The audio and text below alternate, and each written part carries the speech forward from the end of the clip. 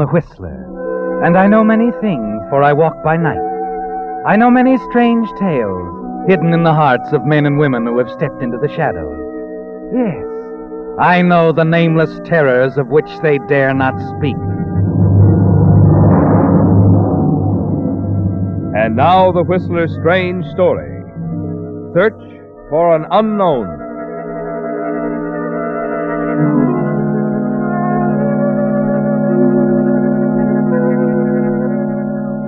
The tall, dark-haired man and his companion moved away from the bar, crossed the cocktail lounge, and stopped before the huge windows to gaze out over the city. As they stood there, watching the flickering lights across San Francisco Bay, the girl unconsciously began toying with the shiny new wedding band on her finger. Then, as the man raised his glass to drink, she turned and looked up to him. What are you thinking about, Frank? Albert Maxwell. The little guy over there across the bay waiting in the death cell. What time is it? He's got 10 minutes to go. He deserves to die. Yeah. But if I'd played this case smart, things might have turned out better. Sometimes I wish I'd never been mixed up in it at all. Do you, darling? If you hadn't, you wouldn't have met me. I'd have found you somewhere, darling, sooner or later. You know, Julie, maybe I ought to give it up. Quit making like a private eye and take up selling shoelaces. I'd much rather you remain Frank Ferguson, private investigator. Funny, most wives would object. Would it make any difference if I did? Maybe. Maybe not. Come on, Julie, let's go home. All right. Frank, in a few minutes, when the execution's over, you're going to forget the whole thing, aren't you? Sure. Sure, I'll forget it.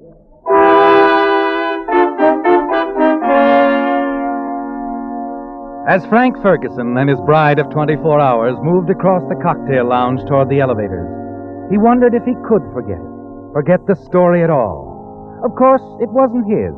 He'd only played a small part in it. Actually, it was Duncan McKay's story.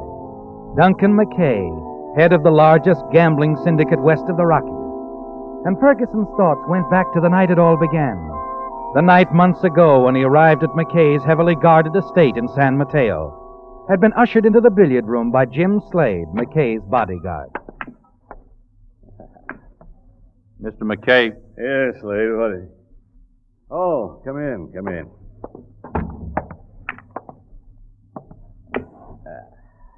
So, you're a billiard expert. So you're Ferguson, huh? Yeah, I'm Ferguson.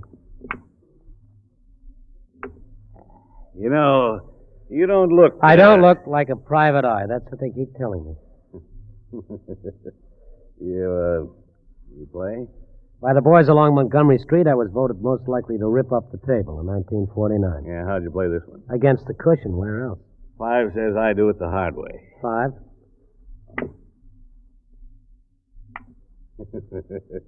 You can deduct it from my bill, huh?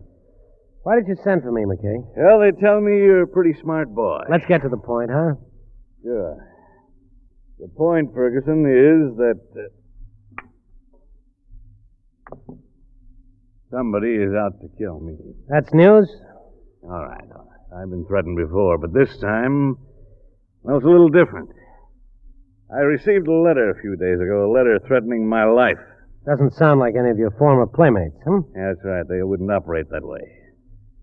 From the crowd, you don't get advance notice. You suddenly wind up in an alley full of slugs. So you got a letter. Why worry? You got a nice setup here. You can hide behind your steel fence and those guards. There isn't a chance of anybody getting close enough to you to do any damage. What are you so nervous about? I'm not nervous, Ferguson. Not worried at all. Let's say I'm amused. My curiosity has been aroused. This whole thing intrigues me. I don't get it. You will. In just a second. Yeah. Yesterday afternoon's paper on page 2. Pictures and everything. Mm-hmm. So a couple of citizens in Frisco received threatening letters. Same as yours? Yes, the same. Julie Wilson, Albert Dobbs. A hat check girl and a hardware clerk. Friends of yours? Never saw them before in my life. She's a good-looking dame. If you like hat check girls. I don't throw rocks at anybody. According to the paper, the Wilson girl doesn't know Dobbs, and he's never heard of her. So there it is, Ferguson. 3 strangers. We each get a letter threatening us with death. And we don't know why. There must be some connection. Now, that's why I hired you, Ferguson. I want you to find out what that link is. What ties me up with a hat check girl and a guy who sells nuts and bolts in some crummy hardware store. You resent the company, McKay? That's what's bothering you? At some point in our lives, our paths must have crossed. Somewhere Somewhere along the road, the 3 of you kicked somebody in the teeth. And now this somebody wants to introduce you to an embalmer the hard way. Look, I want you to find out all there is to know about this Wilson dame. And this guy, Albert Dobbs. Where they're from, what they've done, who they know, everything. I want a complete report on both of them. All right, McKay. I'll even find out what kind of toothpaste they use. Let me see you make this shot, huh? 10 says that you don't. 10 says I do. Thought you said you weren't nervous, McKay. I'll add it onto the bill, I'll see you around. Don't worry, I'll take care of everything.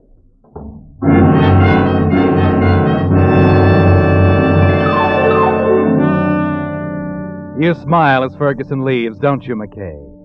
Confident that once he finds out all there is to know about Julie Wilson and Albert Dobbs, once the link is established between the 3 of you, that you'll know who is threatening your life, and then you'll take care of everything. In the days that follow, you wait anxiously for some word from Ferguson, and then finally one evening... Yes? Hello, McKay. This is Ferguson. Well? I thought you better know, McKay. Somebody else received one of those letters. A guy named Brovelli. Gino Brovelli. You know him? Brovelli? I never heard of him. But put him on the list, along with Julie Wilson and that Dobbs guy. Talk to him. Okay, but he won't answer. Why not? He met with an accident. He's on a slab at the morgue.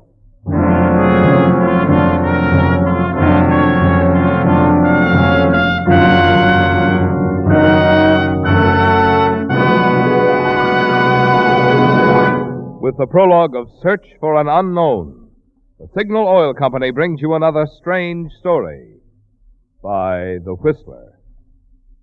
But first, a word of wisdom about a major purchase that many of you drivers will be making during the coming winter months, a new battery. When you compare the cost of different batteries, remember this. The important thing is not the first cost, but the cost per month, which, of course, depends on how long the battery lasts. Measured by that yardstick, one of today's most economical batteries is the new extra long life Signal Deluxe battery.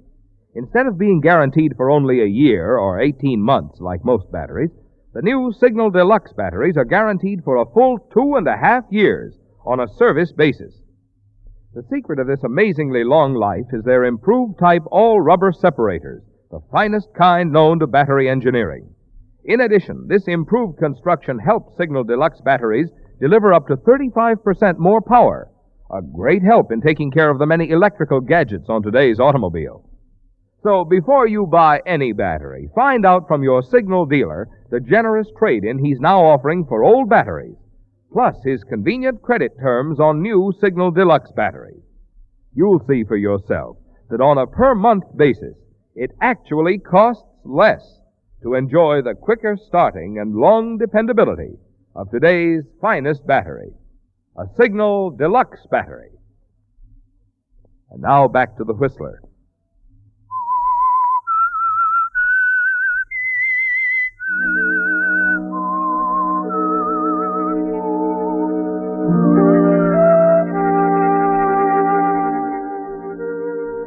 You don't like to admit it, do you, McKay? But the news is more than a little disturbing. The news that the killer has claimed his first victim. A man named Brovelli is dead. A man who, along with Julie Wilson and Albert Dobbs, received a threatening letter similar to the one that was sent to you. But the killer will never reach you, will he? Not as long as you remain within the protective walls of your estate, with Jim Slade, your bodyguard, close by your side. You're going to play it safe and wait until you find the link, the tie between you, Julie Wilson, and Albert Dobbs. And then you'll go after the killer yourself. As you pace the floor of your library, 1,000 questions flash through your mind. Questions you waste little time asking when Ferguson finally arrives. That's what I said, McKay, a window washer. Rovelli, a window washer. Yeah, he fell out of a 20-story window late yesterday afternoon. It looked like an accident. That is, until this letter came around to his boarding house this morning. The landlady spotted it the way it was addressed, you know. She called the cops. Now, wait a minute. Rovelli was already dead when the letter arrived. Yeah, the letter was postmarked yesterday at 5 p.m. Rovelli took a dive around 3. Yeah, but why mail a letter to a man after you've already killed him? Well, maybe the killer saw an opportunity to knock off Rovelli ahead of schedule and took it. That's one way of looking at it.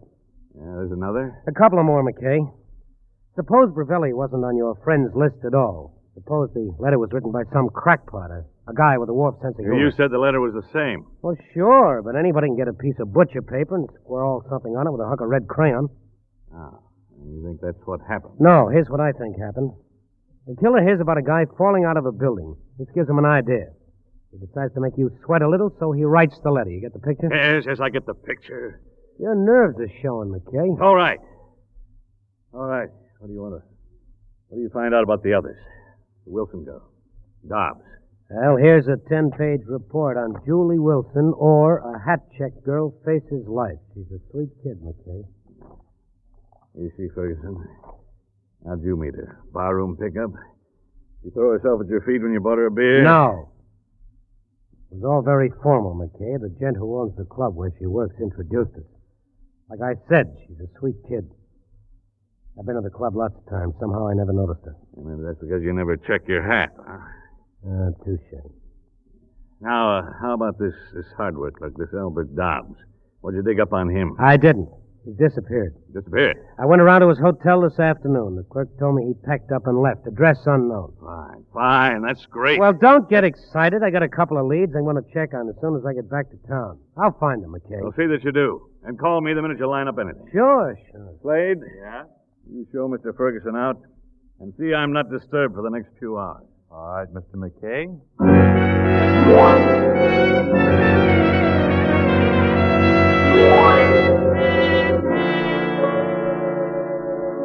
It's almost 4 in the morning when you finally set aside the report on Julie Wilson.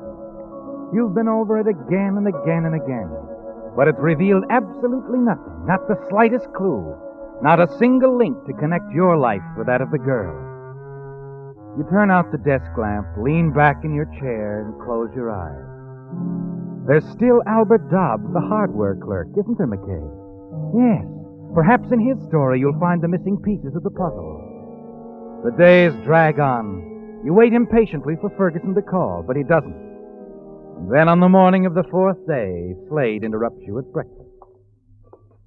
Yeah? What is it, Slade? It's about Ferguson, Mr. McKay. Yeah? Well, what about him? He's been checking up on you. You what? Yeah, that's right. Been going around town asking a lot of questions. They're all about you.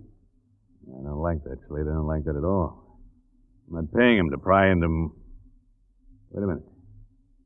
How did you find out? I've had one of my boys tailing him for a week. Why? Well, I thought it would be a good idea. Yeah, what else have you found out? He's been spending a lot of time with that Julie Wilson. They're getting real chummy. Real chummy. Of course, she's a good-looking doll. Yeah. He's up to something, Mr. McKay. Maybe she's in it with him. You never trusted Ferguson, have you, Slade? No. Why hasn't he told you he's found Albert Dobbs? You what? Yeah. That's something else I found out. My boy tailed him 2 days in a row to a crummy little hotel on Mission Street. Only it wasn't until a couple hours ago he found out who Ferguson was seeing there. Dobbs. Ferguson was talking to the little guy in the lobby.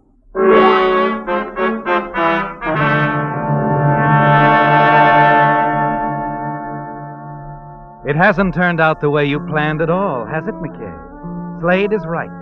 Ferguson must be up to something. You're not exactly sure just what it is, but you're not going to take any chances. You hurry to the phone and dial. And as you do, you notice your hand is trembling. You call Ferguson's office. There's no answer. Then you ring his apartment. Hello? Who is this? Well, who do you wish to speak to? Ferguson. I'm a client of his. Oh, just a minute. The Wilson dame. She's at his apartment. Uh-huh. Hello? This is McKay. Yeah. Was that the Wilson girl? Oh, yeah. We figured it'd be a lot safer if she stayed here at my place while I'm away. You're not going anywhere, Ferguson. Well, you're wrong, McKay. I am. Oh, you're wrong, Ferguson. I want to see you right away. Sorry, I'm due at the airport in half an hour. I'm flying down to L.A. I'll see you when I get back. I'm on to something. Yeah. I'll bet you are. All right, Ferguson. I'll see you when you get back. You can count on it. Leaving town, is he? Yeah. He didn't mention Dobbs. We gotta get moving, Slade. Ferguson's a smart operator. If he can fit this puzzle together before I do, he'll have me right behind the 8-ball. Yeah. He gets a story from the girl, from Dobbs, checks on your background, and he's in. Yeah. He can cause you plenty of trouble and cost you plenty of money, too. Well, that may not be what he has in mind, but I'm not going to take many chances. From now on, I'm going to handle things my way.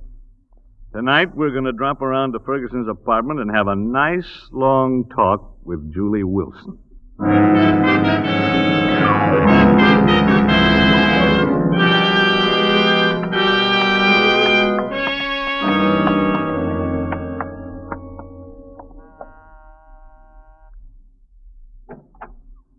Yes? Hello, Julie. Hello? Who... We're friends of Ferguson. Oh, well, he isn't here right now. Yeah, I know. Come on, Slade. But just a minute. What do you want? Relax. Nobody's going to hurt you. We just want to talk, that's all. About what? This. Little report on you, Julie. I want to be sure you didn't leave out anything on purpose. Now, sit down.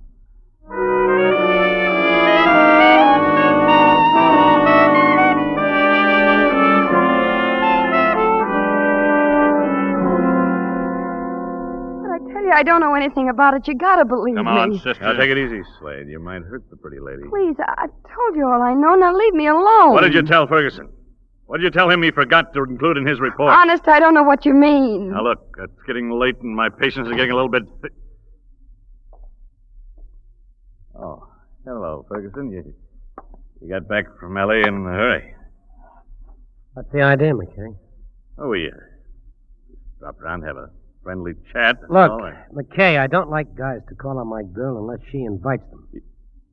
Your girl? That's what I said. Julie and I are going to get married. Please, Frank, it's all right. Married, huh? You know, I don't get you at all, Ferguson. When I showed you her picture in the paper, you didn't know it. I didn't then. This happened kind of quick between us.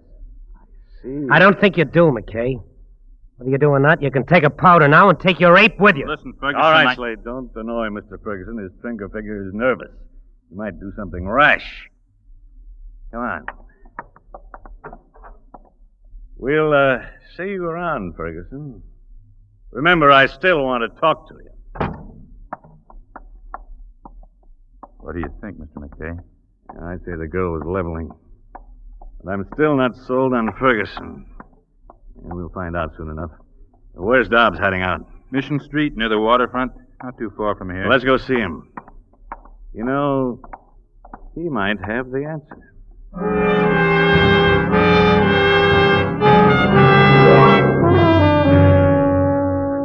Yes. You want to believe that, don't you, McKay? That Dobbs holds the key to the mystery. That once you've heard his story, you'll know who sent the letter threatening your life. A quarter of an hour later, you park your car on Lower Mission Street, while Slade hurries into a small, dimly lit hotel. A few minutes, and he's back. He's registered under a phony name. Clerk said he hasn't come in yet. Yeah, you sure? Cost me $5. I'm sure. All right. We'll wait.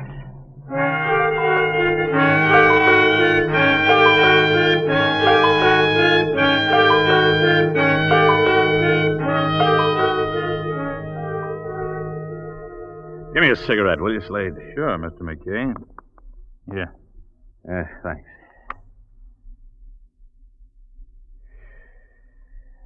What time is it? A little after 2 o'clock. 2 o'clock. What's keeping him? Think he'll show? He's got to. I never saw you like this, Mr. McKay. Jumpy. It isn't like... All right, I'm jumpy. What do you expect? Sure. I don't like this setup, Slade. Don't like it at all. I've always known who my enemies were. Always been able to take care of them when they came around looking for trouble. This time I don't know who I'm up against. Makes a lot of difference, Slade. Makes a lot... What's wrong? Up ahead. Just turned the corner. Coming this way. Could be. Wait. Wait till he walks by. Dobbs, Huh? like to talk to you. You're police? No, we're not the police. Here, take it easy, Dobbs. We're not going to hurt you. No, wait. Now, Now, relax. Come on. Hello, Dom. who are you? A handy guy for you to know. If you want to level with me. But I don't understand. Hey, we'll talk about it on the way. Where are we going? Down to my place at the peninsula. Nice, quiet. Very safe place for both of us, Doc. Both of us?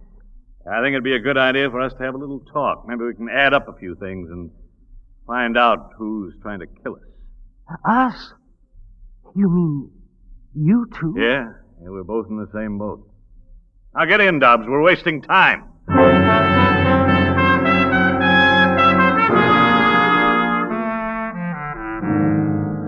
Shortly after 3 in the morning, you arrive at the gates of your estate. Watch them swing open. You nod to the guards and drive on up the roadway to the house. And a few minutes later, you're sitting in the library, facing Albert Dobbs across the desk. Sure you won't have one, Mr. Dobbs? No, thank you. Yeah. Now go ahead, Slade. Fix yourself a drink. Thanks.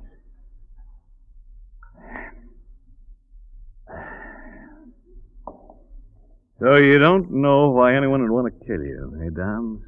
No idea at all. No, Mr. McKay, I don't have any idea at all. You're scared, aren't you? Well, yes. Aren't you? Now, look, suppose you start in from the beginning. Maybe we can help each other.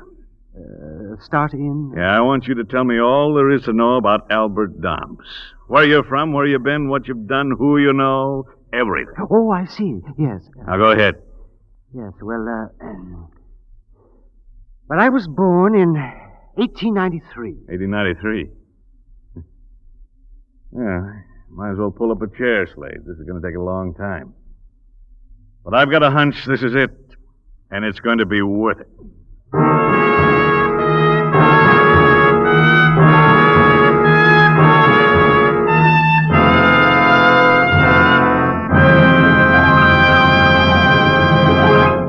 The Whistler will return in just a moment with a strange ending to tonight's story. Meantime, I'd like to ask one of you ladies a question. Are you going to serve iced tea with your Thanksgiving dinner? Of course not. In cold weather, we prefer a hot drink. Precisely. And just as you choose a different diet in cool weather, remember your car needs a different cold weather diet, too, if you want to keep performance up and wear down. Just what do you mean by a cold weather diet for a car? Well, first of all, the transmission and differential should be drained and refilled with the correct winter grade of signal gear lubricant. If your front wheel bearings and speedometer cable haven't been repacked for 5,000 miles, now's a good time to have your signal dealer tend to that. And, of course, the tired old motor oil should be drained and replaced with Signal Premium Compounded Motor Oil, the new type oil that does so much more than just lubricate. What more can an oil do than lubricate? A good question. You see, because scientific compounds have been added to Signal Premium Compounded Motor Oil, it actually removes carbon and prevents corrosion. That's why more and more drivers who want a sweeter running motor are switching to Signal Premium Compounded Motor Oil. And now, back to the Whistler.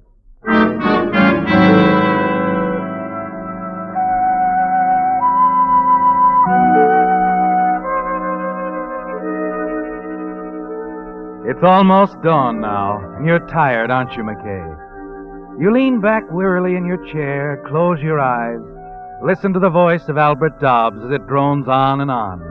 Names, dates, places, and more names and dates and places.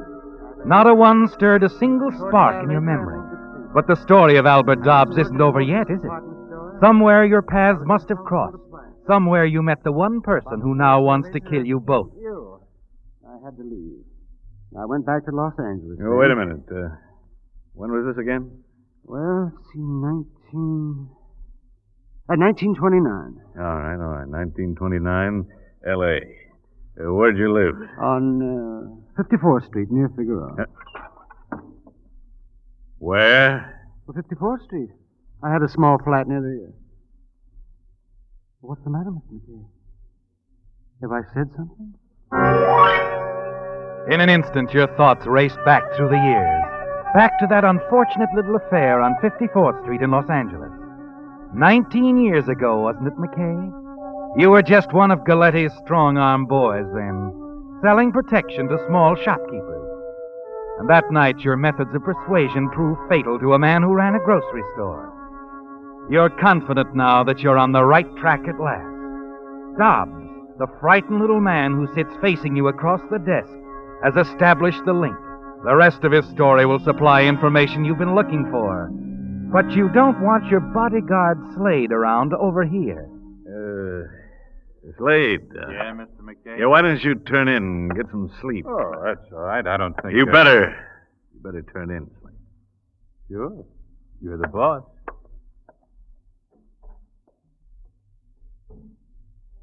Now, all right, Dobbs. About 54th Street in L.A. Now, suppose you tell me who... Hello? McKay, this is Ferguson. Yeah, what do you want, Shamus? Look, McKay, you can thank Julie for this call. She talked me into it. I was in favor of letting you sweat. What are you talking about? Till I made that trip to L.A., I wasn't sure. I am now. I've got your man, the guy who's trying to kill you. As soon as I hang up, I'm calling the police. Oh, wait a minute. You know who... Yeah. A guy named Maxwell died in L.A. His brother's been after you a long time, McKay. With all that protection you had, he couldn't get close to you. So he figured out a way to get you to come after him. What? That letter he sent you. He knew if he mailed the other two to a couple of strangers, people you'd never heard of, your curiosity would be aroused. The letter he sent to Julie was a blind. But the one he sent to himself was going to pay off. To himself? He'll kill you the first time he gets you alone, McKay, so I thought I ought to warn you. His real name is Albert Maxwell, but we know him as Albert Dobbs. Dobbs? Dobbs? That's right. I'm Albert Maxwell. Wait a minute. You got me wrong. You got... Slade! Slade!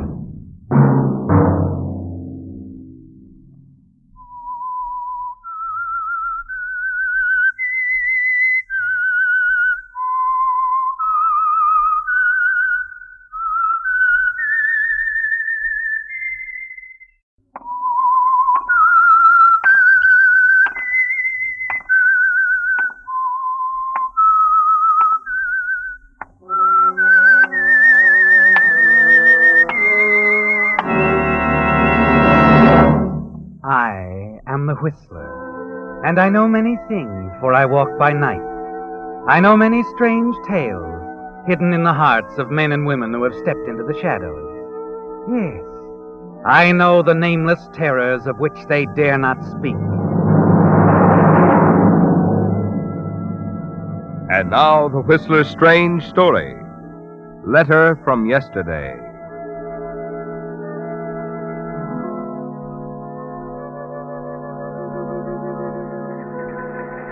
Sitting by the window of the streamliner as it sped through the night toward Los Angeles, Arthur Wilson seemed like any average middle-aged businessman. But there had been a time when Arthur Wilson was something else, somebody else, Jack Foley.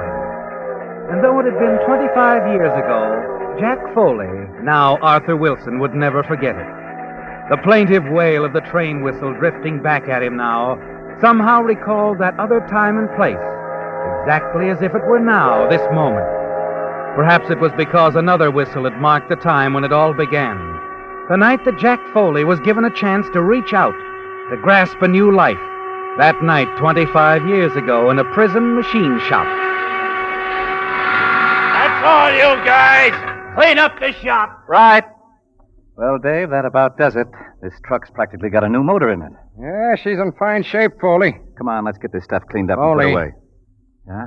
The ignition keys. Hand them over. What? Look, I don't want any trouble. Give me the keys. I'm getting out of here. Prison break? Oh, now, wait a minute, Shut Dave. up. It's all set. Evans and Harris are by the delivery gate. I'm picking them up with this truck, and we're getting out. You want to come along? Hey, what's holding it up back there? Make up your mind, Foley, fast.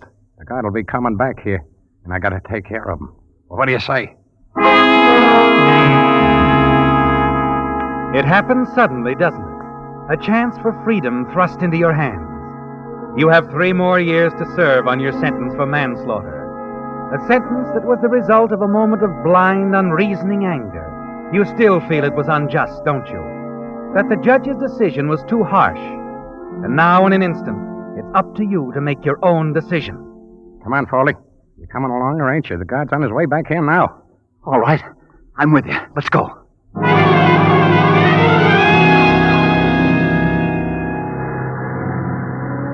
Dave, the guard back there. You should have gone easier with him. Maybe I should have let you do it and killed the guy, huh? You sure this is going to work? Stop worrying, will you? I told you I took care of everything. Look up ahead. It's Evans and Harris waiting. And there's the gate guard out cold. You better slow down, Dave. The alarm. They'll never get us now. Swing on, you guys. We ain't stopping. There's a one-way ride or none at all.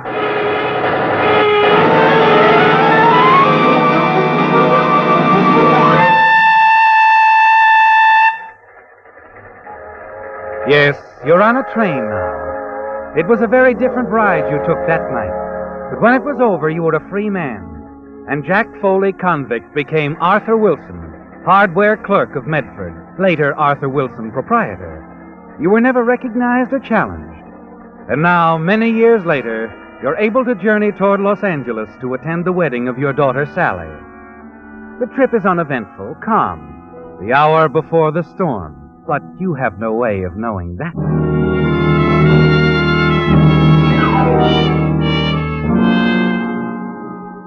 And on an evening a week later, you're thinking only of Sally as you dance with her at the home of Mrs. Alice Terhune Franklin, mother of her fiancé, Stephen Franklin. Oh, Dad, isn't it wonderful? I'm so happy. I know you are. You show it. I guess I do. The best part of the whole thing is you're here. You think I'd miss it, dear? My only daughter. To think in 4 more days you'll be married. I wish Mother could have been here. Yes. So do I.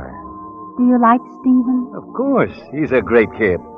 Your future mother-in-law seems very nice, too. Mrs. Franklin? Oh, she's swell, Dad. Come on, let's go join Stephen. He's in the library. You can't leave that man of yours for 5 minutes, eh? I'll leave him later for a dance with you. All right, dear.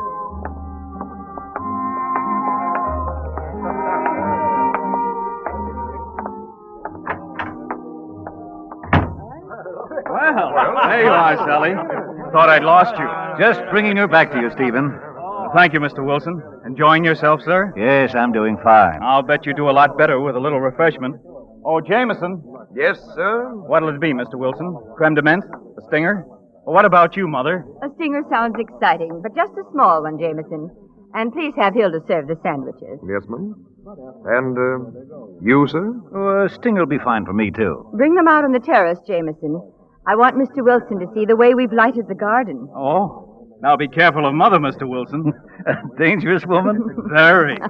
Now you two run along and dance. Sally, take him away. I'd love to.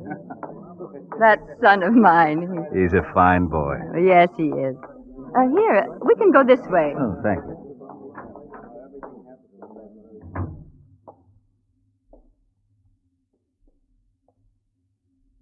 Say, this is nice. Yes. And it was a good excuse. I wanted to talk to you, Mr. Wilson, alone. Oh? This is rather difficult for me to talk about, Mr. Wilson, but, well, quite frankly, I'm concerned. Now, I don't want you to think it's because we don't all love Sally. We do. But, But what, Mrs. Franklin? well, you run a hardware store, Mr. Wilson, in Medford. Anything wrong with that? Oh, no, not at all. I'm sure that it's a very fine store. But before that, who were you? What did you do? Who was I? Well, what I mean is, we know so little about you. Sally herself doesn't even seem sure. I only wondered if you... It's quite natural that you'd wonder, Mrs. Franklin, but I can set your mind at ease. I was brought up by an uncle. Ran away like so many youngsters did in those days. Went to sea for a while. Oh, and your uncle, where is he now? He's dead. He was my mother's brother. As for my father, well, I scarcely remember him, but... Mr. Wilson, I don't mean to recall unhappy moments to you. I know you must think I'm terrible, but you see, my son... I think I understand. I feel the same way about my daughter, Mrs. Franklin. I'm proud that she's marrying Stephen. Thank you. And I'm sure you can see that I would at least inquire, so that the children shouldn't make a mistake that they might regret. So there'll be no regrets, Mrs. Franklin. No reason that there should be. Believe me. Very well, Mr. Wilson. We won't discuss it any further. And thank you. After all, the important thing is that Stephen is going to marry a fine girl. I'm glad you feel that way about Sally. Oh, I do. And now, if you don't mind, I'll just go back in. Stephen knows that I've been worried, and I want to tell him that everything is all right. Well, thank you. Mind if I stay out here a few minutes? Oh, yes, do, by all means. It's so nice and quiet that gives a person a chance to think. Yes. Oh, and here's Jameson. You can serve Mr. Wilson here, Jameson. Yes, ma'am. I'm just going back inside. I'll take mine. Thank you. I'll be along shortly, Mrs. Franklin. All right. Your drink, sir? Oh, yes. Thanks. Thinking of something else? Yes, I was. But it doesn't matter. I think it would, sir. To her. What are you talking about? Delightful woman, Mrs. Franklin. Pleasant, friendly, but very, very devoted to that son of hers. All she has in the world, you know. Aren't you being a little presumptuous, Jameson? Presumptuous? Oh, no, sir. Not at all. I wouldn't dare be presumptuous to one of Mrs. Franklin's guests. He could cause a lot of trouble, you know, to anyone who wasn't right in line. You're a little confusing, Jameson. I don't suppose you've been sampling these stingers. No, sir. I never drink when I've got business on my mind. But I don't want to be confusing. I want to be perfectly clear. She was asking questions, wasn't she? Wanted to know all about you. Now, see here, Jameson. I'm talking, sir. And you'd better listen quite carefully if you know what's good for you. Because I could break up your daughter's marriage in a minute. Mr. Jack Foley. Jack Foley? Yes, sir. We know the gentleman, don't we? Now, shall we talk about him? Or do you think Jack Foley'd prefer to go back behind those prison bars?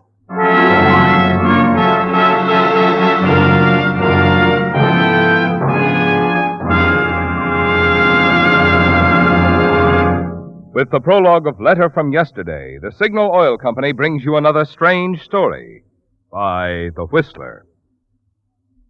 Now, here's good news for you drivers who will be needing a new battery this winter. Did you know that there's now a new, finer battery which lasts up to 2.5 times as long as ordinary batteries? I'm referring to the new Signal Deluxe battery, which is guaranteed for a full 2.5 years on a service basis. The secret of this amazingly long life in Signal Deluxe batteries is their improved design all-rubber separators, the finest type known to battery engineering. But longer life is only part of the story. In addition, Signal Deluxe batteries deliver up to 35% more power and require water far less frequently. So much for their quality. But how about price? Well, considered on a per-month basis, which is really the only way to figure battery costs, Signal Deluxe batteries actually cost less than many ordinary batteries. No wonder drivers with an eye to economy, as well as those who demand tops in performance, are both heading to Signal service stations for a Signal Deluxe battery, the new, finer battery, backed by a full 30-month guarantee. And now back to the Whistler.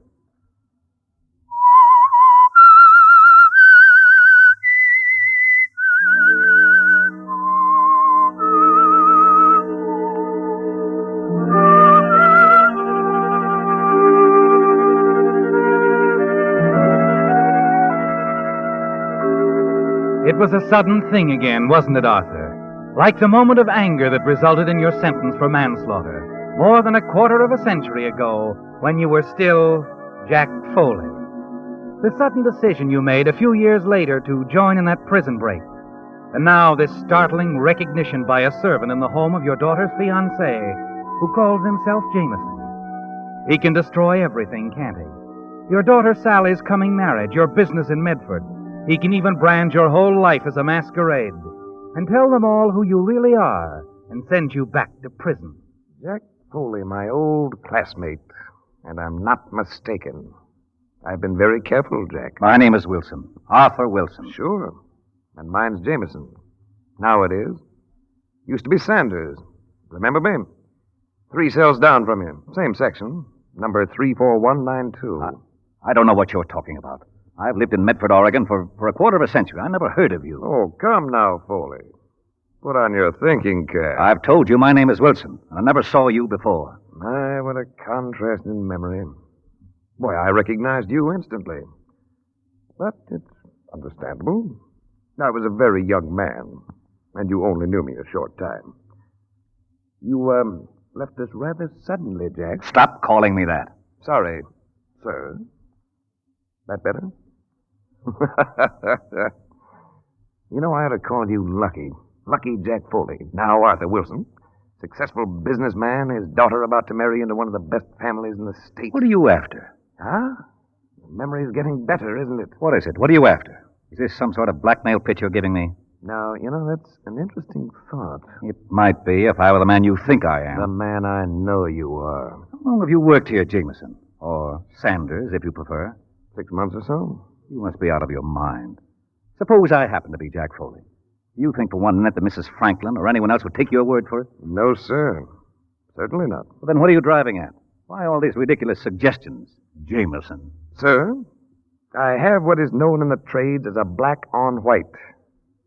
Surely you remember Professor Slips Dolan, Dean of Forgery? He was in another section, but in the apartment just below. I'm getting tired of this, Jameson. Great man, Professor Dolan.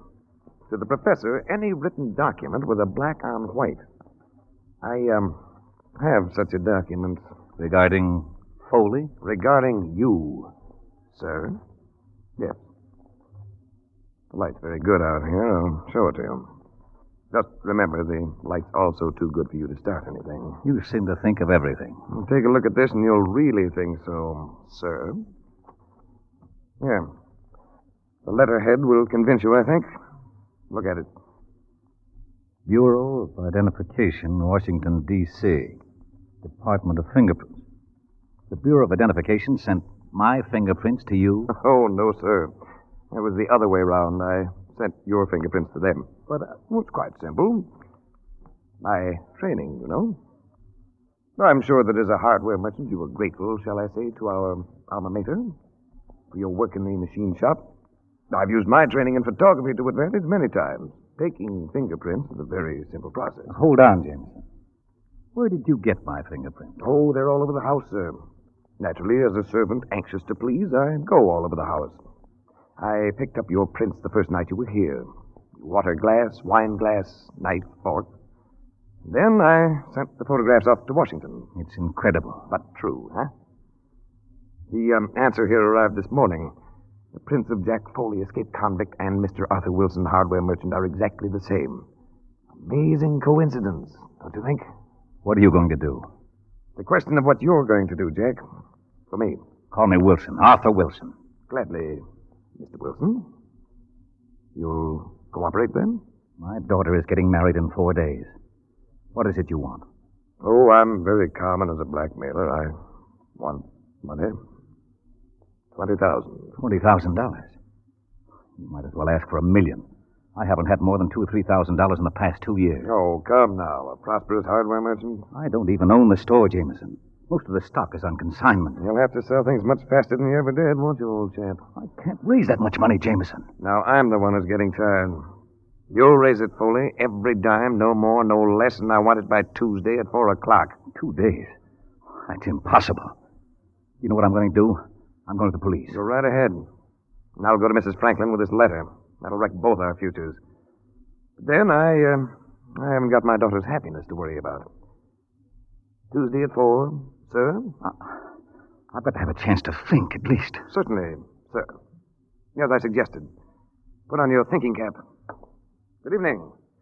Pleasant chaps. Very pleasant chaps.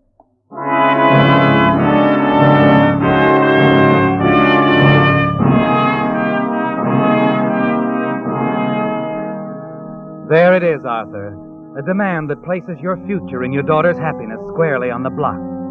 It's all over if you don't meet Jameson's request for the money.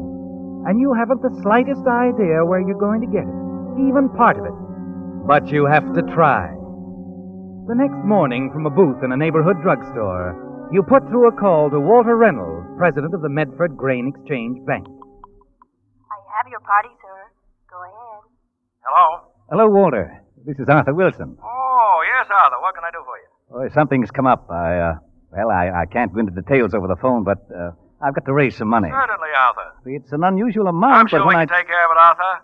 We'll be glad to credit your account with a couple of thousand. Well, it's more than that. I need 20,000, Walter. 20,000? Why, you know we couldn't handle that, Arthur. I know it's a great deal, and I figured that banking with you for over 20 years meant something. It does, Arthur. Of course it does. That's why I just agreed to a couple of thousand. But 20, I can go only so far. Look, Arthur, if it'll do any good, I'll add my personal endorsement and make it 5,000. 5,000? Is that better? I'll wire it to you down there in care of the Interstate Trust and Savings. 5,000. All right, and thanks, Walter. Thanks a lot.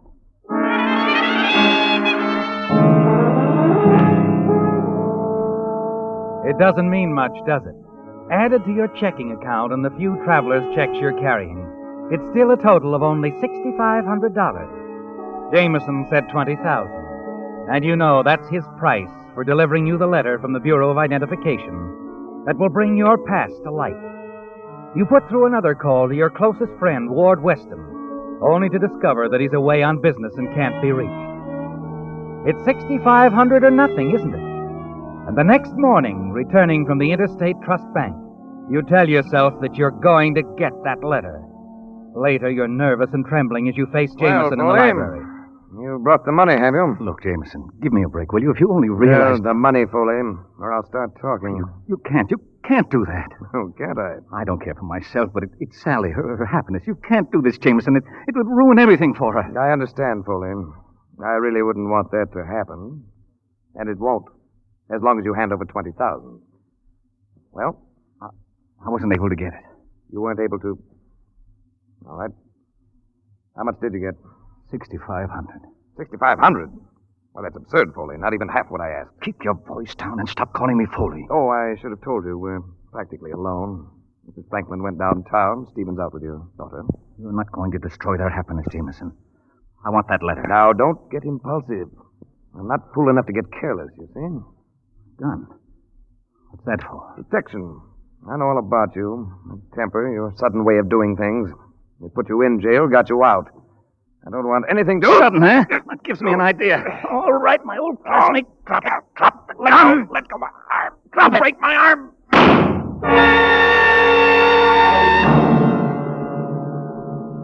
Well, Arthur, after all these years, you've done it again, haven't you? You stand over him, the rage slipping away into fear.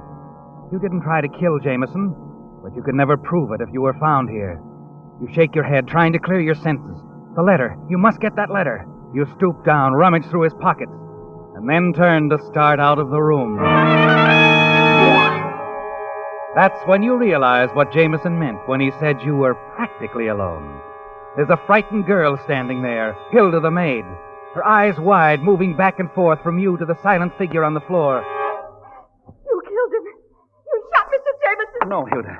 It was an accident. You've got to believe me. I saw it from the hall with my own eyes. It was self-defense. I had to do it, Hilda. You've got to tell them that. Oh, the door. Someone's at the door. Stall them, Hilda. Try to send them away. I've got to have time to think this out. I saw you kill him with my own eyes, I did. I'd like to see Mr. Jameson, please. I'm from police headquarters. He's in there. Mr. Jameson? He's Mr. Wilson. That's Mr. Jameson on the floor. He's dead? Yes. Mr. Wilson there just killed him. I saw it with my own eyes, I did. Well, what do you know? I come to pick up a blackmailer and catch a killer right in the act. He stole a letter from Mr. Jameson's inside pocket. I saw him when he done it. With my own eyes. Let's have it, Wilson. Bureau of Identification, Washington, D.C. This letter must have meant a lot to you, Wilson. Come on, Let's go.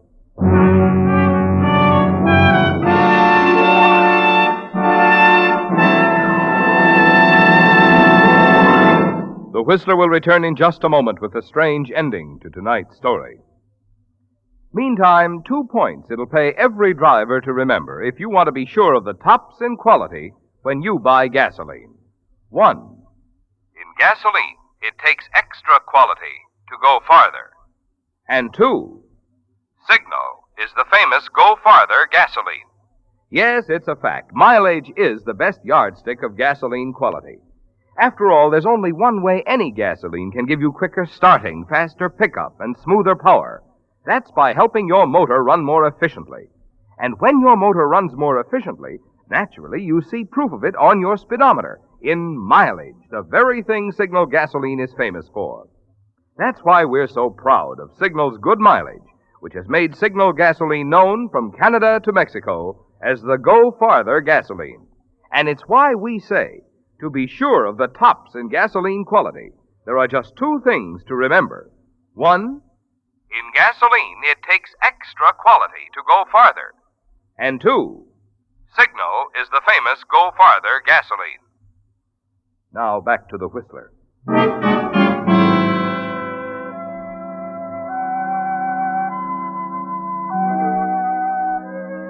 Well, it's all over, isn't it, Arthur? Your long years of living a double life. The end of the masquerade is Arthur Wilson, the name you took up some 25 years ago, when under your real name, Jack Foley, you escaped from prison.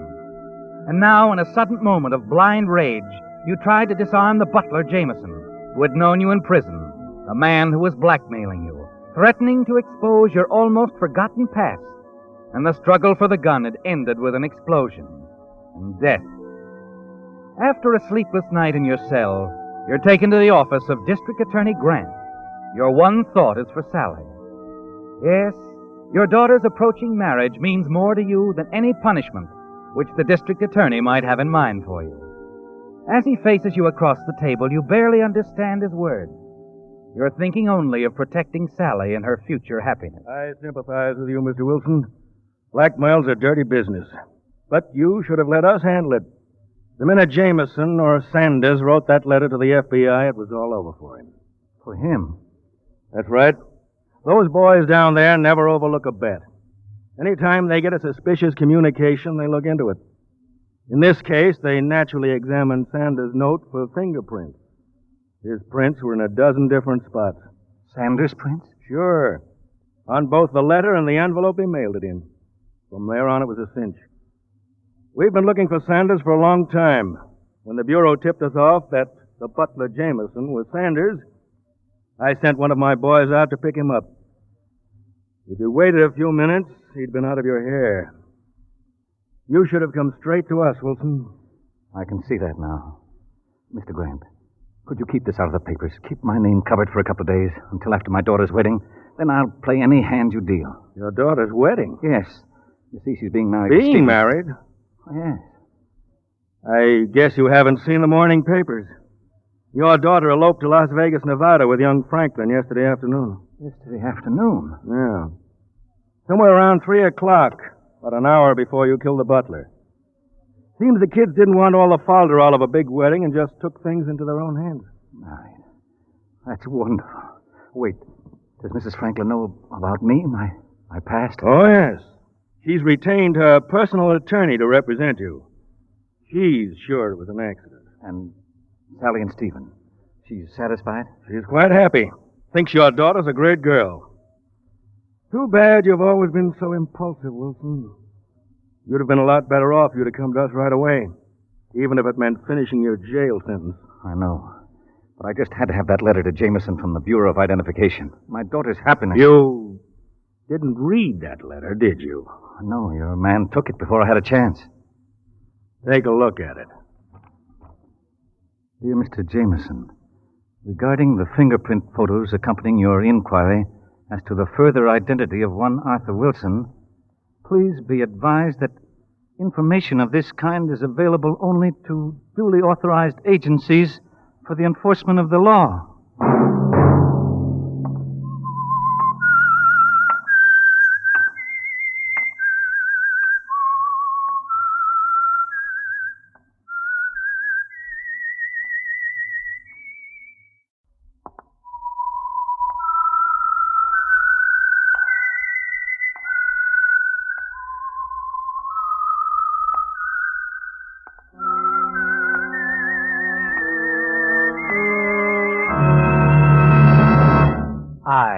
am the Whistler, and I know many things, for I walk by night. I know many strange tales, hidden in the hearts of men and women who have stepped into the shadows. Yes, I know the nameless terrors of which they dare not speak. And now the Whistler's strange story. Cover Up.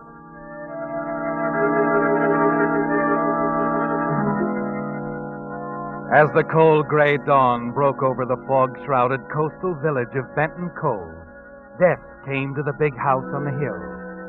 Moments after the chimes of the hall clock had echoed 6 times through the silent house, a door along the upstairs corridor closed quietly, and Joan Harper, white-faced, nervously twisting a handkerchief in her fingers, moved slowly down the great circular stairway.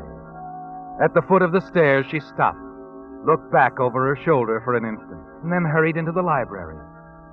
As she picked up the phone, placed her call with the operator, her thoughts raced back to a moment 2 years ago, to a bright, warm spring morning in the garden when David Blaine had come to her.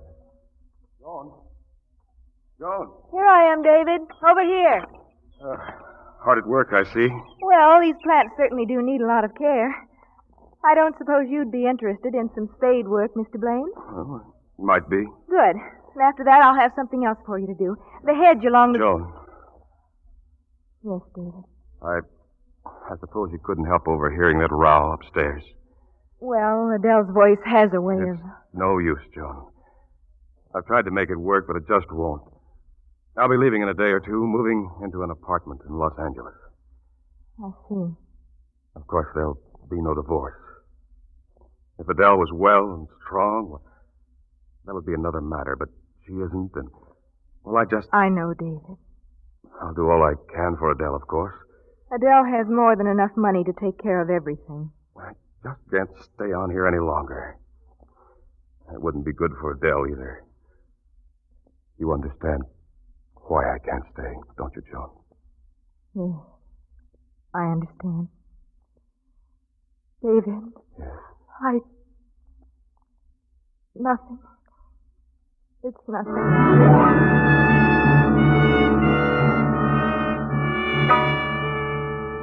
Yes, that was 2 years ago, wasn't it, Joan? 2 long years. Yet you remember it well, don't you? You understood then quite clearly why it was impossible for him to stay here at the house. And at that moment, you wanted to tell David that you were in love with him, too. But you couldn't. And you told yourself it would all work out for the best this way. David would go away, and there would be no divorce.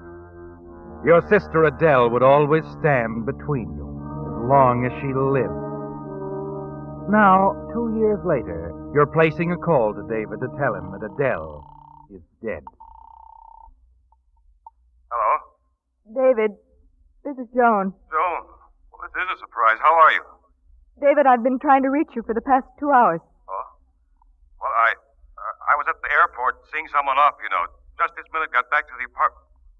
Joan, is something wrong? It's Adele. She's dead. Dead? Yes, sometime during the night. She shot herself. David? Yes? She was expecting you last night. I know. Something came up at the last minute. I couldn't make it. I was planning to drive down this morning. I see. All right, David. You'll hurry? Yes. Yes, I'll leave right away.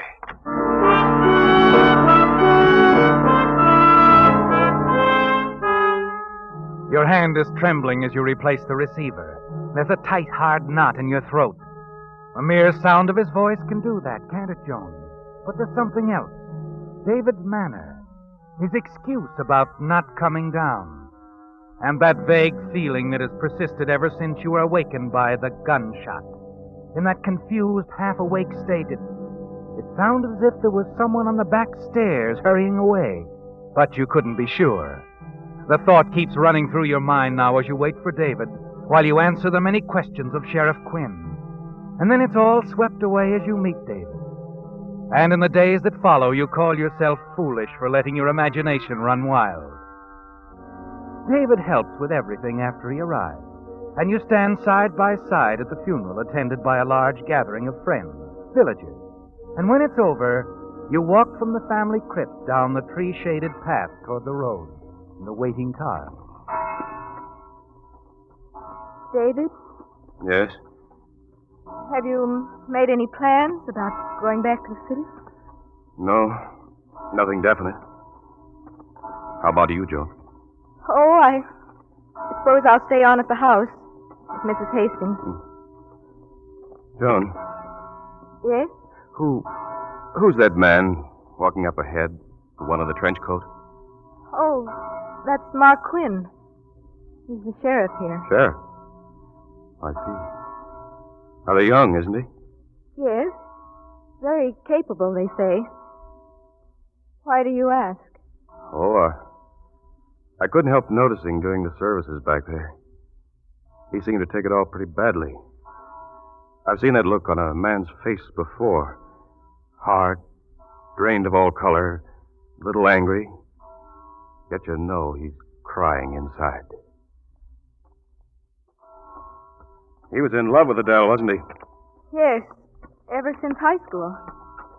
They were engaged once. Then I came along. Is that it? That's it. You know, I had a hunch it was something like that.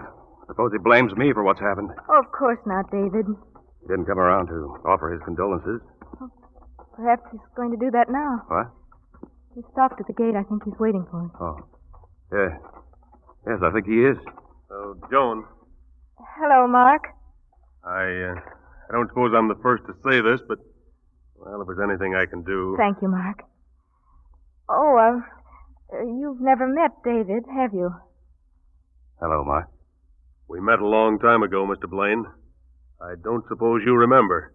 I was at the wedding. Oh, I see. Sorry, That's quite all right. Some people have a memory for faces. Others don't. I happen to have. Although sometimes it plays tricks on me. That's so? Take the other night, for instance, Tuesday night, the night Mrs. Blaine died. I could have sworn I saw you getting off the train here at the depot. Oh? Caught only a glimpse of the face. I was mistaken, of course. You couldn't have been on that train. No, I didn't arrive till the following morning. I drove down. Uh-huh. Well, I know you're anxious to get back up the hill, Joan. I won't keep you. Remember, if I can be of any help. What? Oh, yes, thank you, Mark.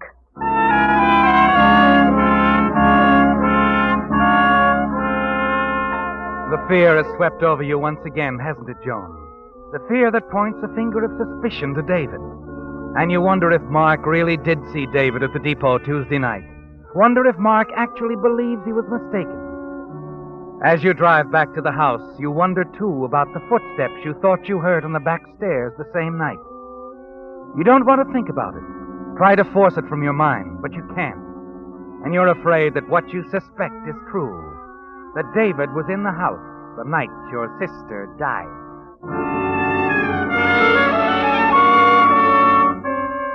When you return to the house, you leave David downstairs in the library. Hurry up to your room. Pick up the phone. Moments later, you're talking to the telephone operator at David's business office. I'm sorry, Mr. Blaine is out of town. Oh, yes, I remember now. He said something about going down to Benton Cove. When did he leave? He left Tuesday on the afternoon train. Tuesday afternoon? You're certain? Yes, I'm quite certain. I made the reservation myself. Oh, I see. Thank you. He was here that night. David was here.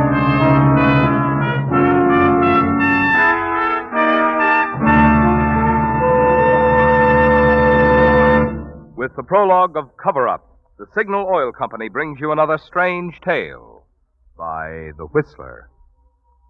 But first, a word about the amazing growth of Signal Oil Company from a mere handful of stations in Southern California into a coast-wide organization serving 6 western states from Canada to Mexico.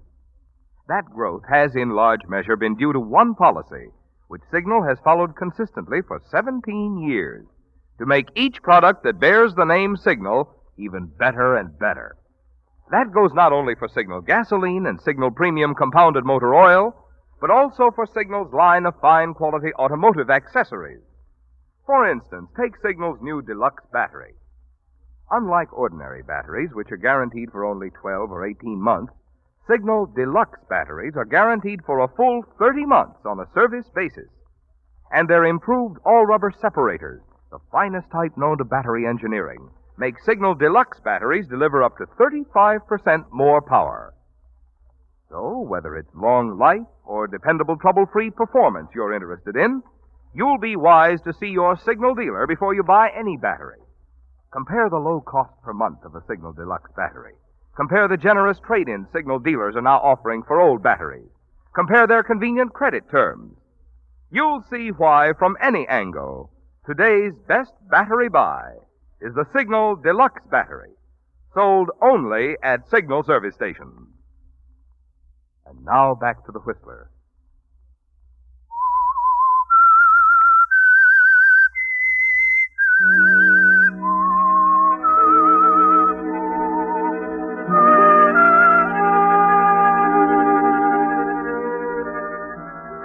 There's little doubt in your mind now, is there, Joan? David was in the house the night Adele died.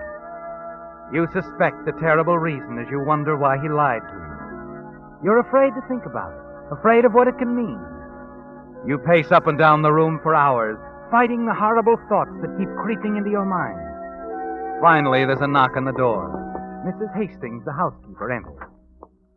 Dinner will be ready in about an hour, Miss Jones. Dinner? Oh, I don't... Mr. David was wondering if you'd like to join him in the library for a cocktail before... No, I don't think I'll come down tonight, Mrs. Hastings. I'm not feeling well. You really should have something, Miss Jones. I'll be all right. Perhaps after I rest a while. Very well.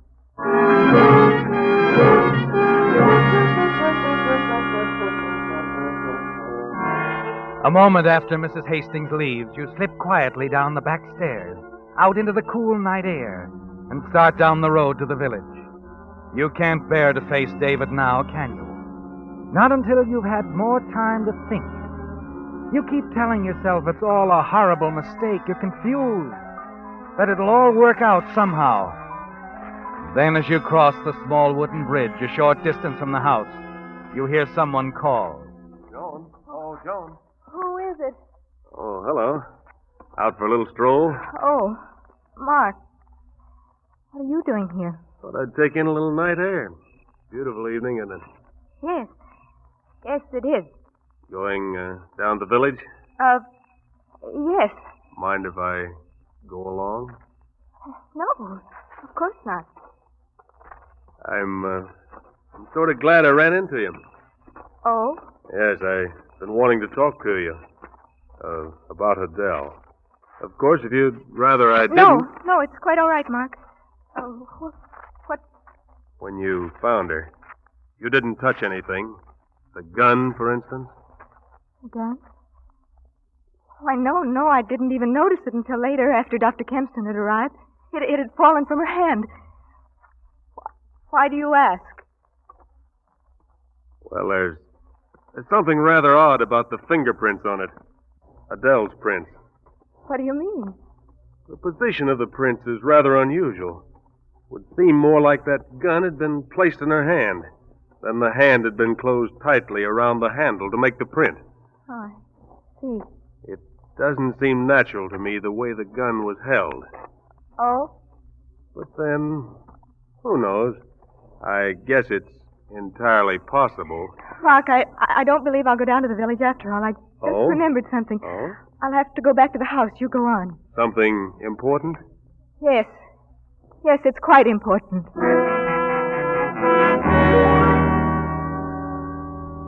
Suddenly, you've made up your mind, haven't you, Joan? Yes. You've got to see David right away. You've got to know for certain. You hurry back to the house, to the library. David isn't there. You go on up to his room. Knock on the door. No answer. David. David? You call his name softly, but sensing as you do that he's not in the room. And knowing, too, that you're glad you don't actually have to face him. Then your eyes move to the top of the bureau, to a letter addressed to David. Your hand moves to it slowly, mechanically. And even as you tell yourself that it's wrong, you take the letter from its envelope, stare at the first page, at the letterhead of Doctors Ferguson and Dunby, physicians and surgeons. You know at once that old Dr. Ferguson, executor of Adele's father's estate, wrote that letter. That isn't important, is it, Joan? It's what he tells David in the first paragraph. A brief paragraph, but so very important. And so, David, I feel it my duty to advise you that in the event of Adele's death, prior to yours, and while a state of marriage still exists, all of the monies and property involved in your late father-in-law's estate are bequeathed to you. Oh, no. Oh, David. Oh. I didn't know you were in here. I thought David, have you seen him?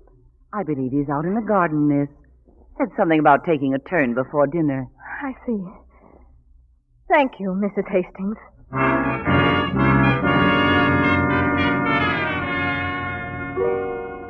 You tremble as you go downstairs and out into the garden. It was wrong of you to be in David's room. Wrong to take his letter. But somehow you couldn't help it. And those words keep blurring in your mind as you walk quickly toward the rose arbor. David had a motive to kill her, didn't he, Joan? A strong one.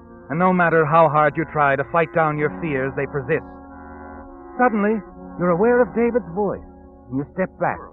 Stand behind the protection of the rose arbor, listening as he questions old Ben, the gardener. What you mean to say is, Ben, you didn't do as you were told that night. Well, Mr. David, I didn't mean to go against Miss Adele's wishes, but I was tired. I saw no reason why I should go into town. But all the other servants did go into town. Yes, sir. Oh, if only we had known what poor Miss Adele was planning to do to herself. It might have been prevented, yes. That's what I was wondering about, Ben. From your cottage, didn't you hear the shot? Yes, but I thought it was only a car backfiring. You didn't go out, look around in the yard? You mean there might have been someone here, Mr. David, that it might not have been suicide? I'm asking the questions, Ben. Did you see or hear anyone? No, sir. No, sir. I didn't... That's all I want to know. But I guess there could have been someone, Mr. David. I had no idea anyone even suspected... No one does, Ben. Forget it. Forget we even discussed the matter. The tone of David's voice frightens you, doesn't it, Joan? You draw back into the shadows as the two men start away toward old Ben's cottage. Then you turn and hurry back to the house. Enter the library, the letter still clasped in your hand. You want to read that terrible, frightening paragraph again, but David suddenly calls your name. John!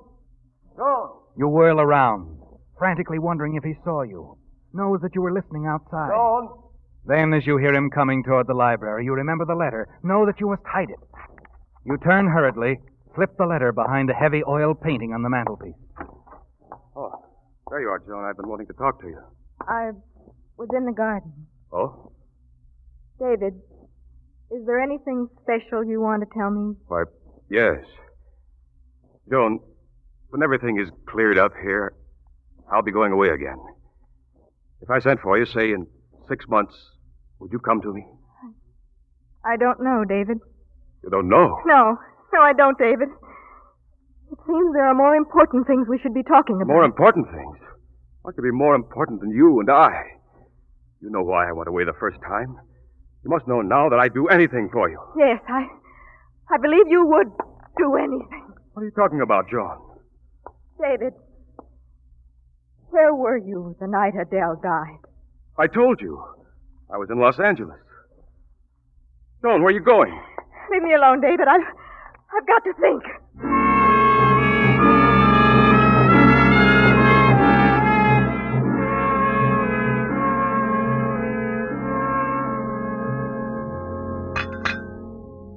Goodness, Miss Jones. You've scarcely touched your breakfast. I'm sorry, I don't want any more. My dear, you simply must calm yourself. I know you didn't sleep at all well last night, Mrs. and Hastings, I'm going to drive into town.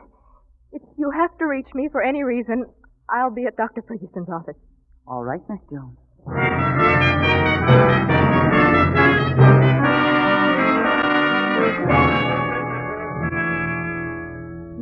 help you?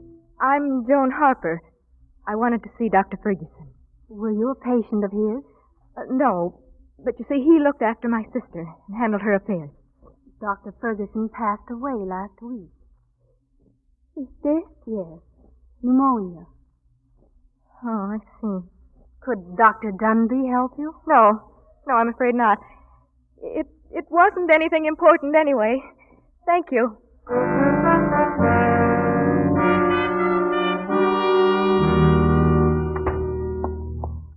Is that you, Miss Jones? Yes, Mrs. Hastings? Oh, goodness, Miss Jones, I didn't know whether to call you or not. But Mr. David has decided to leave. He's upstairs packing. Packing? No? Yes, I didn't know if he discussed it with you or not. It all seemed so sudden. I'll go up.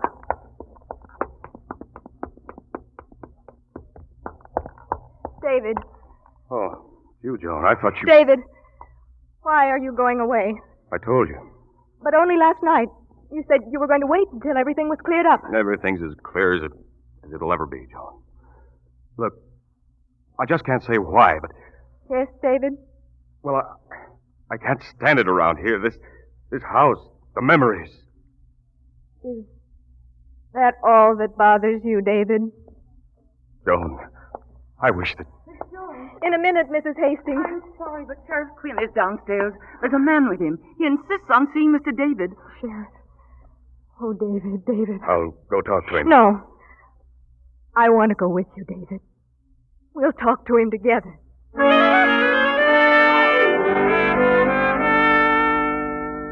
Going down the stairs, you take his hand, grasp it tightly, reassuringly. But all the time, the fears of the past few days pound in your brain, telling you exactly what's going to happen when you walk into the living room with David to confront Sheriff Mark Quinn. Morning, Joan. Sorry to disturb you. It's all right, Mark. I understand you want to talk to David. Yes. Mr. Blaine, this is Joe Larkins. Oh? You don't remember, I guess, Sheriff. The night your wife was killed, Mr. Blaine, Larkins here was on a freight train that passed through Benton Cove on its way to Los Angeles. It's him, all right. Can't be no mistake. He swung on the train, rode up to L.A., and hopped off. Oh, David. Blaine, I had a hunch all along you were in town the night your wife was shot. Now I'd go a step further and say you were in this house. David, oh, David, tell them it isn't true. Tell them you never saw this man before. I'm sorry, Joan. There's no use pretending any longer. He saw me all right. I was on that freight. And I was here that night with Adele.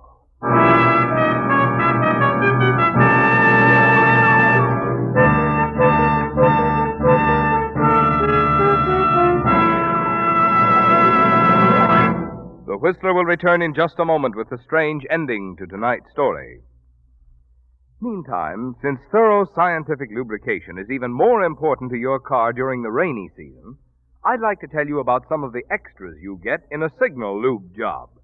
You see, Signal dealers, being in business for themselves, do go out of their way to give you the kind of job they're proud to stand back of. That's why, for instance, they take no chances on memory when they lubricate your car. Instead, they check against Signal's factory-recommended lubrication chart, which shows every lubrication point on your car. And they use 9 specialized Signal oils and greases, so each part will have the exact type of protection it needs. But do they stop there? No, sir. Just to make doubly sure not a single part has been overlooked, they check each point again, which is why it's called Signal Double-Check Lubrication. Now, that's the kind of lube service you want if your car is to give you the long, trouble-free service that was built into it. And that's the kind of lubrication you get from friendly, independent Signal dealers. And now back to the Whistler.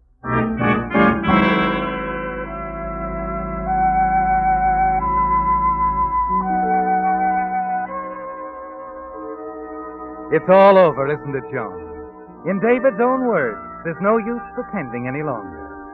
And you look from him to the quiet, accusing face of Sheriff Mark Quinn. There's no doubt or question. David was in the house on the night Adele died. He had every reason to kill her. You know that from what you read in the letter you hid behind the painting on the mantelpiece. It can mean only one thing. David is guilty. And then you're suddenly aware of his voice, speaking quietly, futilely, telling Sheriff Quinn another version of what happened the night he came here to see Adele. I suppose there's little use telling it. I knew how it would sound then.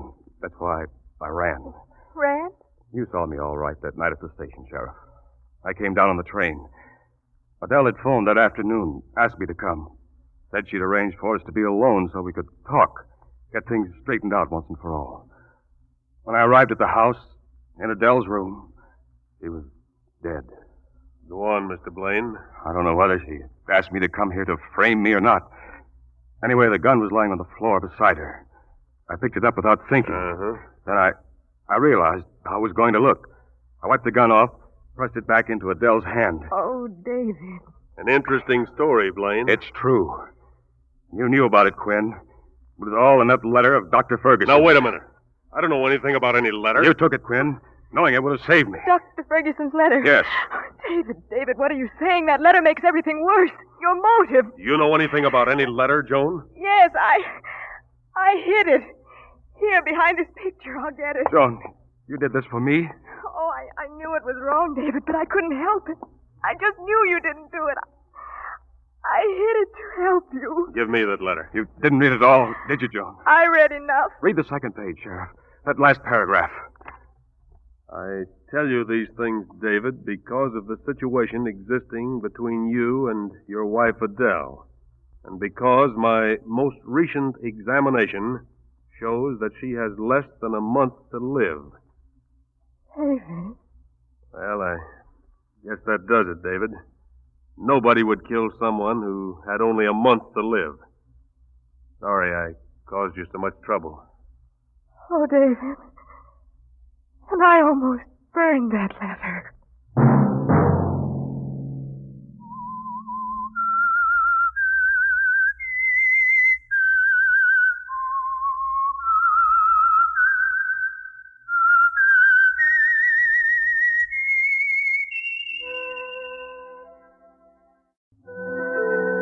And now the Whistler's strange story. Nightmare.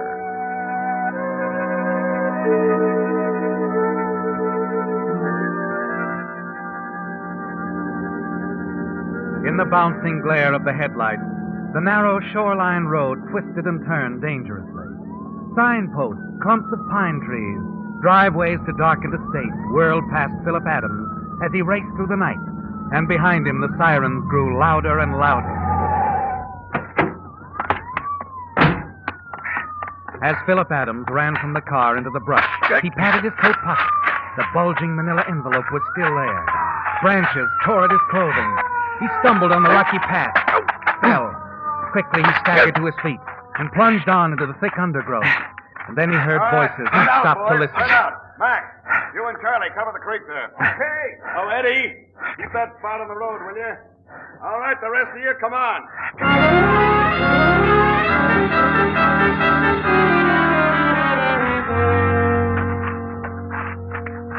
Hey! Hey down there, any luck? No sign of him down here, Lieutenant. Bound to be around here somewhere. Are you sure this is the guy we're looking for, Lieutenant? Yeah, we checked the license number. It's Adams, all right. Think he might still have the dough on him? Yeah, it's hard to say. You know, he's no piker, this Adams. $200,000. Yeah, well, it was easy for him. He worked for the bank, knew his way around. He hadn't got so anxious and barreled out so fast trying to get away. Say, Lieutenant. Huh? I wonder if he had time to make it inside one of these estates along here. Maybe. You'd have a tough time getting into this one, though. Oh, here, throw your light up there along the wall, will you? Yeah. No, don't see a thing. All right. Now, come on.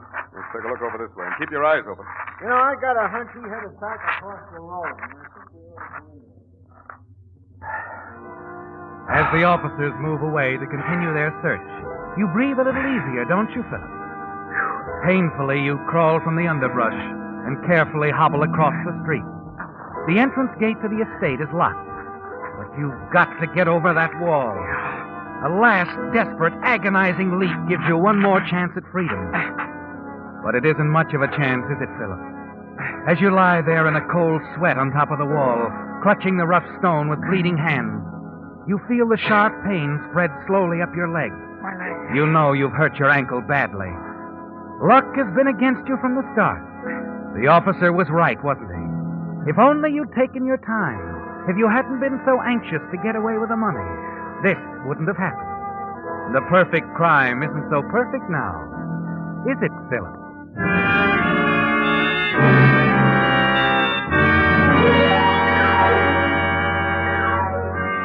Moments later, as the moon creeps from behind a cloud, you see the house a short distance away. Its windows are dark. Carefully, you drop to the ground. Move across the lawn. Your twisted ankle making each step an eternity of pain. The windows on the ground floor are locked. Then, as you cross the porch, you kick the doormat and hear the clink of metal. A key. It's the door key. I wonder if... Let's see. Yeah. You open the door cautiously. Smell the musty odor of a closed house. See the furniture covers, the rolled-up rug.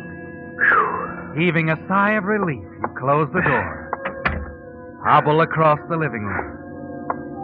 In the kitchen, you turn on the water faucet. Let the cold water run over your bleeding hand. And then... Well, hello. Oh, hello. I was sound asleep. I thought when you came the noise of the car would wake me. The car. Oh, you mean... I didn't really know if you'd take the train, taxi, drive, or what. That's why I sent you the wire about the key. Oh, you're the key. Oh, yes. Yeah, I found it all right. Oh, your hand. Oh, I'm sorry. I didn't notice. Here, let me... No. No, it's nothing. Oh, we'd better take care of this. I tripped walking up the drive.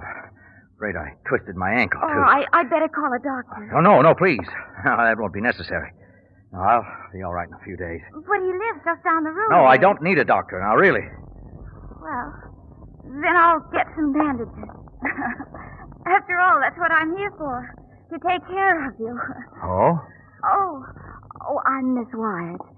Hilda Wyatt. Oh, Wyatt. Oh, yes, of course. How do you do, Miss Wyatt?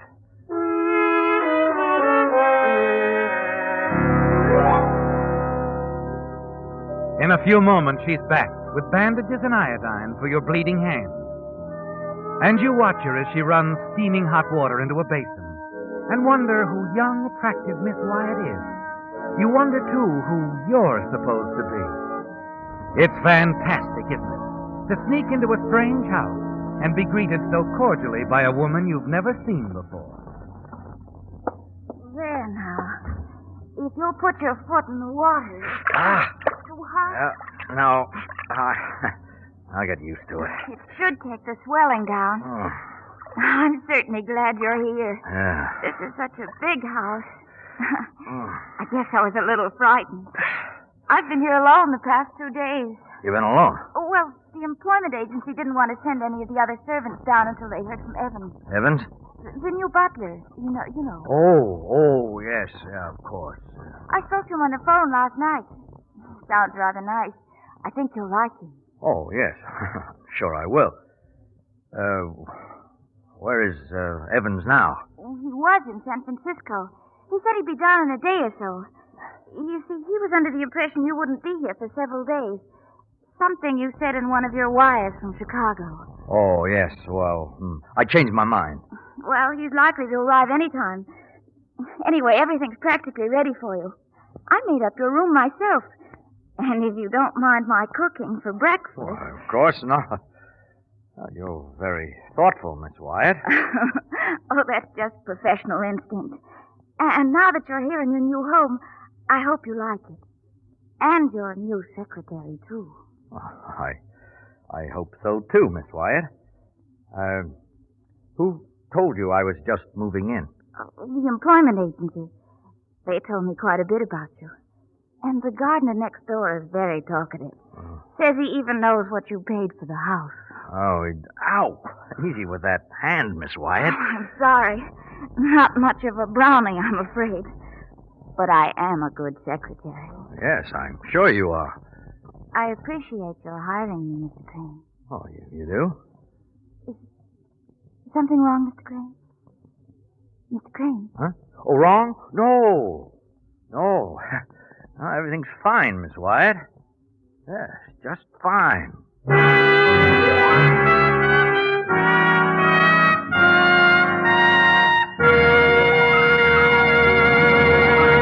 With the prologue of Nightmare, the Signal Oil Company brings you another strange tale by The Whistler. But now, news about ethyl gasoline. Signal Ethyl is already back at many Signal service stations and will soon be available at all Signal stations. So tonight, on behalf of all the independent Signal dealers throughout the West, I want to take this opportunity to thank you loyal Signal customers for your patience during the period when unavoidable conditions made it impossible to supply this extra quality gasoline.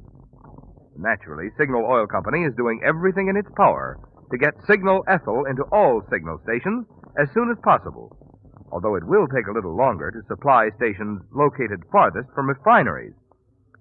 For your convenience, each Signal dealer will post a sign at his station the moment his supply of Signal Ethyl arrives.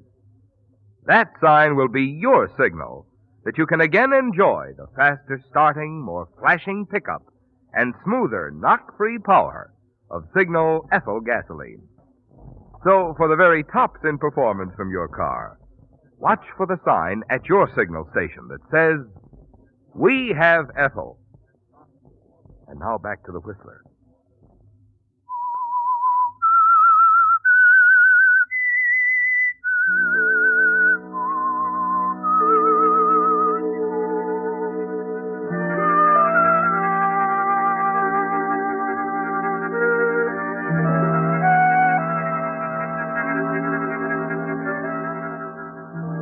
You're bewildered by the curious turn of events, aren't you, Philip? Fleeing the police in the middle of the night, entering a strange house, being greeted as though you belonged, greeted by the perfect secretary, Miss Hilda Wyatt, who somehow thinks you're the owner of the estate, a man named Crane.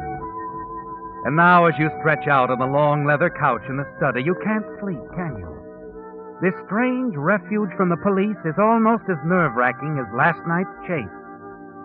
Your swollen, twisted ankle makes walking almost impossible. And you know you're going to have to stay here in this house until your ankle gets better. But you think of what could happen. Perhaps the servants will arrive from San Francisco and expose you. Maybe the real Mr. Crane will show up. Something you'll say will arouse Miss Wyatt's suspicion. She'll call the police. As the first rays of the morning sun creep through the window, you try to ignore the pain in your ankle as you slip through the hall to the front door. All you want is escape.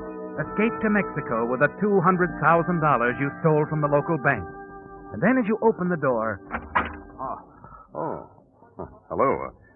Just about to ring your bell here. Well, what is it you want? My name's Haskell, Lieutenant, Norville Police. And you're, my name's Crane. I see. You own this place? That's right. I bought it a little while back. He's Hudson Willard Crane. He owns the oil club near Reno. Wyatt, good morning. Oh, you shouldn't be on that ankle, you know. This is Miss Wyatt, my secretary officer. Oh, how do you do, Miss Wyatt? Oh, so you're the Hudson Crane that owns the Oriole Club, huh? Mm-hmm. I see. Oh, you said you were looking for someone, Lieutenant? Oh, yeah. A man named Adams. He ran off with a couple of $100,000 from the local bank. He was in the neighborhood last night. Thought he might have climbed over the wall and gotten into the estate here. You didn't see or hear anything during the night? Why, no. No, nothing at all. Uh-huh. Well, thanks, Mr. Crane. Sorry I bothered you. Thank you, miss. Oh, it's quite all right. Goodbye. Well, Miss Wyatt, you seem to know quite a bit about me. Oh, no, not really. Actually, I only know what they told me at the employment agency. They said you were young and rather good-looking, a successful nightclub operator, but I'll learn more in time.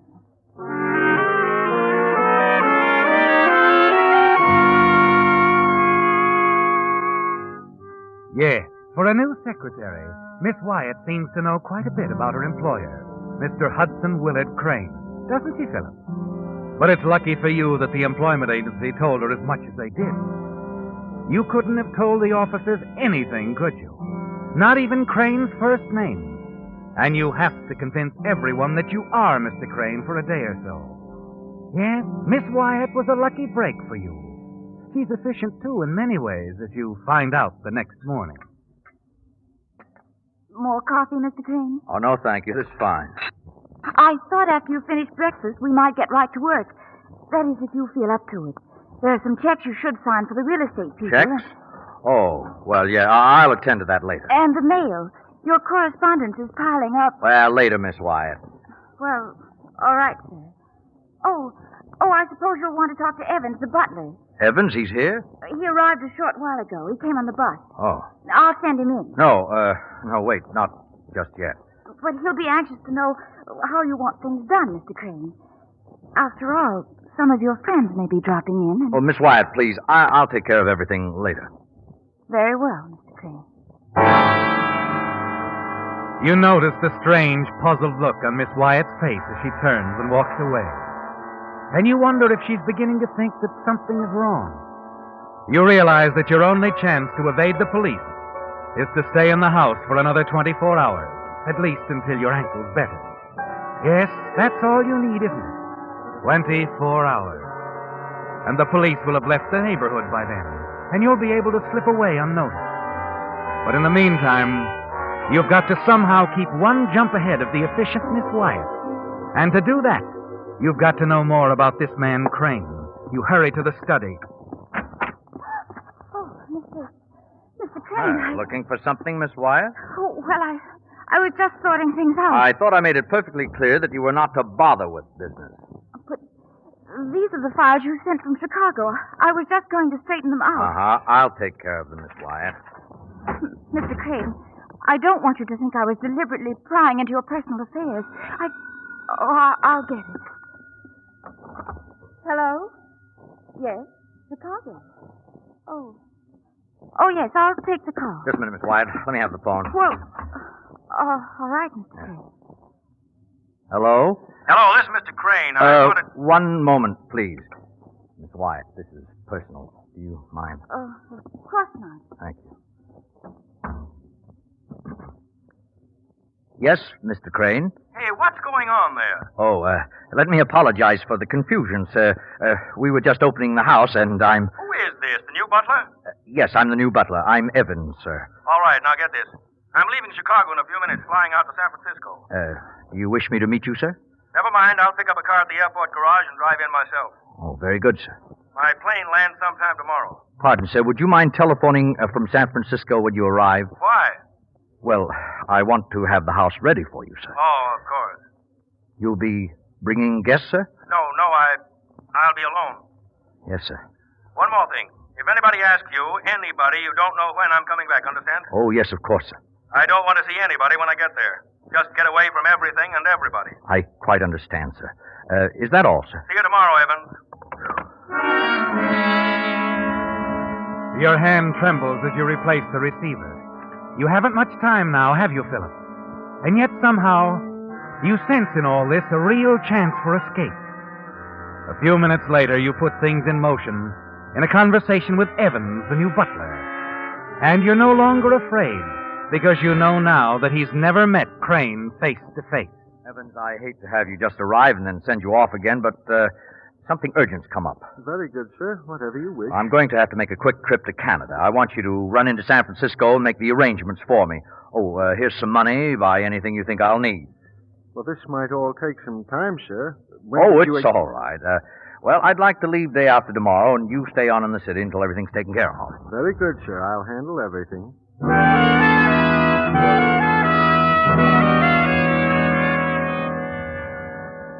Yes, Philip. Evans will handle everything. He's very efficient. Too bad you have no intention of actually using his services. But it will look good to the police, won't it?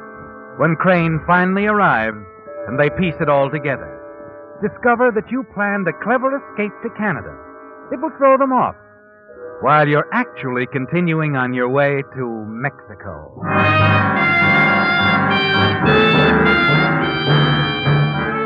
It's later that night, with Evans gone, that you decide to speak to Miss Wyatt. Plant some things in her mind that will add to your plan in evading the police. You go downstairs and Wonder why it's so quiet in the house. Suddenly you feel panic. Miss Wyatt. Miss Wyatt. Miss Wyatt. You wonder if she's gone, Philip. If she learned the truth and slipped away from the house. And then you see a crack of light beneath the study door. Miss Wyatt, what are you doing? Isn't it fairly obvious? I'm going through your Chicago files again. No, your attitude's pretty hard to understand, Miss Wyatt. I think it's time we talk this over. Sit down. No, I'd prefer that we stand for this. Oh, God. Stay where you are. I wasn't sure about you until just now, Crane, when I went through your files. If I had been, I'd have killed you the first night you were here. What? Do you think it was fun fixing your ankle, cooking your meal? Now, wait a minute. You've heard of imposters, haven't you, Crane? All right, I'm an imposter, but... Look, I can make things easy for you. I've You got can't 200... give me back Joe Baldwin, Crane. Joe Baldwin? My name isn't Wyatt, Crane. It's Baldwin. Edna Baldwin.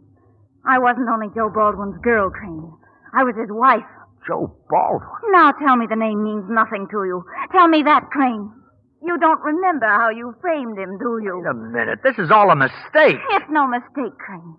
I found out everything 5 minutes ago. I've never heard of Baldwin. You gotta listen to me. You're all wrong. I'm not the man you You're want. Hudson Willard Crane, and you framed Joe Baldwin into the electric chair. Will you wait a and minute? You double-crossed Joe and me, too, out of enough money to buy into gambling places in Chicago Now and listen Nevada. to me. And now you live like a king.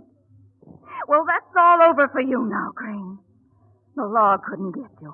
But I will. You don't understand. I'm not Crane at all. My name's Don't Adam. come any closer. Come on, give me that gun. No. Look, I'm not Crane, don't you see? You must believe me. Give me that No, gun. you'd try anything, wouldn't you? But you can't get away with it with me.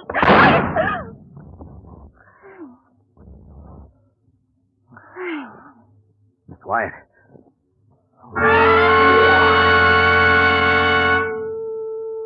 You watch as she falls to the floor. A small girl now, small and white. You don't have to feel her pulse to know that she's dead. Numbly, you sink down in the chair, sure that this is the end. A murdered girl in the house. You wanted by the police already. An ankle that won't allow you to walk 2 blocks. It's all over now, isn't it, Philip? The grand plans for escape into Mexico. Everything's done. You'll be caught, and it'll be the gas chamber. As the phone's insistent ringing brings you back to your surroundings, you reach over and touch the cradle, hoping to stop the irritation of the sound. And then slowly it comes to you. Hello? A half-familiar voice on the other end of Hello? the wire.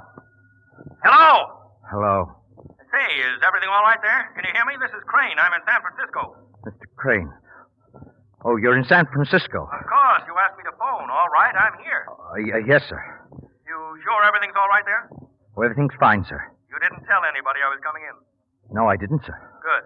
I'll have a bite of dinner and then I'll start. Begging your pardon, sir, but could you hurry? I thought you said everything was all right. It's something I can't discuss on the telephone, not right now, sir. But your new secretary, Miss Wyatt, I caught her looking through your personal files. What? I'll pick up my car and be there in 2 hours. Very good, sir, and drive carefully, sir.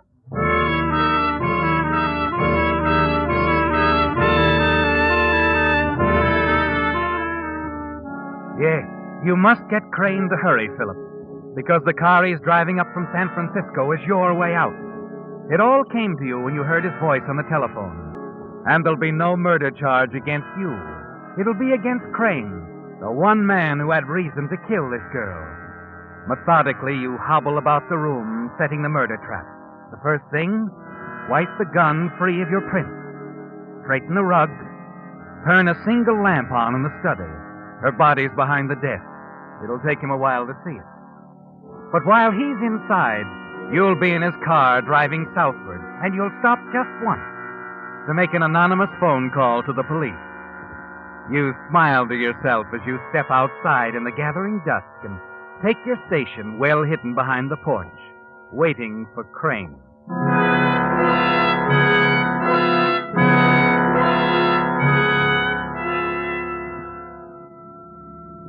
The 2 hours seem like years, but at last a black limousine pulls up in the driveway, and a tall, broad-shouldered man gets out. You watch him go up on the porch and push open the door. Hello, anybody home? And your heart's in your mouth as you see him stoop and pick up the gun that you left lying in the hall. Quietly, you creep toward the car. And then a thought strikes you. Maybe he didn't leave the keys. You've got to have those keys. You're shaking as you come to the car and look through the open window and run your hand quickly along the dashboard. And then... they're here. I'm in luck. The keys are here.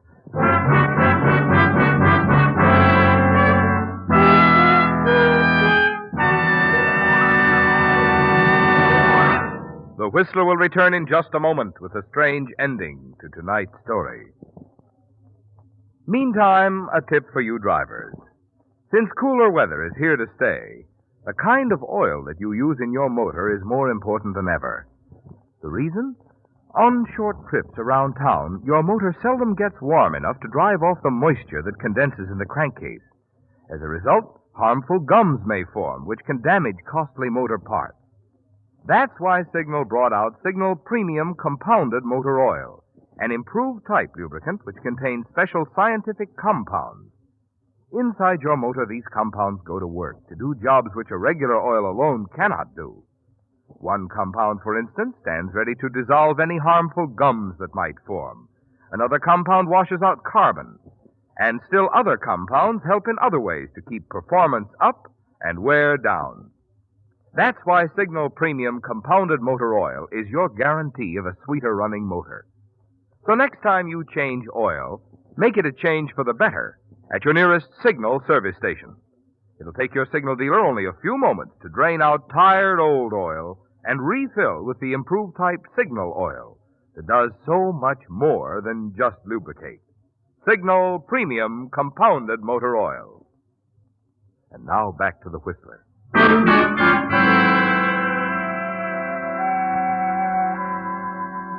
It's been a nightmare, hasn't it, Philip? Your flight. The moments of panic before your escape over the wall to the protection of Crane's darkened house. The worry and constant fear of discovery. Of not being able to flee because of your swollen ankle. But it's all behind you now. Crane did exactly what you planned. He picked up the murder gun where you left it in the hallway. The gun you used to kill Hilda Wyatt. He's certain to be accused, and you'll see to it that with your phone call to the police. And the confusion of a murder will give you still more time to cross the border into Mexico with your $200,000. You smile to yourself as you open the door and start to slip behind the wheel. Borrowing this car, Mr. Crane? Where did you come from? I've been sitting in this back seat all the time. Look, it's a mistake. I'm not Crane. Oh, that's so? I thought I saw you sneaking out of the house. I just came by to see Mr. Crane on business. And he wasn't home, huh? That's right. You looking for Mr. Crane? Grand larceny, embezzlement, and a dozen other things. Just had a wire from the Chicago police to pick him up. Police? Yeah. Oh, I'm Reynolds, San Francisco headquarters. But Lieutenant Jeffries is the head man. You know, he might want to talk to you. Oh, look, I don't want to get mixed up in anything. Oh, if you're on the level, you won't get mixed up. I'm in an awful hurry. I can't wait for your Lieutenant Jeffries to show up. Don't have to. He's inside now.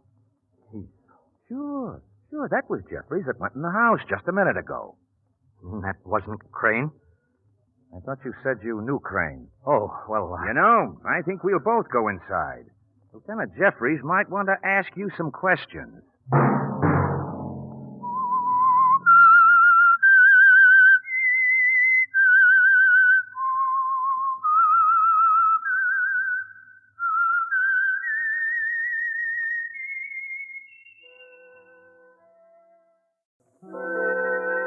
And now the Whistler's strange story. The Lovely Look.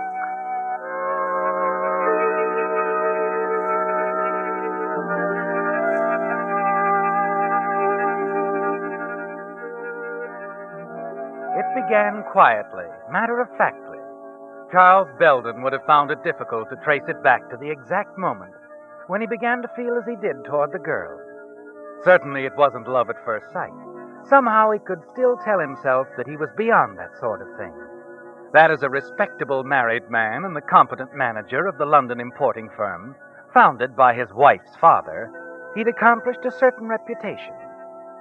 But he did remember the first time they met, some of the words they spoke, the way she looked at him. It was a Sunday morning, cold, unpleasant, the familiar half-fog shrouding the house. He'd gone outside, he didn't know why, to sniff the damp sea air and speculate on the weather. Or perhaps because there was as much companionship in loneliness as in listening to Helen. After 9 years, Helen was so very predictable. Near the front gate, the fog parted momentarily, drew back like a soft gray curtain, and there she was.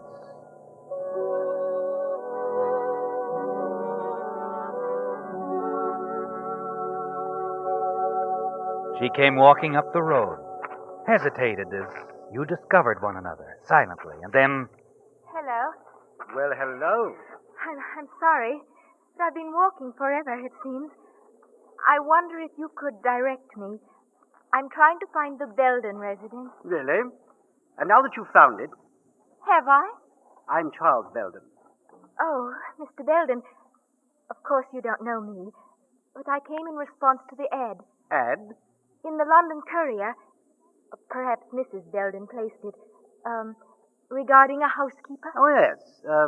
You didn't write her, talk to her on the telephone. No. No, I thought it best to meet her, talk to her in person. I understand you've a problem because of the distance. Quite a problem, yes. Matter of fact, we haven't been able to persuade anyone to stay very long. However, I think it's best that I talk to Mrs. Belden? Yes, that's it. More in her province, you know. Come along. I believe she's back from her morning stroll. A daily ritual with her, you know. Here, I'll take your cake. Oh, you're very kind, Mr. Belden. Not at all.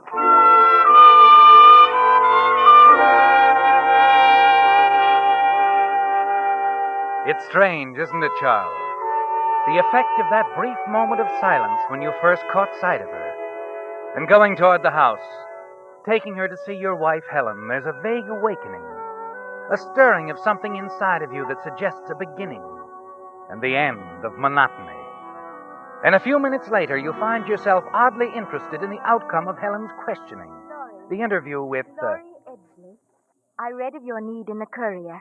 I'd rather you had written us, Laurie, or called. Does it matter, Helen? It was thoughtless of me, I know. And I should have thought of references, but if you've no one else in mind, I'd be very happy to work for you. We haven't, have we, Helen? No. However, I'd appreciate a few days' trial, Mrs. Belden. And if you didn't think me efficient... What do you say, Helen? I think Laurie's trying to be fair. Of course, it's up to you. Yes. Very well, we'll try it for a week. Oh, thank you, ma'am. And you, Mr. Belden. Not at all. We've waited some time now. A week can't make much difference. Except that you might not like us. Oh, I don't think that's fair. We'll discuss it later, Laurie. Come along, I'll show you where you'll stay. Yes, ma'am.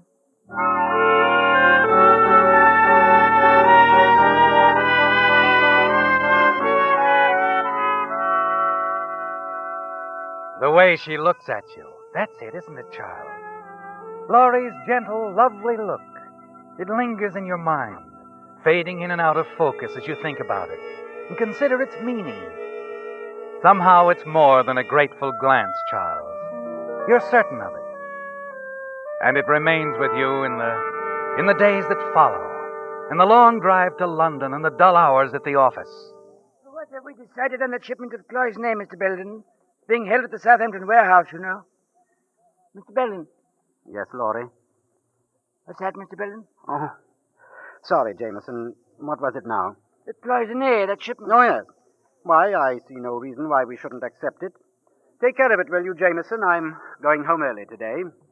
Oh? Feeling badly, Mr. Belden? Not at all. I feel fine.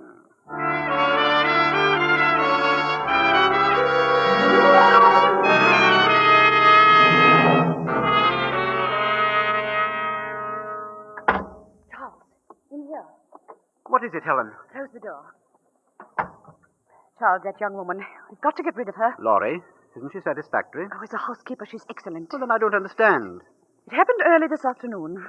Oh, Charles, it upset me. So Mrs. Wilton drove up from the village. Oh, that busybody. She came to discuss the elections at the club.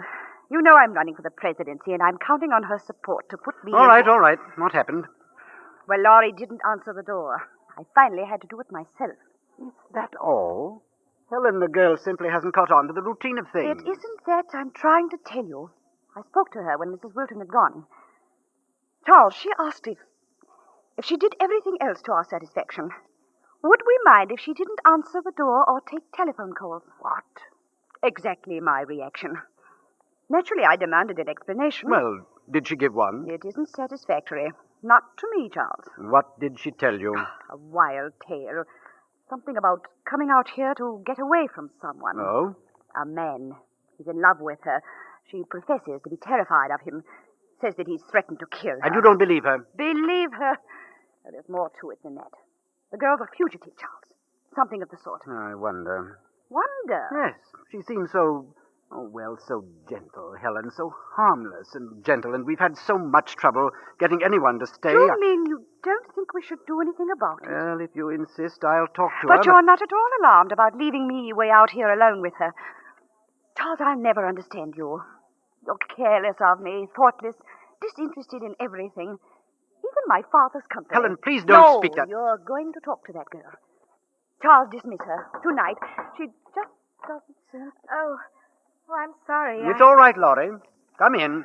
I'm going to bed, Charles. Good night. Good night, Mrs. Belden. Laurie.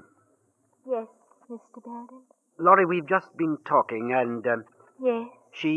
Mrs. Belden, told me how well you did your work today, and it's all right, Laurie. I'll get that. You don't have to answer the phones or the front door, ever. And you're going to be all right. Right here. Oh, thank you, Mr. Belden. Thank you very much.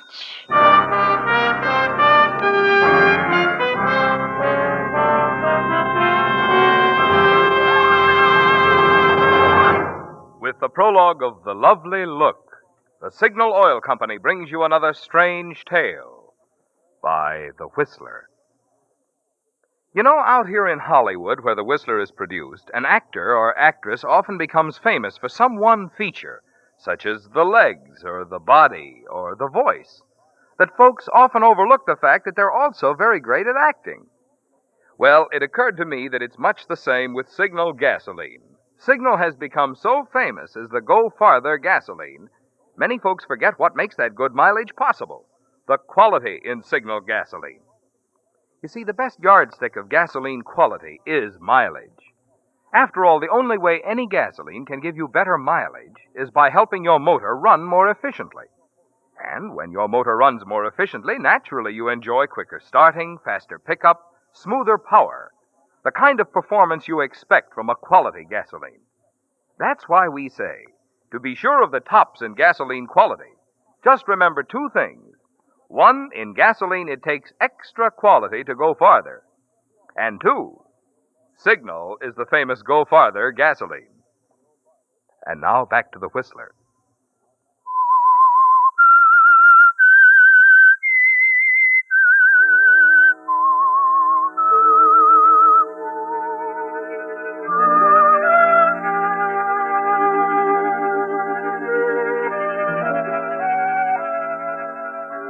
You couldn't dismiss her, could you, Charles? Couldn't carry out Helen's demands, no. Because everything she'd said, all her complaints, demands, were swept away when Laurie looked at you. Her soft eyes wide and pleading, and somehow you found the strength to stand up for her, and later to stand up to Helen, as you knew you must. You said a week, Helen. Surely you can give the girl that much time. I can't understand why you're so interested in a servant, Charles. She's not exactly a servant. She needs help, I tell you. Something or someone to cling to. And since we need her, why not give her a chance? You managed to convince Helen, didn't you? Temporarily win her over to your way of thinking, and Laurie stays on. But week after week, the contest between you and Helen is renewed, and her patience is reaching the breaking point. But it doesn't seem to matter, does it? Because you know that Laurie understands. And all the time, the strange, unspoken bond between you is increased. As she attends to your every wish, hangs on every word you say, you wonder how long it will go on, where it will lead. Then the answer finally comes in a phone call to your office. Mrs. Belden calling, sir. Go ahead.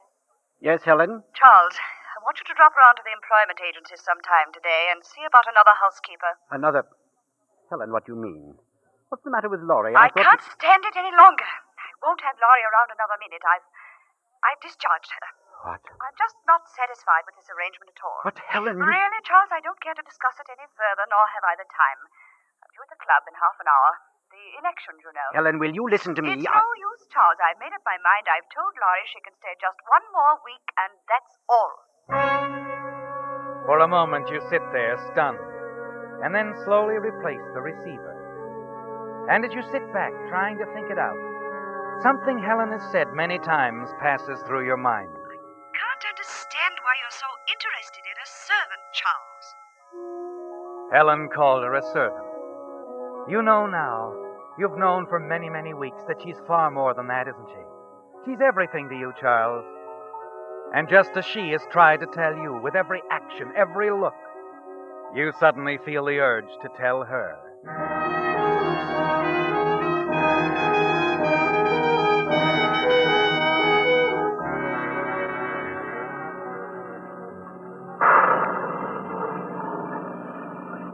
An hour later, you're racing across the English countryside.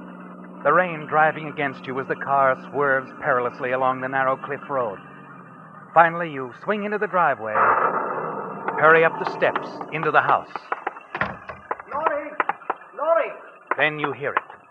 The movement in the kitchen. You hurry down the hall and catch sight of Laurie. The thunder drowns your voice. She doesn't hear. You move across the kitchen and touch her arm. Gently.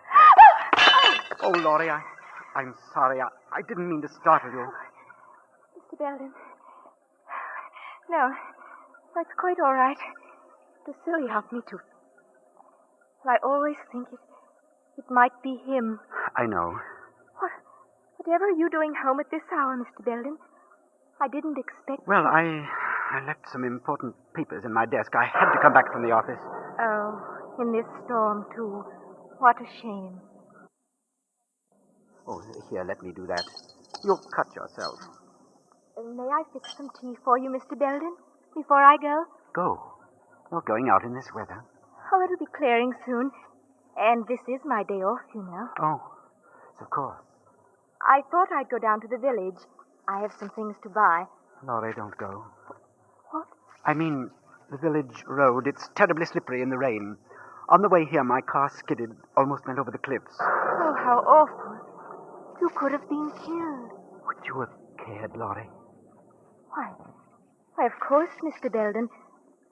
You've been so kind to me. Laurie, listen to me. You can't go away. You mustn't. But Mrs. Belden said... Oh, she's quick-tempered. She says a lot of things she doesn't really mean. Besides, I can't let you go. Well, I suppose I could stay until you got someone else. That isn't what I mean, Laurie. It's...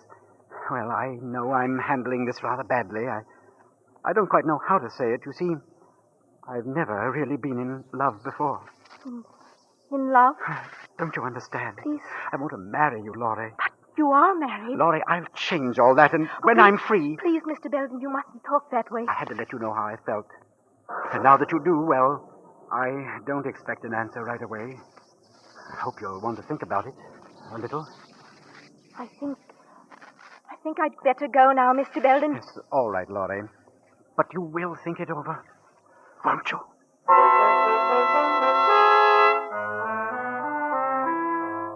You watch Laurie as she hurries out. Somehow you feel confident that she'll want you to find a way to rid yourself of Helen. But that isn't going to be easy. Divorce is out of the question. Helen would certainly oppose it. And even if she didn't, a divorce would leave you penniless. The importing business, the house, everything belongs to Helen.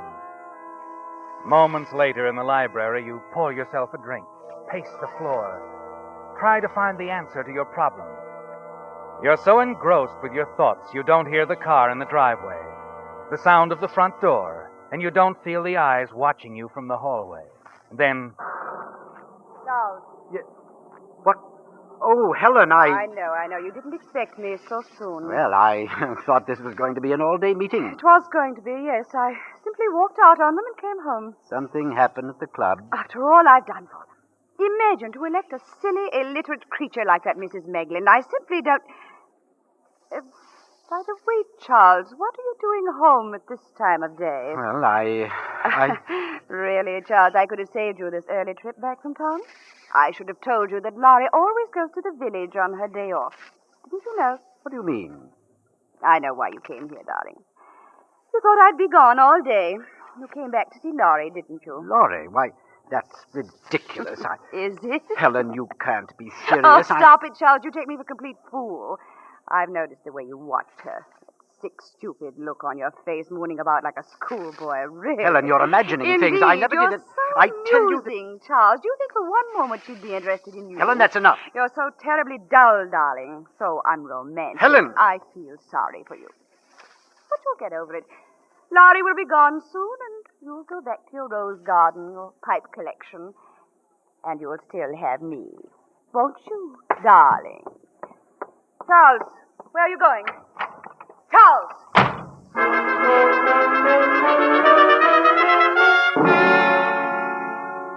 As you hurry out of the house to your car, the rage within you gradually subsides.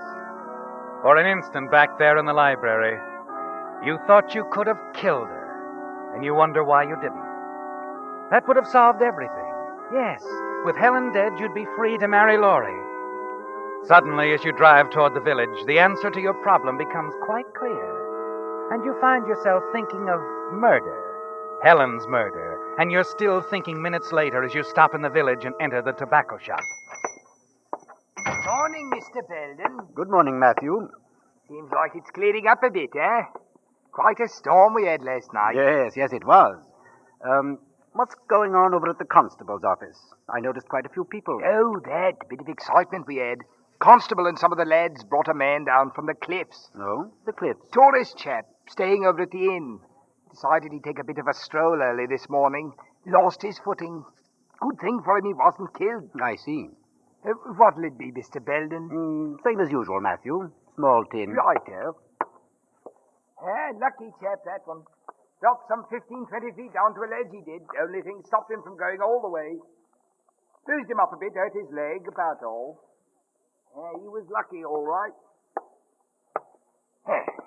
There you are, Mr. Belden. Thank you. Might be wise to caution Mrs. Belden about what happened this morning. She still goes for a walk along the cliffs every morning, doesn't she? Oh, yes. Yes, she does. The cliffs are dangerous in this kind of weather. Yes, you're quite right. Never can tell what might happen, you know. No, you never can tell.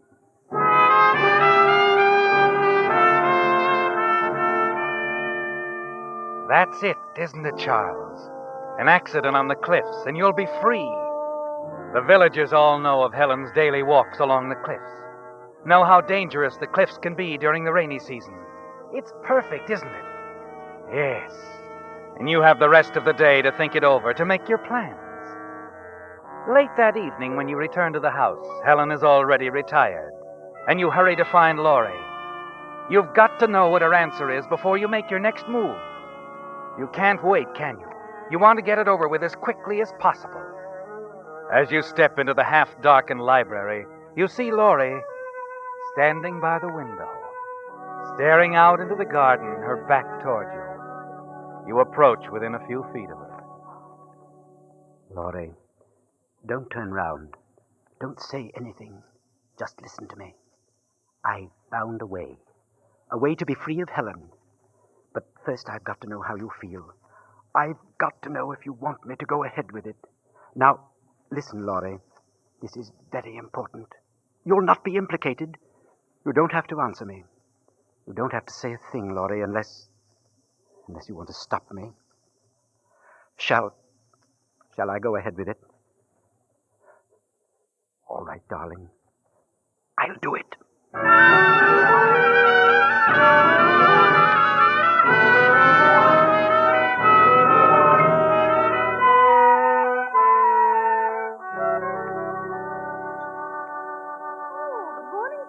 Morning, my dear. My, you're up bright and early. Rather a surprise. We haven't had breakfast together in ages. Yes, I wanted to catch you before you left the house. You are going for a walk this morning? I thought I would. The rain has stopped. But why'd you ask? Helen, well, it might sound odd to you. Helen, early in our marriage, we used to go for walks together. It seemed to me that we were able to talk out so many things. That's true, Charles, but... I was wondering, couldn't I walk along with you now? This morning. Why, of course, Charles. But what about the office? Don't you have Oh, to... it can wait, Helen. We're more important. Yes. Yes, we are. Charles, I'd enjoy having you go with me. We'll walk along the cliffs, like we did before. I'll get my coat. And, Charles, Yes? I'm glad you thought of this. Good. I think it'll settle a lot of things, Helen, for both of us.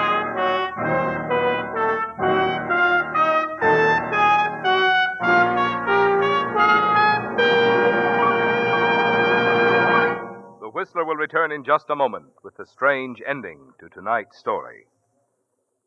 Meantime, since this coming Thursday is Thanksgiving Day, I want to say for Signal Oil Company and the almost 2,000 Signal dealers who serve the 6 Pacific Coast states from Canada to Mexico, we hope that your Thanksgiving will be filled to overflowing, not only with good food, but also with good health and good cheer. Certainly all of us can be thankful from the bottom of our hearts that we're living in America, the land of abundance and freedom for all. We of the Signal Oil Company like to feel that in our 17 years of serving the West, we have played a part in furthering the way of life that is America. Because Signal dealers are in business for themselves, they are carrying on the tradition of the independent businessman who has played such an important role in building America. And Signal Oil Company, by supplying its dealers with constantly finer products, is helping them keep ahead of that ever-present healthy competition, which is the key to America's continuing progress. Competition which helps all of us here in America enjoy the highest in the world standard of living. And now back to the Whistler.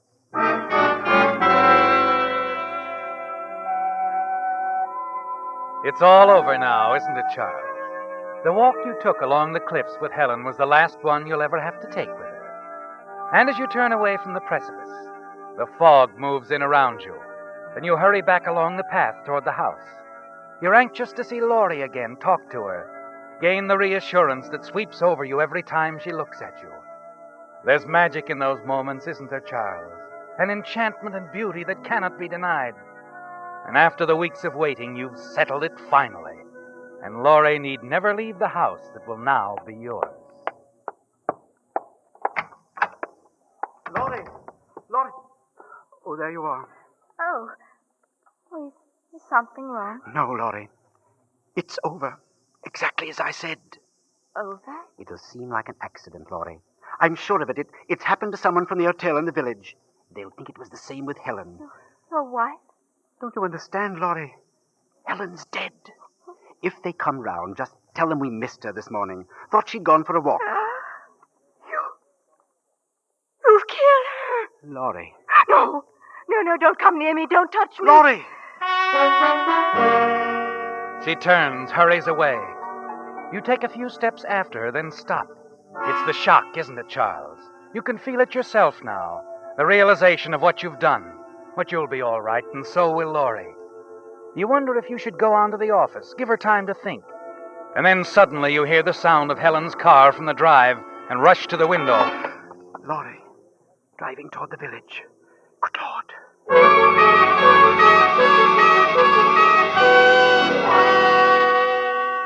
Racing after her in your own car, a dozen thoughts pound in your mind as you wonder what you've done wrong. Perhaps it was the way you told her, the suddenness of it, the cold shock. And then you see Helen's car parked at the curb. You stop, step out, and realize too late that you followed Laurie right to the constable's office, where he's talking to her. And then, as you turn to hurry away... Just a moment, Belden. I wouldn't try to get back in that car if I were you. What's the matter, Constable? I have a few questions to ask you. Laurie here tells me you've killed your wife. She told you? Yes, just now. But she was in on it herself. She knew I was going to do it. I told her and she didn't stop me. No, that's not true. But, Laurie, last night in the library, you were standing by the window, looking out into the garden. The library? Last night? Why, I didn't even see you. But you heard me, Laurie. You must have. Just a moment, Belden. If Laurie says she didn't see you, she couldn't have heard you. What? Don't you understand? That's why I couldn't answer the doorbell, the telephone. That's why I made up that story of the man who's supposed to be threatening me. Belden, haven't you ever noticed the way Laurie looks at you? Yes. A lovely look. She has a good reason for that look. You see, Laurie can't hear. When she looks at you like that, she's reading your lips.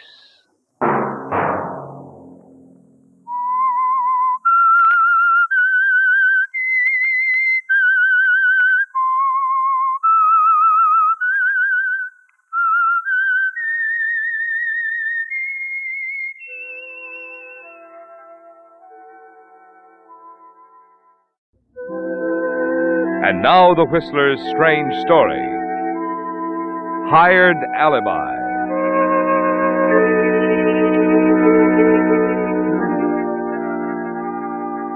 The dry desert heat that enveloped the highway seemed to add to the pressure and anguish tormenting the lone man in the swiftly moving automobile. Paul Burns' hurried trip to Los Angeles had proved useless. There wasn't a chance of escape for him now. And he was forced to drive back and face his wife, Edith, tell her that he had failed. If only there was a way out, someone he could turn to talk it all over and perhaps somehow find a way. Hey, how about a left? Huh? Oh. Thanks, friend.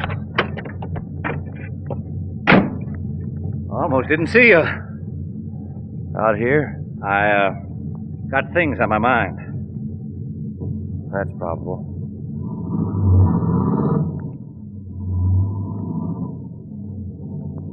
When you're driving with the sun in your face, it's sometimes hard to see anything but the white ribbon in the road. How far are you going? Flagstaff. Then 50 miles north I'll to... get out at Flagstaff. All right. A little warm for this time of the year, isn't it? Yeah, the weather's warm. As for what happened in the election, I'll agree with you. That's how I pay for my ride, isn't it? By talking? No. It isn't necessary. I just Go thought... on. Pick a subject. Only keep it down to my level. Since you seem to limit yourself, perhaps you should decide. Okay. Women, sports, towns, automobiles. All right. Automobiles will do.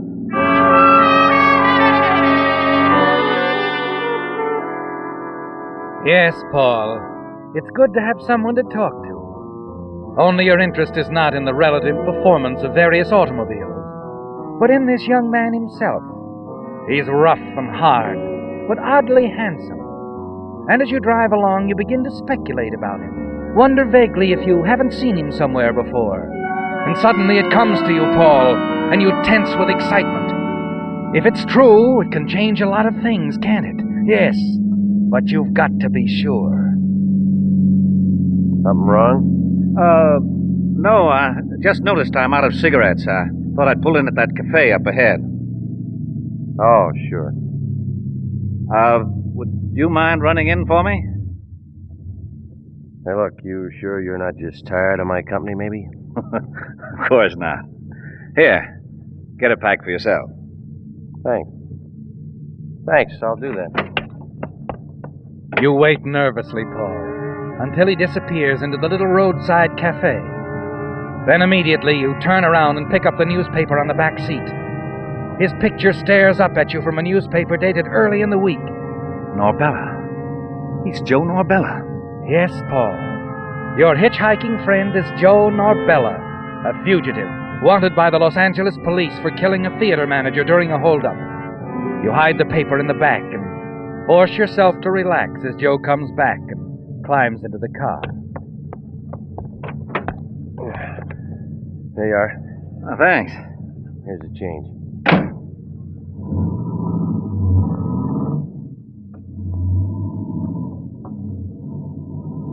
Light? Sure. Thanks. Okay. What do you do for a living, son? Odd jobs. I like to keep on the move. You said you were going east. Any particular spot? No particular spot. I bet you wouldn't like where I live. Okay, I'll play. Why? I'm Paul Burns, general manager of the Silver Canyon Mine. Am I supposed to be impressed? No. Just my way of explaining why we're tucked away up in the hills. You wouldn't like that, would you? Wouldn't I?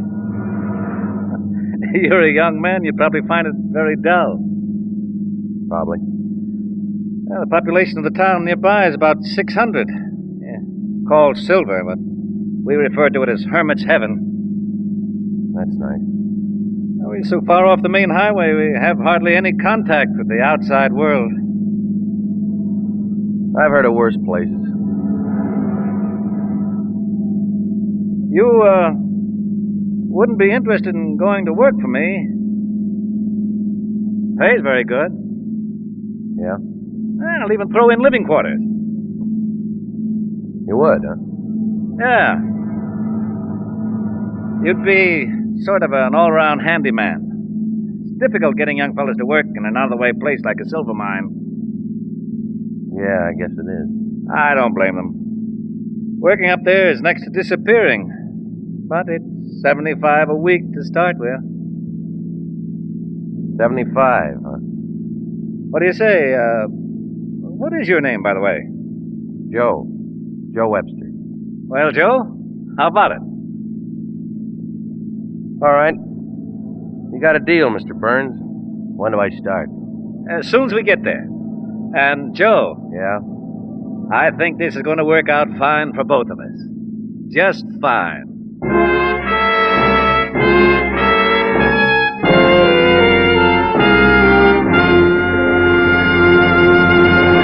With the prologue of Hired Alibi, the Signal Oil Company brings you another strange story by The Whistler. If you're one of those folks who like to carry a pocket calendar, you're probably wondering where you're going to get your new one for next year. Well, worry no more, because your Signal dealer is now offering free the neatest little pocket calendar you've ever seen. These Signal pocket calendars are just the right size to fit in a man's wallet or milady's handbag. They're made of moisture-proof plastic, so the numbers will stay legible, and the edges won't fray from wear. And they're printed in attractive colors, with all the holidays indicated in red. Of course, like all good things, they'll no doubt go in a hurry. So if you want one of these Signal pocket calendars, I'd suggest that you stop in for yours soon. Remember, they're free. And remember where? At your nearest Signal service station. And now back to the Whistler.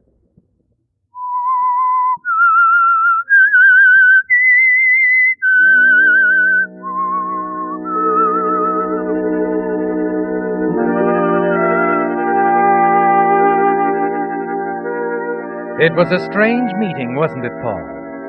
Two men brought together on a lonely Arizona highway. You and Joe Norbella. Joe, a fugitive who tells you that his name is Joe Webster, and that he'll be happy to take a job at the mine you operate. It all fits together, doesn't it, Paul? Making a pattern of escape for you. A simple but clever one. And all you have to do is be careful, not let Joe become suspicious. It's almost 1 o'clock in the morning when you turn off the highway. Wave to the guard as you drive through the gates of the mine property and up to the house. Joe seems more relaxed now, doesn't he? But you know that you must be patient, go easy. And you try to be casual as you lead him into the house and back through the hall to the guest room. I hope you'll find this comfortable. Yeah. Yeah, looks fine. We'll talk about your job in the morning. It's late, and I don't want to wake the family. Sure. Well, good night, Joe. Just make yourself at home.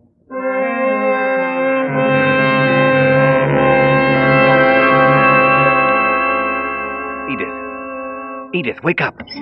What? Oh, you're back, Paul. Yes. Did you get the money? No, John didn't have it. Fine, brother. He didn't have it, that's all. Don't worry. Don't worry. How can I help it? Went through the books again tonight.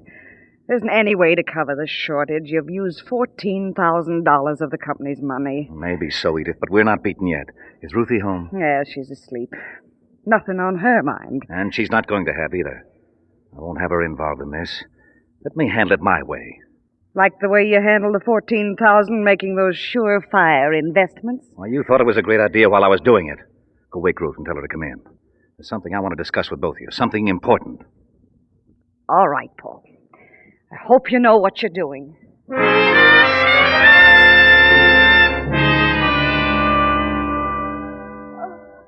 Dad, what's on your mind? I'm sorry to wake you, Ruth. It's all right.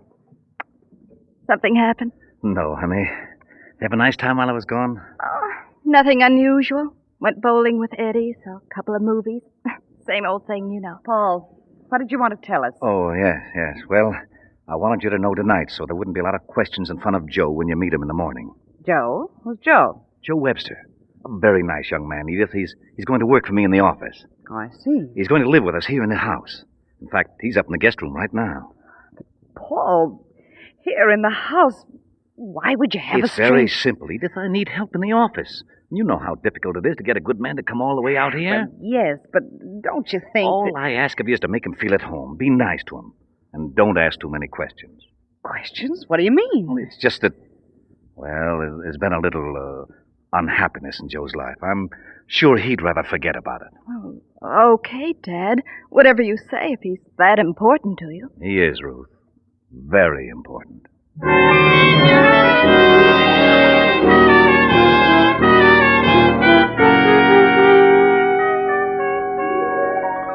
For the first time in months, you sleep peacefully that night, knowing that everything is going to turn out all right after all. And the next morning at breakfast, you're completely satisfied with the warm, friendly welcome Edith and Ruth give Joe. That's important, isn't it, Paul? Yes. Joe Webster must be happy here. He mustn't become restless and want to leave. Not until you're ready to put your plan into operation. And then after breakfast, you lead Joe down the path to the office. You think you're going to like it here, Joe? Yeah, I like it. So far, no complaints. Maybe I'm wrong, but I sort of got the idea I'm supposed to go on living with you at the house. That right? Of course. I want you to feel right at home, Joe. Oh, it won't be hard. You got a nice family. Only one thing bothers me. Well, what's that? You.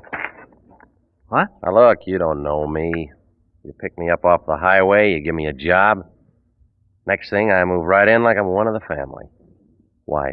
Well, Now, don't tell me that you've always wanted a son. I couldn't take that. No, I'm not going to tell you. It's just that it's hard to get a young man to stay in an out-of-the-way place like this. Yeah, but why put me up in your own home? Just one more inducement. Hard to find good boarding places around here.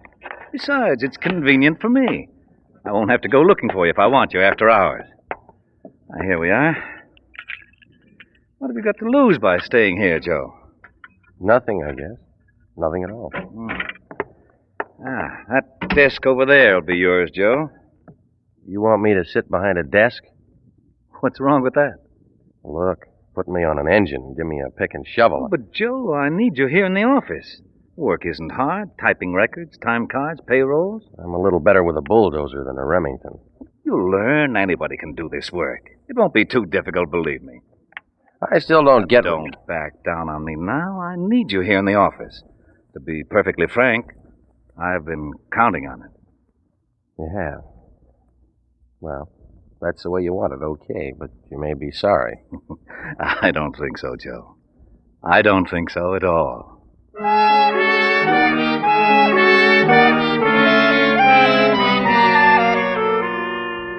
And so another step in your plan has been successfully completed, hasn't it, Paul? Joe Webster has been installed in the company office. And now it's only a matter of time, a matter of waiting, a month or so, until you're ready to make the final move. But as the days go by, you notice with dismay that Joe is becoming restless, impatient with his new job. And you wonder perhaps if you're not going to be forced to bring things to a head quicker than you'd anticipated. You go out of your way to make everything pleasant as possible for him, urging Ruth and Edith on, insisting that they keep him entertained. And then one afternoon at the end of the second week, as you return from an inspection tour of the mine, you step into the office. Joe! Joe! Panic suddenly sweeps over you. As you hurry across the office to the storeroom, you're certain now that the one thing you feared most has happened. Joe! Joe!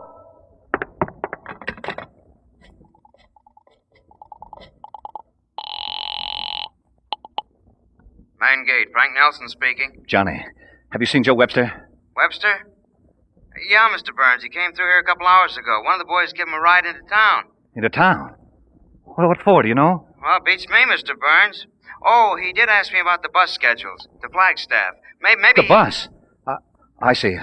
All right, thanks. Slowly you cross the room and slump down into your chair behind the desk. He's gone. Joe Webster is gone and he won't be back. You're certain of that, aren't you, Paul? He's walked out on you, and your plan has collapsed. You stare at the date on your calendar, a date circled in red, little less than a month away. Only a miracle can save you now. You lean back in your chair and stare out the window. Watch the distant hills turn from gold to purple, then fade from sight as darkness sweeps in over the desert. Then, wearily, you walk back up the path to the house.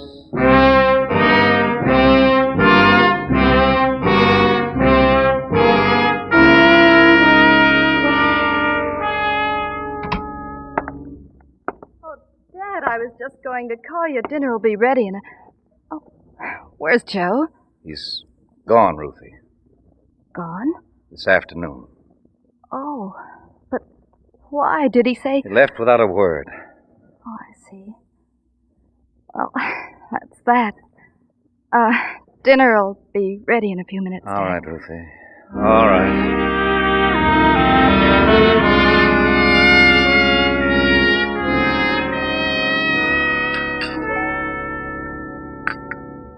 Paul. Hmm? Why'd you eat your dinner? I'm not hungry. Oh, nonsense. Now, you eat your dinner. Joe walked out on you, he walked out, that's all. Brooding about it won't bring him back. It's not that. I'm just not hungry. Dad, Yes. did Joe mean so much to you that leaving upset you so that you can't even eat? Oh, no, of course not. I'm just tired, that's all. Really? Dad, Oh, what was that? The front door. Somebody just... Joe! Sorry to be late. Joe, I thought you'd left us. Well, things were kind of quiet around the office this afternoon. I didn't think you'd mind if I went into town. Had to buy a couple of things. Oh? Oh, of course. Yeah, I figured as long as I was going to be a white-collar worker, I ought to look the part. Joe, you haven't had your dinner? No, I haven't. I expected to get back earlier, but I had a little trouble picking up a ride. Well, sit down, Joe. I'll get you a plate. So you thought I'd walked out, huh? Yes. The guard at the main gate told me you'd asked about the bus schedules, and I thought you'd walked out on me. You want to know something? Huh? I was walking out on you, but I changed my mind before I got to the bus depot. I figured it'd be a lot smarter move for me if I stayed. Good. I'm glad you changed your mind. You have no idea how glad I really am, Joe.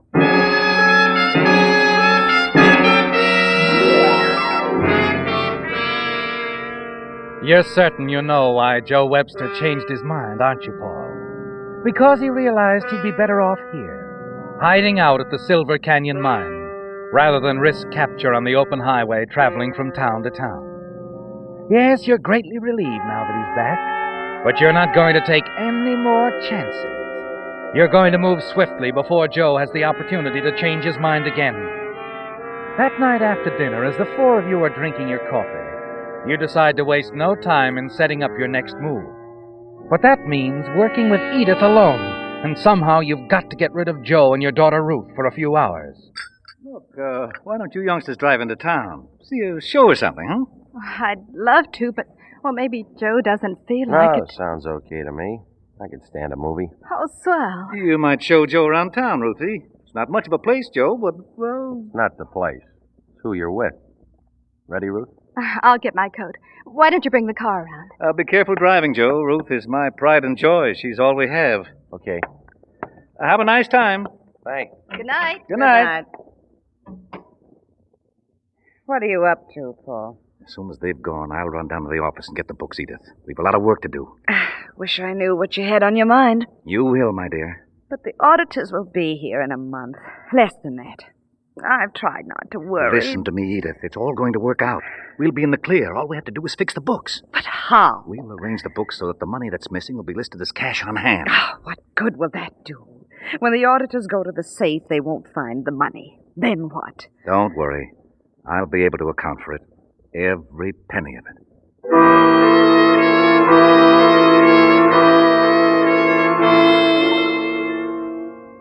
2 days later, you decide the moment has arrived at last. You can't delay another minute. Yes, everything is quite in order now, isn't it, Paul? Throughout the day, you fight to remain calm, unconcerned. And that evening, as you retire to your room upstairs, you don't sleep. You listen to the clock tick away the minutes. Your eyes are wide open. The hours drag on. And then shortly before 2 in the morning, you slip out of bed and dress quickly. Moments later, you hurry to Joe's room. Joe! Joe! Huh? What do you want? Joe, keep your voice down. Listen to me. What's the matter? Shh. The sheriff was here looking for you. Sheriff? What did he say? Nothing much, except that your name wasn't really Joe Webster. Yeah, well, look, I want... No, I don't want to know any more about it. I don't care what you've done, Joe. Right now, you've got to get out of here. Yeah, sure. I told the sheriff you were probably hanging around town. You have to hurry because he'll probably be coming back. I don't figure you at all. Don't try to. Here, the key to my car. You can park it at the water stop north of town. There'll be plenty of freight trains. Thanks. And take this, Joe. $200. You'll need every cent of it. I don't know why you're doing this, but thanks anyway. Just call it a bonus, Joe. I'll go back to the office now in case the sheriff comes back. No, wait a minute. How am I going to get past that guard at the gate in your car? You might have been tipped off. Don't worry, son. I'll take care of it. You'll get through. Now hurry!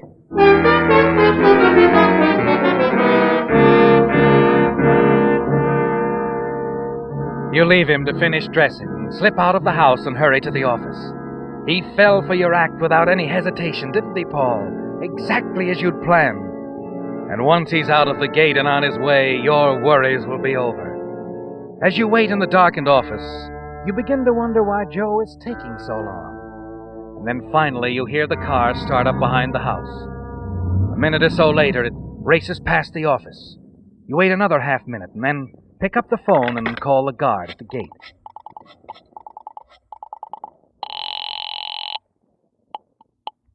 Main gate, Carter speaking. Hello? Main gate. Hello? Quickly, you move across the office to the window. Hold your breath as you peer out into the darkness. Then you see them, the headlights on the highway. Your timing was perfect, wasn't it, Paul? Drawing the guard away from the gate to answer the phone made it possible for Joe to speed through without being stopped or questioned. Now there's only one thing left to do. You step to the telephone.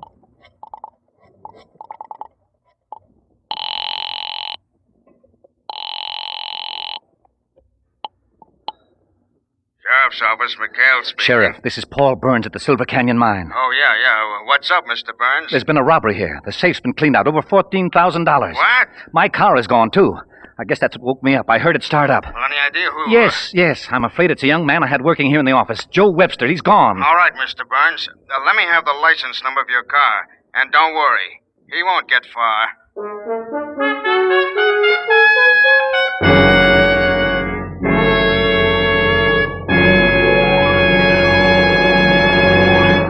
The Whistler will return in just a moment with a strange ending to tonight's story. Meantime, a word to you drivers. While watching some Christmas shoppers this morning, the thought occurred to me, if people would only choose their gasoline as carefully as they select Christmas gifts, a lot more drivers would be using Signal gasoline. And for good reasons. One, of course, is Signal's good mileage, which has made Signal gasoline known throughout the Pacific Coast states from Canada to Mexico as the Go Farther gasoline. But equally important to you is the proud performance in today's Signal gasoline, which naturally goes hand in hand with mileage. After all, the only way today's Signal can give such good mileage is by helping your motor run more efficiently. And when your motor runs more efficiently, you also enjoy quicker starting, faster pickup, and smoother power, the things that make driving more pleasure. That's why Signal says, to be sure of all the things you expect of a quality gasoline, you have just two things to remember. One, in gasoline, it takes extra quality to go farther. And two, Signal is the famous Go Farther gasoline. And now back to the Whistler.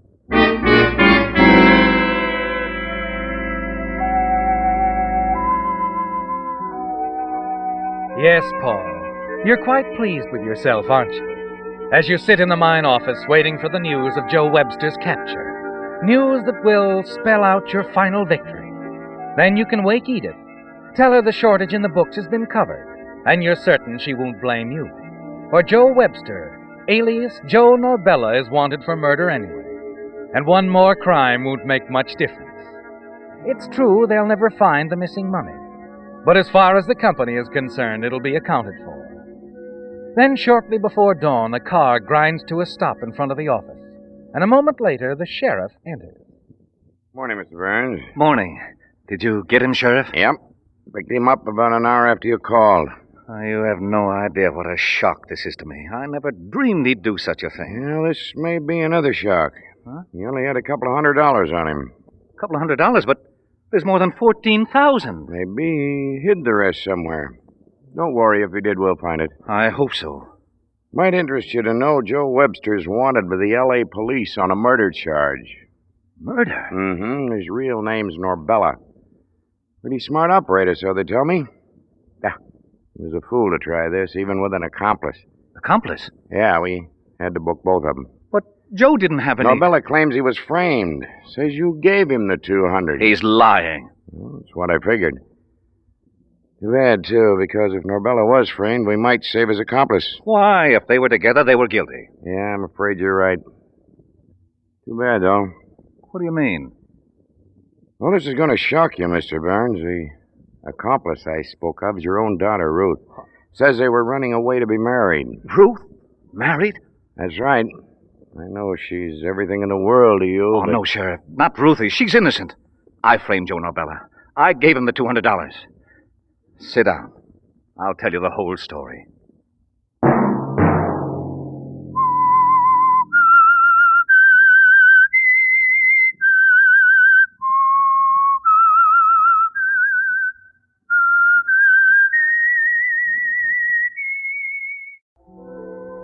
And now the Whistler's strange story. Stormy weather.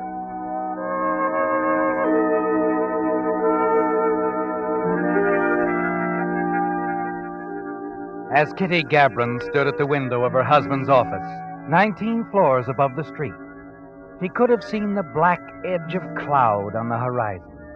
But Kitty wasn't looking for a storm. No, for at this moment she was as happy as she could ever be. Forgotten were the one-night stands, the dirty dressing rooms, the cheap hotels and long hours of rehearsals. All that remained of those 7 years she'd spent as an actress, with the grace, the poise that she'd learned so well, the ways of talking, looking, and walking that had first attracted Dr. Rims Gabron. Yes, something good had come out of those bitter years, a home, security, and love. But at this moment, Kitty had no way of knowing that all this, everything she'd worked for, would soon be threatened. And now, as the first distant rumble of thunder drifted in through the open window, Kitty's laughter covered up the sound. Rims, darling, please. What's this? Resist me, will you? Now, see here, young lady, you're the only wife I've ever had, and only 3 months of that. And you'll have to expect to be kissed every time you come into my office. What will Miss Anderson say if she happens to open the door? What every good nurse should say when she catches the doctor kissing his wife. Nothing. You told me yourself doctors have to be respectable to stay in business. Come here. Oh, Rims. Rims, darling, I do love you. So very much.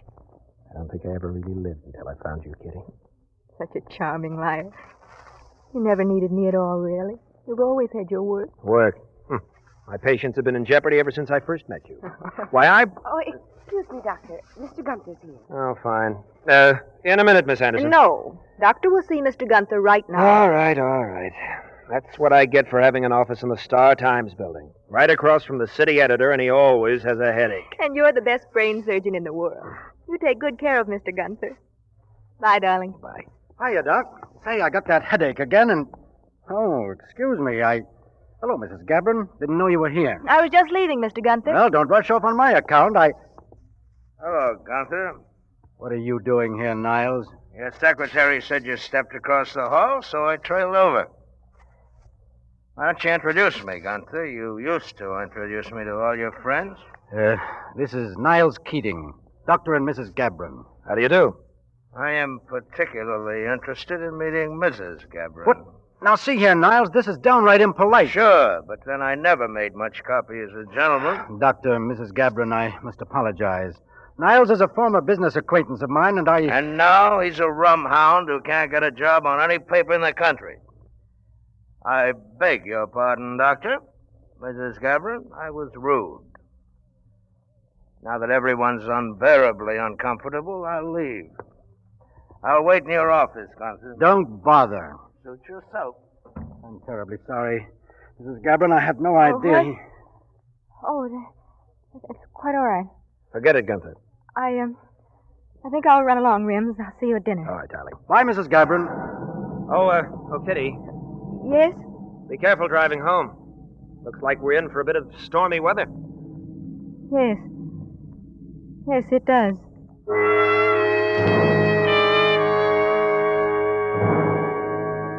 Suddenly, there's a cloud over the sun, and the sky grows dark and ugly. But it isn't the storm that worries you, is it, Kitty?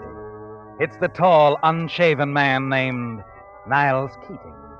There's something familiar about him, a grim, frightening shadow who somehow seems to belong to your past. As you step out of the elevator and hurry out into the street, a gust of cold wind envelops you. You shudder. And then as you cross to the parking lot, you see Niles Keating lounging against the side of the building, watching you with that same odd, cold look. You're gonna need an umbrella. I have my car. A green one? Yes. I had one like that once. Now I walk. Can I drop you off anywhere, Mr. Keating? I remember when you didn't have a car. Oh? We've met before? Not exactly. We, had a mutual friend. A guy you knew before you met the doc. Your name was Kitty James then, wasn't it? Before I was married, yes. Before you had a nice, shiny new car like this one. Yeah, it's real classy. Smooth lines. It's, just the kind of a car for a doll like you, Kitty. You've been drinking, Mr. Keating. Sure. I've been doing it for 5 years. What do you want of me? Maybe we could do a little talking? About what? Well, I could give you a thumbnail sketch of myself as a starter. Niles Keating. Used to be a pretty big name in the business. Good job, nice apartment, nice friends. Know where I live now? No, but I'm Room over a garage. I dug up the wrong story one day, 5 years ago. Reporter shouldn't do that. Wash me up fast. You know what I've been doing since? Really, Mr. Keating? Working. Covering all kinds of stories. None of them ever written up, mind you, but I've been on the job every day. Every day looking for one story that would put me back in the business. I'm sure you'll find it. I have, Kitty. I have found it. That's fine, but I'm not interested. It's about one of those successful people who used to come around to see me. A guy named Tim Brady. Tim Brady? Remember him? No. Oh, cut it out, sweetheart. Cut it out. Come on, let's ease into your little green wagon and go for a ride. Maybe you'll buy me a drink, huh? You pick a place. Okay, I'll pick.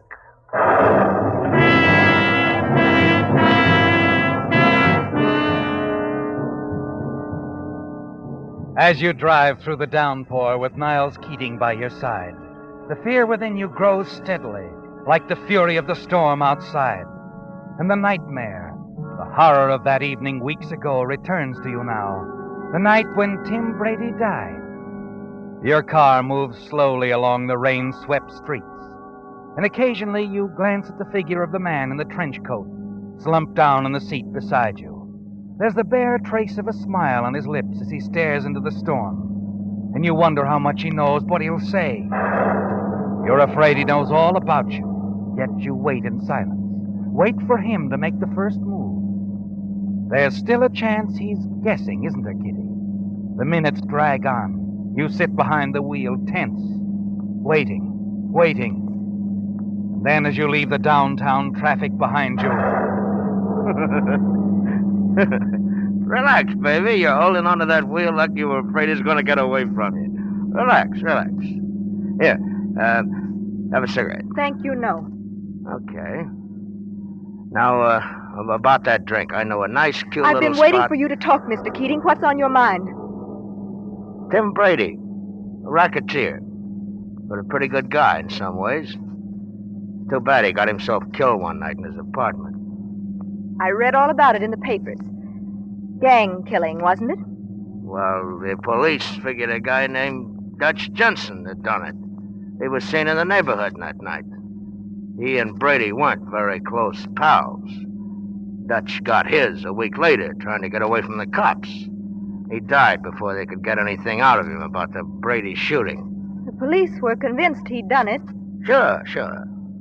So, after Brady's funeral, a kid sister of his back in Duluth asked me to go over to Tim's apartment and close it up, send her Tim's stuff.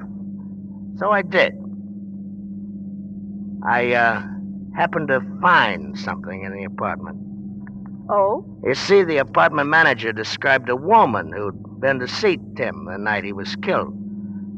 Her description fits yours to a T. Sure, the cops were certain Dutch was the killer, but the newspapers saw another angle. They figured this woman might have been a very close friend of Tim's. Maybe she... Yes, I read about that, too. The papers called her the Mystery Woman. It's corny, but good copy. Never did locate her, though. It would make a great story if somebody could tell them who she was. You, look cold. The storm bother you? What do you know about the Mystery Woman? I can tell them exactly who she is. Who? You? That's stupid. Is it? Who would believe you? You said yourself you can't get a job on any newspaper because... That was then. This is now. You have proof, I suppose? Yeah. A woman's glove. I found it stuffed down between the sofa cushions. Took me quite a while to trace that glove, Kitty. Department stores, cleaning establishments, just like in the movies. That, I suppose, proves I was there that night. Well, I wasn't sure you were. Not until a few minutes ago. But I am now, Kitty. Look, pull over the curb and let me off. I can use the drink even if you can't. Listen to me. I hadn't seen Tim Brady in over 3 years. I only went there that night because I wanted to get some letters I'd written him before I met Rims. Foolish, girlish letters. There was no trouble. He gave them to me. Sure. Pull over, huh? I tell you it's the truth. I don't care why you wanted to see him. The point is you were there. Well, what do you expect to get out of this? A headline that's gonna read, Mystery Woman Found, Doctor's Wife Implicated in Brady Case. Mr. Keating, perhaps we can make some arrangement. Save it. I'm not a blackmailer, Kitty. I'm a newspaper man, and this story will put me back in the league. I've already left a message with Gunther's secretary telling him I have all the proof he needs. In another hour, I'll tell him who the mystery woman is. Please listen to me. You're wasting your time, sweetheart. Dig up some old files on me. You'll find I'm just as bad as you think I am.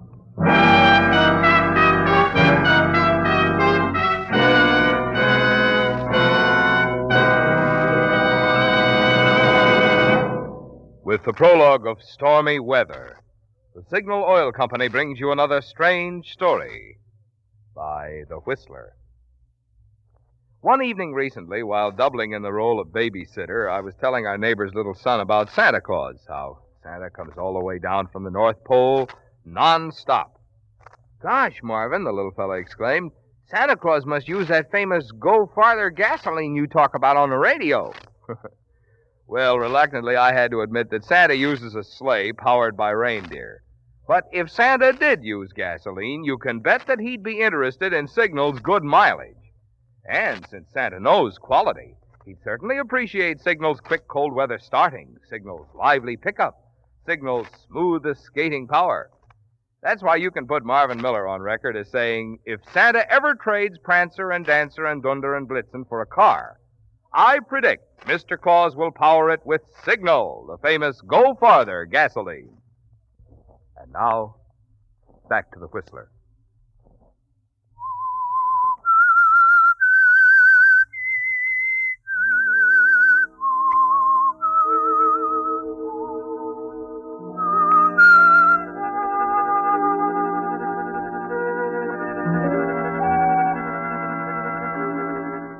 And so the one-time cracked newspaper man, Niles Keating, has stepped into your life, Kitty. And suddenly, everything that was so sure, so certain, has vanished. He knows that you're the much-sought-after mystery woman in the Brady killing. And soon the whole story will appear on the front pages of every newspaper in the country. As you watch him walk away from your car, half stumble along the rain-swept street, you know this means the end of everything you've wanted and worked for. But there's still a chance you can make him stop the story, plead with him. And then as you open your car door, you hear the screech of brakes. Look out! And look up in time to see a car bear down on him.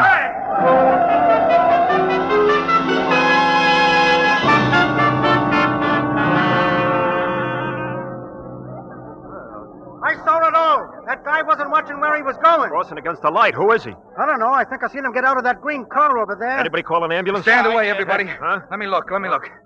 Mister. Hey, this guy's hurt bad. Real bad. Yeah, he sure is. Look at him. He stepped right in front of my car, I tell you. We seen it, Mac. Is he a friend of yours, lady? No. I never saw him before in my life.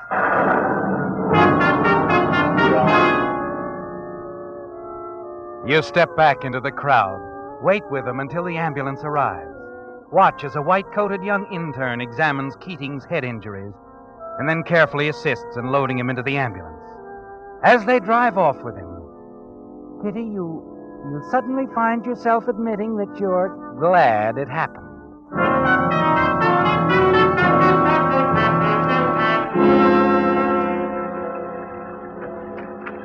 Oh, Miss Gabron. Thought you'd never get home. Goodness, I hope you didn't get soaked. I'm sorry I'm late, Hilda. I was delayed. I was just getting ready to leave you a note, ma'am. You may go now if you wish. Oh, thank you, Miss Gabron. Dinner's all cooked. All you have to do is warm up. Miss Gabron, you feel all right? Yes, of course. You look so pale. I'm just tired, Hilda. Oh, can I fix you something before I go? A cup of hot tea? No, thanks. Sure? I'll be fine. I'll rest until the doctor comes home. You run along now. All right, then. See you in the morning, Miss Gabron. Goodbye, Hilda. Bye.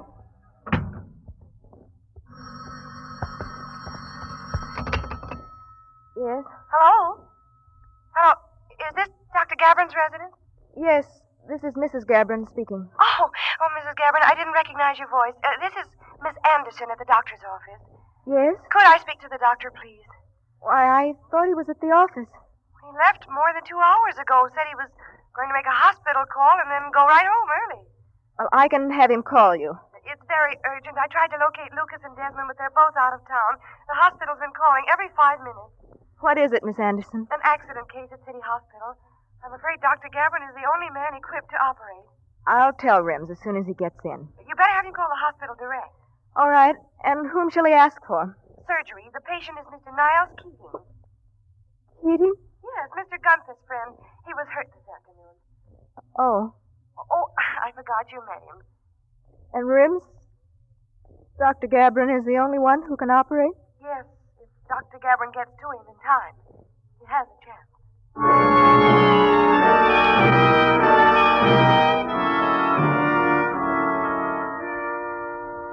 It's almost more than you can bear, isn't it, Kitty? Too much for one day that began so perfectly, only to turn into a wild nightmare of confusion. Your mind spins. The room seems to go in and out of focus until everything goes black before your eyes.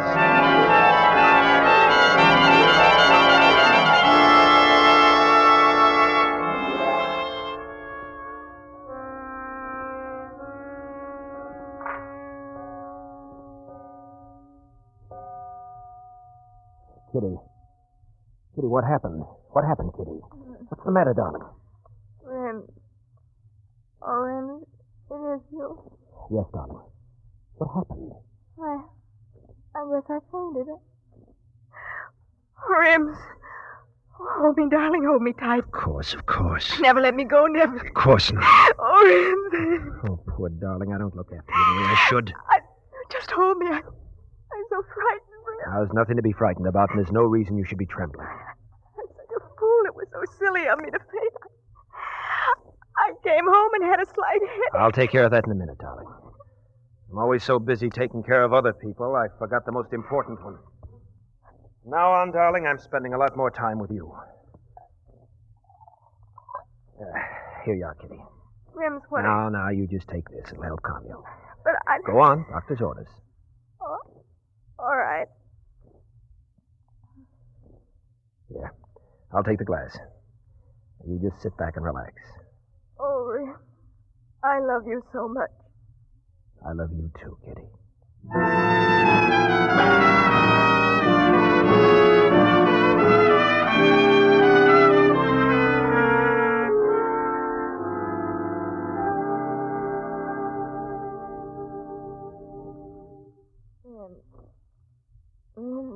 I'm here, darling. You feeling better? I must have fallen asleep. That was a sedative I gave you. You dropped right off. Rims. Kitty, what's the matter? How long have I been asleep? About 2 hours. 2 hours? Now, sit back. Rims, wait. Don't say anything now, honey. Just relax. Like the fire? Oh, yes, it's nice, but I've got... It's going out on us if I don't get some more wood. I'll have to go back to the shed. Be right back. Rims, wait. Seems we have a caller. I'll answer it. No, don't trouble, Kitty. I don't want you to No, move. I feel fine, Rims, really. You get the wood. I'll answer the door. Well, all right. You wait, Kitty, making sure that your husband is outside the house before you go to the door. But as you open it, the dark, heavy figure in the shiny raincoat glances at you accusingly. It's Gunther, the city editor, and you wonder how much he knows. Hello, Mrs. Gabron. Hello. Sorry I didn't answer right away. I was sleeping. Well, this has been quite a night for me. Been running all over town looking for your husband. I phoned here several times, but I kept getting a busy signal. Oh? Is he here? No. Well, guess my trip was for nothing then. Is there anything I can do for you? It's about Keating. Hospital phoned you, I guess. They tell me Dr. Gabron's the only one that can do the job. Yes, that's what Miss Anderson said. Any idea where he could be? No. That seems funny, darn funny. You're very concerned for Mr. Keating? Well, he worked for me once. We never got along, but he's a good newspaper man. That's what he said. When? Oh, I mean, that's what I gathered. Well, Keating came to me a couple of days ago about a story. Said he found the mystery woman, the Brady case, you know. I told him I'd have to have proof, and he said he'd get it. Apparently he did. Then this accident happens. And you haven't got your story? None of it. Well, if the doctor comes in, you'll let him know what's what. Naturally. Keating will die if he isn't operated on soon, Mrs. Gabron. Well, goodbye.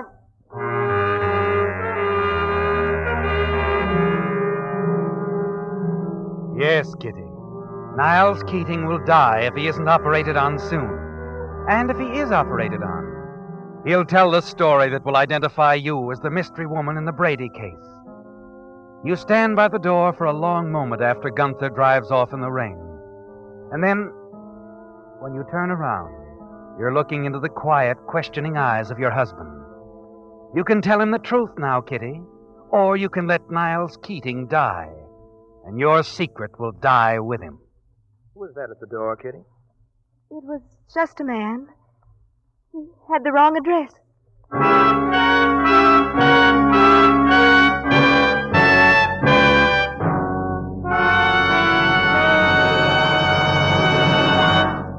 The Whistler will return in just a moment with the strange ending to tonight's story.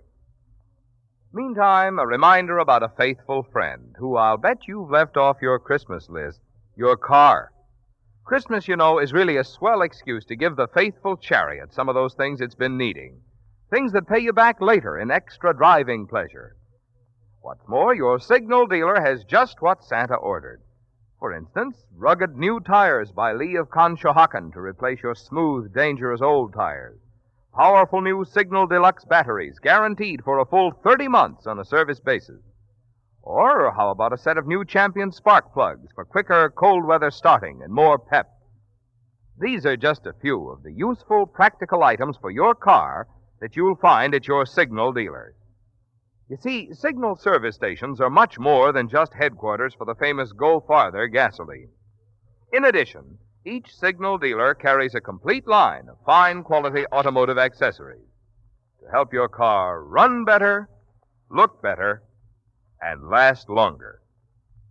And now back to the Whistler.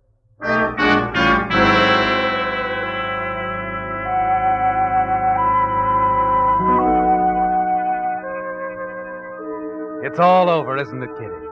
And with the coming of the dawn, calm and clear, you sit alone quietly. You keep telling yourself that you've made the right decision. The hours drag on and you wait. Then a door opens quietly. Footsteps move past, white-clad figures. And suddenly Rims is standing by your side. Come on in, Kitty.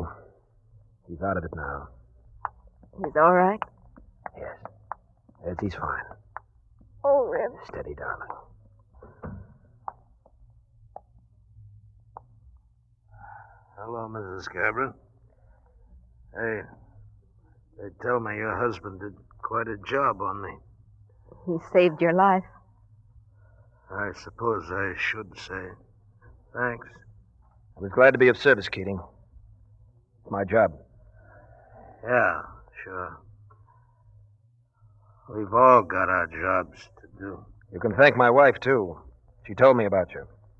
She drove me here in time to operate. I'm still a reporter, Doc. My job is to get news, not censor it. On the way over here, she also told me all about the Brady affair. The story you're going to print. Does that surprise you, Keating? Let's say I didn't expect her to do it, Doc. I've always told Rims everything. Sorry I didn't tell him about Brady long ago. You were innocent? Well, why didn't you?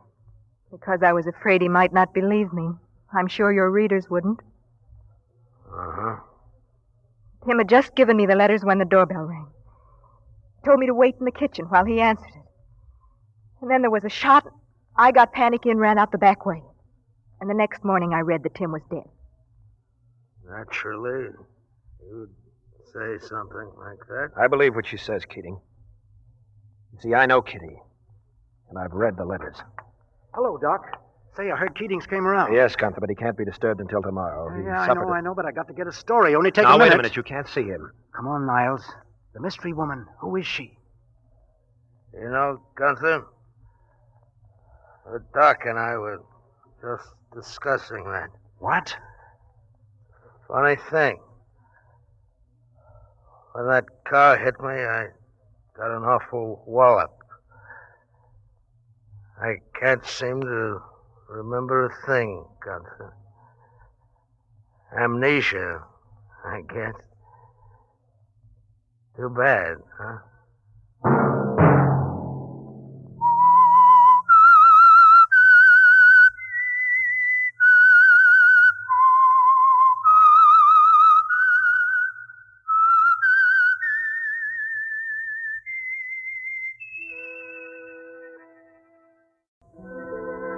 And now the Whistler's strange story. The Hangtree Affair.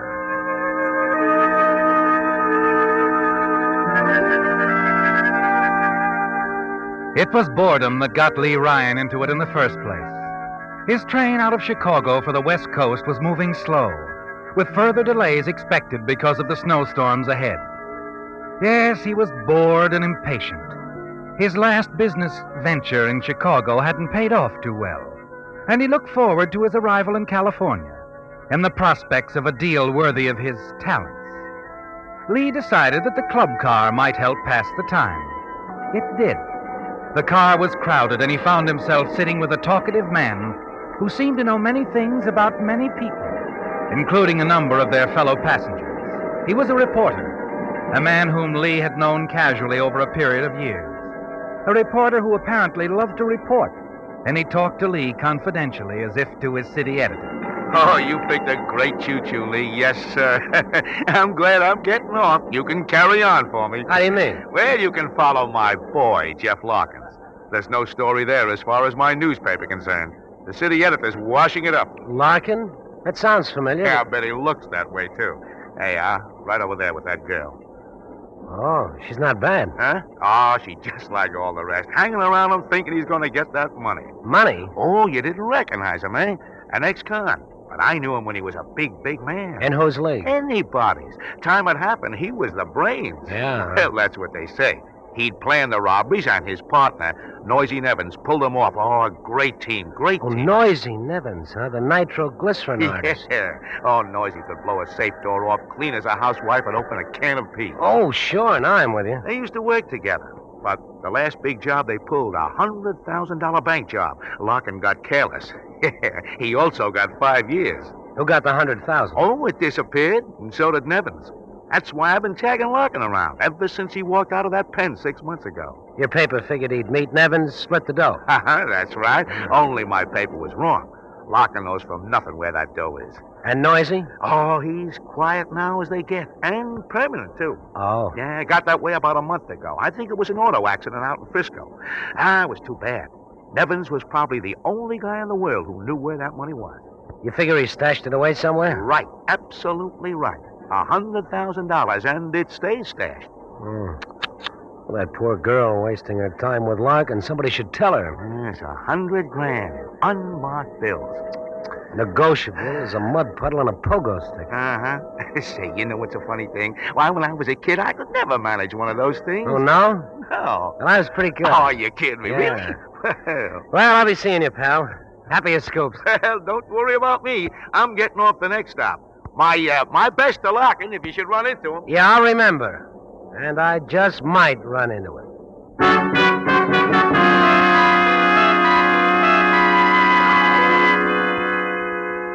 Interesting, isn't it, Lee? A man with $100,000, only he doesn't know where it is. It was hidden away by a partner who's dead now. All very interesting. Yes. And you think about it a lot after you leave your reporter friend in the club car. Wonder if he's right. If that girl really is going to be disappointed. It's hours later that you feel the train grind to a stop. Glance out of your compartment to see that you've pulled onto a siding at a small town station.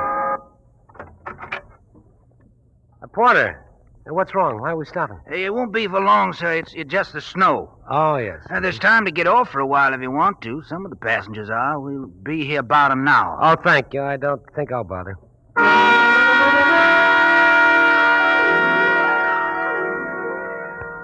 Instead of leaving the train, you walk back to the observation platform. Stand there, looking off toward the few lights of the small, slumbering town of Springdale. You find yourself wondering about Jeff Larkin again and the girl. And then as the train is ready to move on, you see her, approaching alone from the direction of town. It's a chance to speak to her, isn't it, Lee? On impulse, you decide to take it. You start for the boarding platform at the end of the car and reach it as she comes up the steps. Oh. I'm sorry. I didn't mean to. It's all right. Oh, no, you've dropped your purse. Here. Please, never mind. I insist. You bend down quickly, begin to retrieve the articles that have spilled from her purse. One you can't help noticing. It's a picture postcard addressed to Mr. Jeff Larkin. General Delivery, Chicago. Give me that. Give it to me. Why, certainly. Here you are. Sorry, but I'm in a hurry. Thank you very much. Afraid your boyfriend might miss you? My boyfriend? I know what you're talking about. I'm sorry. I just thought you were kind of chummy with a fellow in the club car. You're mistaken. Someone happened to sit with me because the car was crowded. Oh, sure. That's happened to me, too. Forget it. There's nothing to forget. Good night. Night.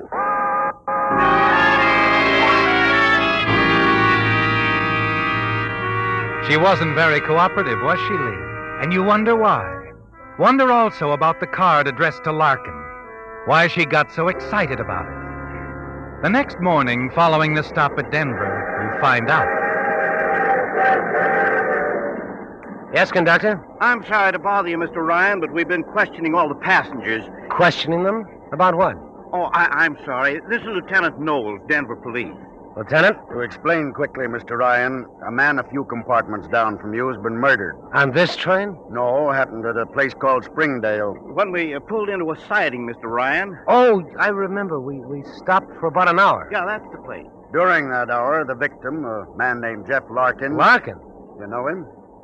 Oh, no, I've heard of him, that's all. I guess a lot of people have. Anyway, Larkin got off the train for some reason and never got back on. His body was found a short time later in an alley at the edge of town. He'd been shot. Poor devil. We've been trying to find someone who got off with him or talked to him just before. No luck so far. But now, the young lady in 29, Miss Clinton, says she spoke to Larkin earlier in the club car. But that's the last she saw of him. Oh, she didn't get off at Springdale? No. She says she stayed in her compartment the whole time. I see. And you, Ryan? Well, I walked back to the observation car. I was there, 20 minutes or so. But you didn't observe anything? Oh, no, I'm sorry, Lieutenant. I didn't observe a thing.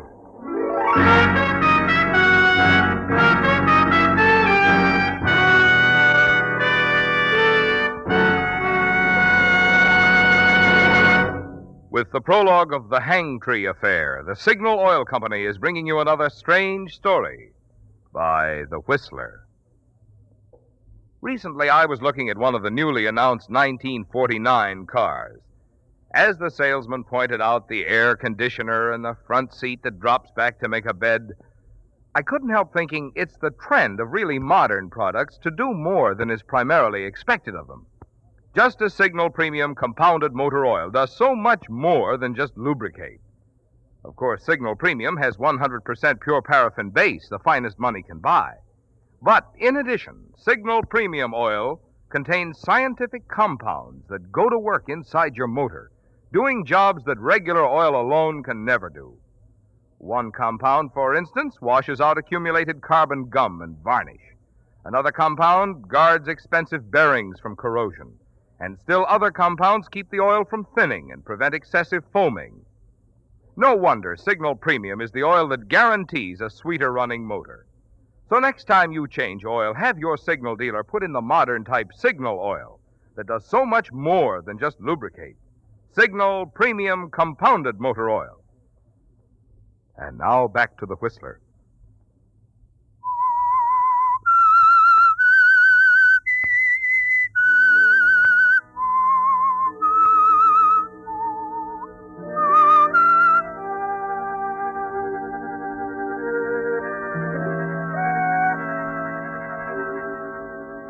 Well, Lee, you don't have to wonder anymore about the girl you saw with Jeff Larkin. It all fits, doesn't it? The reporter's story about that $100,000 hidden away. Larkin's death in a deserted alley back in Springdale. The girl's claim that she didn't see Larkin leave the train. And that she herself didn't get off. You know different, don't you, Lee? And the knowledge gives you absolute confidence when you reach Los Angeles. Check into the same hotel that she does, and then half an hour later call her room. Hello? Hello, Julie. Who is this? Oh, friend of yours, a good friend. We, met on the train. The train? I didn't meet anyone who Well, you met Jeff Larkin, Julie. You got real chummy, like I once said. Oh. Well, you still there, Julie?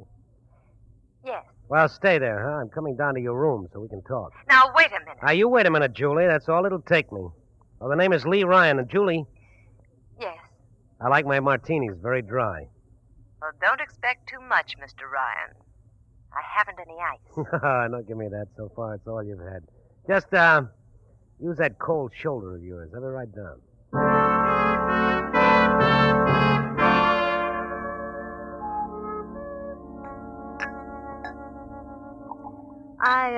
I don't do this for everybody, Mr. Ryan. I don't lie for everybody.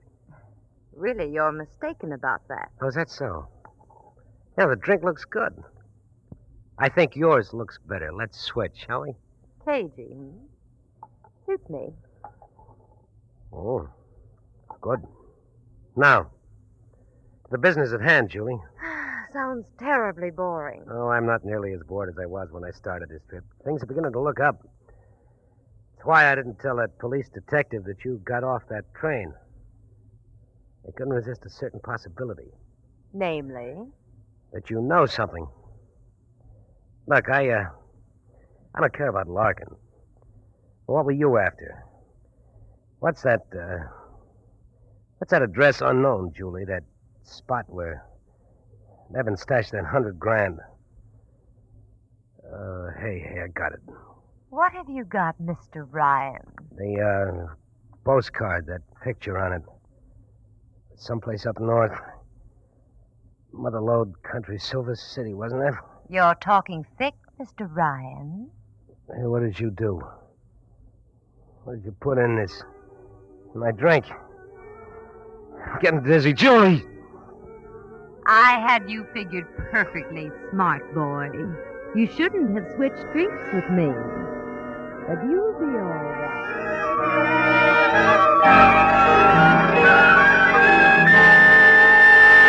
Mr. Ryan? Mr. Ryan, are you all right? Should I get the doctor? No, doctor. I'm okay.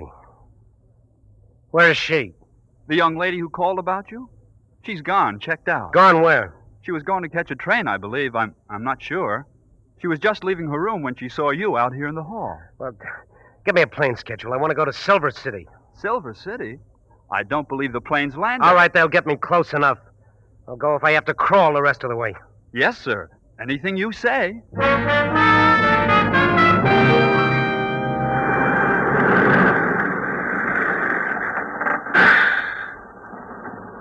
That's as far as the stage goes, mister. Silver City.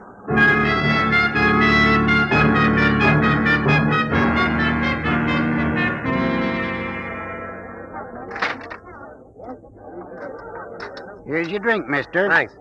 Like I was saying, Silver City's real quiet during the day, but it'll open up round sundown. That's when the boys start drifting in from Hangtree. Oh, say, you was asking me about the stage. There she is, just pulled up in front of the hotel. You wouldn't be waiting for that little lady with the suitcase just got off, would you? I sure would, Pop. Classy. Oh, here's your change. I gave you some silver in case you want to play the slot machine. Oh, there's no need to. I just hit the jackpot.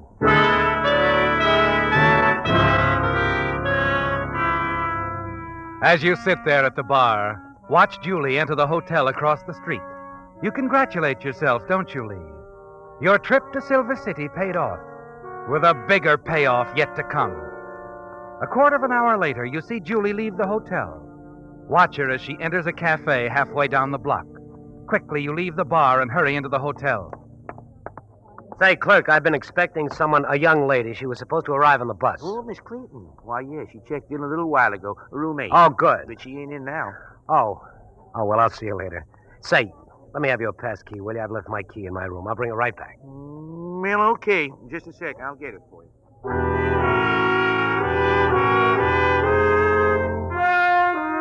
Moments later, you slip into Julie's room. Quickly, you go through her suitcase and pocket the gun.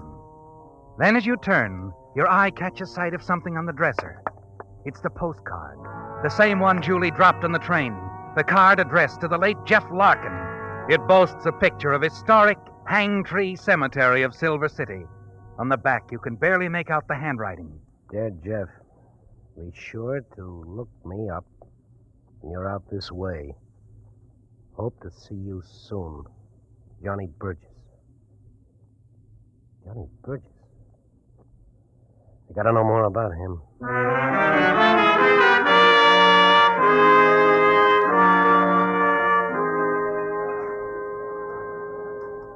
Burgess? Yeah. Well, how do you like that?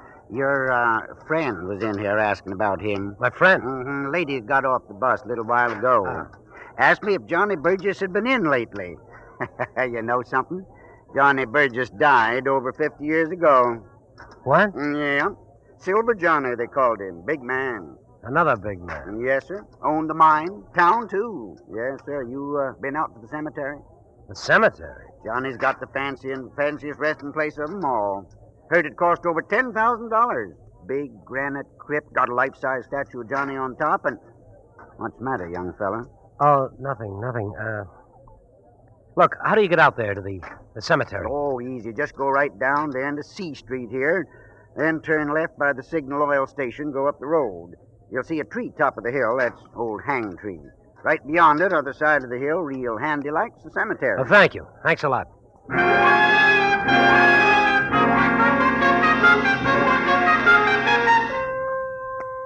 You're out of breath when you finally reach the old cemetery. As you start down the hill, you notice a handful of people moving about the tombstones. Tourists, Lee. Yes, they're all about you, peering at the time-worn inscriptions on the tombstones, taking snapshots. Then you notice someone else. Yes, there she is, standing before a massive vault, staring at the statue on top of it. Quite a gent, wasn't he, Julie? What? Don't look so surprised, baby. Oh. What are you doing here? I'm writing a book on the Old West. Now, what are you doing here? You won't believe this. I'll try. I'm writing a book, too. About Johnny Burgess? That's right. Yeah, remarkable character, Burgess. I understand that broken-down pile of rocks there, that crypt, cost $10,000. I must make a note of it. Doesn't look much like anything now, does it? Overrun with the weeds and all. That lock on the door doesn't look very good to me, does it to you? I'm not an expert on locks. You know, from here it looks like it could be forced with a marshmallow. I wonder what's inside. That is, besides Johnny Burgess, I mean. I wouldn't have the faintest idea. Look, baby, our tourist friends are going to be parked here all afternoon, if I'm not mistaken, so why don't we go back to town? Talk. About the romantic old West and all? No, about this. This postcard. And Johnny Burgess' crypt. Where'd you get that postcard? I happened to wander into your room. It was quite accidental, really. I was looking for the elevator. May I have it, please? Well, sure. Now, let's go back to town, find some place nice and private. Your room at the hotel will do.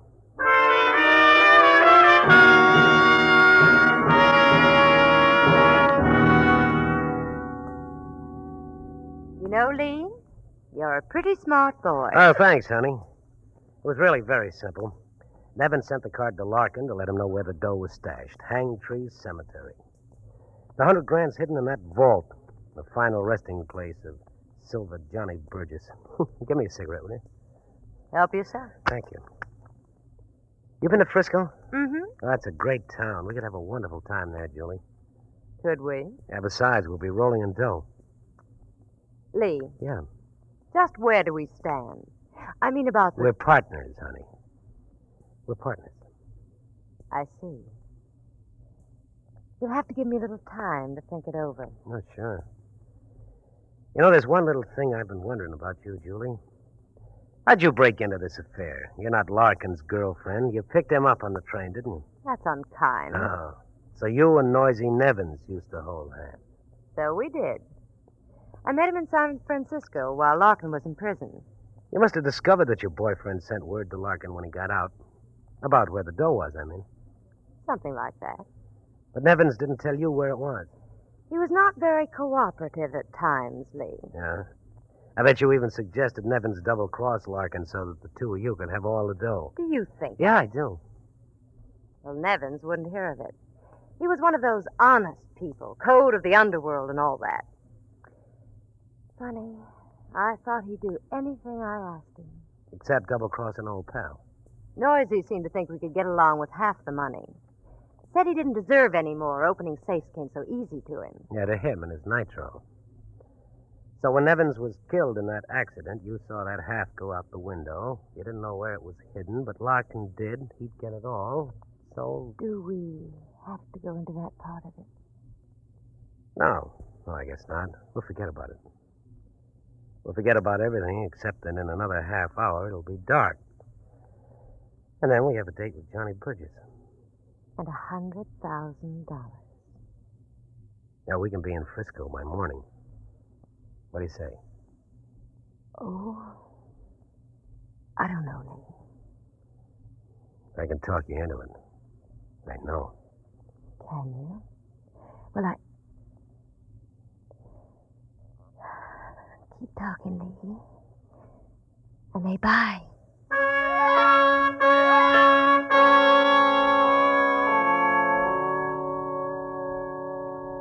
A half hour later, as you step out into the street, you suddenly discover that Silver City has come alive. The main street is swarming with men from the mine. As you walk past the saloons, the cafes, and stores, you can hear the shouts, the laughter, jukeboxes, and player pianos. You walk to the edge of town, stop, and stare at the hill beyond. Hangtree silhouetted against the sky. For a long while you stand there, trying to make up your mind about Julie. After all, Lee, she killed once. At last you turn and hurry back along the crowded street. In one of the saloons, you get the information that you want. What's that again, mister? The bus. What time? Oh, yeah. There's one due there in, let me see, about another half hour. Thanks. You can catch it over there. Yeah, I know. Now say, is there a phone in here? Yeah, right back there, end of the bar. Thanks.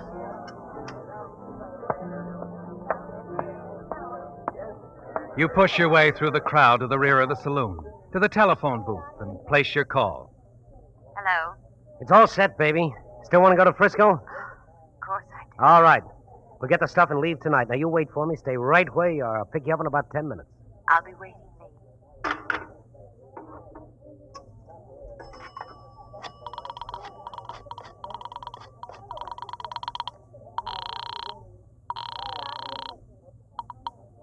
Sheriff's office. McQuinn speaking. Look, Sheriff, you can check on this later, but an ex-con named Larkin was murdered in Springdale 5 days ago. Wait a minute. Who is You'll it? find the murder gun at the Elmira Hotel in room 8. It's under a seat cushion, a chair by the window. You'll also find the dame there who pulled the trigger. Now, hold on here. Who is this? Hello? Hello? Who? Bye-bye, baby. I'm going to miss you in Frisco.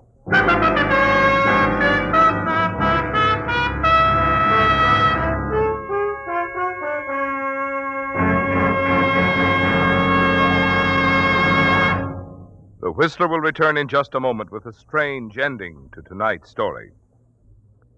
Meantime, since there are only 5 shopping days till Christmas, I have a brilliant last-minute idea. I hope there are no little boys listening, because what I want to suggest is that there is no finer present than a switch for that forgotten name on your gift list. The forgotten name I'm referring to is your car, and the switch I'm suggesting is a switch to Signal. You know that Signal gasoline must have something. For Signal to have grown so in popularity from a mere handful of stations in Southern California to almost 2,000 Signal dealers, serving 6 western states from Canada to Mexico. Of course, I don't have to tell you that Signal is famous as the Go Farther gasoline. But even more important to you is the extra driving pleasure you enjoy, thanks to the extra efficiency today's Signal coaxes from your motor. So if you want your gas pedal to keep that Christmas morning thrill year-round, remember Marvin Miller's suggestion.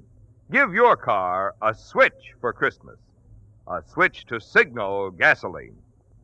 And now back to the Whistler.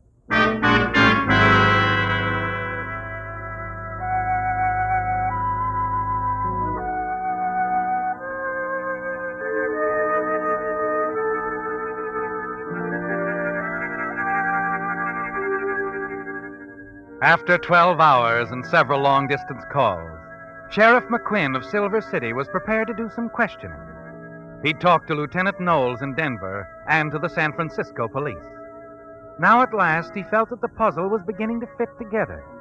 All that remained was to walk through the quiet early morning gloom to the cell occupied by his angry, impatient prisoner. It's about time you're talking to me. What's it all about? You can't hold me here like this. Now, just take it easy, lady. I can, and I'm doing it. But I haven't... Sit down. I've been making some phone calls. Picked up lots of things about you. What of it? In San Francisco, they tell me you used to run around with noisy Nevins. So? So, that's very interesting. Add it to the gun you were carrying around, and it could spell a murder in Springdale. You'll have to prove that. Lieutenant Knowles thinks he can. The caliber of the gun, you know, ballistics, and then the motive. All that money. I don't know anything about it. Sure, you don't know a thing. Why don't you ask Lee Ryan? We don't have to, lady. We're satisfied with what happened to him last night was Nevin's work. Just like a hand from the grave. A double-crossing hand. What do you mean? Out at the cemetery, when your friend Ryan tried breaking into Silver Johnny's last resting place. Yeah.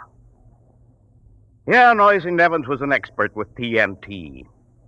He wasn't planning to share that dough with anybody. He set a booby trap to kill his old pal Larkin. But Ryan got it instead.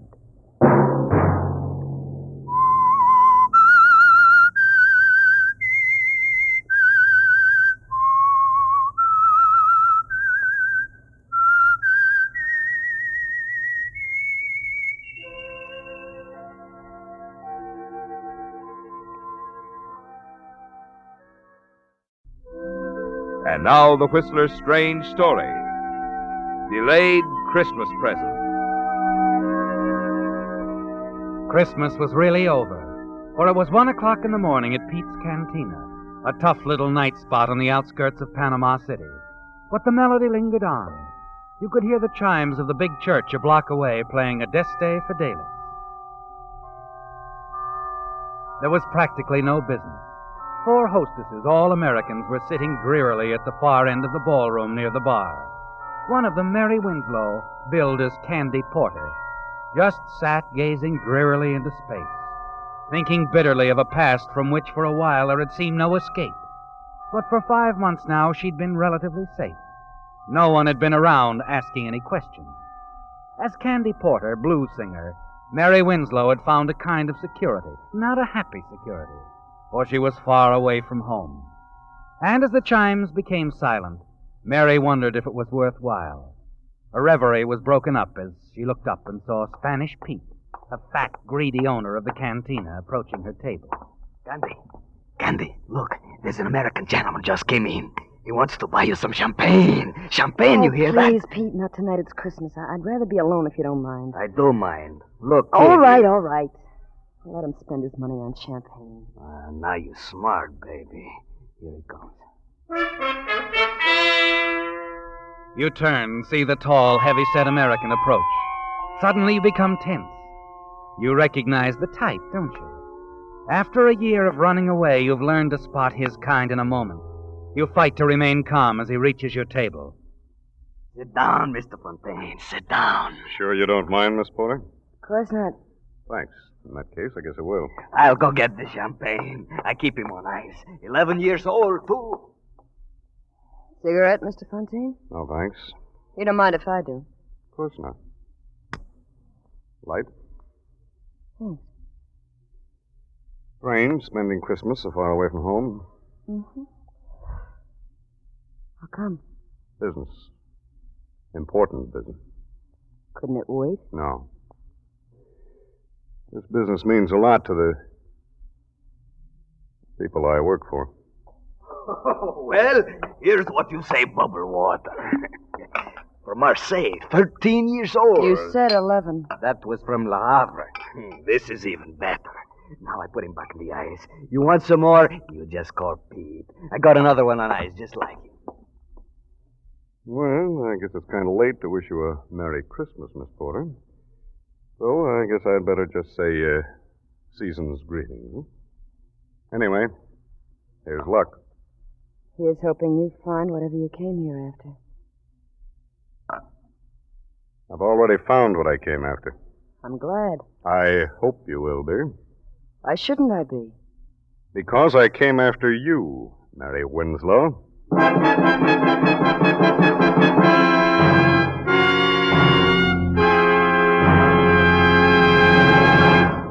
With the prologue of Delayed Christmas Present, the Signal Oil Company brings you another strange story by The Whistler. But now, since this is Christmas weekend, I want to thank you for inviting us of the Whistler cast into your home on this special occasion. During the 6 consecutive years that the Whistler has been broadcast by Signal Oil Company, many of us have had the pleasure of celebrating Christmas with many of you a number of times. And believe me, we feel it a real honor that you consider us a part of your entertainment family. Tonight, on behalf of Signal Oil Company and the independent signal dealers who serve the states of California, Oregon, Washington, Idaho, Nevada, and Arizona, I want to say we hope that your Christmas has been a merry one. May your new year be filled with peace, prosperity, and the good health with which to enjoy these blessings. And now back to the Whistler.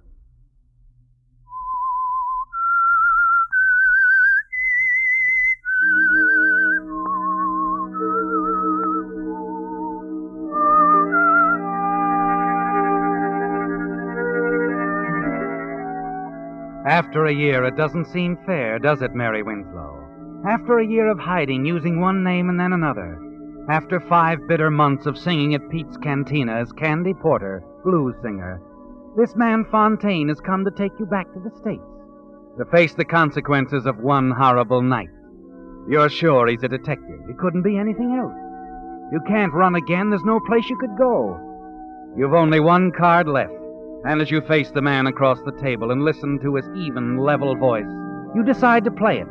If you play it carefully, it might be an ace. I think you know why I'm here.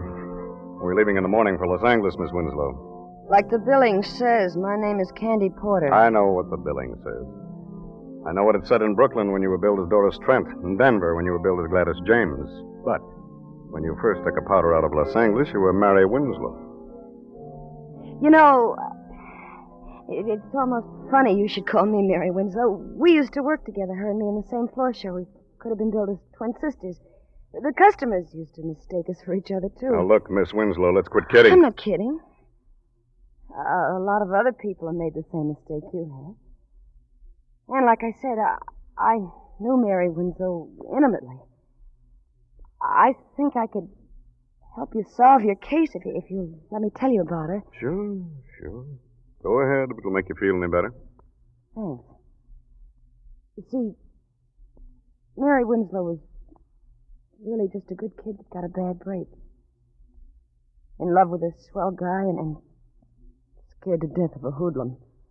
She told me all about it. It's quite a story. I'll bet it is.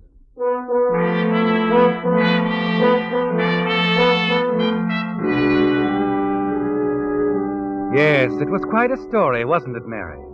And it all began a year ago Christmas Eve at the Christmas party given by your employers in the pink room of the Swank Wilchester Hotel. You really enjoyed yourself that night, didn't you? And you were quite the hit of the evening. You sang 3 numbers and went over big. Your fellow workers didn't know your many talents. Everyone told you what a fine singer you were.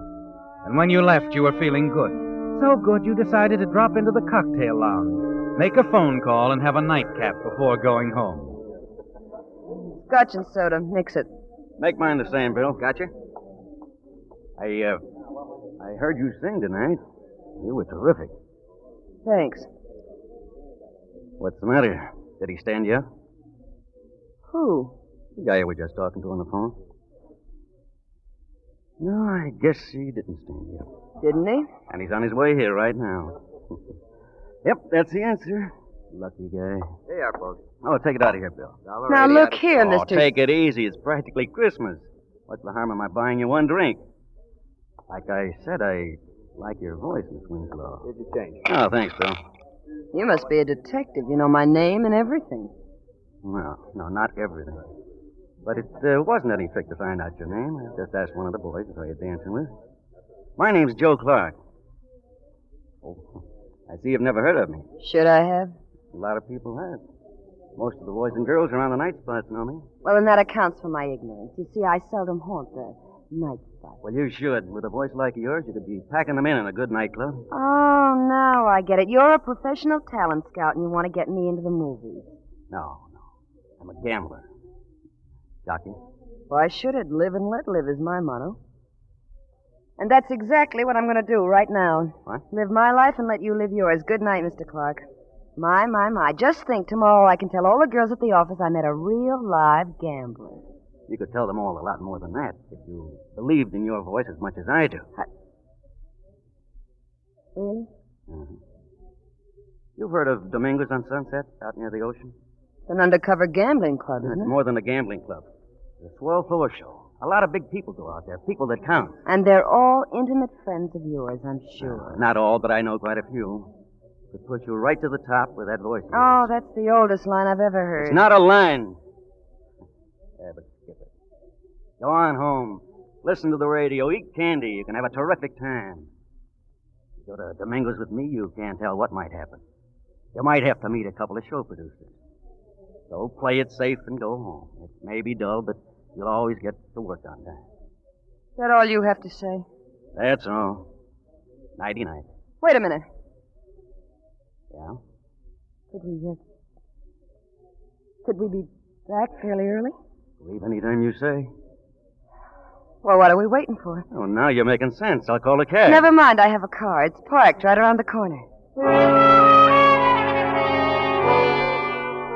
Clark used just the right approach, didn't he, Mary? You realize you're being a fool. But as the hours pass, you tell yourself your fears are groundless. Joe treats you with perfect courtesy. You watch the gambling for a while, then proceed to the silver room and enjoy the floor show. Afterward, you have a little food and watch the dancers.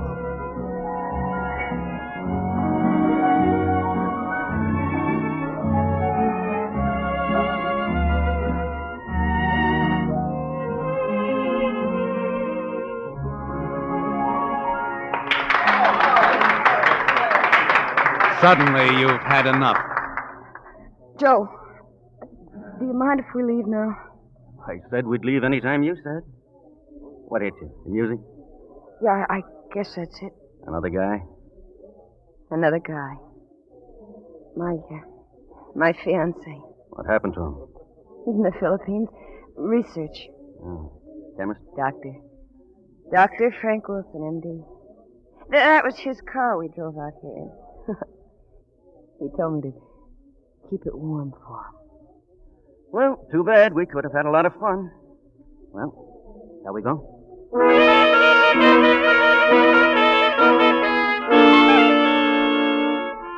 Was it just the song, Mary? Or was it that uneasy feeling you have about Joe that made you want to leave so suddenly?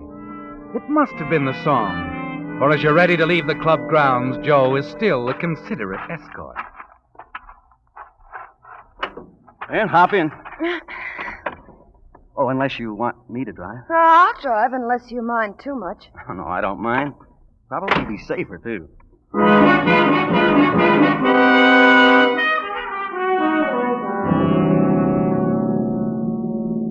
For several miles, Joe says little, seems preoccupied, and you feel relieved when he breaks his rather strange silence. Oh, say, Mary, would you mind stopping for a minute at drive-in? All of a sudden, I'm having an awful headache. Maybe I can get some aspirin. I doubt it, but we'll give it a try. You can keep the motor running while I'm gone. I'll only be gone a few seconds. Okay.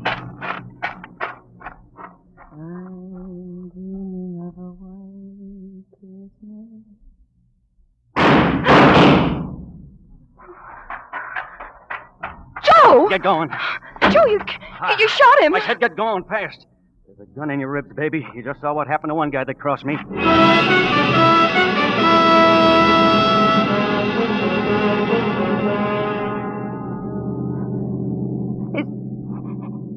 Is he dead? I don't know. Oh, you. Oh, why was I such a fool? Turn right at the next corner. Car's been tailing us for the last 5 minutes. I'm glad. I hope it's a prowl car. It'd save me the trouble of phoning the police.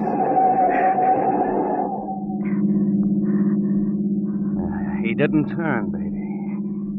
You shouldn't have said what you did about phoning the cops. You better pull over and park. We got a couple of things to talk over. I said pull over!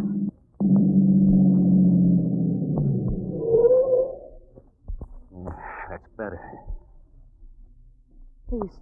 Please, Joe, don't kill me. I know you can do it easy, but I'll never talk about tonight. That's the way you feel now. An hour from now, you'll feel Oh, no, different. I won't. On my word of honor.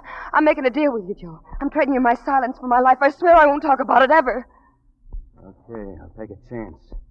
You drove the getaway car, so we're partners now anyway. We're going to have a lot of fun together, you and me. Now, how about dropping me off at my place? Tell me where to go. I live about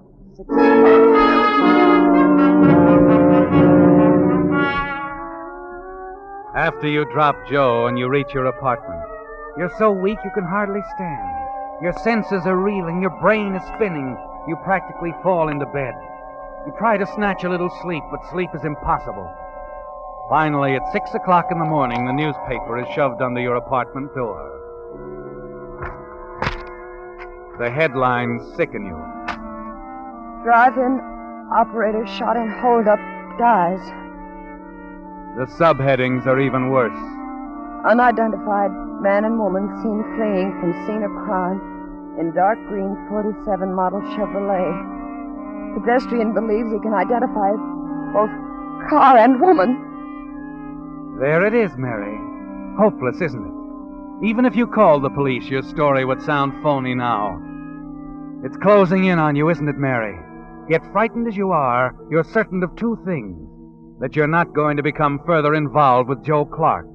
And you won't allow any unfavorable publicity to fall on your absent fiancé, Dr. Frank Wilson. You were foolish to risk a life of happiness with him, weren't you? For a few moments of excitement with a gambler, a murderer like Joe Clark. But you decide there's only one thing you can do, Mary. Leave town, disappear, and never see Clark again. You dress hurriedly, packing only a few belongings, and then spend Christmas Day and night at the home of a girlfriend. The next morning, you're on an eastbound plane. 3 months later, you're singing in the Golden Lion, a prosperous little nightclub in Brooklyn, New York, where you become a featured performer under the name of Doris Trent. You're a great success under your new name. And then one night you have a visitor. You're sure it's Mr. Vern Shields, London musical comedy producer. Come in. Well, what do you know? Long time no see, Miss Trent. Doris Trent, it says on the program. All right, Joe. Now that you've found me, what's on your mind? You double-crossed me, baby. You're crazy. That's why I left town, so I wouldn't have to talk to anybody. But you could still write, couldn't you? I don't get you. That anonymous note to the police, written just after you left, telling all about that driving job. Gave the exact time, my name, where I lived, what I had on, everything. But not a word about the girl with me. Funny, huh? You're the only one that knew all of that, baby. Oh, no, Joe, you're wrong. Believe me, I didn't write any note. Couldn't have been anyone else. 2 days after you left, they picked me up for questions. Anybody could have written a note like that. Well, one of your enemies might have wanted you out of circulation and tried to frame you. Yeah, maybe, but I doubt it. Joe, I didn't write it. I've kept my bargain with you 100%. There's one way you can convince me. How? Marry me tonight. Marry you? Yeah. That way I'll be sure of you. Wives don't testify against their husbands. Besides, I'll know what you're doing all the time. Oh, Joe, I gotta go to my show. Let's talk this over in the morning. Tonight or else. You can run up to Connecticut. But go ahead, do your show. If you've got any ideas about calling in the cops, don't forget, you drove the getaway car. And in case anything serious should happen to me, there's a written confession in my pocket telling exactly how you helped me pull the job. How we used your boyfriend's car. How you kept the motor running waiting for me. Your doctor would love reading about that, wouldn't he? No. No, he wouldn't. Then don't get funny. Go ahead and on to your show. I'll wait for you here.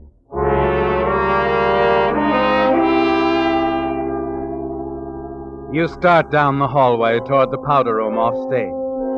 Suddenly you realize what a fool you've been. But you're not going to keep on being a fool, are you, Mary? Not with that wall telephone just 5 steps ahead of you. Operator. Oh, operator. Get me police headquarters. Better quick. hang up quick, babe, and I mean quick. You should have looked around before you called. I had a hunch you'd try to double-cross me. Now I know for sure who wrote that note to the cops. Oh, I didn't, Joe, You honest. just tried to call him, didn't you? All of a sudden, I've lost interest in getting married. We're just going for a little ride. Come on, babe, start walking. No, Joe. I'm not moving a foot, not an inch. If I have to be shot, I'll take it right here. Let go of my arm. Hey, what's going on here? Something wrong, Doris? This guy bothering you? Yes, he is. He wants to date me. Tell him to leave, will you, Eddie? Maybe I'd better take him into the office and call the cops. No, thanks, Eddie. There's no need for that. He's just another wolf. Tell him to leave. That's good enough. You heard what the lady said, Bud. Start traveling. Okay, chum. Anything you say. I'll see the lady later. We parked right across the street. You should have let me call the cops. I would have if he hadn't had you covered with his gun. Oh? Thanks, kid. Eddie, I gotta get out of town fast. After what you just did for me, that's a cinch. Grab some clothes while I phone my wife I'm bringing you home. We'll go out the rear entrance. My car's on the lot next door. Tomorrow I'll call a friend of mine in Denver. He'll put you to work right away. You better change your name, though. That'll be easy. I'm getting used to it.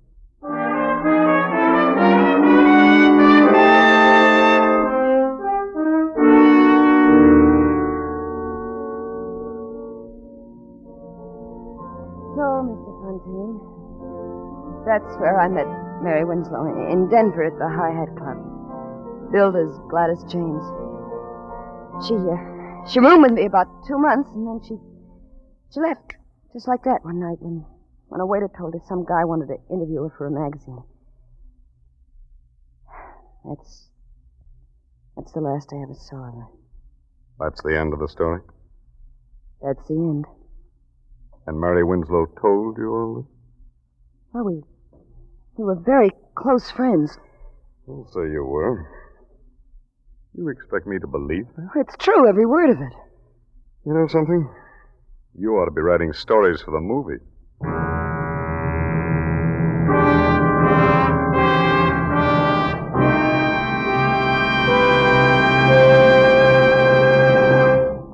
The Whistler will return in just a moment with a strange ending to tonight's story. Now that Christmas shopping is out of the way for another year, most of us are figuring ways to get our badly stretched budgets back into shape, which makes now a mighty appropriate time to talk about Signal, the famous Go Farther gasoline. Mileage, of course, is only one of the reasons that folks who insist on getting the most from each gasoline dollar choose Signal. In addition, they like the superior performance that goes hand in hand with mileage. You see, the only way today's Signal gasoline can give you such good mileage is by helping your motor run more efficiently. And when your motor runs more efficiently, you also enjoy quicker starting, faster pickup, smoother power, the things that make driving more pleasure. So, among your resolutions for the new year, how about resolving to put Signal gasoline to the test in your car? See for yourself why drivers who insist on quality, as well as those with an eye for economy, are both switching to Signal, the famous Go Farther gasoline. And now back to the Whistler. Well, Mary, it looks as though you've lost, doesn't it? That your one card wasn't enough. The man across the table, the man you're sure is a detective, who has come to take you back to Los Angeles to stand trial for a holdup and murder you had nothing to do with, doesn't believe you, does he? And the jury in Los Angeles won't believe you either. Yes, Mary, it looks as though you've lost, but you're going to play the game to the end anyway. And as the piano player across the floor plays the tune he's played 1,000 times in the last 2 weeks, you quietly watch Fontaine and await his next word. How long did you say you've been here? I didn't say. I got here about 5 months ago. Like it here? No. What I figured. Look, Miss... Cigarette? Yeah, thanks. Right. Mm-hmm.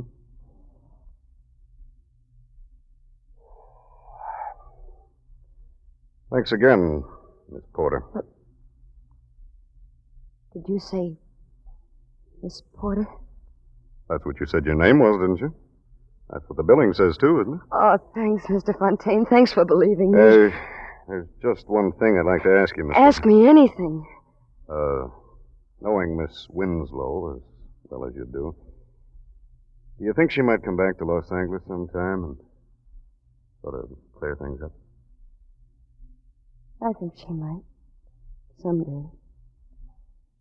You see, A girl like Mary Winslow gets to feel kind of soiled after working around in joints like this.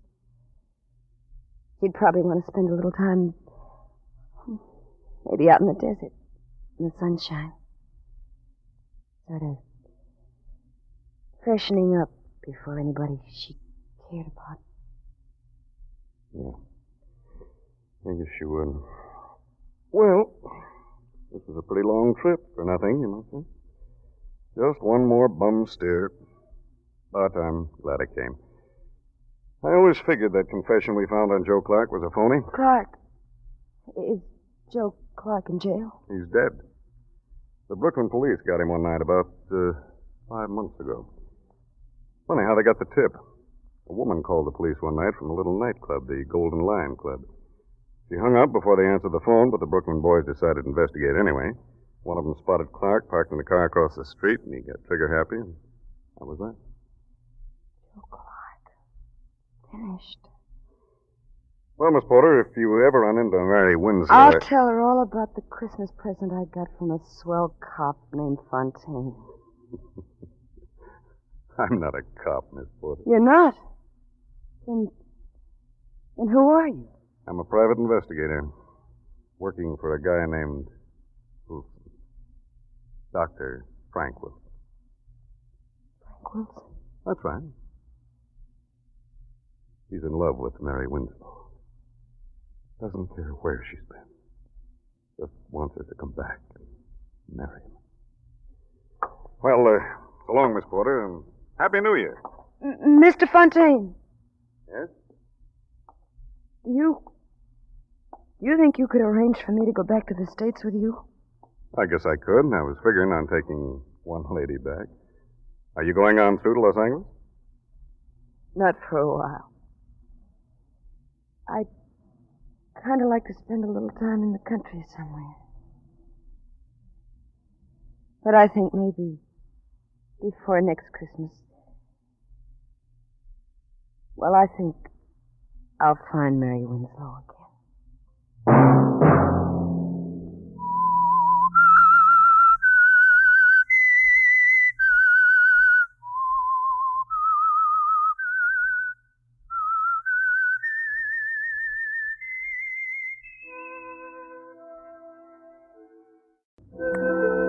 And now the Whistler's strange story. Man on the Roof. Eddie Welch was a young man who enjoyed his work. Yes, he loved every moment of it, as he sat before the microphone in the booth high on the roof of Crandall's department store, his voice booming out over the public address system, directing the attendants, the movement of the automobiles in the parking area below. 2 spaces in aisle 4, 1 in aisle 5. Aisle 6 is full. 3 spaces in aisle 7, 4 against the wall. Number 1, keep the driveway clear. Clear the driveway. Yes, it pleased Eddie to run the lot from his lofty perch on the roof of the department store. Pleased him to see the movement of the traffic below respond instantly to the sound of his voice. But though he liked it here on the roof, Eddie had made up his mind a long time ago he'd leave this job when the right opportunity came along, something worthy of his talents. He wasn't quite certain just what it would be, a break, a lucky chance, but it would come sooner or later. So Eddie Welch waited, and that break finally came late one afternoon. Aisle 1, 2, 4, 6, and 8, full. 2 spaces in aisle 3, 1 in aisle 5, 4 in aisle 7, 1 against the wall. Plenty of room in the overflow. Hello. All right if I come in? Well. Sure, come in. I haven't seen you around the store before. I'm new. The latest addition to the glassware department. Well, I ought to get around more. If you'll stop leering at me for just a moment, I have a message from Garcia. Peggy Garcia, that is. Peggy? Oh, yeah. It's about a date tonight. Something came up, said to tell you she can't make it. Can't, huh? Well, I didn't really think she would anyway. So, I'm a free man tonight. That is, unless you... Oh, hold it. You get ideas fast. Anything wrong in my asking you for a date? Oh, I might be booked for the evening. Okay. Suppose I stop by Glassware, say closing time, and check with you. Well, what about Peggy? Won't she be... She has no strings on little Eddie. No strings at all. Besides, baby, she's engaged. Didn't you know? Oh, I see. Check with you later. Check with me later.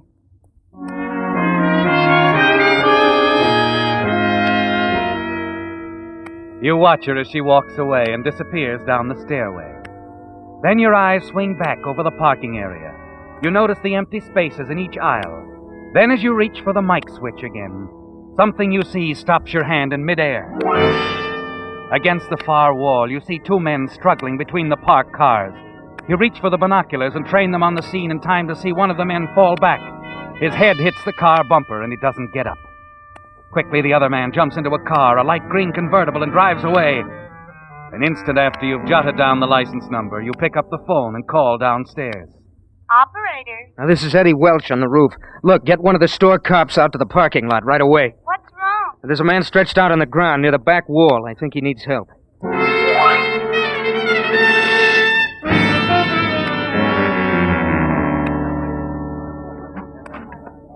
Hey, gorgeous. I understand the big wheel wants to see me. Well, if it isn't the Romeo of the rooftop. Yes, Mr. Crandall wants to see you, Eddie. Hey, how about doing the town Saturday night? Huh, sweetheart? Sorry. I'll be at the wrestling matches. Junior. You think you'll win? Well, why don't you drop dead, huh? See you later. Oh, come in, Eddie. Come in. Eddie, this is Lieutenant Davis, Police Department. Hiya, Lieutenant. Hello, Eddie. The lieutenant has been questioning the boys on the lot about that unfortunate accident this afternoon. Oh, yes. Say, how did the fella make out? Are you okay? He's dead. Dead? That's too bad. Uh-huh. He was one of our boys. A city cop? That's right. I understand you were the one who first reported the accident. Yeah, I was on the roof. I'd say you were in a good position to see what happened, huh? Uh-huh. Only I didn't see anything. I just happened to notice the guy on the ground. As to what happened before that, I wouldn't know, Lieutenant. I wouldn't know. It hit you suddenly, didn't it, Eddie? And then you decided to lie to the police lieutenant. You were about to reach into your pocket, pull out the slip of paper with the license number of the car on it, and place it on Mr. Crandall's desk. He would have been proud of such efficiency, and certainly you would have been rewarded. Mr. Crandall was always eager to help bright, alert employees along. Yes, that could have been your opportunity, Eddie, the break you've been waiting for. But suddenly another opportunity presented itself, a golden opportunity, and that bit of paper bearing the license number of the killer's car stayed in your pocket. So you didn't see anything. Is that right, Eddie? No, not a thing, Lieutenant. Funny. Very funny. From the roof, I'd say The parking area takes in a lot of territory, Lieutenant. I only have 2 eyes. Sure. Okay, Eddie. That's all.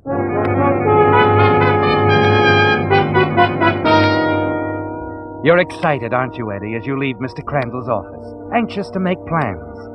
You tell yourself you've got to move cautiously. Think it all over very carefully. Your first problem is to contact the driver of that new, expensive-looking green convertible. You think about it for a long time, and it's still on your mind the following day during your lunch hour as you walk across the parking lot with Joan, the girl you met on the roof. Eddie, what are those fellas doing? Huh? Over there. They seem to be taking down license numbers. Oh, that's right. You're new here.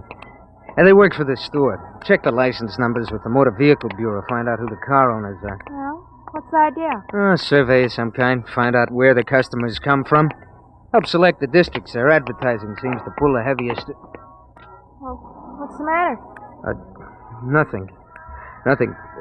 Look, Joan, why don't you run on ahead? I want to talk to one of the boys. Okay. See you later. Thanks for the lunch. Hi, guys. Oh, hello, Eddie. How's the boy? Fine, fine. Hey, look, do me a favor, huh? I got a license number I'd like to slip into that list. Check it for me? Oh? That's, well, there's a babe who comes in here regularly. I got to talking to her a couple of times. Very friendly type and very cute. Oh, I get it. She's kind of coy, too. Won't give you her name or phone number, but she does have a car, and cars have license plates. I got it. Yeah. Sure, I'll be glad to help you out, Eddie. I'll let you know in a day or so. Swell. Hey, with the right sort of break, does this deal show much promise? Who knows, Gus? It might be what I've been waiting for. All my life.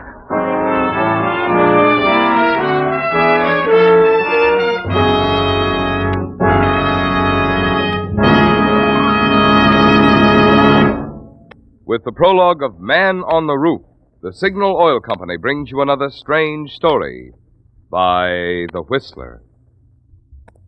Since last week's Whistler, you know, your car has aged a whole year. Yes, even those shiny 1948s are now technically last year's models. But after all, the important thing is not the year your car was made, but rather the care it receives. That's why, if you want your car's performance to stay young, it's so important for it to receive the more thorough, more conscientious service that cars get at independently operated Signal service stations. For example, when a Signal dealer lubricates your car, he checks against the official factory chart that shows exactly which of Signal's 9 specialized lubricants each part should have for long, trouble-free service. Then, just to make double sure not a single part has been missed, your Signal dealer checks the whole job again, which explains why we call it Signal double-check lubrication. This is typical of the many little extras you enjoy at Signal service stations. Because Signal dealers, being in business for themselves, have more reason to want to keep your business. And now, back to the Whistler.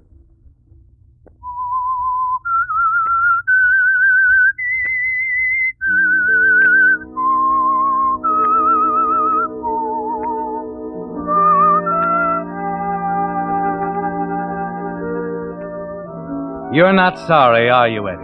Not sorry about the sudden decision you made in Mr. Crandall's office when you told the police lieutenant you knew nothing about the unfortunate accident that occurred on the parking lot the day the city detective was killed. You didn't tell him that you saw the struggle of the two men between the parked cars, saw the killer ride away in a green convertible, that you had jotted down the license number of the car. No. You have other plans, haven't you, Eddie? Big plans. Then, 2 nights later, as you leave Crandall's department store, you run into your friend Gus. Hi, Eddie. I checked that dame's license number for you. Oh, did you? Swell. Yeah, the car's registered to a guy named Merrick. Alton Merrick. Maybe her boyfriend, huh? Too bad, Eddie. He could be your old man, Gus. Oh, sure. Who knows? Anyway, that's who the car belongs to. Alton Merrick. It's 100 Weatherby Place. Yeah. It's a nice neighborhood. Uh-huh. Thanks, Gus. You've been grand, boy. Just grand.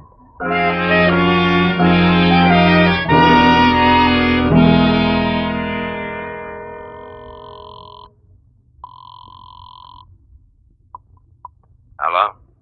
Mr. Merrick? Alton Merrick? Yes. Who's this? The name isn't important.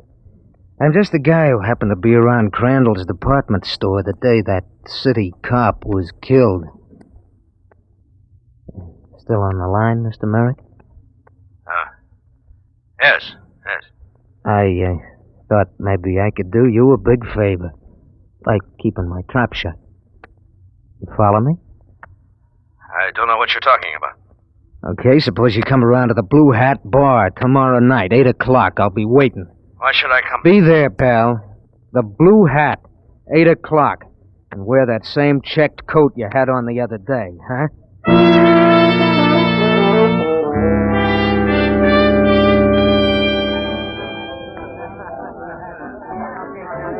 isn't he wonderful, Eddie? Huh? The piano player. Oh, he's terrific. Ah, yeah. I like this place, Eddie. The Blue Hat Bar. You know something, baby? From the day you walked into my life, things started to break right for little Eddie. Yeah, What is it, Eddie? Nothing. See someone you know? No, nobody. This seat taken. No, it isn't. Here, I'll take my hat. Thanks. Oh, bartender. Come on, let's go, baby. We're leaving already, Eddie? Yeah, I've seen all I wanted with this place. Come on, let's breeze. Okay. Eddie, did you see the coat he was wearing? What? The man who sat down next to you wearing that check coat. Oh, yeah, loud, wasn't it? It shrieked.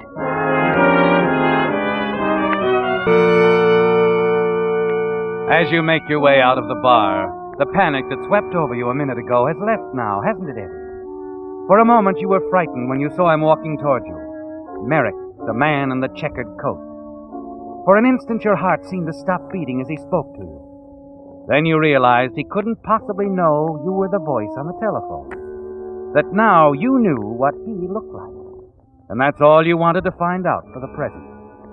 As you take Joan back to her home, his face flashes before your mind, a cold, hard, brooding face, square jaw, dark, heavy eyebrows. A cruel face, isn't it, Eddie? And you realize you're going to have to be extremely careful dealing with this man, Merrick.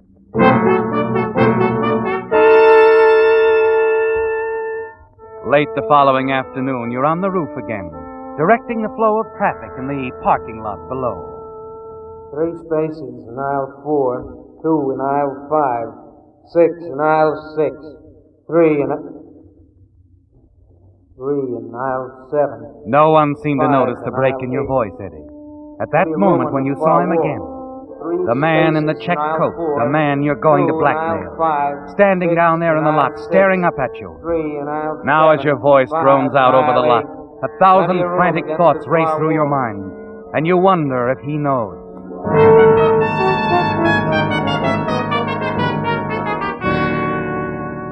Then shortly before closing time, you see Merrick again.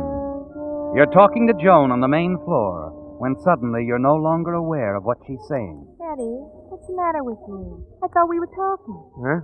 I said I thought we were talking. Oh, yeah. Sorry, I got sidetracked. You're still that way.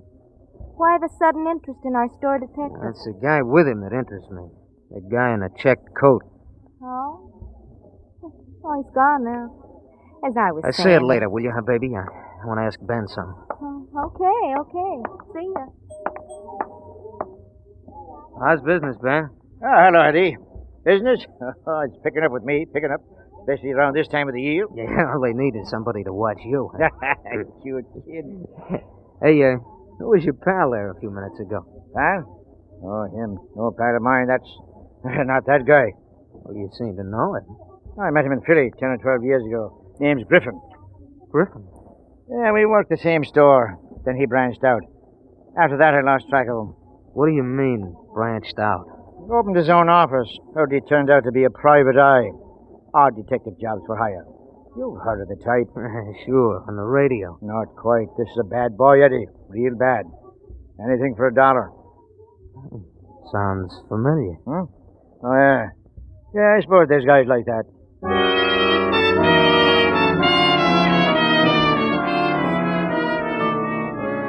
Ben smiles as you walk away from him, doesn't he, Eddie? He doesn't have any idea what's going on in your mind. Just talk, he thinks. But it isn't that way at all. No, Eddie. You're thinking how smart Merrick is to use this man Griffin for his blackmail negotiations. He almost threw you off, didn't he? Making you think that Griffin, the man in the checked coat, was Merrick. Another thought occurs to you and sends a little quiver of nervousness along your spine. Merrick must know for certain that you are his blackmailer, Eddie. Yes, and the knowledge could be disturbing enough to make him want to push you off the roof someday.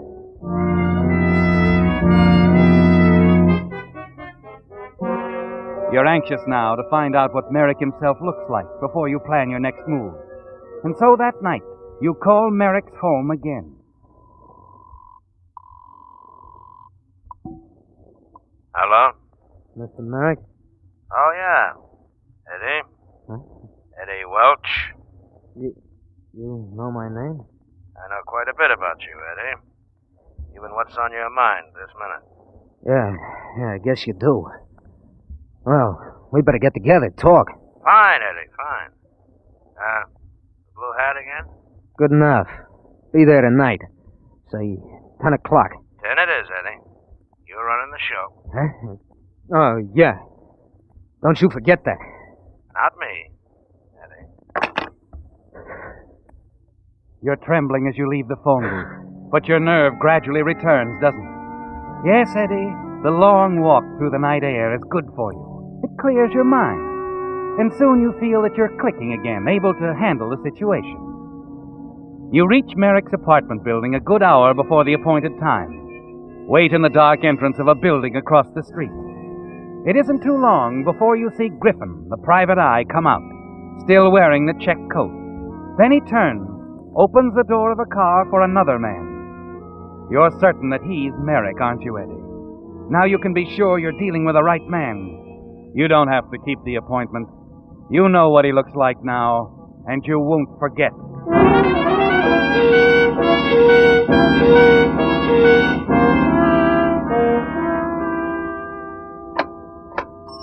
Well, another day, Eddie. That's right, Al.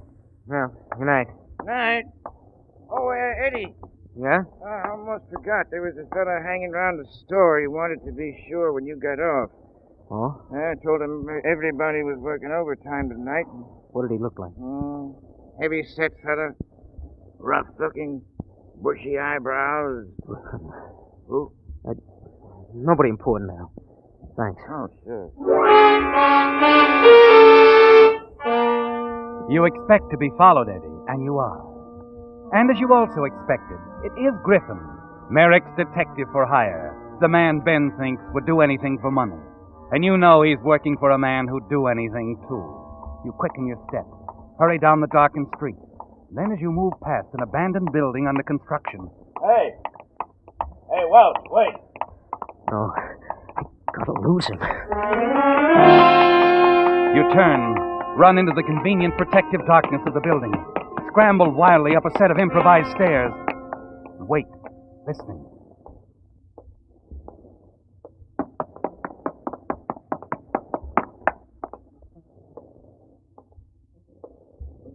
You start forward again frantically, take another flight of stairs and leaping strides to the 5th floor.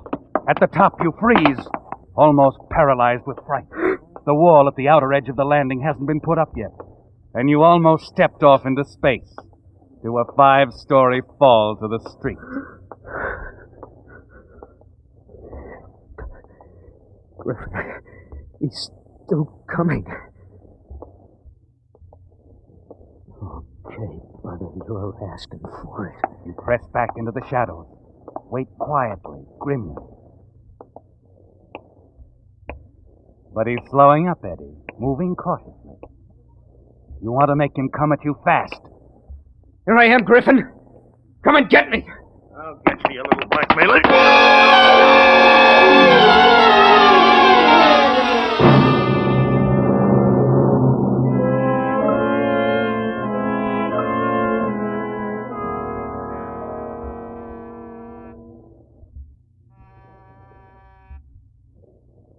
Mr. Merrick.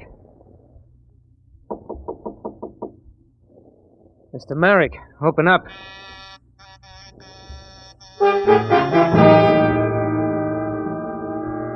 It's annoying, Eddie, that Merrick doesn't answer, because you're sure he's inside, waiting for Griffin to come back and tell him that you're out of the way.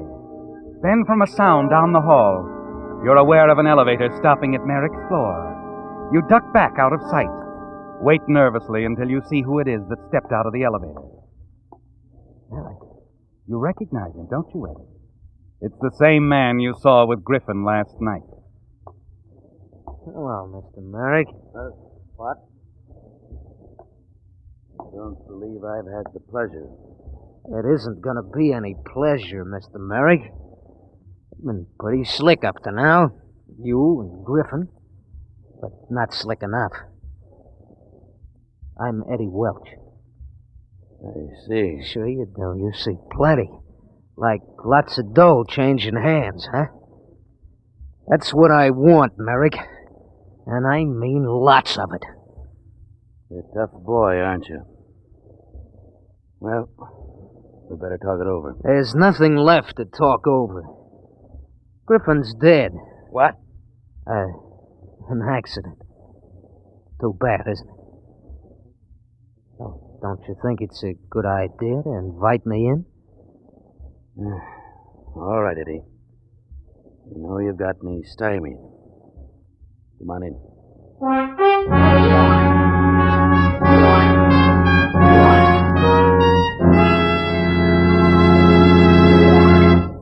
The Whistler will return in just a moment with the strange ending to tonight's story.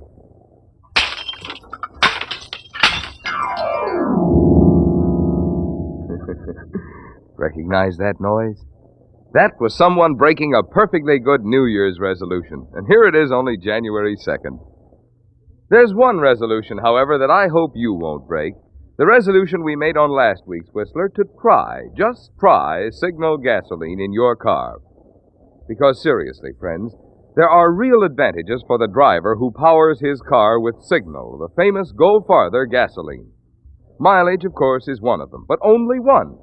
For in order to give you such good mileage, today's Signal gasoline has to help your motor run more efficiently. And when your motor runs more efficiently, naturally you enjoy more exciting performance in the way of pep, power, and smoothness. That's why you'll find folks with big cars, as well as folks with small budgets, patronizing Signal service stations. They've both discovered that in gasoline it takes extra quality to go farther. And Signal is the famous Go Farther gasoline. And now back to the Whistler. You knew it all the time, didn't you, Eddie? Knew that someday that golden opportunity would present itself. The break you were waiting for, and you'd be sitting on top of the world. Then it came suddenly. Remember, Eddie, that day at the parking lot of Crandall's department store, when you saw the struggle of the two men between the parked cars? Saw the killer race away in the green convertible. It was a smart move, wasn't it? Taking down the license number of the car.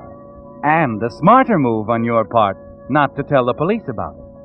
And now the killer, a man named Alton Merrick, is at your mercy. And as you sit in his apartment, facing the tall, cold-eyed man, you're waiting to discuss a financial arrangement.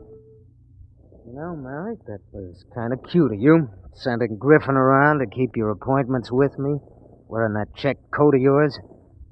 Got the same build, too. At the start, I really thought he was you, Merrick. Didn't know what you looked like until last night when I saw the two of you leave the building. Mm-hmm. You know, sending him around to knock me off wasn't such a good idea, Merrick.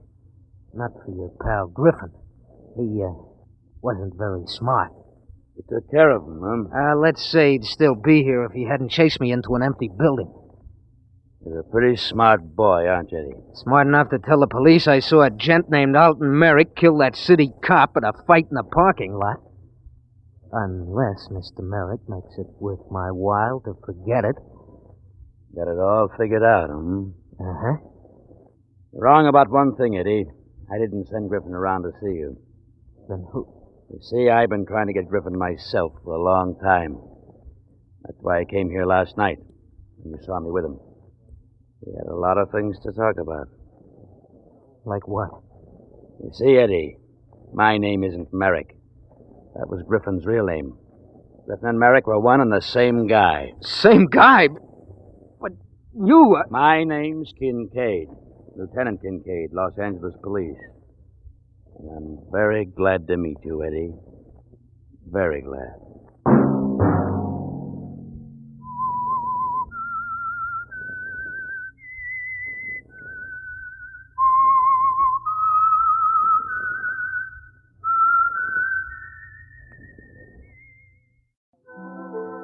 And now the Whistler's strange story, Telltale Brand.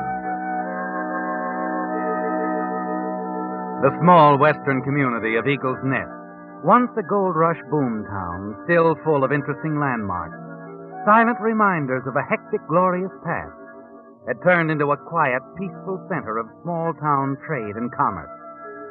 From the Gold Nugget Hotel at one end of its main street to the Silver Slipper Saloon at the other, a handful of men lolled in doorways, stood chatting quietly on street corners.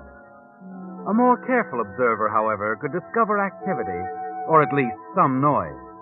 And it was taking place in the front office of the town's newspaper in the middle of the block. Some of the leading citizens were there listening, and the noise was being made by a tall man named Mark Melville. Your town is dying on the vine. Now, you men run this place. You, Mr. Betterly, with one of the finest ranches in the West. Henry Malone here with his department store. Chambers and his newspaper. Mr. Conklin, your boss. Look, mister, we don't even know your name. You can't just walk in here. Now, let me finish. And the name's Mark Melville. Let me tell you what happened to me. I have a good public relations business in San Francisco. 2 weeks ago, I suddenly got fed up, wanted a rest, a change. I closed up the office, stepped onto a bus, ended up here. No particular reason, just stepped off the bus. You know what happened to me when I walked down your main street? I didn't see a broken-down, has-been community. No, sir. I saw a colorful saloon with swinging doors.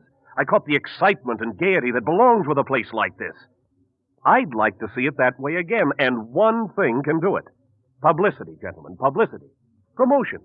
Publicity, promotion? Yes, put on a Frontier Week or an Old Timers Week. Anything we want to call it. Just something to bring people in from miles around.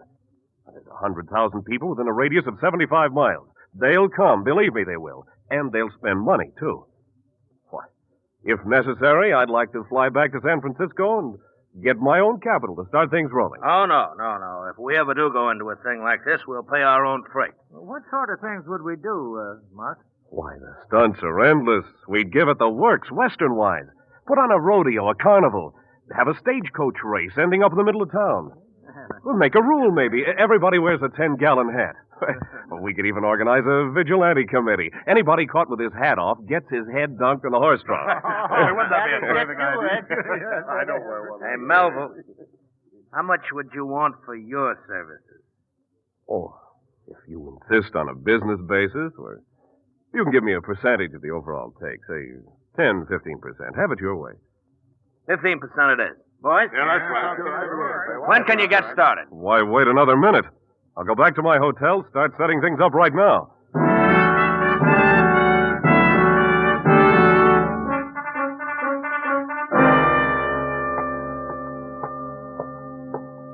Just a minute, Mr. Melville.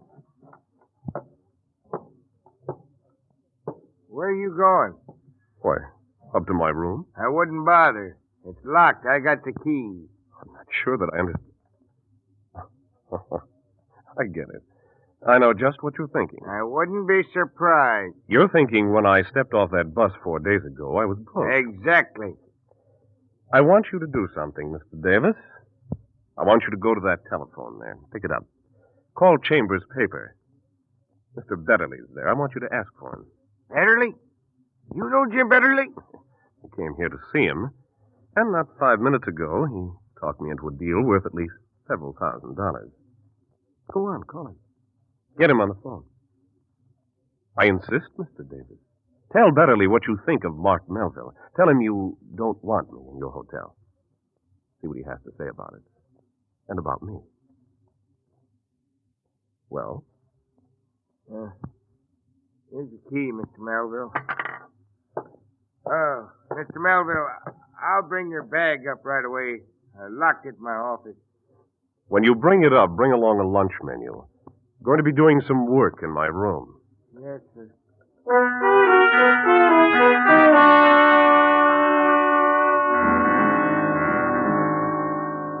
It's amusing, isn't it, Mark, how people can be impressed? You've often thought that, given the means, you could change a universe. Only right now, and for several thousand badly needed dollars, you must concentrate on changing Eagle's Nest, putting it on the map as you promised. The next day, you move your headquarters over to the newspaper office. It's while you're at the typewriter pounding out the first publicity release on the Eagle's Nest Frontier Week that you met someone else. Hello. Hello?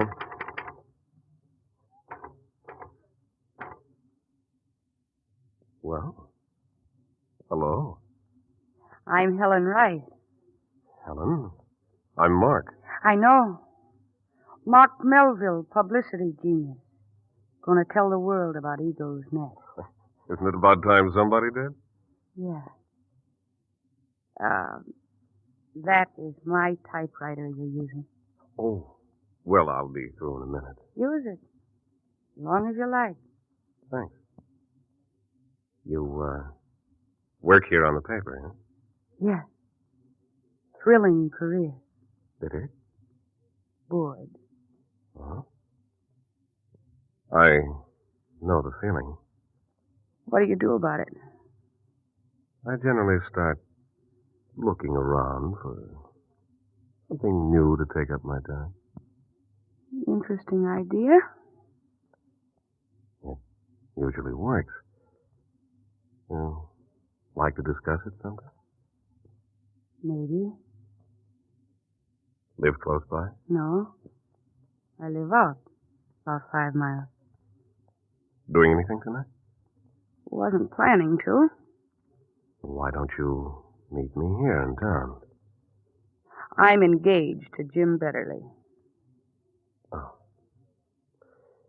Well, I guess that changes things. Yeah. I better meet you out of town.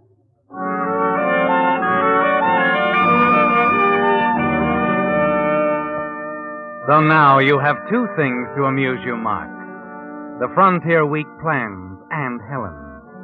Soon you're seeing Helen every night late, always meeting her out of town so nobody will see the two of you together. But a week or so later, you begin to notice two things which disturb you. First, Helen is getting more serious. And second, her fiancé, Jim Betterly, is staring at you very curiously these days. And then, just before the Frontier Week opens, it all comes to a head. After the final committee meeting, Jim Betterly waits while the other members leave, and then he comes up to you. Melville. Oh, Betterly. I want to talk to you. Yeah? I suppose you want to be sure you've got the plan straight. I got them straight, but that isn't what I want to talk about, Melville. No? No. I want to talk about Helen. Helen? Yeah, she's engaged to me. That means I'm in love with her and I want to marry her pretty soon. Why, sure. I hope you do, but... Melville, all this stuff you've done for the town so far shows you got a lot of brains. You're a pretty clever fella. Just don't get too clever.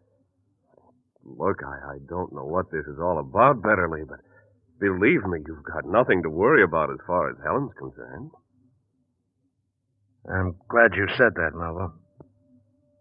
Just don't forget it.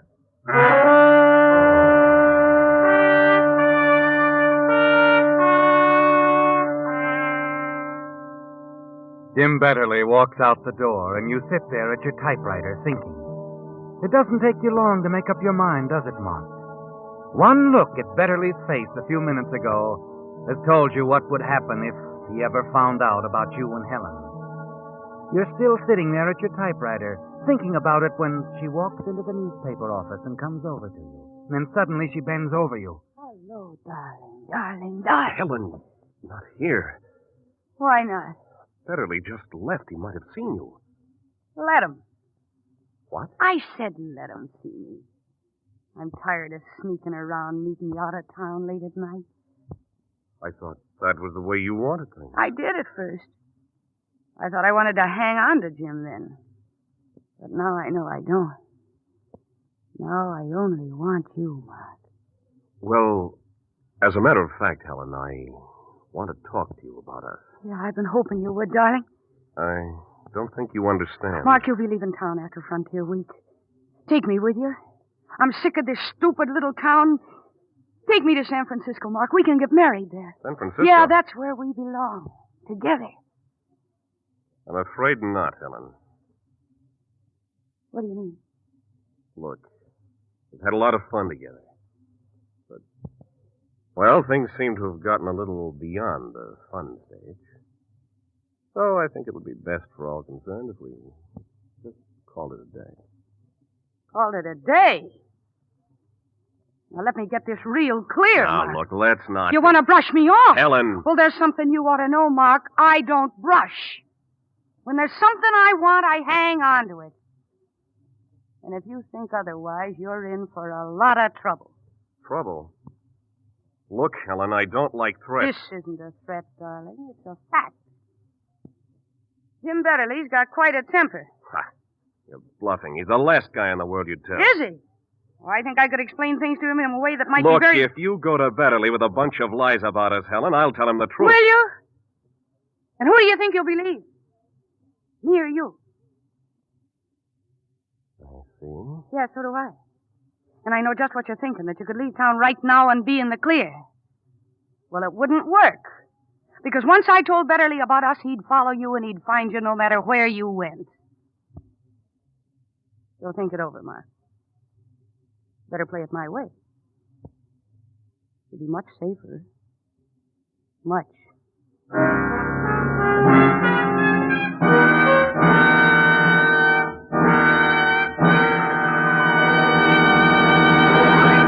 With the prologue of Telltale Brand, the Signal Oil Company brings you another strange story by The Whistler. Now that the holiday season is over, most of us are settling down to some serious thinking about economy. And economy, that's one place where Signal, the famous Go Farther gasoline, shines. Of course, if you've lived out west any length of time, you already know that throughout the Pacific Coast states, from Canada to Mexico, Signal has an enviable reputation for mileage. But mileage, mind you, is only half of Signal's story. Just ask any driver who powers his car with Signal gasoline. You'll find he's equally enthusiastic about Signal's performance, which is only natural, because good mileage and superior performance go hand in hand. Both are the result of the extra efficiency today's Signal gasoline coaxes from your motor. That's why if you want to measure gasoline quality, you'll find your best yardstick is your speedometer. It takes extra quality to go farther. And remember, Signal is the famous Go Farther gasoline. And now back to the Whistler.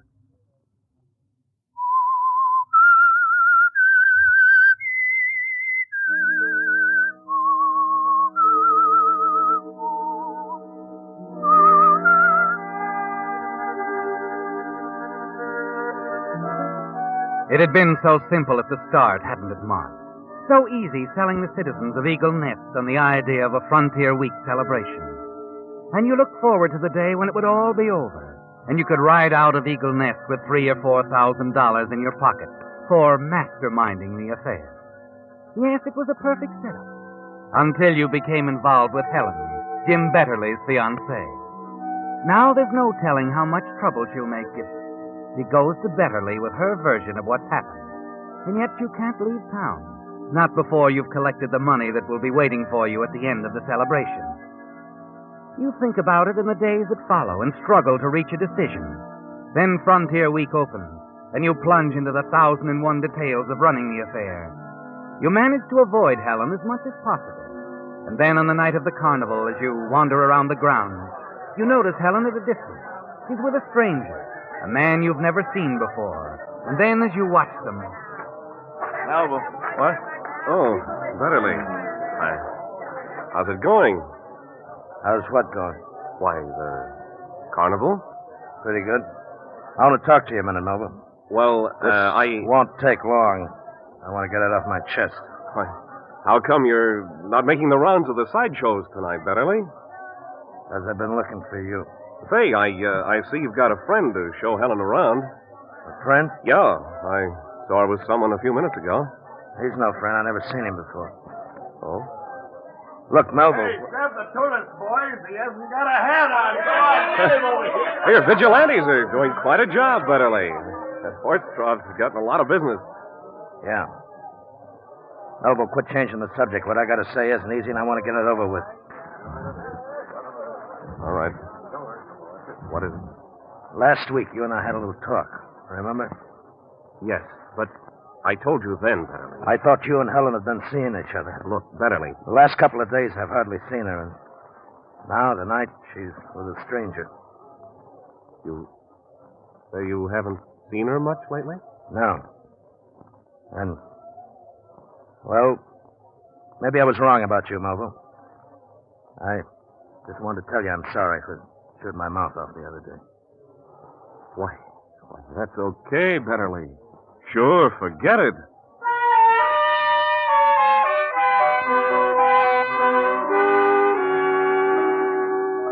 It's difficult to hide your surprise and relief, isn't it, Mark? And now it looks like Helen has found a new interest, a stranger. Yes. Suddenly it seems that all your troubles are over, doesn't it? It's almost 2 in the morning when you go back to your hotel room. But then as soon as you close the door, you see it, the note on your pillow. And as you read it, you realize your troubles aren't over after all. Mark, I must see you tonight. It doesn't matter how late. I'll be expecting you. You'd better not disappoint me, Helen. Well, it looks like this is a showdown, doesn't it, Mark? 10 minutes later, you arrive at her house. The shades are drawn, but there's a light inside. You open the door and go in. Your eyes flick past the empty bottle on the table to Helen's sullen face. She pokes silently at the coals in the fireplace with a poker and then straightens up and turns to you. Decided to quit trying to hide from me, huh? Look, I haven't been trying to hide. I just wanted to get things straightened out in my mind. Anyway, I'm sure your new boyfriend has kept you from getting too lonely. Boyfriend? What are you talking about? The guy you were with at the carnival. Ah, don't make me laugh. He was just in town for the celebration. I never saw him before tonight. You always have made friends easily, haven't you? Yeah. You pay for that crack. I gave you a few things to think about the other day, didn't I? Yeah. I've been thinking about them. I've reached a decision. What is it? Come end of Frontier Week, I'm leaving town. Alone. I don't think you will. I don't think you'll do anything about it. Jim will kill you when I tell him. Look, A, I don't think you have enough nerve to tell him. B, even if you do, I don't think he'll believe you now. So just forget it. Forget it! You're going to take me with you, understand? You're going to take me with... Take you with me to San Francisco? You must be out of your You mind. think you're too good for me, don't you? You think I'm just a small-town hick? Well, this is what I think of you. You shouldn't have done that, Helen. You had something coming for a long time, and I'm going to You give stay away from me, Mark. Put that poker down. It's red hot, Mark. Burn me. You'll burn my chest away, you little...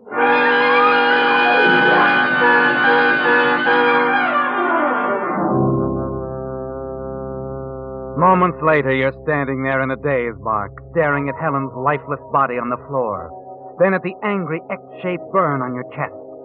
Finally, your mind begins to clear. You look around the room. There's no sign you've been there.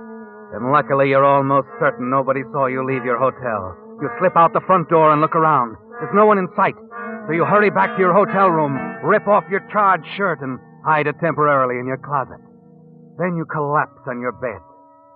The burn on your chest is throbbing painfully now, but you have no bandages or salve to put on it.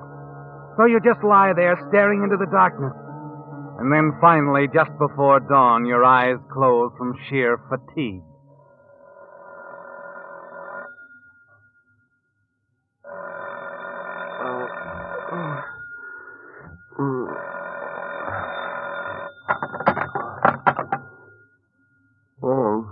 Melville? Yeah. This is Sheriff Horton. What? Yes, Sheriff. Can you come on over to my office right away? Why, yes, of course. Is anything wrong? Yeah, something's wrong.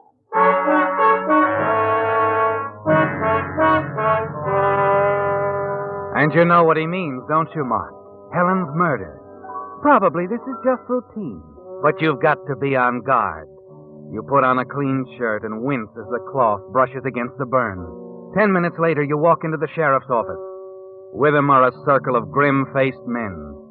Among them, Chambers, Conklin, and Jim Betterly. The sheriff doesn't lose any time questioning you. Where were you last night, Melville? Last night? Why, the carnival. What time did you leave? Oh, must have been almost 2. Everything was closing up. Why, Sheriff? Where'd you go after you left the carnival? To my hotel room. You leave your room at all after that? No. Look, would you mind telling me what this is all about? Sometime between 2 and 3 this morning, Helen Wright was murdered. What? Oh, no. Yeah, and I think you might have had something to do with it, Mobile. Sheriff, I'm getting sick and tired of this guy throwing nasty accusations at me. 2 weeks ago, he got the crazy idea I was seeing Helen secretly. He even threatened me about it. But you admitted to me yourself, Betterly, that you were wrong just last night. Yeah, that was before I talked to Joe Merrill. Joe Merrill? Who's he? He drives a truck between here and Little Creek every night. He says he's seen Helen riding on the highway more than once lately. And the man she was with looked like you. Like me? No, Betterly. Joe didn't make a positive identification. He said it was too dark. Sheriff, this whole thing is ridiculous. Anyone that says I was ever with Helen is lying. If I just had one little shred of proof, Melville, just one little shred. But you don't, Betterly. There's no case against Melville, and you know it. Oh, there's no use arguing among ourselves. If we could just locate that stranger and pick him up, I got a strong hunch he's our boy. Stranger? You mean the man Helen was with at the carnival last night? Yeah. You think he might have been the one who killed her? Beginning to look that way. Yeah, Melville dropped out of sight during the night. Apparently left town. No trace at all of him. I think maybe if we could only catch up to him, we'd find the brand Helen slapped on him. The brand? Yeah. We found a poker and some charred bits of cloth on the floor beside her body. Looks like she branded her killer. Oh, I see. Look, Sheriff, I don't care what Melville says. I still think he's lying. Now, listen, I think he was sneaking around trying to see Helen behind her back. Maybe that's how it was. Maybe she refused to see him, so he killed her. If I could just prove you'd been seeing her, Melville. Betterly, I'm afraid that wouldn't prove much. What do you mean, Ed? Well, I'm no particular friend of Melville's here, but all I say is that he was seeing Helen on the sly. He wasn't the first one or the only one. What are you trying to say, Ed? Oh, I'm sorry, Betterly, but, well, Helen and I, we were kind of running around together for a while, too. That's a lie! No, I'm afraid it isn't, Betterly. You keep out of this, Conklin. Oh, Helen and I had a few dates, too. Helen and you? And Ed? Yeah? I don't like to say this. Well, I guess it was the same with Ed as me. Just as much Helen's idea as it was ours. That's why I think probably it was this stranger that killed her. Helen had sort of a way. Well, I guess that's enough for now. I'm sorry, Betterly. Melville, I don't think I'll need you anymore. You can go now.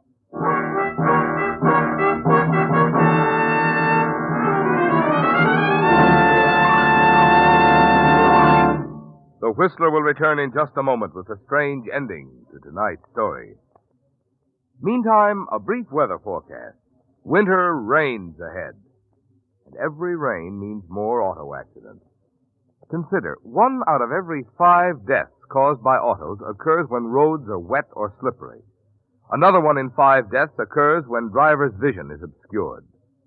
Fortunately, there are 2 precautions you can take to avoid these hazards.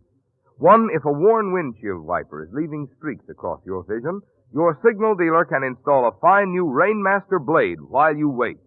And 2, if your tires are worn smooth, signal dealers can now equip your car with new 8-rib Lee Super Deluxe tires. The broader, flatter tread on these new Lee tires guarantees quicker stopping and greater non-skid protection. Well, there you have it. 2 items that can play a big part in helping you prevent an auto accident.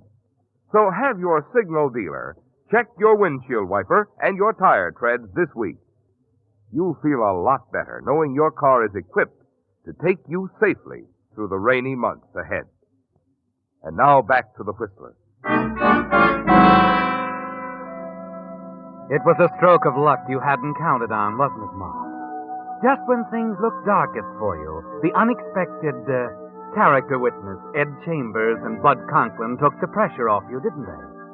The surprising light they threw on Helen's activities makes the missing stranger a very promising suspect in her murder. So now you're as good as in the clear, and it's a very pleasant feeling, isn't it? Even the burn under your shirt, the killer's brand, doesn't seem to hurt as much anymore. You follow the men out of the sheriff's office. Betterly stands at the horse trough, staring emptily down at the water. And you go over to him. Betterly, I'm sorry about what happened, Betterly. Leave me alone now. Okay, Betterly. Hey, what's that bunch of men heading this way for? Huh? Oh, that's the Frontier Week Vigilante Committee. Vigilante committee? Well, haven't they heard about what's happened? I don't know, guess not. We better call the rest of this Frontier Week off, Melville. Yeah, guess you're right. Well, Look, if it ain't the big boss himself. Looks like the joke's on you, Melville. Come on, take your medicine. What is this? Let go of me. This is Frontier Week, remember? And you don't have your hat on, so you get your head ducked. Yeah. What? Just a minute. I'll get my hat. It's right inside the shirt. Oh, listen to him. Come on, get your shirt off. We're going to duck you. Shirt? Oh, no, get your hands off. What's the matter? Can't you take it when the joke's on you? Wait, I said, get your hands off me. Okay, boys, get his shirt off. Let go of me. Let go. Okay, we'll take his shirt off the hard way. Here goes. The brand. That burn on his chest. Ed, you better call the sheriff.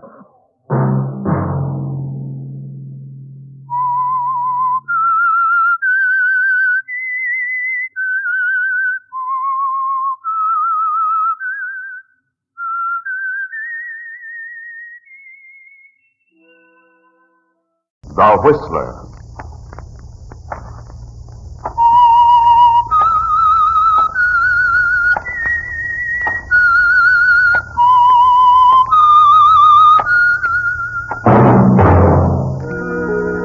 And now the Whistler's strange story. Shakedown.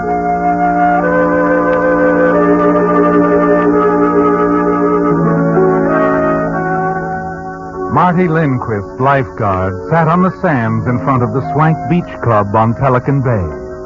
It was a cold, gray morning, and he huddled in his bathrobe, counting the days until his next paycheck. His eyes swept over the deserted beach.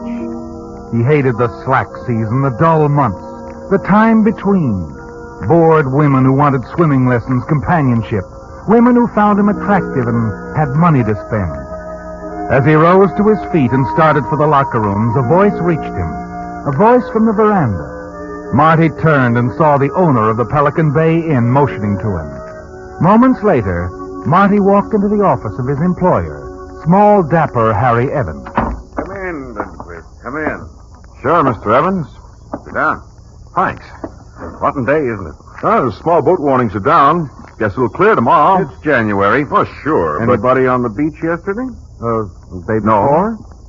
Well, it's been foggy, cold for swimming. Mm-hmm. It'll be that way for a long time yet. I've been thinking, Lindquist, I may have to let you go. Oh, now, wait a minute, Mr. Evans. Business can't be that bad. Inn does pretty well evenings. This has nothing to do with business. Oh? What is it, then? That girlfriend of yours? Was it her idea? Let's leave Miss Johnson out of it, shall we? Take my advice, Evans. I said that's enough. Okay. It's your problem. You're a great one to hand out advice, Lindquist. All you ever think about is women. How you can get money out of this one, find an angle with that one. You never worked an honest day in your life. Don't worry about me. I got ideas. I know. And that's one reason why you're likely to lose your job here unless you straighten out. Oh, now listen, Mr. Evans. That's all I had on my mind for now, Lindquist. You'll have to excuse me. I'm rather busy. Yeah, sure.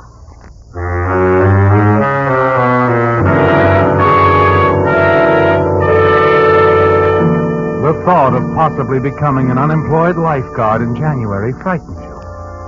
The following morning, you arrive at the club a bit earlier than usual, hours before the other employees come to work. There's a lot to be done in the locker room, tidying up. That might impress Mr. Evans. As you enter the deserted locker room, you notice the far door, the beach door swinging loosely on its hinges, and you move to shut it against the cold, and then you stop.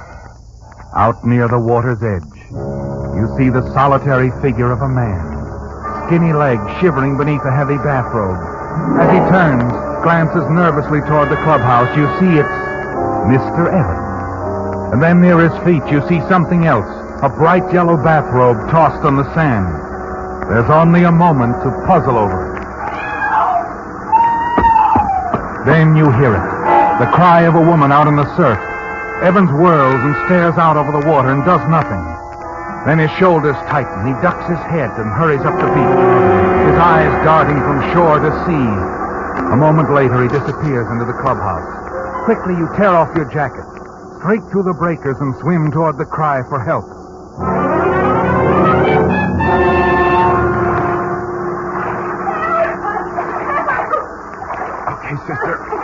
okay. I'm coming. All right. All right, now take it easy. You're okay. Let go. Let go. You want to pull us both under? I said let go. That's better. Now relax. You'll be okay.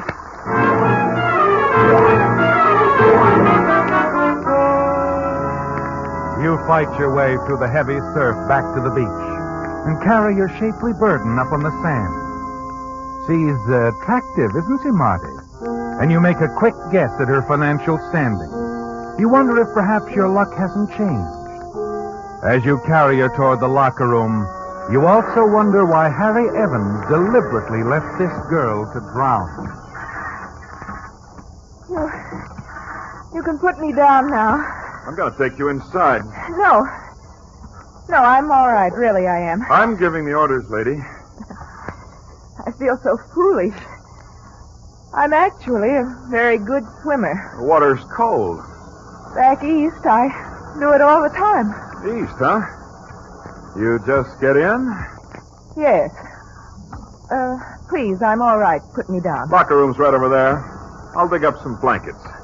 Well, if you insist, but I insist.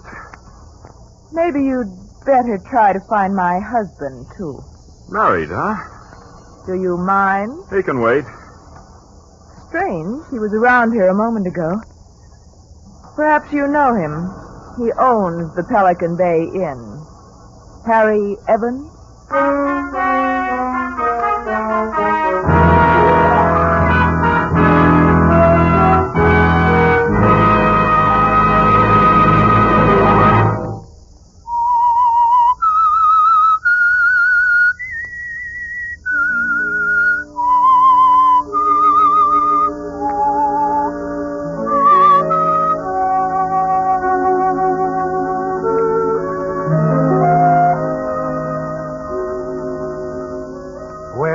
It was quite a surprise, wasn't it? All you knew about Harry Evans' private life was that he was friendly with an attractive blonde from Beverly Hills. Now this girl from the East, the girl you've just rescued from drowning, says that she is Mrs. Harry Evans. And you wonder why he ran away when he heard her call for help. Was it cowardice, Marty, or was it something else? Minutes later, Evans suddenly reappears, now fully dressed in a business suit. He seems upset, concerned over his wife's condition. A doctor must be consulted. Yes.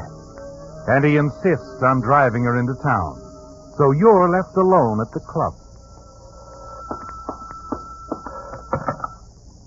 Yeah. Hello, darling. What's that? Who is this? Marty Lindquist. Oh, you. How are you, Evelyn? Let me speak to Mr. Evans. Sorry, he's out, Miss Johnson. You know everything, don't you? I know a lot. What do you want me to tell your boyfriend? Tell him I... Oh, just tell I'll him. just tell him his favorite blonde called, huh? Oh, have him phone me. I'll be home all day. I'll do that. As you replace the receiver, a smile crosses your face. And you wonder about the phone call from Harry Evans' girlfriend. Wonder if it's just a coincidence that it came so close on the heels of that near tragedy on the beach a few minutes ago. An hour later, when Evans returns to the club, you let him do the talking. I want to thank you for what you did for my wife, Lindquist. It's all part of a day's work, boss. She okay now? Yes, she's okay. I took her back to her apartment. Her apartment? I see. By the way, Evelyn, Miss Johnson called. Oh? You're supposed to call her. Thank you. By the way, your wife told me that ordinarily she's a pretty good swimmer, Mr. Evans. Yes, she is. Funny how those things happen, isn't it? You a good swimmer? Reasonably. Why do you ask? Oh, I just wondered. It was a piece of luck having you around. Yes. Wasn't it? See here, Marty. I'd like to thank you in some substantial form. Oh, no hurry. I'll be around. Won't I? Yes. Look, I'm afraid I was a little hasty. Some of the things I said yesterday, I owe you an apology. I understand. No hard feelings? No hard feelings. Naturally, in addition to some reward, your job here, don't worry about it. Oh, I won't. I won't worry about it at all. Not anymore, Mr. Evans.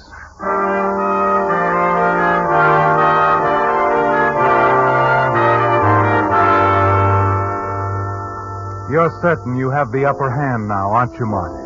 And the next step will be easy. You always play better in hearts. Evans was careful not to tell you where his wife was staying. But then, you know the name of his doctor, and doctors have nurses. It doesn't take long to get the information you want, does it? And late that afternoon, you're on the house phone at the Beverly Plaza. Hello? This is Marty, Mrs. Evans. Marty? The guy who swims. Oh, yes, yes. I just called to see how you felt. Well, aren't you thoughtful? Not always. You're a special case. I wish I could thank you in some way for what you did, Marty.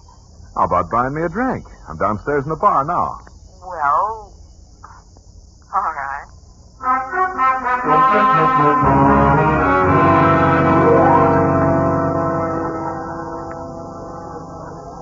I suppose you've rescued a lot of women, Marty. Oh, my share, I guess. Do many of them buy you more than one drink? Professional secret. I didn't mean to sound insulting. Oh, of course not.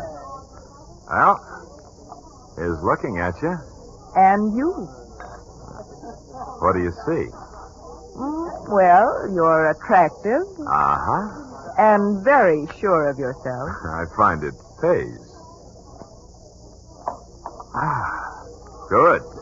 You like good things, don't you? Want them all.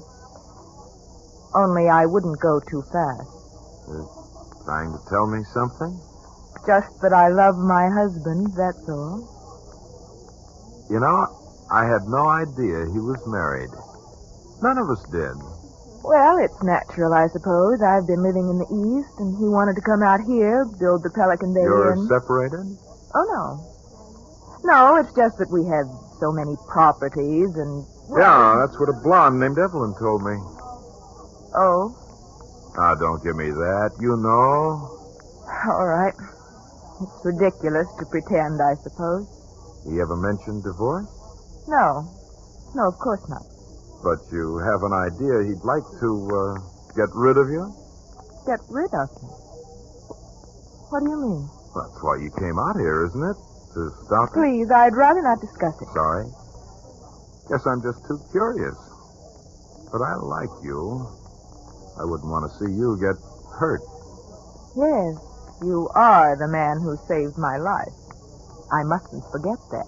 Was that crazy idea of yours to go swimming on a day like... It, was your idea. Why, no, it was... What difference does that make? You should have had someone with you. My husband was with me for one dip.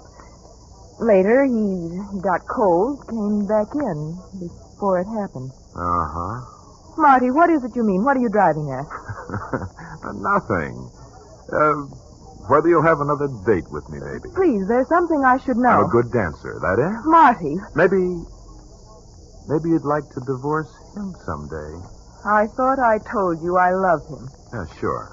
They all say that. Part of the routine. You have known a lot of women, haven't you? Uh-huh. But I'm not so bad, Mrs. Evans. And if you do want to leave him, I can help you get the right sort of deal. So that's it. You'll sell to the highest bidder. To the highest. Suppose I did have a date with you. I'd like it. So would you. All right. I'll think about it. Maybe tomorrow night.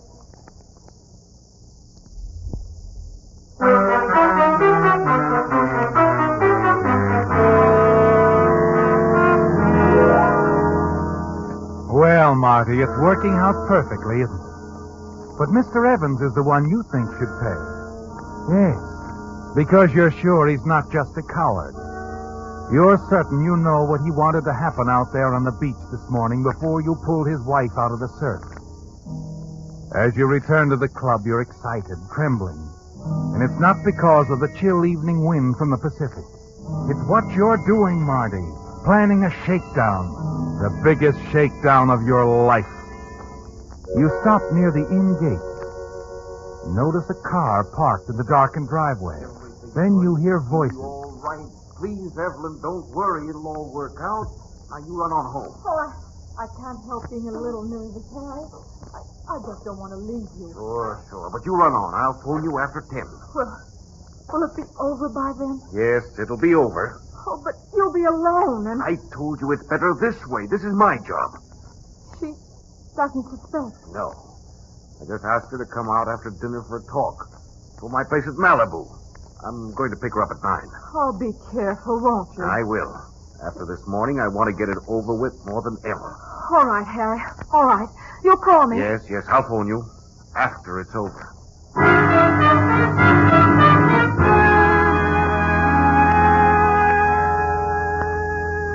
A quarter of an hour later, you're back in your room at the boarding house. You don't bother to turn on the light as you stretch out on the bed. Stare at the ceiling and think. The clock on the nightstand at your elbow ticks on and on. As you try to make up your mind. It's only 7:30. You can warn her, can't you, Marty? Tell Mrs. Evans what you overheard. Tell her you're sure her husband is going to try to kill her. Or you can let her keep the appointment and cash in. You can be there when it happens, a witness. And you can blackmail Harry Evans for the rest of his life. The hands of the clock on the nightstand move quickly, and you struggle to reach a decision. And then you hear footsteps down the hall. Mr. Lindquist! Mr. Lindquist? Yeah, what is it, Mrs. Scanlon? Mr. Lindquist, how many times have I told you to stop having people phone you here? Oh, 1,000,000 times. Well, you want it on the phone now. And I'd appreciate it if you'd hurry. I'm expecting... Whose is it? How should I know? She didn't give her name. She? Why didn't you say so instead of standing around here yammering? Hello? Marty? Yeah, who is... Betty Evans. Oh. I suppose it's silly of me to call. Well, but not at all. What's the matter, Mrs. Evans? I've been thinking about what you said this afternoon. Or rather, what you didn't say. I don't follow. What were you trying to tell me about my husband? He was trying to get rid of me. Oh, that. Look, what brought all this on? Well, he called me a little while ago. Wants me to go with him tonight to his place at Malibu. So? Well, he acted rather strangely about it. I was wondering... Afraid to go out there? Yes. Oh, look, what I said this afternoon, I was just needling you, that's all. Now, don't give it a second thought. Sure, go on out with him. Maybe you'll be able to straighten things out between you. Well, I don't know. Now, don't worry about it, Mrs. Evans. I'm sure everything will work out fine. Just fine.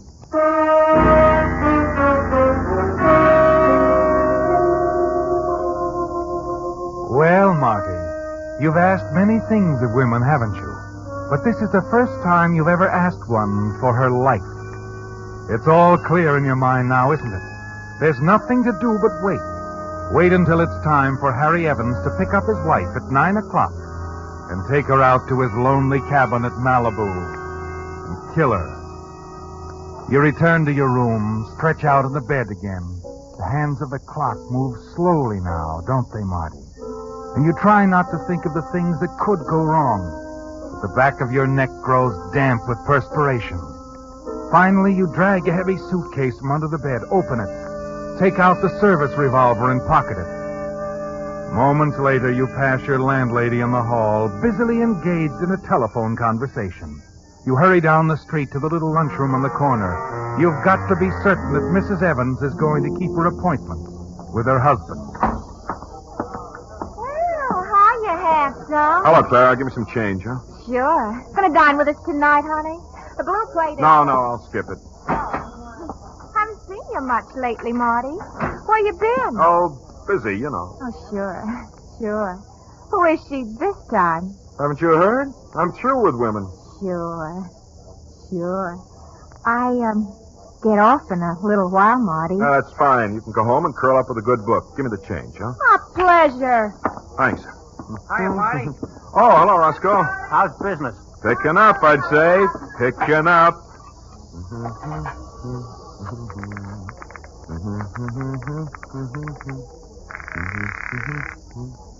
Hey, Clara. Yeah? That clock right? Sure, 5 after 9. Thanks. It's on your watch again, lover. Yeah.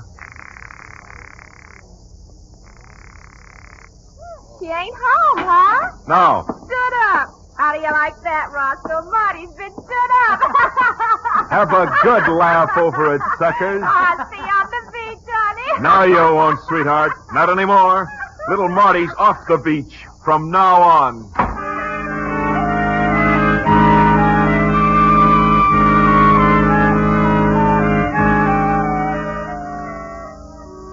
Ordinarily, it's a 20-minute ride out to Harry Evans' cottage at Malibu.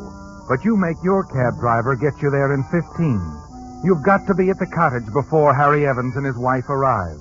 And you are. Yes, Marty, you're in time for it all. See the two of them enter the house. Hear the angry shouted words that you can't quite make out over the sound of the surf. And then, quickly you move across the porch to the French windows. You see Evans return to the living room, the gun still in his hand. You watch him as he picks up the telephone and dials. Then, gun in hand, you slip inside. His back is toward you. He doesn't see you approach. As you move quietly across the rug, you glance quickly into the adjoining room and see Mrs. Evans sprawled out on the floor. That's right, Evelyn. What? No, I'm all right. That I'm thinking about. You can put the phone down, Evans. Marty. Lindquist, what are you doing here? I want to talk business, Mr. Evans. Big business. Now put the phone down. Now the gun. What's the idea? The idea is you won't have to think of me as a small-time beach lizard anymore. I'm a big boy now, handling the biggest shakedown you ever heard of. What? Yeah. And I want $100,000 to start with. That ought to take me off the beach.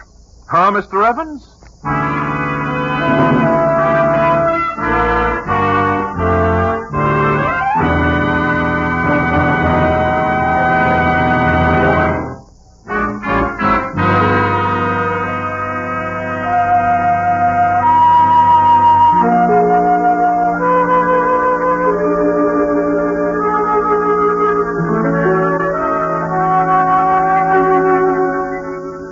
Marty, this is your big moment, isn't it? The payoff.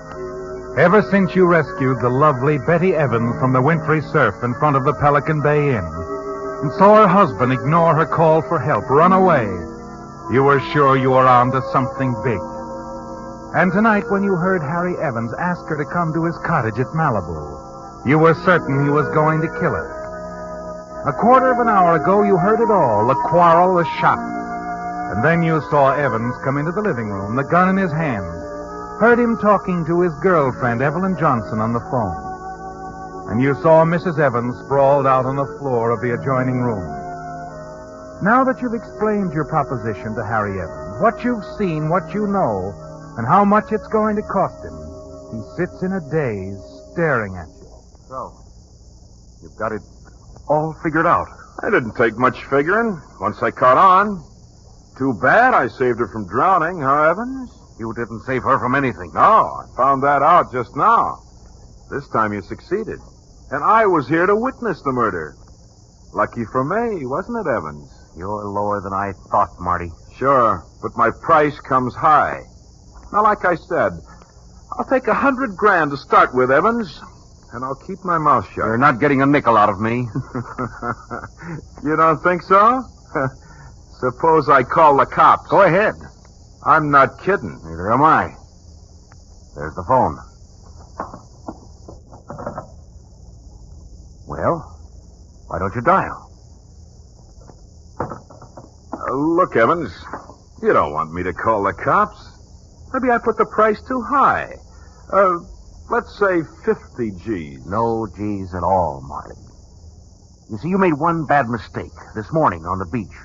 You didn't know it, but my wife was faking out there. She was trying to get me into the water so she could pull me under. Evans, I want my dough. You don't think I'm sucker enough to fall for a story like that, do you? I don't care whether you fall for it or not. It's true. That's why I asked her out here tonight, so we could settle things. I was tired of her trying to kill me. Save your breath, Evans. You killed your wife. I heard the shot, saw you with a gun in your hand. No, Marty. I didn't kill her. She fired that shot you heard at me. All right, buddy, drop it. What? Drop the gun. That's better. Don't try anything, Sonny. You might get hurt. Watch him, Mac. Okay. You're Harry Evans? Yes. Sergeant Merle, Police Department. Got a call from a woman, Evelyn Johnson, said there was some trouble out there. Evelyn called you? Uh-huh. Well, it's a good thing she did, officer. My wife just tried to kill me. I grabbed the gun before she could fire again. I had to knock her out, but she'll be okay. She's in there. Seems to be coming around. The hand test will show she fired the gun. You be sure you make those firing tests, officer. I think he's lying. I don't think he is, but we'll make the firing test all right. However, we don't need to make any test as far as you're concerned. Everybody knows what blackmail is. And just a couple of minutes ago, I heard your pitch myself.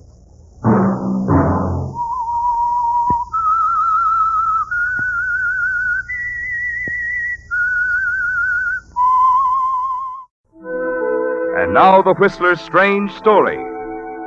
Impulse.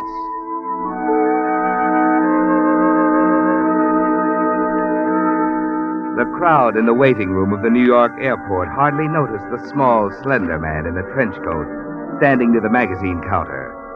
The few who gave him a passing glance certainly had no way of guessing what was going through his mind at the moment, for his face betrayed no sign of the struggle that raged within him.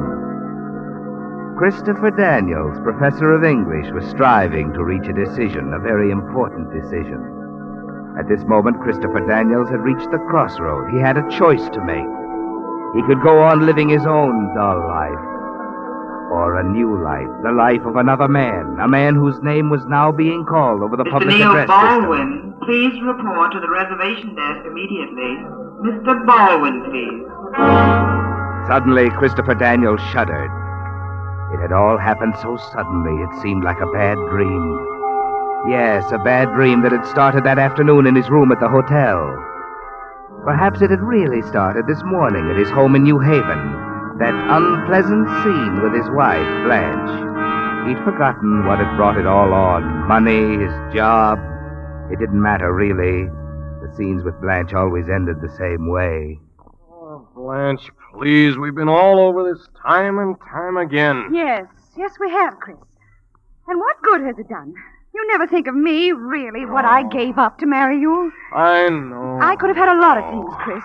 But no, I had to fall in love with an unambitious English professor. Blanche. A professor who writes second-rate poetry on the side. That's enough. Is it? Every time I've suggested you give up this seamy job of yours. Blanche, leave me alone. Please, just leave me alone.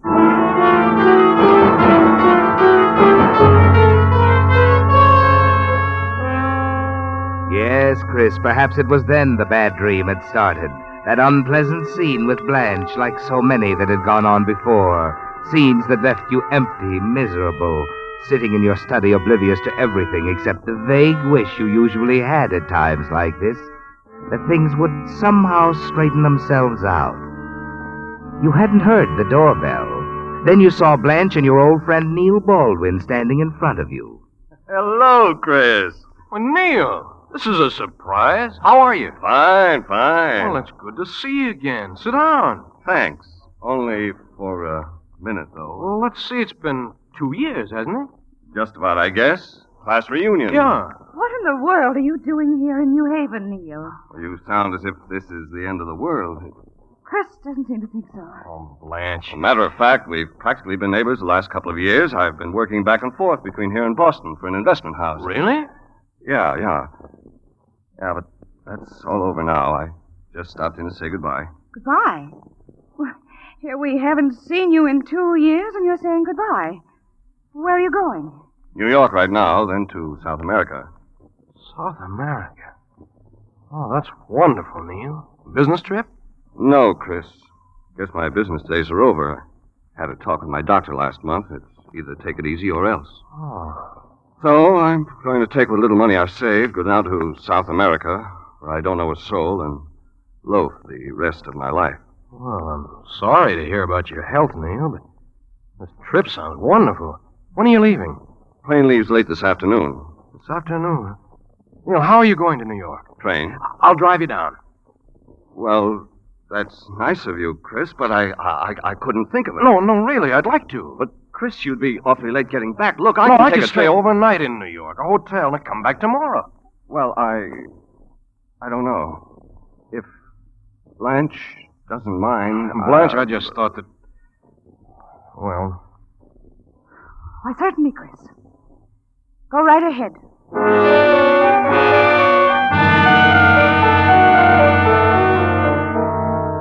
A sudden impulse, wasn't it, Chris? Perhaps you hoped that would straighten things out between you and Blanche, just getting away from her overnight. Quickly, you run upstairs to throw a few things in your bag. And later, as you're driving Neil down the coast toward New York. Cigarette, Chris? No, thanks.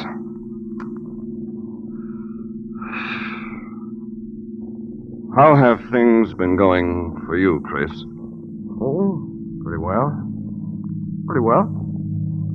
Look, old man, I know it's none of my business, but, anything wrong between you and Blanche? Wrong? No. Not really, I guess. Not really.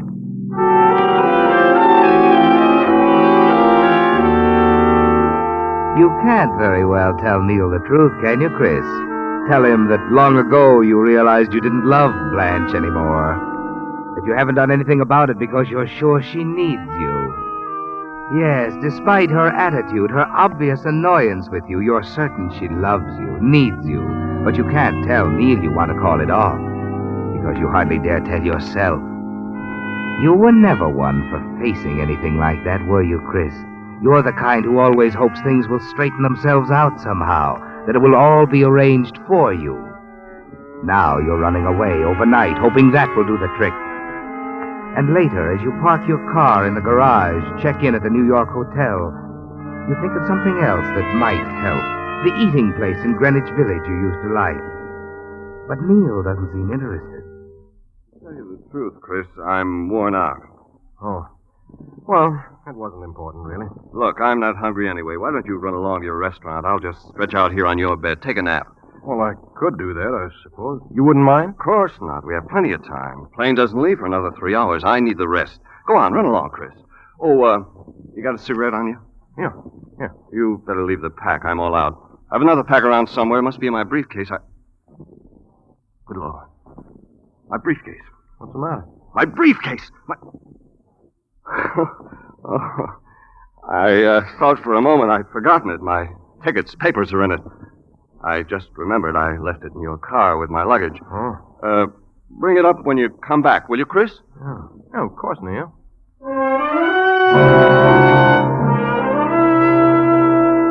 You leave Neil stretched out comfortably on your bed, cigarette smoke curling from his nostrils. You go on to that quaint little restaurant in the village. But that doesn't seem to help. You sit there, hardly touching the food or the wine. Finally, you leave, drive back to the hotel, park your car, and start down the block with Neil's briefcase tucked under your arm. It isn't until you're almost to the hotel entrance that you notice the excited crowd milling about, the policemen keeping them back, and the white ambulance slipping Out of away. my room. What's the matter, officer? There's been a fire upstairs in the hotel. No one allowed on the 7th floor. Fire? 7th floor? Yeah, a man burned to death up there. Must have been smoking in bed. All right now, folks. Come on, let's clear the entrance. Come Smoking on, in bed. Keep moving. Burned now. to death. Officer, who was it? Huh? Who was it? The man who was... Oh, a man named Daniels. Christopher Daniels. It's a horrible shock, isn't it, Chris? Your friend Neil Baldwin burned to death in your hotel room. And you stand in the street with Neil's briefcase under your arm, staring emptily at the window on the 7th floor. They all think you're dead, don't they, Chris? Yes, Christopher Daniels is dead.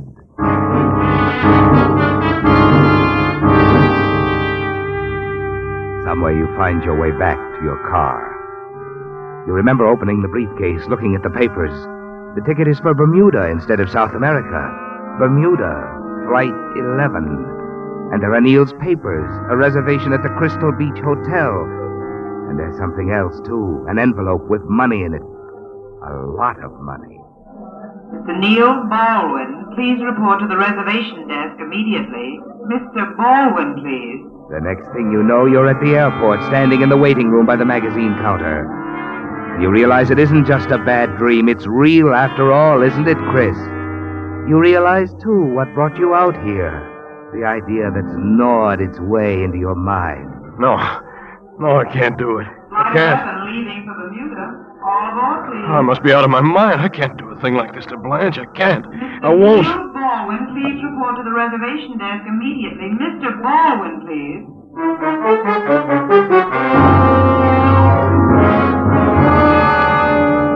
Name, please? Mrs. Farley Crane, New York. This is Flight 11, Bermuda, isn't it? That's right, Mrs. Crane. Step up, please. Your name, sir? Your name, sir? Baldwin. Neil Baldwin.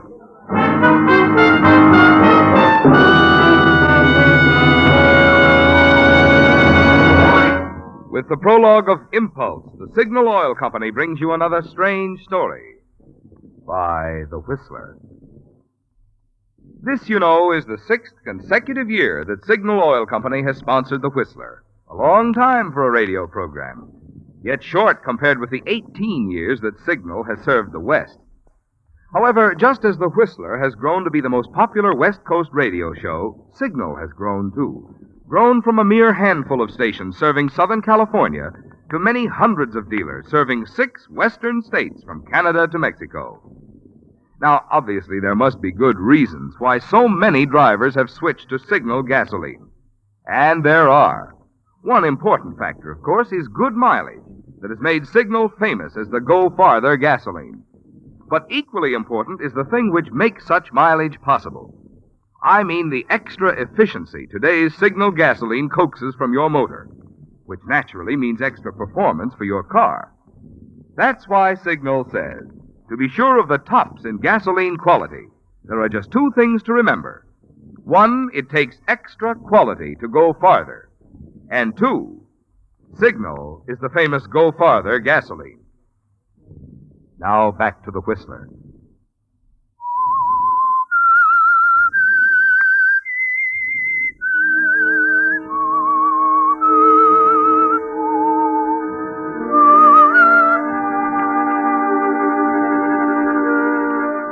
It's a long way from New Haven to Bermuda, isn't it, Chris? And it's too late to turn back. You finally made your decision. Or was the decision to assume Neil Baldwin's identity thrust upon you? Was this the way things were straightening themselves out like you'd hoped for? And right now you don't want to turn back. No, you've managed to put your wife Blanche out of your mind with the help of Dorothy Gilbert. Yes, it was on the plane trip to Bermuda that you met her. And the 2 of you hit it off right from the start. You sensed instinctively that the 2 of you had a lot in common. You felt a pleasant glow when she smiled. Finally, there's the arrival itself, the beautiful green island of Bermuda looming up in a turquoise sea. You check in at the Crystal Beach Hotel, register as Neil Baldwin. Later, in one of the quaint horse-drawn surreys, you ride over to Belmont Manor, where Dorothy is staying. You're excited, aren't you, Chris? Like a schoolboy on his first date. I didn't expect to see you so soon. I couldn't wait, Dorothy. You ready? Ready? Where are we going? Across the island. I'm going to show you something you'll never believe. Pink sand. Pink sand? Yeah. Oh, that sounds wonderful. It's got flecks of pink coral all through it. The whole beach just below my hotel is that way. Come on, you've got to see it. All right, I'd love to. Well, then come along. My carriage awaits without.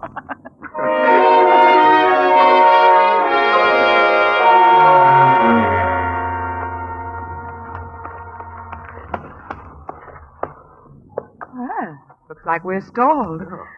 What's the trouble, driver? It's Reginald, sir. Huh? Who's Reginald? The horse, sir. The horse stops here. What's the matter with Reginald? No trouble, man. He just likes to catch his breath. Oh. Yes, Dorothy? I'd like to stay on here. A lot longer than my 3 weeks vacation. I think I'd like to stay here for a long time, Neil. So would I, Dorothy. A long time. It was like a faint discord, a cloud passing over the sun when she called you Neil, wasn't it, Chris? It seemed so unnatural. It made you realize you were really Chris Daniels from New Haven, an English professor with a wife named Blanche. Yes, for a moment Blanche is back in your mind, but it's only for a moment. She fades out again, and you're busy showing Dorothy Crystal Beach, the pink sands, making plans for the future. That evening, you're dancing at the Ace of Clubs. It's a wonderful idea to come here, Neil. You like it, really? Love it. Why didn't you tell me you danced like this? Well, I guess I didn't know I could. Neil, you know that man over there near the bar? Man? Which one? No, the short and heavy-set man. Seems to be looking at us. I don't know him. Neither do I. And he's probably not looking at us. He's looking at you, Dorothy. And I don't blame him. You're talking mighty pretty, mister. Maybe that's because you're looking mighty pretty, miss. Oh, Neil. Hold me tight.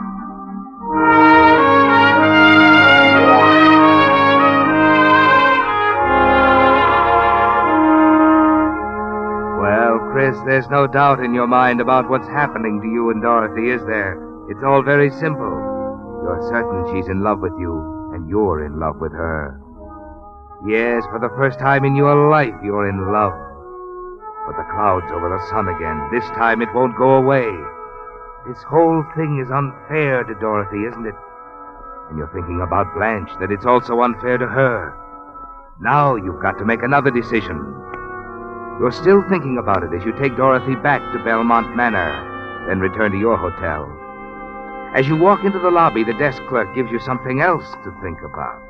Hey, Mr. Baldwin. Mr. Baldwin. Yes? What is it? Message for you, sir. Came while you were out. A message? Telephone call from New York. I took it myself. New York? It's from your wife, Mrs. Baldwin. Said to expect her sometime in the next few days. You hadn't counted on anything like this, had you, Chris? Neil had never mentioned his wife to you. You had no idea he was married. Neil Baldwin is dead. You're using his name. And Mrs. Baldwin will be arriving in a few days. You're trembling as you turn away from the desk clerk, start for the stairs, and then... Mr. Baldwin, one more thing. Yes? I almost forgot to tell you. There was a man here earlier in the evening asking about you. What do you want? Well, he didn't say. I thought you'd gone over to the Ace of Clubs, so What do he look like?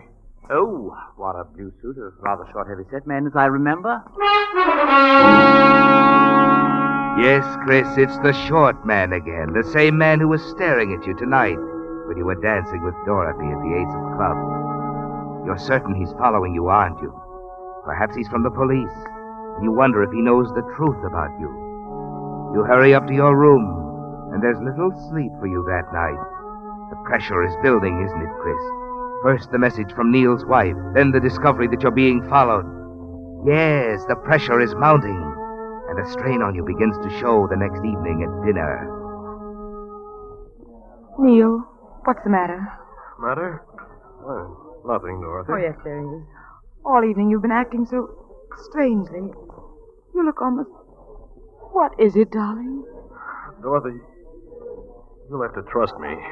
Although you've no reason to, I must admit. I do trust you, Neil. I've a good reason to. Being in love with you is a good reason. Let's get out of here, Dorothy. All right. Neil, there's that man again at the table near the wall. He seems to Don't look around, Dorothy. Just keep walking. What? Yes, Neil, of course. If you don't mind, I think I'd better take you back to your hotel. Neil, that man, is he what's bothering you?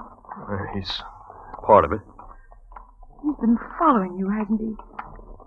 Are you in trouble, Neil? Yes, Dorothy. I'm in trouble.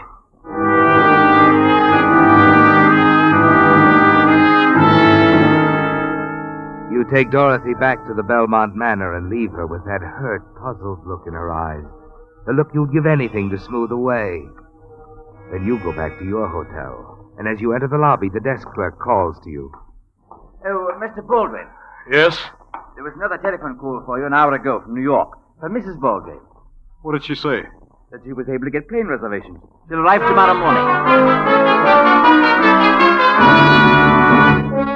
You run blindly out of the hotel into the night. But that's no answer, is it, Chris? You've got to make a decision, and you've got to do it soon. They're closing in on you. The short, heavy-set man and Mrs. Baldwin. Yes, and there's Dorothy and Blanche, too. You walk for hours thinking the whole thing out. And then finally you find yourself on the road leading to town and the Belmont Manor. Yes, the Belmont Manor and Dorothy. Because you've finally made your decision. You've decided to tell Dorothy everything. And you do. Your life with Blanche, your unhappiness, the madness that seized you when you discovered Neil was dead and that everyone thought it was you. How you've struggled with your conscience. And how your conscience finally won. Yes, you pour out the whole agonized story to Dorothy there on the beach. And the sun has come up before you finish. Chris, I like the name better than Neil, darling. It suits you more. I'm going back to Blanche, Dorothy. Yes, I know. She needs me. I should have known better than to think I could run out on my life. The running was nice while it lasted. Dorothy, I'll never forgive myself for what I've done to you. Oh, don't say that, Chris. Things just didn't work out, that's all. Why did I have to destroy the one thing I found? You didn't destroy me, Chris. When are you leaving? Right away, I guess. I don't know how I stand with the law. Find out when I get back, I suppose. I don't think I've done anything criminal. I've just been a fool, that's all. What about Mrs. Baldwin? I don't know, Dorothy. When I get back to my room, I'll probably write her a letter telling her what's happened. And leave Neil's money and papers with it for her. Not exactly the brave thing to do, I suppose, but I just can't face her. Chris, I guess you'd better be going. Yes. Dorothy, I can't ask you to forget or forgive. Too much has happened, but I hope that time will help. Time will help, Chris. I hope it does. You see, this is probably all wrong, but I still love you. I'll go on loving you. Someday things might be different, who knows? There's still an outside chance for us, Chris. So I'll be waiting. Oh, Dorothy. I love you, Dorothy. I always will. Chris, Goodbye, darling.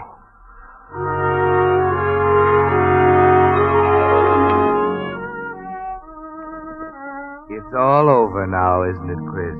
And there's nothing left to do but go back to your hotel, write the note to leave for Neil's wife, and then buy your ticket back to the United States, back to New Haven and Blanche. But it's not as easy as it sounds, is it? Writing the letter to Mrs. Baldwin is not easy. There's a lot of explaining to do. You're so engrossed in the letter that you don't hear the door behind you close softly. You don't see the short, heavy-set man walk silently across the room and stand looking over your shoulder. Hello? What are you writing, a confession? Who are you? Jim Mason, private detective. What do you want? I think you know what I want. You and I are going to have a nice long talk, brother. Because right now you're looking an awful lot of trouble right in the eye.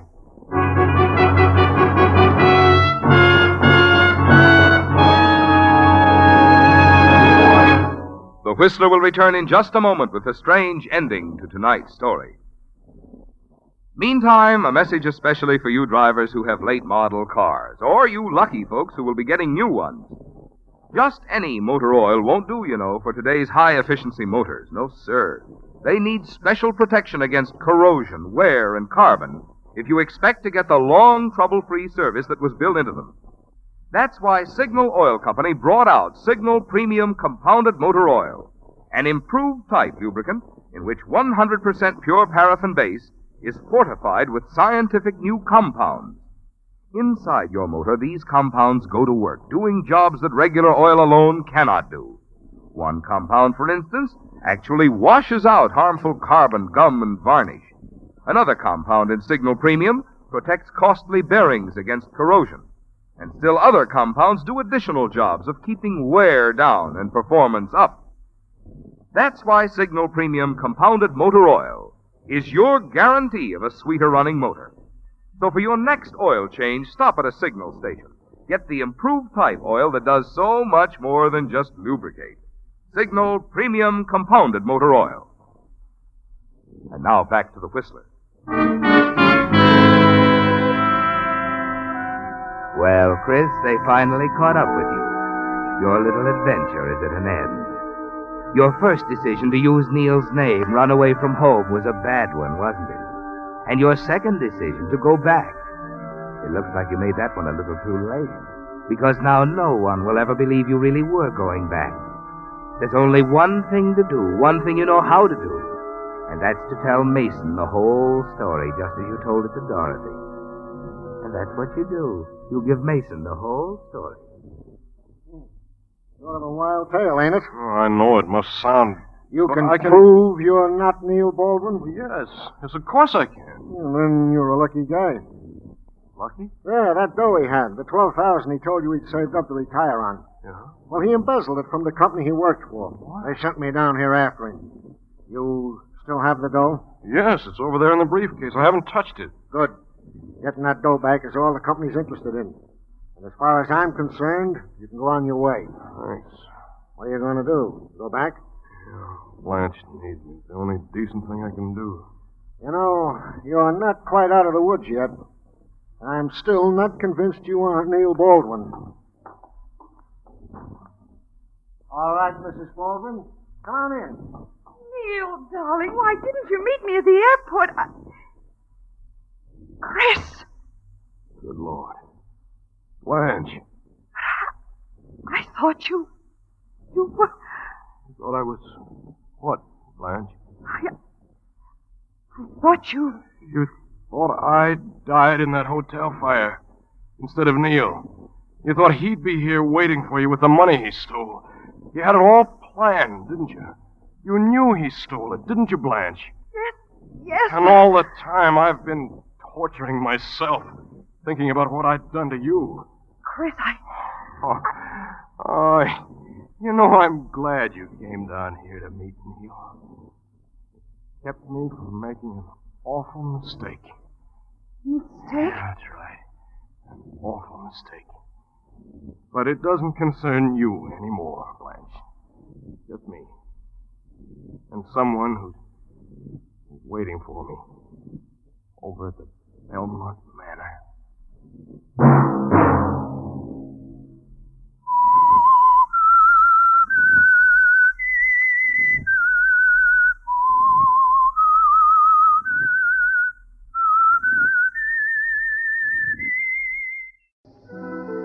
And now the Whistler's strange story. All damage covered.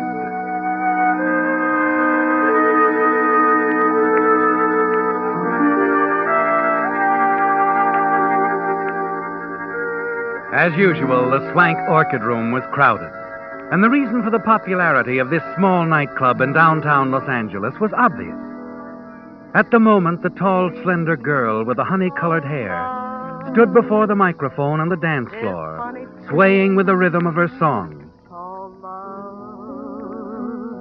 Just who can solve its mystery? Why should it make a fool of me?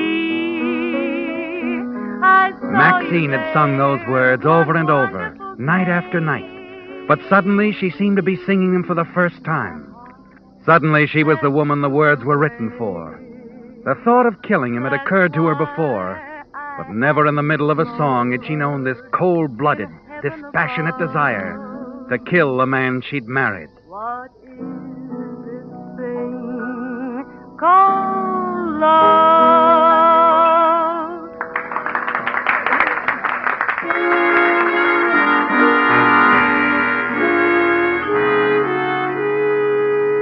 Later, in her dressing room, Maxine had changed into her street clothes when she heard a knock on the door. And she didn't have to guess who it was.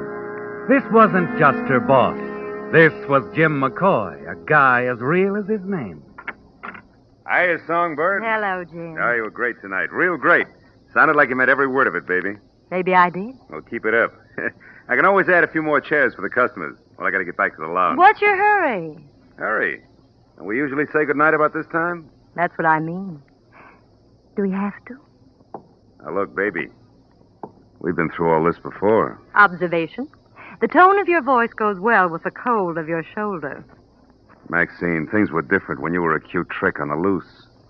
You may be Miss Maxine to the customers, but to me, you're Mrs. Charlie Kendall. I know. But after all, what's in a name?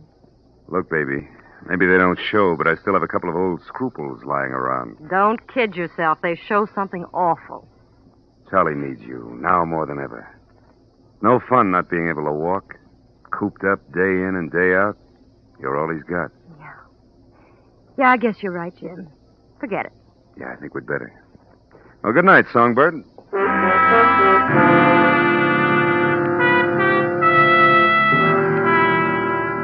And so, Maxine, a half hour later, you're driving over the freeway, going home to Charlie, your husband. You can't help but admire Jim for turning you down, can you? Because of the way things stand. Because you're married to Charlie. You drive on through the night thinking about it. And by the time you reach the outskirts of Ellenville, you've decided that there must be a showdown with Charlie. As you start to plan the things you'll say. Sorry, lady, roadblock. Oh, but I live in Carpencita. I've got to get home. There's been a landslide. Won't be able to get through for a couple of hours yet. Oh, I see. Train coming through in about 10 minutes from L.A. Or if you'd rather, you can go back to the main road, take a 10-mile detour. No, thanks. I'll take the train. You turn your car around, and minutes later park it on a quiet side street near the depot and hurry to catch the train.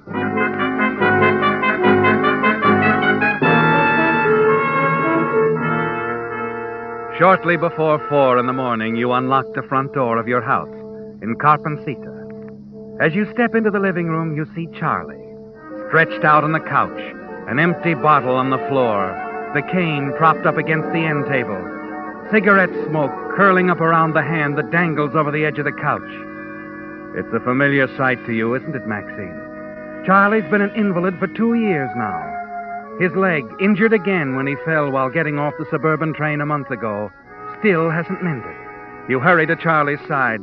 From his hand, you take the cigarette that's ready to fall to the floor. Charlie. Come on, sweetheart. Come to the party. Charlie. Charlie, wake up. Oh, Maxie. Hey, oh, baby. Yeah, baby's home. Must have dropped off. What time is it? Oh, a few minutes to 4. 4. Well, what took you so long, Maxine? There was a roadblock at Ellenville. Oh, that's too bad. I had to leave the car there and take the train. Sure. I had to wait 10 minutes for the train. It took 15 minutes to get to Carpencita, 20 minutes to get a cab to take me here, and I'm... Okay, honey. I believe you. Well, why shouldn't you? It's the truth. Sure it is, baby. Sure. You don't believe a word of it. You never do. And you want to know something? I don't care, Charlie. I don't care what you believe anymore. Don't you think I know that, Maxie? Honey, don't rub it in, huh? I know you go out on dates when you're finished at the club. I even know about the guy you work for, McCoy. I was not on a date tonight with Jim or anybody else. Sure, baby. Anything you say. I'll never ask any more questions. Just as long as you come home to me. Maybe I'm sick of coming home. Maybe I'll never come home again. Don't say that, Maxie. Why shouldn't I? I mean it. I've told you before. You'll never get rid of me. We're married and you can't change that. Don't tempt me, Charlie.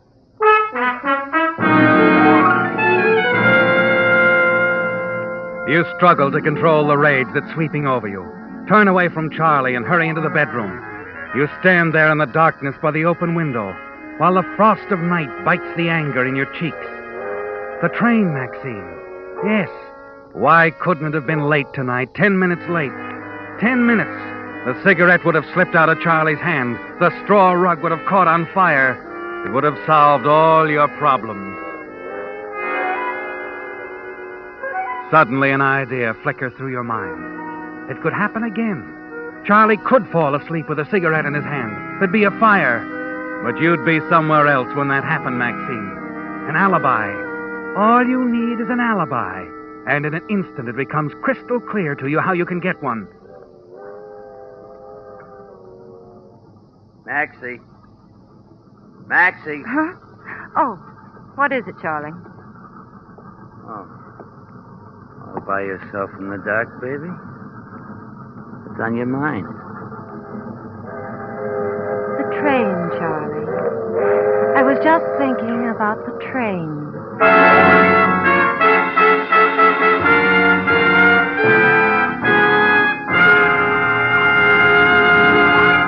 With the prologue of All Damage Covered, the Signal Oil Company brings you another strange story by The Whistler. You've heard me talk about the more thorough, more conscientious service that cars get at signal stations because signal dealers are in business for themselves and have a personal interest in pleasing you. Well, typical of this are the extras you enjoy when you have your car lubricated at a signal service station. Instead of taking the chance of remembering the many vital points on each make of car, signal dealers follow a factory-recommended lubrication chart which plainly shows every lubrication point on your car. Also, signal dealers use 9 specialized signal oils and greases, so each part will have the exact type of protection it needs. But do they stop there? No, sir. Just to make doubly sure not a single part has been overlooked, they check each point again, which is why it's called Signal Double Check Lubrication. Now, that's the kind of lube service you want if your car is to give you the long, trouble-free service that was built into it. And that's the kind of lubrication you get from friendly, independent signal dealers. And now, back to the Whistler.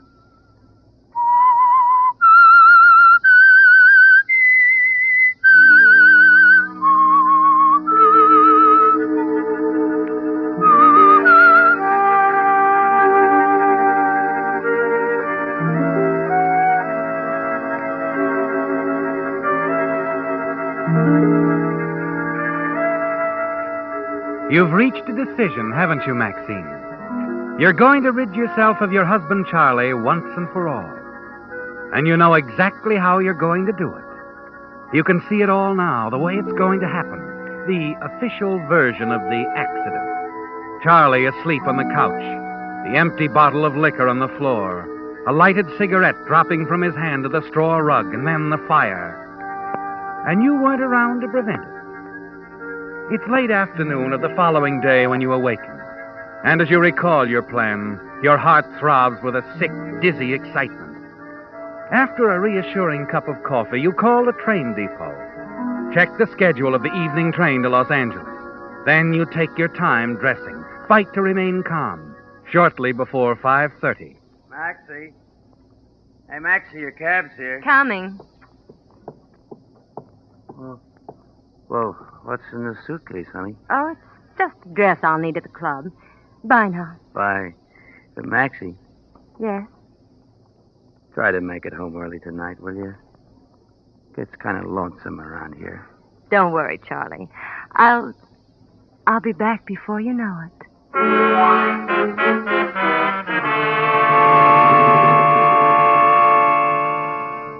A quarter of an hour later, you reach the depot. Buy your ticket and start for the train. You're about to put your plan into operation, aren't you, Maxine? And you smile to yourself as you think of the first move. Charlie's accident on this very line put the idea into your head. As you reach the train, you start up the steps. One step and then another. And as you near the platform, you deliberately place your foot between the 2 steps and throw yourself forward. Miss, are you hurt? I don't know. Here, wait. Let me help you. There. You'd better sit down. The train's moving. Thank you. I'll be all right.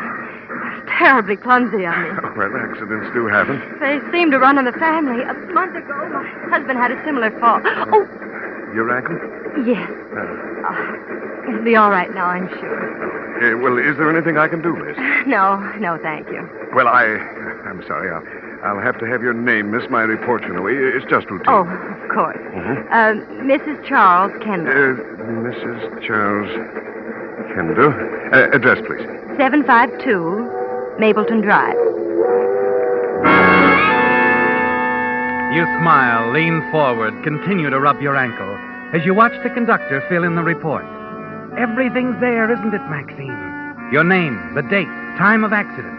Yes, everything working according to plan. You've established your presence on the train to Los Angeles. As soon as the conductor is out of sight, you pick up your suitcase, hurry into the ladies' room. A few minutes later, you emerge wearing a dull, faded coat, a drab hat pulled down over your eyes. All traces of your original makeup have been removed. And in your new makeup, you've suddenly become a different woman. A plain, older-looking, unattractive woman. Bell. Next stop, Bell. As the train stops, you get off without delay and hurry away from the depot. You find your car where you'd parked it the night before, on the quiet side street, and minutes later you're racing a good 70 miles an hour along the road back to Carpencita. Luckily, your train is a slow train, because you must make up a good 35 minutes before it arrives in Los Angeles. It's dark now, and no one sees you as you arrive in Carpencita. You quietly park in an alley and then walk quickly to the rear entrance at your home and slip inside. And then you're standing in the living room looking down on Charlie, sprawled out on the couch. The sleeping powder you slipped into his drink before you left has taken effect, hasn't it, Maxine? Charlie? Charlie? He doesn't stir. Quickly, you light a cigarette. Drop it on the straw rug. In a few seconds, it begins to smolder. In strange fascination, you watch the flames begin to creep along the floor. And then you turn and run from the house.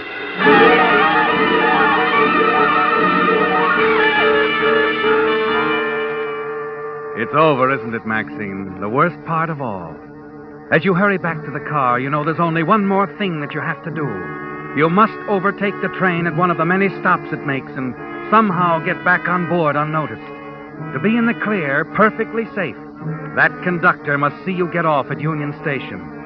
Those are tense moments, aren't they, Maxine? Moments that seem like a lifetime. You take this short, straight highway into Los Angeles, hitting better than 70 miles an hour most of the way. Finally, you catch your train at one of its last stops and get back on just in time. Disappear quickly into the lounge room, where you can change back into your original outfit.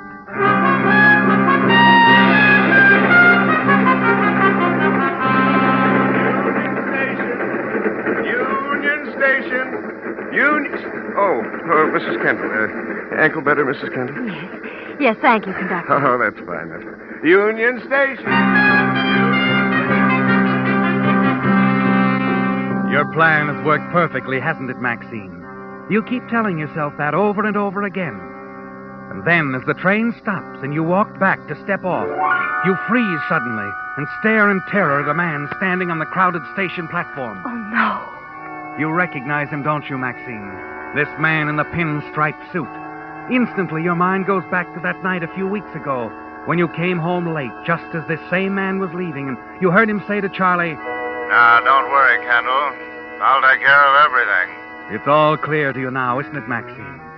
Now you know why this man in the pinstripe suit was talking to Charlie a couple of weeks ago. Charlie was hiring him to follow you. Perhaps he was following you tonight. You step back into the train, hurry through the cars, and get off further down the platform. It isn't until you climb into a taxi and try to settle back that you realize you're trembling all over, shaking uncontrollably. Somehow you manage to compose yourself, regain your confidence by the time you reach the club and go inside to greet Jim at the bar. Hiya, Songbird. Hello, Jim. Say, your feathers look a little ruffled. You're limping. Oh, I fell and scraped my knee while I was getting on the train tonight. Train? How come you took the train? I was too tired to drive all the way home last night, so I left the car in town. Well, you better take it easy. Sure you want to go tonight? Oh, don't worry. I'll make it. Okay. How's Charlie? Charlie? Don't tell me you've forgotten our little conversation last night. Oh, no, Jim. I haven't forgotten. As a matter of fact, I'm very grateful to you. You made me see what my duty was. Yeah. Glad to hear it, baby.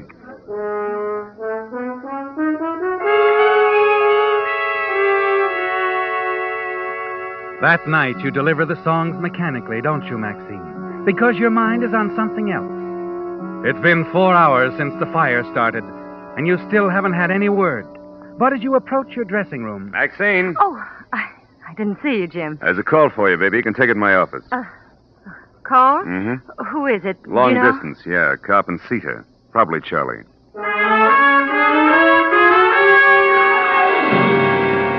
Your mind is blank for the next few moments, until you find yourself alone in Jim's office, your fingers tightly gripping the telephone receiver as you slowly raise it to your lips.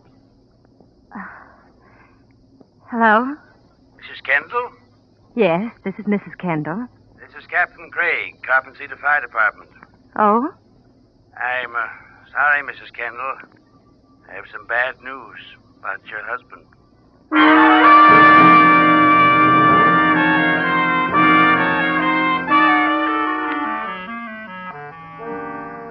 It won't take long, Maxine. Coroner just wants to ask some questions. I'll be as brief as possible, Mrs. Kendall. Thank you. Your husband was an invalid, was he not? That's right. Smoked quite a bit, is that correct? Yes, he smoked quite a bit. And he was a heavy drinker as well. Well, drinking helped relieve his pain. Oh, don't misunderstand me, Mrs. Kendall. I'm not trying to establish that your husband was a chronic alcoholic, just that he did drink at times to a point of... Yes, he did. Oh, then I think the conclusion we drew from the evidence is correct. Your husband fell asleep with a lighted cigarette while in a state of intoxication. The cigarette fell, and that was it. I was afraid that would happen someday. I warned him so many times. Easy, Maxine. Mrs. Kendall, if you'll please sign this. What? Yes. Honey, you're trembling. Here, I'll hold it. What is it, Mrs. Kendall? Nothing. I'm just upset, that's all. Oh, I'm sorry, Mrs. Kendall. Thank you for your cooperation.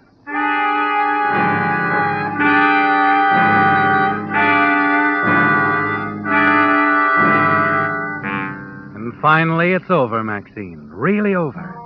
Without even the necessity for the alibi which you went to so much trouble establishing. The man from the coroner's office is gone, and you're alone with Jim, with no more barriers between you. It's all you can do to keep from blurting out how good you feel inside, how little you need the rest that Jim is trying to insist upon. I still think you should take it easy, honey. Stay in bed for a while. Oh, no, Jim. I'm not going to let myself brood about this. I want to work. It'll help, I know. Okay, Songbird, you win. Oh, thanks, Jim. I appreciate everything you've done, and I hope I sound sentimental. You do. I can take it. I'll see you later.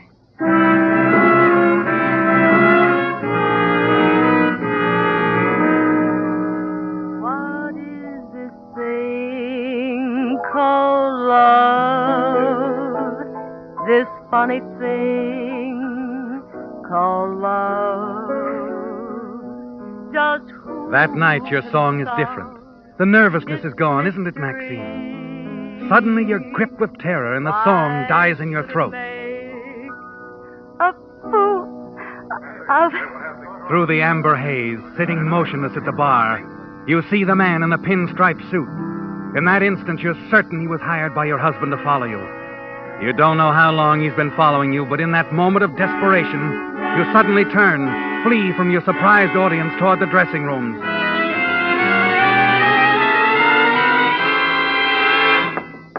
Who is it? It's me. Now look, Maxine, what's this all about? What did that man say to you, Jim? Oh, it's got you worried, hasn't it? No, I'm not worried.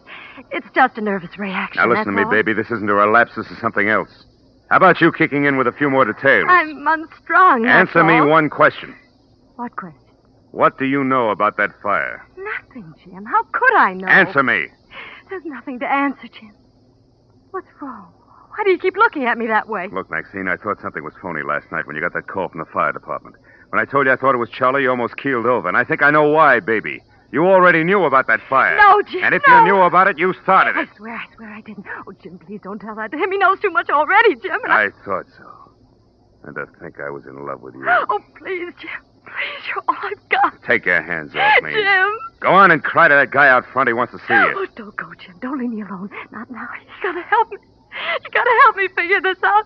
Jim, you mustn't leave me. Not now. Jim! Frantically, you slip into your coat, hurry out the side door after him. But Jim's nowhere in sight, and you leap into a waiting cab. Yeah, where to, lady? Would you mind cruising around a bit? I'm looking for someone. A man. Sure, lady.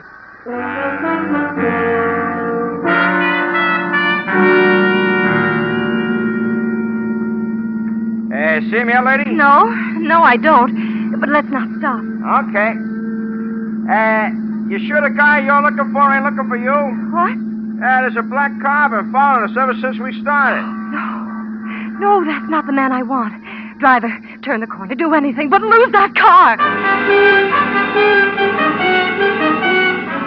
As you speed along the street, it suddenly occurs to you exactly what's happening. Yes, you ran out to find Jim, and now you're trying to escape the man in the pinstripe suit. Fear sweeps over you and crowds Jim from your mind.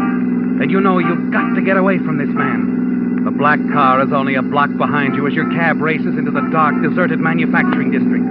Screeches around one corner, then another, and another, turning, twisting, and then suddenly... Driver? Yeah? That station up ahead.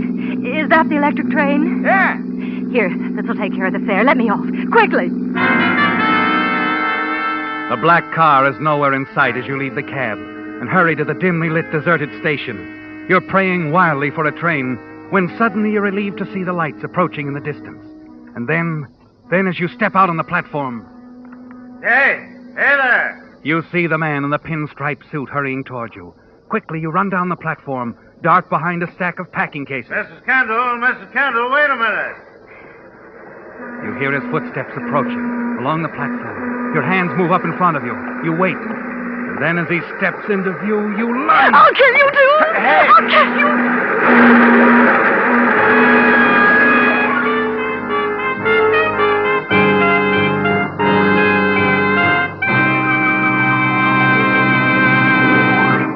The Whistler will return in just a moment with a strange ending to tonight's story. Meantime, a word about these chilly nights and mornings we've been having. To be sure your car will start pronto the instant you touch the starter, you naturally want to be sure you're choosing the gasoline that's tops in quality. But how can the average driver measure gasoline quality? Well, by mileage, of course, which explains why we're so proud of Signal's good mileage, which has made it known throughout the West, from Canada to Mexico, as the Go Farther gasoline. You see, in order to give you such good mileage, today's Signal has to help your motor run more efficiently. And when your motor runs more efficiently, naturally you enjoy quicker starting, as well as faster pickup and smoother power. The kind of performance that makes driving more pleasure in cold weather or any weather. That's why Signal says, to be sure of the tops in gasoline quality, there are just two things to remember. One, it takes extra quality to go farther. And two, Signal is the famous Go Farther gasoline. And now, back to the Whistler.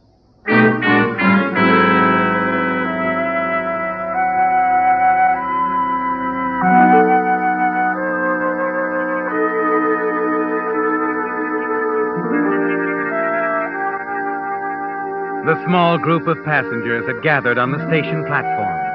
Standing around in shocked silence, they'd waited until the ambulance arrived and the police. Okay, now, let's keep back a little here. Okay, here, get back. I saw the whole thing, officer. I was sitting up front by the window. I could see just as plain as... All right, lady, all right. You'll get your turn.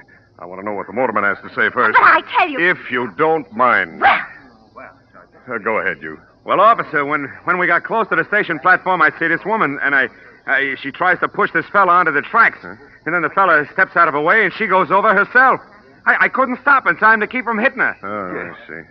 Well, now, here. Where's the fellow she was trying to push over? Where? Right here, sir. Oh, will you come up here? What's your name? Henry Cooper. Did you know that woman? No, I never got a chance to meet her. I've just been trying to. Her name's Mrs. Kendall. Well, how come she tried to push you in front of a train? I don't know. You see, I work for the railroad, claims investigator. Yeah? Well, a month ago, her husband was in an accident. Uh-huh. Funny thing, a couple of days ago, she was in a similar accident. I only wanted her to sign a voucher so I could give her a check to cover all damages.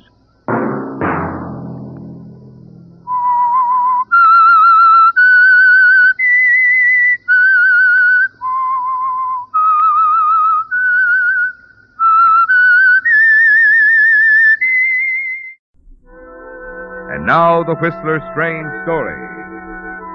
The Cheat.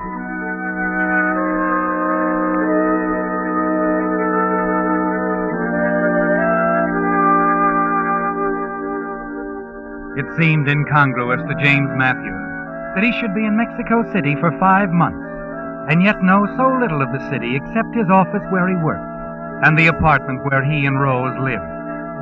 Back in San Francisco, James had always visioned Mexico City as a romantic paradise. So far, there hadn't been time to find out if this were true. His life here was no different than it was back home. No different than it had been all the years being married to Rose. Dull, uninteresting years. And he'd ceased to think of her as anything but a meal ticket. A foolish little woman with money. Now, as he sat in the living room, he decided that this night was more than typical. It was a perfect example of his life with Rose. With growing irritation, he watched her flutter about the room, parading back and forth in front of him in a sheer evening gown. Why do you do that, Rose? Do what, Jimmy?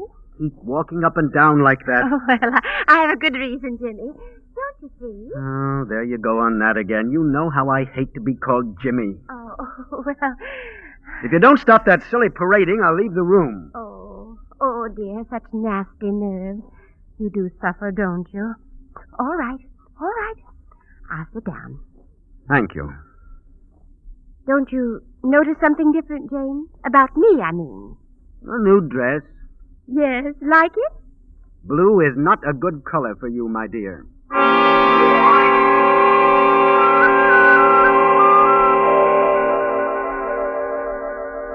You watch the smile fade from her lips. A pained, hurt expression sweeps over her face. But it doesn't matter, does it, James?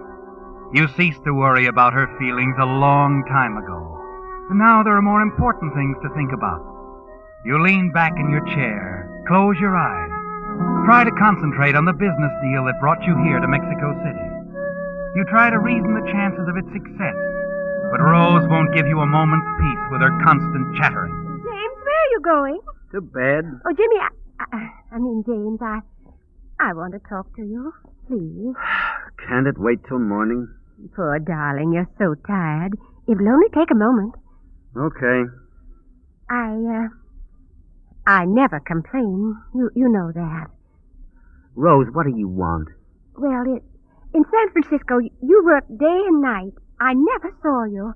Oh, I minded all right, but at least I had my friends to fall back on. Yes, get to the point. Why can't we go home? How many times must I tell you? This is not a vacation, this is a business trip. There are plenty of opportunities in San Francisco. Do you think it's everyone who gets a chance to develop a gold mine with Mallard Gunther? Oh, I know how much it means to you, dear, but If you want to go home, Rose, go. Oh, how would it look if you didn't come back with me? Then stay. And stare at four walls? Oh, if you'd only go out, meet people, find some new friends. Well, I try. Ugh, you and that inferiority complex. You're too shy, Rose. You said we'd be here only a month or so. My business is keeping me. Look, do you think I want to go on being dependent on your money? I wish I could believe you didn't. Well, I don't. And Gunther is my chance. I don't think he is, James. I'm convinced you won't make a cent out of this venture. If I really thought Now, wait a minute. If you're going to start questioning my business judgment, Mallard Gunther has made more money out of mining than any other man in Mexico. Mr. Gunther, yes, but what about his partners? I've never heard of any of them making money. That's because they weren't smart enough to have faith and stay with him. Because they went running off before the projects could develop, and that's one mistake I don't intend to make, Rose. So instead, you'll keep on putting more money into the mine. There won't be any need of putting any more into it. And besides, I don't want to talk about it anymore. Good night.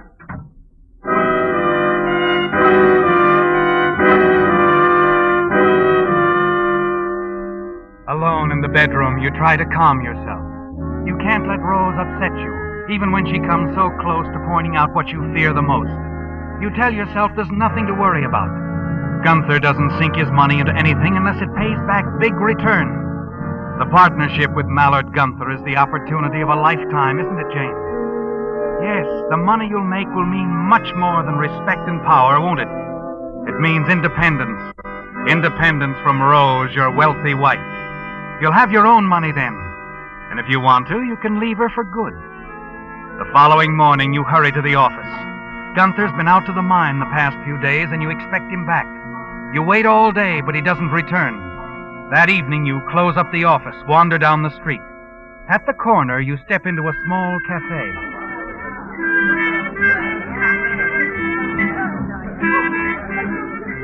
As you make your way toward the bar, you hear his laugh above the crowd. Mallard Gunther. You see him sitting in a side booth with a dark-haired girl in a bright red evening gown. Her arm is linked with his, and she's whispering in his ear. Mind letting me in on the joke? Oh, Jimmy, my boy, Jimmy. Well. I was waiting for you at the office. Oh, were you? Well, I just got back a little while ago. I didn't think you'd be there, so I didn't bother to call. Sit down, Jimmy. Sit down. Thanks. Oh, this is Sally. She dances here. Sally, I want you to meet Jimmy. Martha. Huh? Oh, yes, Martha. It's right, isn't it? Excuse me, my dear. How are you, Martha? Hi. Jimmy's a business associate. That's fine. How'd things go at the mine, Mallard? Fine. We're coming right along, my boy. Coming right along. Gonna be a real bonanza, Jimmy, my boy. Now, how about a drink, eh? No, thanks. Look, did they get the generator plant installed on schedule? Sure. Right on schedule. Not a thing to worry about. Just leave that all to me. My department, you know. Well, sure, but I would like to know what's going on. Is that all you have to tell me? Well, I can't think of anything else. Except that we may need a little more money. More? I see. Oh, now, don't be upset about it. It won't amount to much. I figure around 25,000 apiece will see us through. 25,000? More or less. Well, what's the matter? I'd bother you? When will we know definitely if we'll need the money? Oh, should know by tomorrow. Then you can get it to me any time in the next day or so. Unless, of course, you want to use that option clause and sell out to me. No, Mallard. I'm not selling out. Good. I always like a partner who'll stick it out. So many of them seem to give up at this stage of the game. Now, look, my boy, you'd better change your mind and have a drink, huh? Sally here is getting thirsty.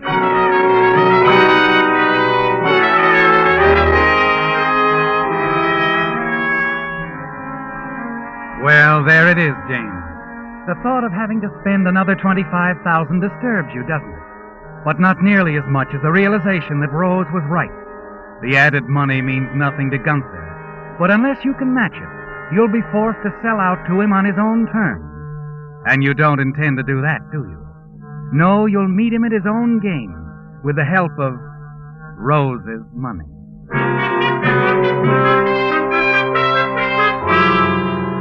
As you hurry home, you decide your attitude toward Rose will change. You'll be patient, understanding. Give her the affection she wants so desperately. But when you arrive at the apartment, she isn't there. An hour passes and you begin to worry. Then you hear the key in the door. Well, what's this? Oh, James, you're home early. You certainly sound happy tonight. And for a very good reason. I'm terribly proud of myself. Are you? I took your advice. Oh, I don't follow it. Oh, shy, am I? Oh, that's what you think. Oh, I merely said that. I know what you said, and I'm going to prove you're wrong. Remember Juan Ortega? Seems I should. He's in the mining business, too. You introduced him to me when we first arrived. Oh, yes. Rather elderly man, tall. Where'd you see him? In the lobby. I was on my way to lunch. I made a point of speaking to him, and you know what? He invited me to a party, and I went. Good. All by myself. Not the least bit timid. Not the least bit. Oh, I had a grand time. His house was swarming with such interesting people. A French painter, a Hungarian composer, and... Oh, I've been invited out to several other parties, too. You have? Well, that's fine, Rosie, fine. I'm delighted you had such a good time.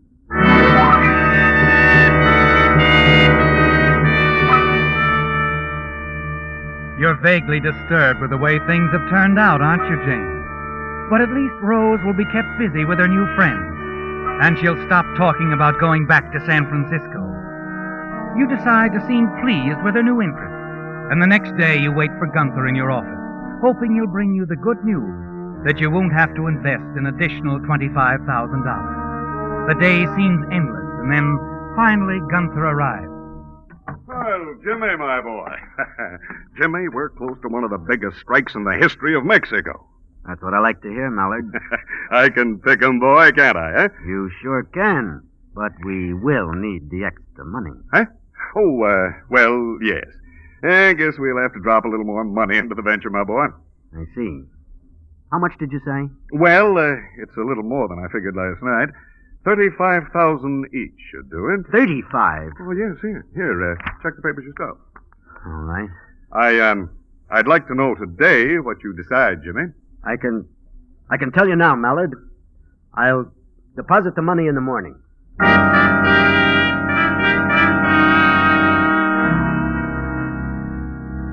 It sounds good, doesn't it, Jane? You'll deposit the money in the morning. What money, you ask yourself? You throw the reports aside and hurry home. You arrive just in time. Rose is dressed, ready to go out. You don't waste a second, coming right to the point. You tell her how much money you need and why. But, Rose, you'll get your money back 10 times and over. Oh, really, James, I'm not interested. Now, please, I have to go. I'll be late. There's $1 million at stake. We can't lose. No, dear. Once and for all, I won't give you the money. Rose, listen to me. Not now, darling. I've got to go. Go where? Oh, didn't I tell you? Remember the American I met at Ortega's party? Well, he telephoned today. He talked for over an hour. George Turner, an engineer, I think. He's down here designing bridges and all sorts of things. All right, I'm not interested in George Turner. I am. He's quite charming, and he's invited me to a lawn party with the Ortegas. I'm late now. You're not going anywhere until you sit down at that desk and write me a check. You're being idiotic. Goodbye, James. Rose, come back here. See you later. Rose! Don't wait up for me, dear.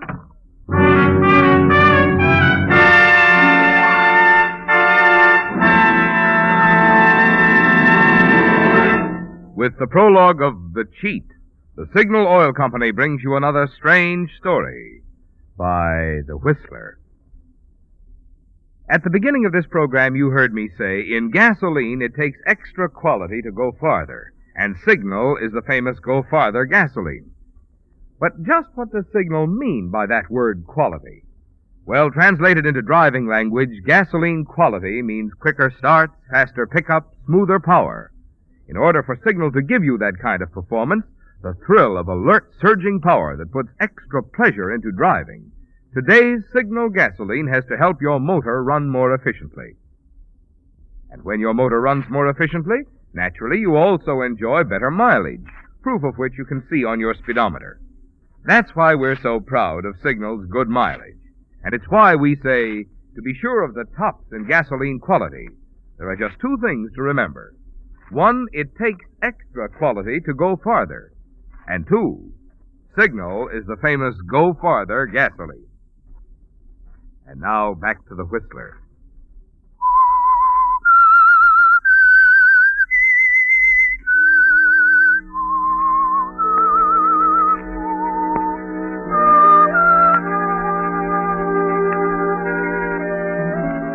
It's infuriating, isn't it, Jane? The knowledge that Rose stands between you and your independence. And you know why she won't give you the money.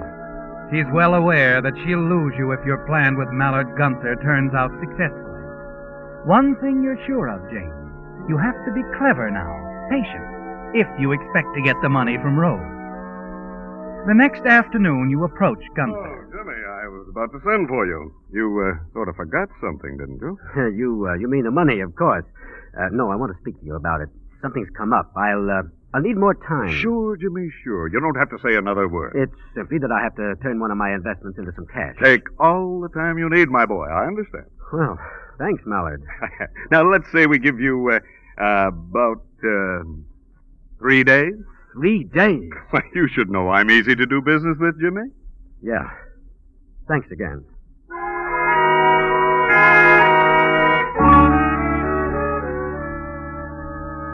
Well, James, now you know where you stand with Mallard Gunther. Yes, with everything going so well, he isn't worrying about you.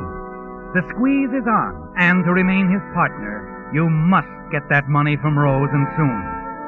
You'll have to play the loving, attentive husband, won't you, James? Back at the apartment, you call out to her, cheerfully when you come in, but she isn't there. And the clerk at the desk downstairs tells you that she left hours ago, leaving no message as to when she would return. Yes, James, you're more than annoyed, and the next hour is the longest you've ever spent. Finally, your nervous pacing is interrupted by the ringing of the telephone. Hello? This is James who speaks? Yes, who's this? Juan Ortega. How are you? Oh, wonderful. Yourself? A slight case of the gout, but outside of that, I cannot complain. Oh, it's nice hearing from you. Yes. Your lovely wife asked me to deliver a message. Very kind of you to do so. You know, we were all over at George Turner's house till he took the whole crowd out to his ranch. George Turner? Yes. She tried to reach you, but couldn't. So I said I'd call for her. I see. They probably won't get home till late. Well, thanks for calling. Not at all, my friend. We must have lunch together sometime. Yes, we must. Well, good night. Good night.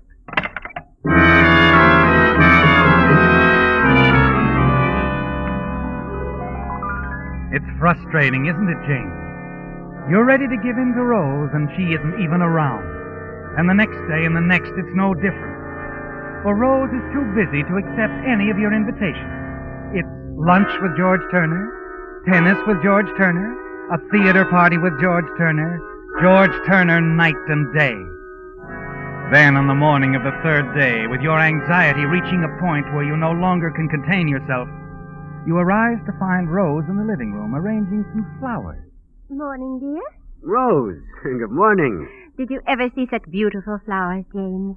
Rose, what do you say we go out for breakfast?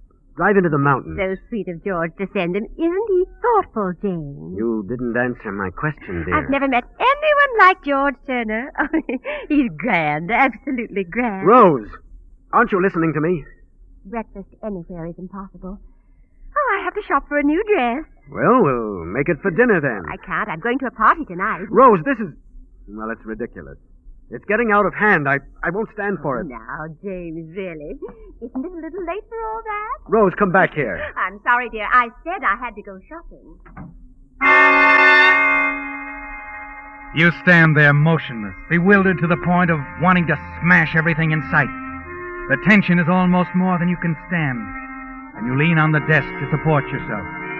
Then you happen to look down. Notice Rose's calendar. You start to turn away and then glance at it again. Only one line has writing on it. You read it carefully. George, cocktails here, 5 o'clock. You read it again. So George Turner is coming here to your apartment. You stiffen, then turn suddenly and hurry out.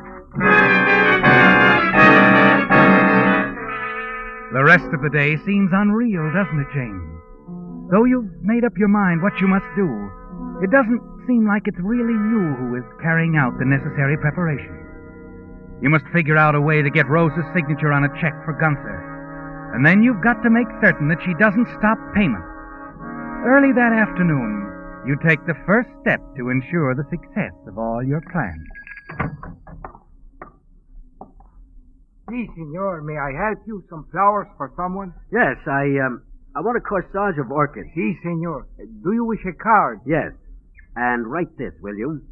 Till 5 tonight, love. Sign it GT. And I'll take them with me.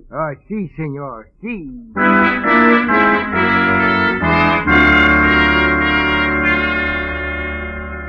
That's all you'll need, isn't it, James? Now you head back to the apartment, taking your time, so that when you arrive, it's exactly 4 o'clock. There are few people in the lobby, but you want it that way. When you open the door of your own compartment, you find Rose dressed in a new evening gown and standing in front of the mirror putting on her eerie. Is that you, Jane? Who else? You startled me. What are you doing home at this hour? And with flowers. For me? Yes. Oh, let me have them. No, not now. I have other things on my mind. Oh, my, you sound so serious. I am serious. It's about the money for Gunther. Oh, so it's the money you're worried about. Yes? Do you know what this is, Rose? It's a banknote. So what? It's made out to me for $35,000.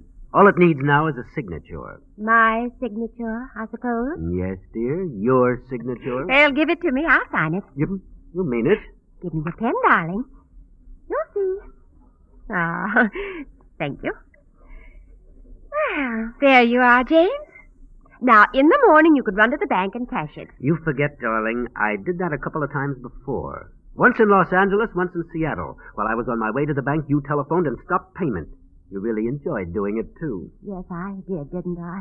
But on those occasions, I had good reason. I found out you were being swindled. You've inferred that Mallard is a just... swindler?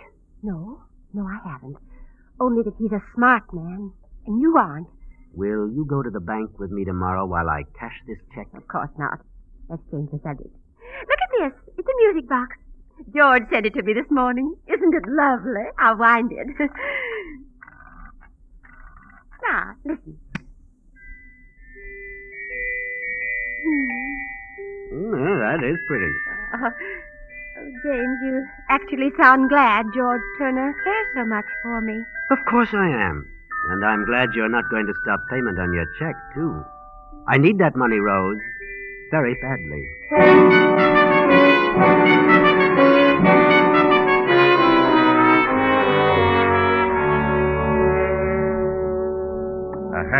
Something I can do for you, Senor Matthews? I just want to use the house phone here. Surely. This is Mr. Matthews. Will you give me my apartment, please? Hello, Rose? No, I'm downstairs. I forgot to tell you, if you want to reach me, I'll be working at the office late. No, I won't. What? Oh, the clerk. Yes, I'll tell him. Goodbye, dear. Ramos. See, Senor Matthews? My wife's expecting a friend at 5. You can send him up without ringing. Muy bien, senor.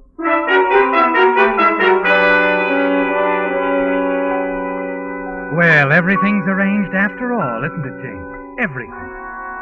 Now, holding tightly to the check Rose just signed, you return to your office. Mallard Gunther is there, puffing smugly at a cigar, his feet up on the desk.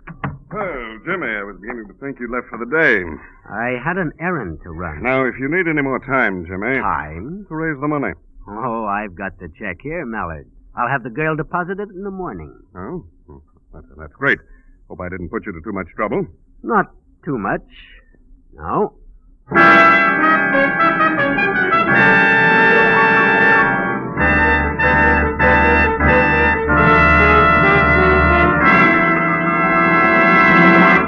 The Whistler will return in just a moment with a strange ending to tonight's story. Meantime, a question. How safe a driver are you? Well, regardless of how many safety rules you observe, you're still taking big chances if you're driving on wet, slippery pavement with smooth, tread-bare tires. What's more, safe new tires now cost much less than you'd expect, thanks to the generous trade-in that signal dealers are offering on nationally advertised Lee of Conshohocken tires. And when I say Lee, you know that for over 40 years there has been no tire finer. The new Lee Super Deluxe tire, for instance, has an extra wide 8-rib tread that is not only flatter, but contains lots more rubber. As a result, you enjoy far quicker stopping and greater non-skid protection, plus amazingly long wear. You can imagine how superior this tire is when Lee backs it with 2 guarantees: a 15-month road hazard guarantee, plus lifetime guarantee against defects. So play safe with your life, and the lives of those who ride with you. Ask your signal dealer now how little it will cost you to replace those smooth, dangerous old tires with today's outstanding new tire buy, the 8-rib Lee Super Deluxe tire. And now, back to the Whistler.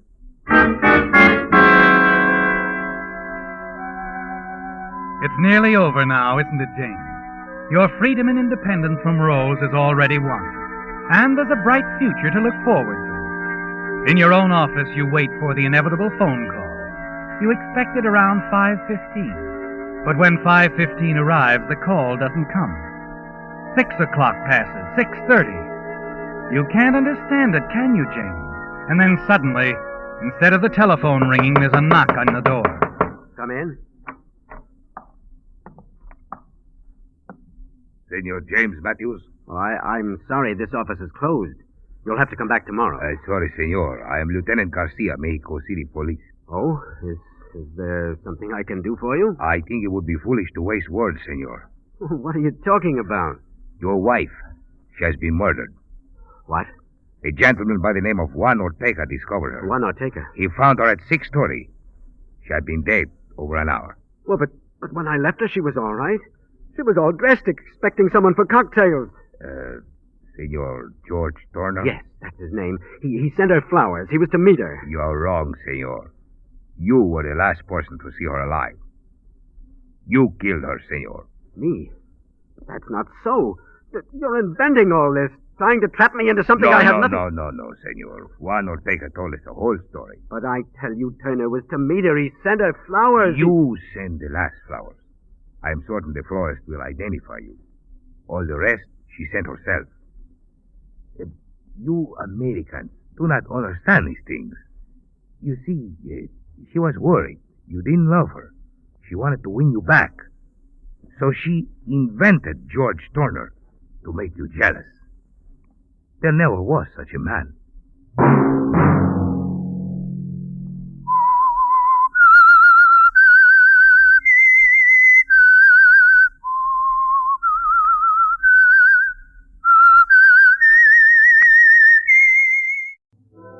And now the Whistler's strange story.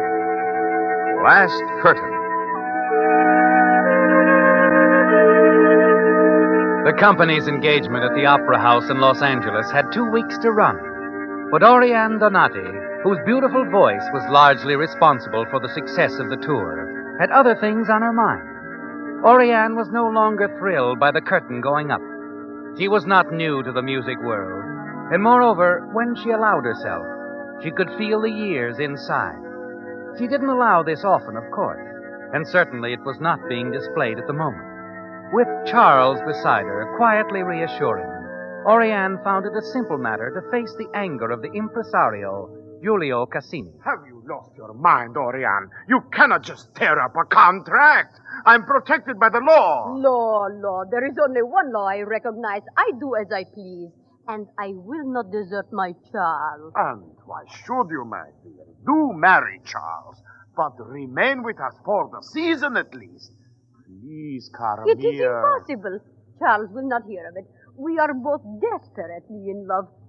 Am I right, my darling? Yes, you're quite right, Oriane. Oriane, please, Sorry, reconsider. Julio, my mind is quite made up. Come, Charles. Let's go someplace where we can be alone. By all means. All right, play your games, but if you want my advice, It was rather unpleasant, dear. Julio, he only thinks of the money he will lose. Enough of him, though. Do you really love me? Don't you know? Yes, I suppose I do. That was nice, darling. Now I must go to my dressing room. Can you amuse yourself for a little while? Yes, but do hurry back.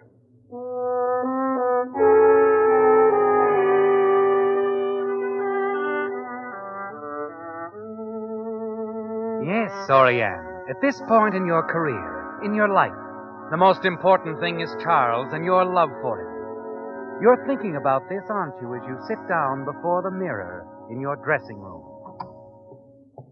Mama. What, Mama? Oh, Felice. How often have I told you not to call me Mama? Oh, Mama. What am I going to do with you? Oh, tell me, how are you coming along with your voice? Very well. Professor Gresby is pleased with my progress. What are you up to now? I've just finished Faust, trying to take up Martha next. Oh, Martha, lovely. You know Mr. Cassini has great hope for your future. Do you enjoy your work in the chorus, darling? Very much. But, Mama, how long must this pretense go on? Now, Felice, my baby, it will be over sooner than you think. I am going to be married. Married? Yes, cara mia, to a very fine, handsome, rich man. We shall all three of us be very happy. Oh, Mama, when? Soon, Felice. Very soon. Now, child. Yes? 8,000 patons, my lady. But if you have the time, I should like a word with you. I am very busy, Peppo. But, young lady, you run along now. I hope the advice I have given you will help you to amount to something. Oh, it will, Madame Donati. And thank you. Well, what is it, Peppo? Please, Madonna, is it true what they are all saying? That you are leaving us? Being married? Yes, it's true. Oh, no, my lady, no. You must remain. The opera needs you. The opera? Go away, old man. Go to your world of props where you belong. You fatigue me. Oh, you grieve me, Madonna. True, I am without physical grace and beauty, but, oh, please, in my heart there is love. Love? Love indeed. Go away, buffo. Go down to your room where you belong and stay out of my life. Stay out of what does not concern you.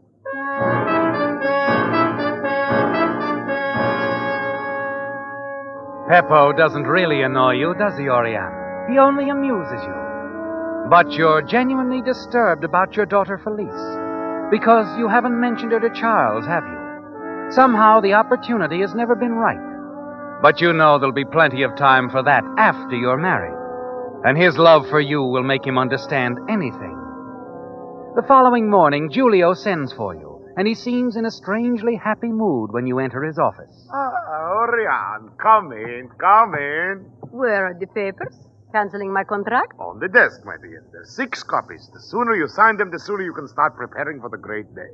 You do not want me to perform tomorrow night? Oh, not necessary at all, cara mia. Now, if you just sign the papers... Giulio. Yes?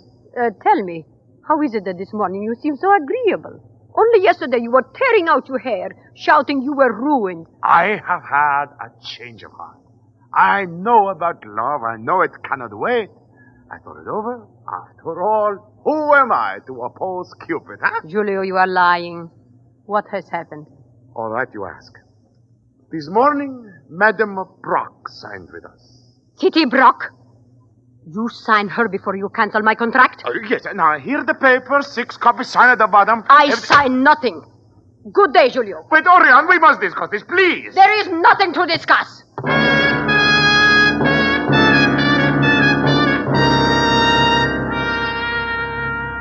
The thought that Giulio has taken you at your word about leaving the company infuriates you, doesn't it, Oriane?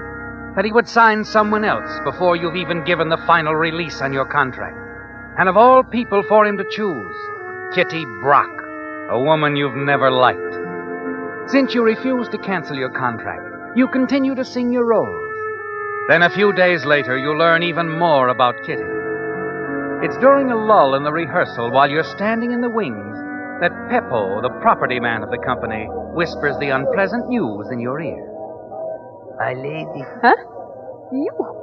What are you doing sneaking about? I would like to tell you how pleased I am that you remain with the opera after all. Oh, go away, Peppo. No, it is a wise decision you make, Madonna.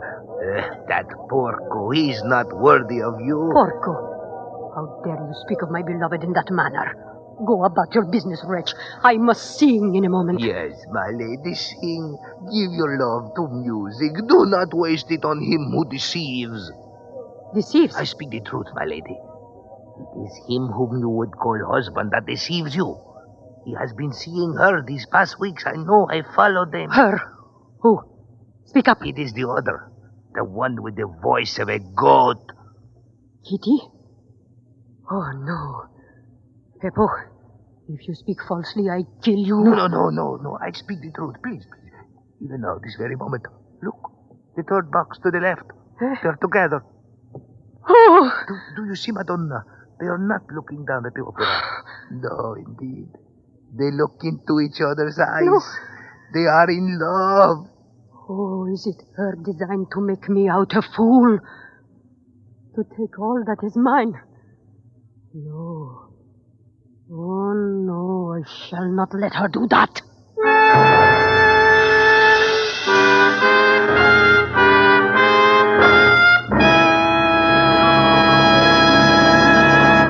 With the prologue of Last Curtain, the Signal Oil Company brings you another strange story by The Whistler. But just for a moment, let's suppose this were a quiz show, and you were asked, what gasoline is known as the Go Farther gasoline? What would your answer be? Well, if you've lived out west any length of time, you know that from Canada to Mexico, Signal is famous as the Go Farther gasoline. Now, naturally, we're mighty proud of Signal's good mileage, but even more so, we're proud of what makes such mileage possible. The extra efficiency today's Signal gasoline coaxes from your motor. Because when your motor runs more efficiently, you also enjoy quicker starting, faster pickup, and smoother power, the things that make driving more fun. That's why folks who want superior performance, as well as those who insist on mileage, are both switching to Signal. They've discovered that to get the tops in gasoline quality, there are just two things to remember. One, in gasoline, it takes extra quality to go farther. And two, Signal is the famous Go Farther gasoline. And now, back to the Whistler.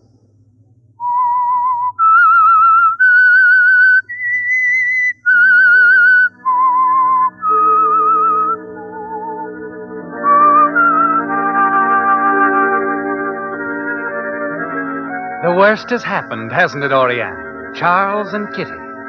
The shock of it keeps you confined to your hotel rooms all the next day, and the evening's performance goes badly. And the day after that brings angry words between you and Giulio, when he tells you that Kitty Brock is going to sing your role tonight, regardless of your contract. Later, the odd, strangely devoted little Peppo comes to your dressing room. My lady. Peppo, please, let me be. Madonna, I beg of you, listen to what I have to say. Oh. Look, after tonight, Madame Brock will bother you no longer. What are you saying, Peppo? In the room where I keep my props, there is a mirror. A mirror especially created for the use of Madame Cazzana. A mirror? Yes, but such a mirror. And so practical. You see, it was purchased for Madame Cazzana nearly 20 years ago by a man who was madly in love with her and very jealous. Oh, come now. You're speaking in riddles, old man. Explain yourself. Well, the mirror, the glass, was treated in such a way that a high-pitched trill or vibrato would instantly explode it in one's face. A just reward for vanity, Madonna, would you not agree? Especially if one is accustomed to singing into one's mirror, like the good Faust Margherita. How is that you have come to possess this mirror? Madame Cazzana was in love with another, so she gave the mirror to me. You're dreaming, old man. If you were telling me the truth, you could not know of the mirror's treatment. Cazzana herself did not know. But I do know. The jealous lover told me. When Cazzana sang Margherita and the mirror did not explode, the man came to see why. When I told him I had the mirror, he begged me to give it back for fear some innocent one would be hurt.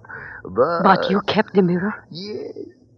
I was certain that someday it would serve its purpose. Oh, get out of here, people. So, this then is my reward for offering you happiness. I told you to leave, Peppo. Very well, my fine lady. But the next time, you will come to me. Really? You think no, Madonna? I shall be waiting for you downstairs in my room with my props where I belong, where all the ugly things are kept.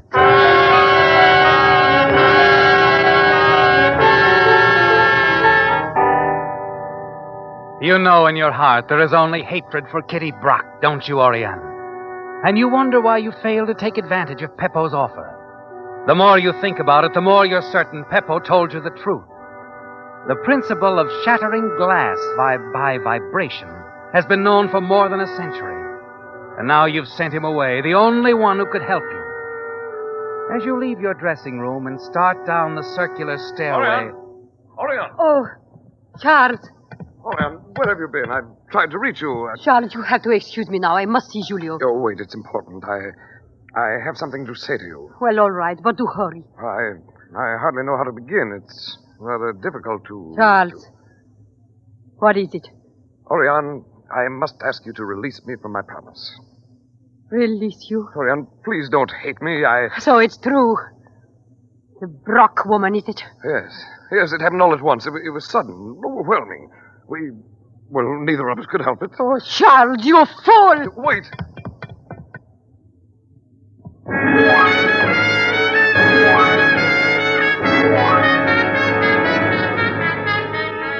It's finally happened, hasn't it, Oriane? You've lost everything. Though you're still under contract, Julio has replaced you in the company. And now Charles has rejected you. You walk backstage, behind the lofty proscenium, as though lost in a dream. As the hours pass, you can concentrate on only one thing, one person, Kitty Brock. She's the cause of it all, isn't she? Then in the distance, you hear the chorus rehearsing for tonight's performance of Faust. Concealed behind a flat, you watch your daughter Felice as she sings, so young, so alive. Then another voice becomes audible. Kitty Brock rehearsing your role, the role of Margarita. Her voice taunts you, doesn't it, Oriane? You begin to tremble with rage, and then a thought flickers through your mind. Jewel song. Margarita gazes into a mirror. A mirror.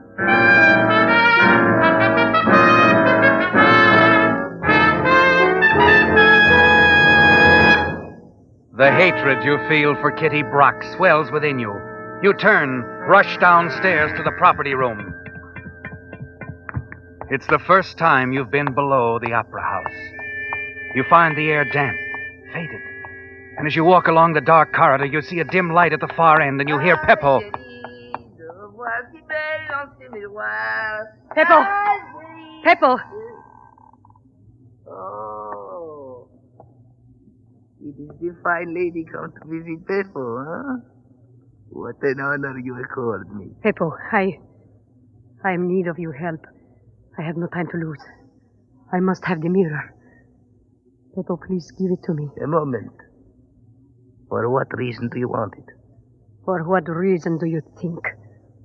The Brock woman. She has robbed me of my fiancé, my position, everything. Everything, my lady?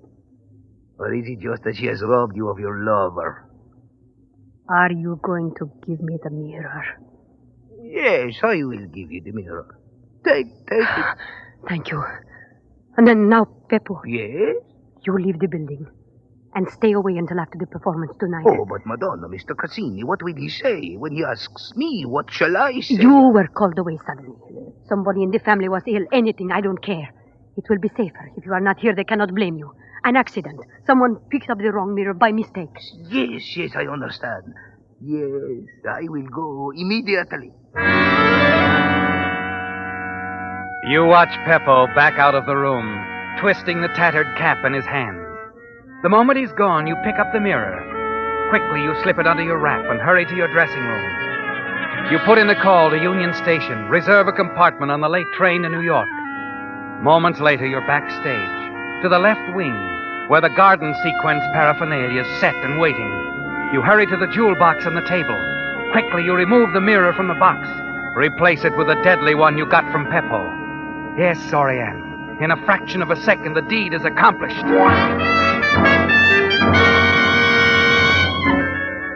Back at your apartment, you spend the rest of the afternoon packing for your trip to New York. Then shortly before 6 that evening, you hurry from the building. Your train doesn't leave till 9:40, and you decide to have dinner at a quaint little Italian restaurant not far from Union Station. As you approach the waiting cab, the driver opens the door for you. Orion, wait! Wait! You turn, see Giulio Cassini hurrying down the street toward you. Hurry, driver. The Fior d'Italia restaurant, Commercial Street. Orion, wait! Wait, Orion! Orion, listen to me! You're relaxed, aren't you, Oriane? Hours later, as the train pulls out of the station, you lean back in your chair, give yourself up to the slow, hypnotic rhythm of the wheels on the track. Wheels that every moment take you further away from the opera house, where the performance is now in progress. Suddenly, a picture flashes through your mind. The opera. Kitty Brock and the Jewel Song. You can see her now, can't you? Singing into the mirror. You can almost hear the high-pitched trill and then the glass shattering.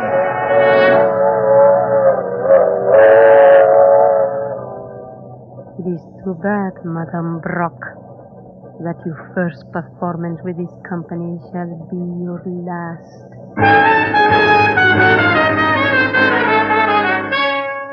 About 10 o'clock, you step out of your compartment, start down the narrow corridor toward the club car, and then suddenly your ears become alert. Your brain starts spinning wildly as two voices emerge from a compartment up ahead. Oh, come along, darling. That's Kitty Brock's voice. What is she doing on this train? A moment later, you see her step into the corridor, followed by Charles. You stand there dumbfounded, unable to move, unable to think. Kitty, don't you think we ought to wire Julio? When we arrive in New York, we'll be soon enough. Do you think he'll be mad because we eloped? Missing the performance tonight, I mean. He'll be furious, of course. But who cares? I doubt very much if Oriane will ever sing for Cassini again. That's true, I suppose. Well, it's Felice. She's quite good, you know. Felice? Who is... Oriane's daughter. You didn't know. Felice. Felice. Oh, no. Oh, but Felice will have to sing. She's the only one left who knows the rules.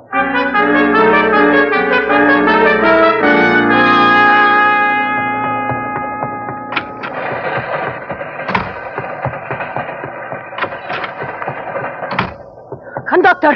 Conductor! Yes, ma'am? I must get off the train immediately. You must stop. Oh, I'm sorry, ma'am. I've got to get back to Los Angeles. Well, we'll be in Pasadena in a few minutes. You can get off there, take a cab. What time is it now? 10 minutes after 10, ma'am. All right. I get off at Pasadena.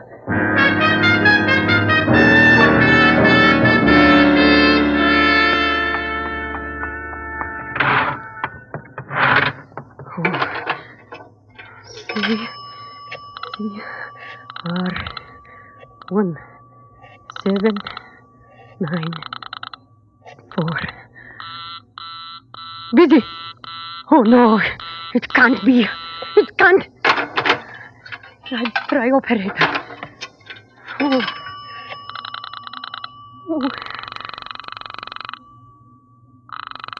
Who was keeping the operator?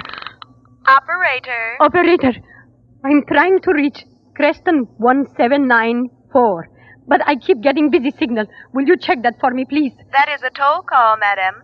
Oh, hurry, it's important. The number is Creston 1794.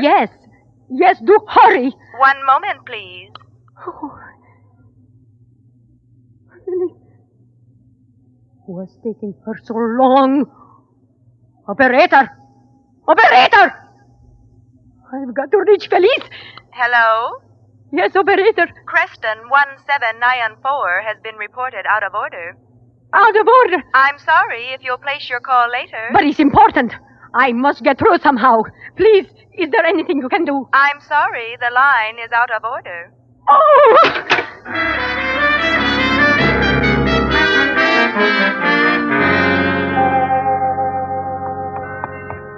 Taxi! Yes, ma'am. The Opera House in Los Angeles. Can you make it in 20 minutes? I've got to be backstage before 10:40. 20 minutes? That's pretty quick, Lenny. Make it quicker if you can.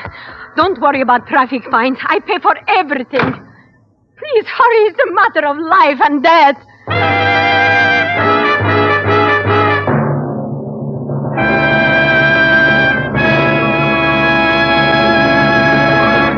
The Whistler will return in just a moment with the strange ending of tonight's story. Meantime, a brief weather forecast. No, I'm not going to predict just how cold it's going to be or how often. But this much I do know. The kind of weather we're likely to have during the next couple of months is tough on car batteries. And you can never tell how suddenly you may need a new one. That's why it'll pay every driver to keep these facts in mind about the new Signal Deluxe battery. Unlike ordinary batteries, which may be guaranteed for 12 or 18 months, Signal Deluxe batteries are guaranteed for a full 30 months on a service basis. The secret of this extra long life in Signal Deluxe batteries is their superior construction, which includes improved type rubber separators and a new design all-rubber case, which requires water less often. As a result, Signal Deluxe batteries deliver up to 35% more power for quick, dependable starting. So before you buy any battery, stop by your Signal service station. Find out the liberal trade-in your Signal dealer will offer you on today's finer, longer life battery, a new Signal Deluxe battery. And now, back to the Whistler.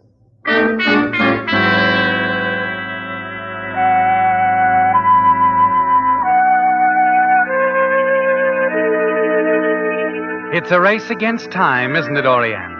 The minutes tick away, precious minutes. And finally your cab roars into downtown Los Angeles. You must reach the opera before the jewel song begins, before your daughter Felice, as Margarita, sings into the deadly mirror you had hoped would shatter in Kitty Brock's face. Then as you're within half a block of the opera house... Driver, what's the matter? Why are you stopping? Sorry, lady, I can't run over the car in front of me. Can't you go around there? Sorry again, that's impossible. All right. Here's your fare. Keep the change. I run the rest of the way. I must get backstage before 10:40. Well, lady, you can't get out here. Be careful.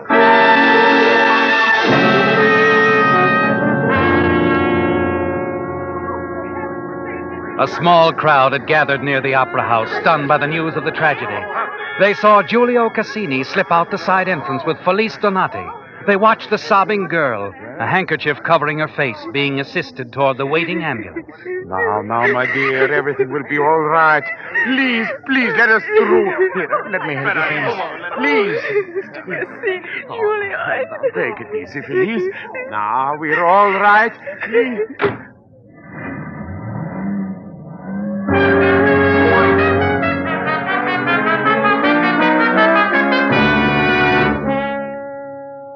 Hours later in the hospital waiting room, Giulio Cassini, hands clasped behind his back, stood by the window staring out into the night.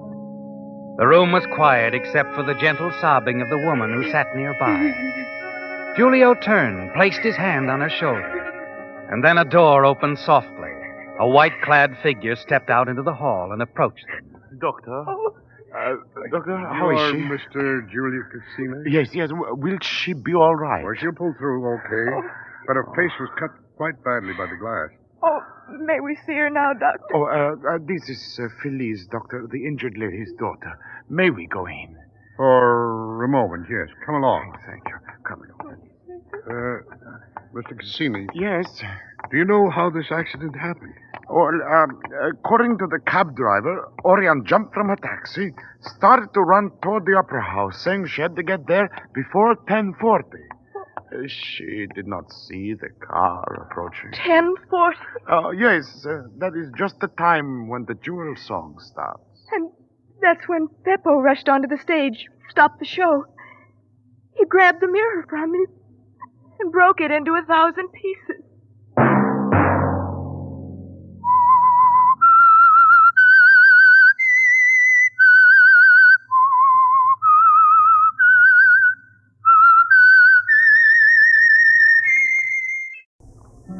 And now the Whistler's strange story. Ticket to Paris.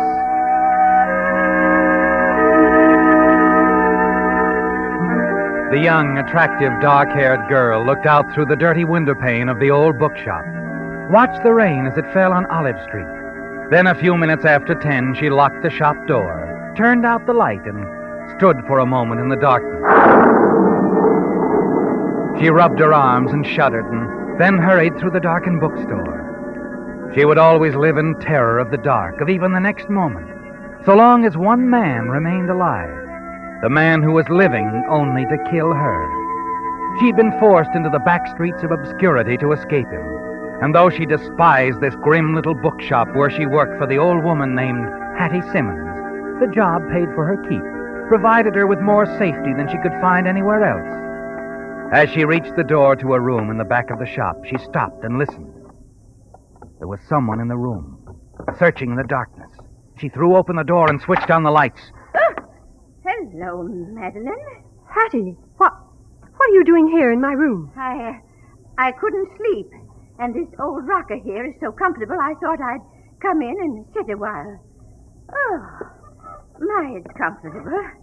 You don't mind, do you, dearie? No, I don't mind. It's the storm, I suppose. Makes me so restless. Hattie. Yes, dearie? My trunk. I'm certain I had left it closed. Oh, that. Well, you see... The wine bottle is in the cupboard. Help yourself. Well, now, I don't like to pick up the habit, mind you, but seeing that I can't sleep... Perhaps these would be better for you. Oh, the sleeping tablets. Yes, I was looking for them. The box was here on the table. Dear me, my eyes, you know. Here you are. Madeleine, it always struck me kind of queer, a young girl like yourself taking so many of these pills. They're harmless. Yes, I suppose. But you always seem to have so much on your mind, dearie. Yes, I have many things on my mind, Hattie.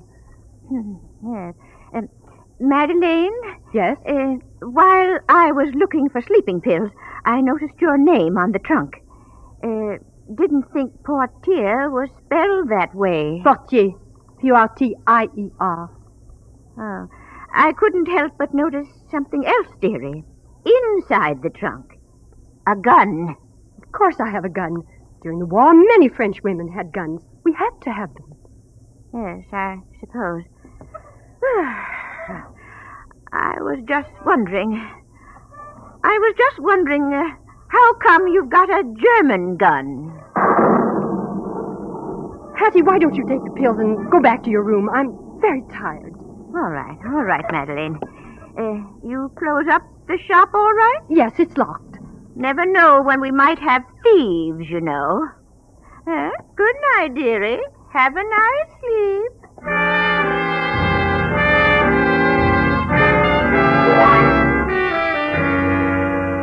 You watch Hattie waddle out the door, and when she's gone, you hurry to the bureau. From the top drawer, you take out a folded newspaper, and for the 100th time, you stare at the photograph on the front page. The photograph of a man in a Nazi uniform. Over it is the name Heinstadt and a question mark. Next to it is another photograph, a young, smiling American correspondent, Alan Tennyson, recently home from Europe. You slip the newspaper into the pocket of your raincoat and hurry out of your room into the shop. And then as you open the front door... Hiya, Frenchie. Oh, you frightened me. What are you doing here, George? Can a guy come around to see his old aunt once in a while, huh? Hattie has gone to bed. Fine. I really didn't come around to see her anyway. I'm sorry. I'm going out. Hey. What's your hurry? George, please, let me by. It's raining, baby. Terrible night to be out. Please. Much better to stay in. Curl up with a good book. Or something. Madeleine? Madeleine, is that you out there? I thought you said the old goat had gone to bed. Madeleine, what? Oh, it's you. What are you doing here, George? That seems to be the burning question of the week. Good evening, Aunt Hattie. Madeleine, I thought you were going to bed. No, I decided to go for a walk. In this weather, dearie? Don't worry about me, Hattie. Good night.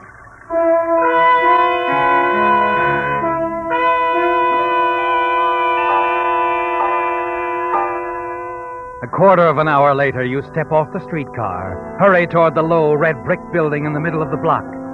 At the entrance, the doorman greets you. Good evening, miss. This is the Sequoian Club? Yes, it is. Well, a newspaper man, Mr. Tennyson, is giving a lecture here. Could I go... Oh, it's over, miss. Over? 10 minutes ago. Oh, but Mr. Tennyson, is he still... No, he left. But I must see him. It is important. Well, I think you'll find him across the street at the bar. He was headed in that direction when I saw him last. The bar? Thank you. Thank you very much.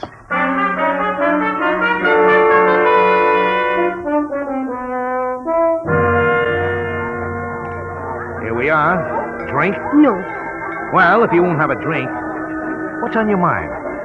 Mr. Tennyson, there was a story in the paper yesterday about a man, a German named Heinstadt. Heinstadt. Yeah, that's one of my stories. What about it? This man they're holding in a Paris prison. The French government is not certain he is really Hangstad. No, they're not. Plastic surgery is a great thing. But certainly there are ways... They know what they're doing. It'll take a little time. You, sure you won't have a drink? No, no. Well, it's Hangstad, all right. Look, what makes you so interested in this? Oh, I am curious. Yeah, that's been established. I used to know him. That's so? When? During the war in my country when the Nazis occupied Paris. You speak pretty good English for a mamselle. I was educated in England. I see. And just how did you and this Hangstad get along? Not very well, I am afraid. I'm sorry. You have heard of the Chateau Polonais? Well, I've been there. It used to be Hangstad's headquarters in Paris. So? Well, before the war, I worked at the chateau for a very fine family. Then Hangstad took over. Only the servants remained. We were forced to work for Hangstad. Not very pleasant, huh? Especially for a girl. Pretty one at that. It was unpleasant for several of us. So now you'd like to see Hangstad get what's coming to him. But first they must be certain it is the right man. There must be no mistake. Oh, there won't be. But like I said before, it'll take time. It wouldn't take me to any time. I would know him instantly. Uh-huh. Why are you looking at me like that? You are pretty. Very pretty. Yeah. You'd look good on the front page. What? My picture? My syndicate could use a follow-up story on Hangstad. French girl tells all. Sinister figure of Paris occupation. Oh, no, Think of the publicity, baby. Wouldn't do you a bit of harm. And with the movie studios only a stone's throw... No, I'm not interested. Well, that's a switch. I was sure that's what you were driving at. Excuse me, Mr. Tennyson, I must go. Just a minute. Please. What's really on your mind? Nothing. Nothing at all. Why? You interest me. There's something about you that's a little different, and I like people who are different. I like to know what makes them tick. In your case, I think I'm going to enjoy finding out.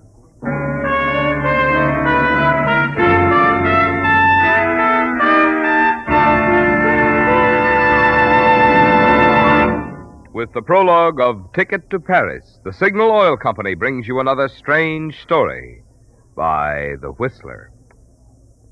Because the past several months of cold weather have been particularly tough on car batteries, here's some news that's worth remembering. There's now available an improved type battery, which is not only much more powerful, but lasts far, far longer. I'm referring to the new Signal Deluxe battery, sold only at Signal service stations. Unlike ordinary batteries, which may be guaranteed for 12 or 18 months, Signal Deluxe batteries are guaranteed a full 30 months on a service basis. Also, Signal Deluxe batteries deliver up to 35% more power to give you quick, dependable starting and to take care of the many electrical gadgets on modern cars. The secret of this superior performance in Signal Deluxe batteries is their superior construction, which includes the latest type all-rubber separators, plus an improved design all-rubber case, which requires water less often. When you take into account the generous trade-in Signal dealers are now offering for old batteries, you can see why, any way you look at it, this is today's best battery buy. So be sure you remember the name of this extra powerful battery that's guaranteed a full 30 months, the Signal Deluxe battery. And remember where you get it, at your nearest Signal service station. And now, back to the Whistler.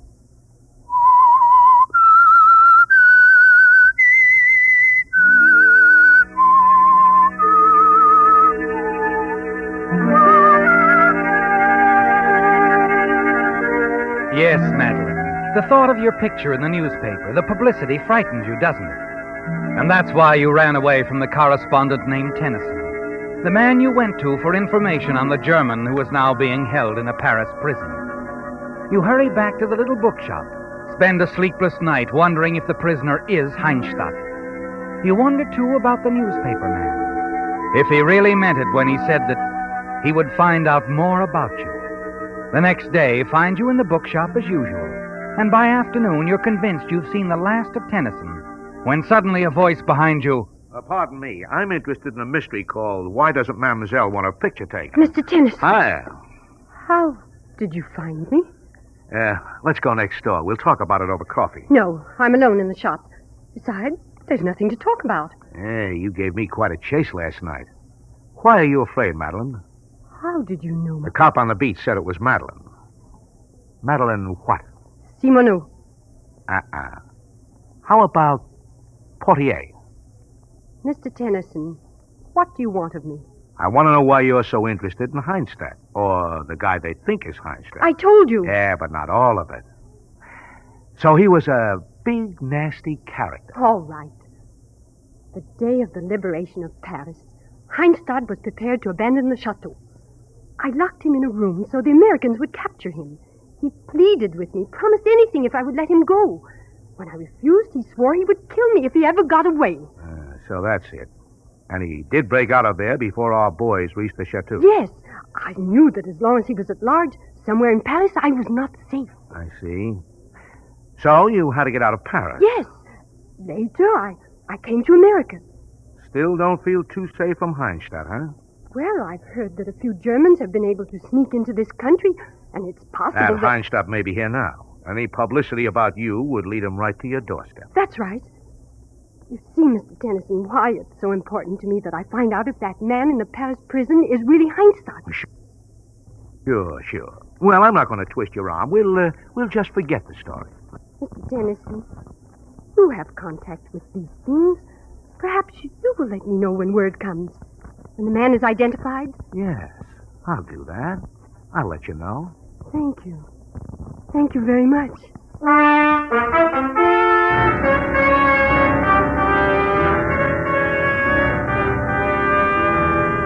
The days pass slowly, don't they, Madeline? And Alan Tennyson doesn't call. You wonder what is causing the delay, why the French authorities can't make up their minds about the man in prison. Perhaps you tell yourself the government has decided the man isn't Hangtree, and that the matter has been quietly shelved. Yes. And if that's the case, the man who has sworn to kill you is still at large, perhaps right here in Los Angeles. You become increasingly nervous as the days go by, and then finally there's a telephone call from Tennyson. He sounds urgent. Asked you to meet him at the bar where you'd met before. Oh, Madeline, over here. Oh, yes. Am I on time, Mr. Tennyson? Oh, you are. Sit down here. Thank you. Oh, waiter, champagne. The lady's here. Champagne. It's an occasion, Madeline. Wait, you have something to tell me. Please don't keep me in suspense.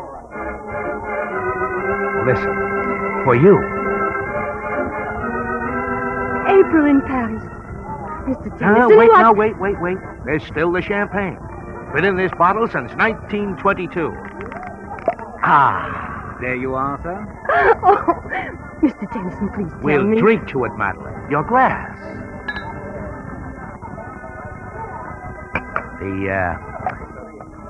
The wire came this afternoon. That man in prison. He was Hangtree. Yes, not a doubt in the world. Oh. They were going to force him to stand trial, but... He didn't escape again. No. He's dead. Swallowed poison. Oh, no. Oh? Delight or remorse? Well, in winning, we can afford some sympathy for the loser. Yeah. I guess it's only you. But, I'm so happy now, Mr. Tennyson. Drink the champagne. To Paris. The Paris I love. To the Paris you love, Madeline.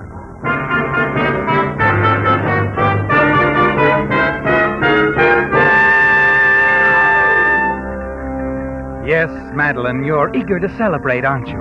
Because this news of Hangtree's death clears the way for you. Yes, not just to the Paris you loved, but to the hidden wealth in the cellar of the Chateau Perlinais. Only you know about that, Madeline, because it was you who hid it there. A fortune, Madeline, yours now for the price of a ticket to Paris. That's all you need to do. Return and take what belongs to you through your own cleverness. Hurrying back to the bookshop after leaving Tennyson, you're thinking of only one thing: where to get the money for your ticket. You're so deep in thought that you don't even notice Officer Davies outside the shop. He looks at you concerned. You're back, Miss Madeline. What? Oh, Officer Davies. Inside, Hattie and that nephew of hers. George? Uh-huh. They're having a lulu of a fight. I started to go in, but I'll take care of it, Officer Davies. It's nothing. But why not, Hattie? I'm not asking for the moon. You heard my answer. Now go, George. You see what I mean? Sometimes I can wring your neck. I said so. All right, I'm going. George. Let me by. But... Oh, well. He's hot-tempered, all right. And if looks could kill. Excuse me, Officer Davies. I've got to talk to Hattie. Yeah, sure. I'll be moving along, man. George? No, Hattie. Oh, I thought it was that no-good nephew coming back. I was just hiding this strongbox. Now, there. Another quarrel, Hattie? Yes, over the usual thing, money. Oh. Hattie. Yes? Hattie, I must return to Paris. I had a call. I have to return at once. Return? Oh, I'll hate to lose you, Madeleine. Come to count on you a lot. Thank you, but it is very necessary that I go. Soon? That depends. I haven't the money for a ticket. Oh. I was wondering... Well, Hattie, could you lend me the money just for a little while? Lend you the... Dearie, you know I'm fond of you, but you also know I'm not young anymore. I need what little I have. You must be able to get it somewhere else. No, I'm not. I don't know anyone else. No one that I could even ask. You can't turn me down, Hattie. Please, Madeleine. I've had all the squabbles about money that I can stand for one night. But, Hattie, I will pay Madeleine, it. I said no. Oh. Now, good night, dearie.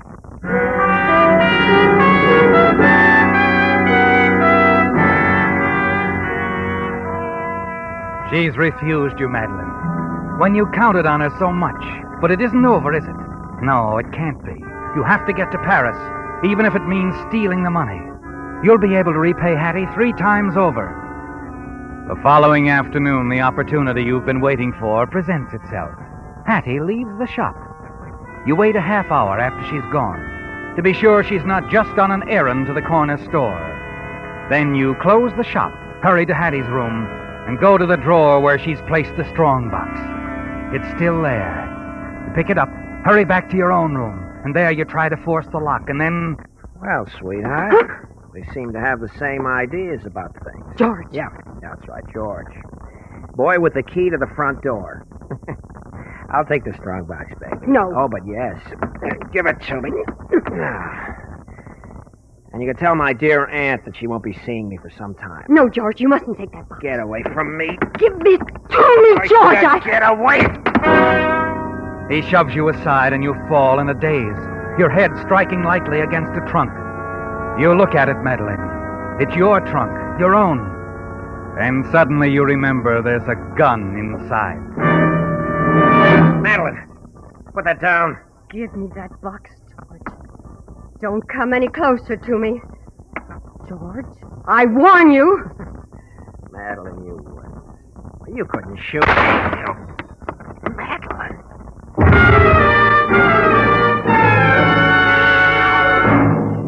You've killed him, haven't you, Madeline? And in a flash, you realize that your plans are ruined. You'll never get away with the money now. George's body would be discovered before you can even get out of town. You stand there bewildered, wondering what to do, and then... Yes? Madeline? Mr. Tennyson. I wonder if I can stop by. I want to talk to you. Say in about an hour or so. An hour? I don't... All right, Mr. Tennyson. Yes. Do come by. It's a way out, isn't it, Madeline? A sudden way out that's about to be given to you. A little later, you've unlocked the front door, put the strong box back in its place, and you've turned your room into a shambles. Upset the lamps, scuffed the rugs, pulled things from the dresser drawers. When Tennyson arrives and walks in, you're in the middle of it all, aren't you? Yes. Sprawled out, apparently in deep sleep, the gun clutched tightly in your hand. Madeline, what is it? Wake up. Mr. Tennyson, Is this your gun? my gun? Yes. Madeline, what have you done? What's happened here? Did you kill him? Kill him? That man behind the screen. His name was Hawley, George Hawley. I looked in his wallet. George? George Hawley? He's dead? You didn't know? What is it, Mr. Tennyson? What has happened here, the room? Look, do you remember me calling you a while ago? Yes? Yes, I remember. What happened since then? Come on, think hard. Right after your call? Yes? Hattie. She came in. Hattie? George's aunt. She owns the shop. Was he here when she came in? No, just Hattie and me. She mentioned him, though. They quarreled again. Quarreled? Over money. They were always quarreling over money. Her money? But George thinks some of it belongs to him. It was left by a relative. All right, go on. Then what happened? Nothing much. We had some wine together. And is that what put you to sleep? No, I felt sleepy. Like when I take my sleeping pills. I see. Madeline, where's Hattie now? I don't know. Uh-huh. You know something, Madeline? This is all too pat. What do you mean? Look at this room. The way things have been tossed around. I don't think there was a struggle here at all. You don't... This whole setup is a phony. The room was made to look like there'd been a struggle. This lamp on the floor, it didn't fall. It was placed there. The bookcase, it was pulled from the wall. Mr. Tenson, Look, Madeline, I've been suspicious of you right from the start. You and that Hangtree guy. But I explained I like to why. do my own explaining, find my own answers. Last night I got to thinking you might have been Hangtree's girlfriend. His girlfriend? Yes, he had one, you know. A French girl named Diane Roger. Diane Roger, but she's dead. She threw herself into the Seine on the night of the occupation. Yeah, that's the answer your government sent me this afternoon. Then what you were thinking last night... Last night doesn't matter, or what I thought then. The important thing now is the dead man behind that screen. But you do believe me. Like I said, this whole thing is a little too pat. It's a frame. And Hattie could have framed you. Hattie? She would do this to me? Look, if you'd have planned to kill George, you wouldn't have tried to do it this way. I think you're a lot smarter than that. Oh, I'm glad you see it that way. Uh-huh. I better call the police now. Thank you, Mr. Tennyson. Thank you very much.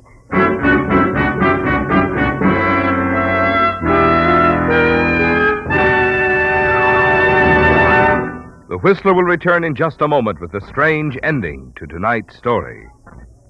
But now, a message from missing drivers. I mean drivers who are missing something. And that means you, if you're not powering your car with Signal, the famous Go Farther gasoline. One thing you're missing is that good mileage, which has made Signal gasoline known throughout 6 western states, from Canada to Mexico, as the Go Farther gasoline. But equally important, you're missing the superior performance in today's Signal gasoline, which makes such mileage possible. You see, in order for today's Signal to help you get the most from every drop of gasoline, it has to help your motor run more efficiently. And when your motor runs more efficiently, you also enjoy quicker starting, faster pickup, and smoother power.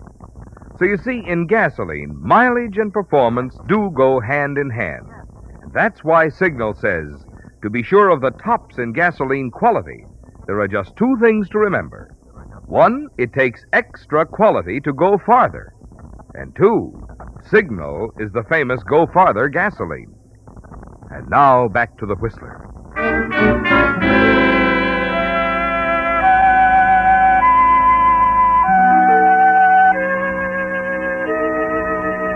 You congratulate yourself, Madeline. Your plan seems successful. You're certain you've sold Alan Tennyson on the idea that you were the victim of a plot by Hattie, that she had killed her nephew and had fixed the blame on you. And now it looks like he's going to help you, because he seems convinced of Hattie's guilt. You listen as he calls the police and tells them what's happened.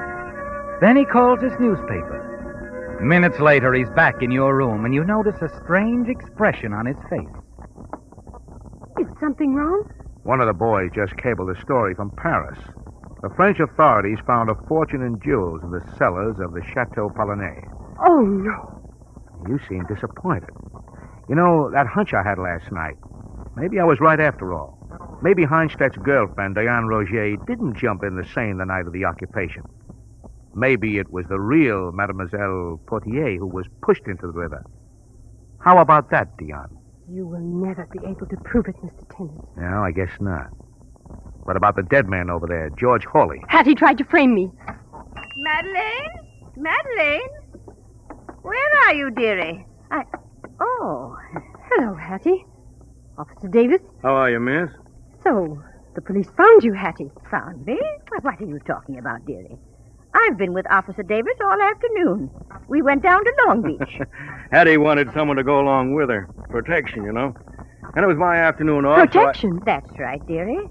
Forget what I said last night. I changed my mind. I decided to go down to the bank where my brother works to get the money you wanted for your ticket to Paris.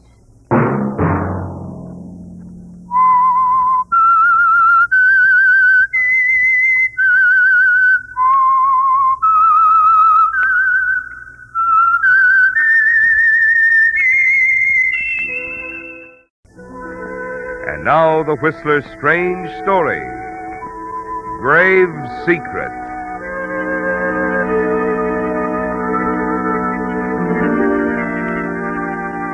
From the parlor window, Harriet Eldridge watched the postman wheel his bicycle down the tree-shaded street. Saw him turn into the driveway and approach the house. She stepped out into the hallway and stopped for a moment to rearrange a bowl of dahlias on the table, then hurried to the door, a faint smile on her lips. The letters had become very important to Harriet Eldridge. Yes, very important. And she was pleased that they were arriving with such regularity. Morning, Miss Harriet. Good morning, Henry. Here's another one from Australia. Oh, from Mr. Pettis. How nice. Sure is having a big vacation for himself, ain't he? I wish I could retire, go gallivanting all over the world. Only I wouldn't go off visiting relatives. Mr. Pettis has no living relatives, Henry. He's just visiting friends. I got relatives back in Sioux City. If I never see 'em again, it's okay with me. Mm-hmm. But, I'm sorry, Henry. What did you say? I was reading Mr. Pettis' letter. No, nothing. Are those photographs? Oh, yes. You know Mr. Pettis and his camera. Here, let's see. Something written on the back of this one. View of Queen Street, main thoroughfare of Brisbane. Isn't that nice, Henry? The old boy sure is getting round, ain't he? Must be having a great time. They say them Australian women are real pretty. Now, Henry. Don't see why Mr. Pettis has to go chasing off to Australia when he's got the best-looking housekeeper right here in Santa Rosa, USA. Oh, thank you, Henry, but... It looks like you got company. In a taxi, too. Say, that's your brother Melvin, ain't it? Yes. Yes, it is. Well, I'll be going along now, Miss Harriet. Bye. What? Oh, yes. Goodbye, Henry.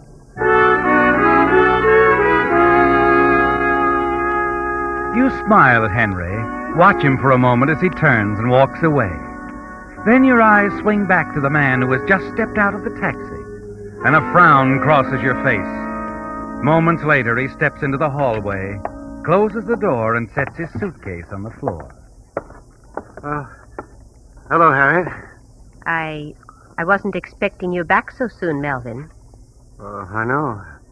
Did everything go well? Yes, everything went well. I did exactly as you said.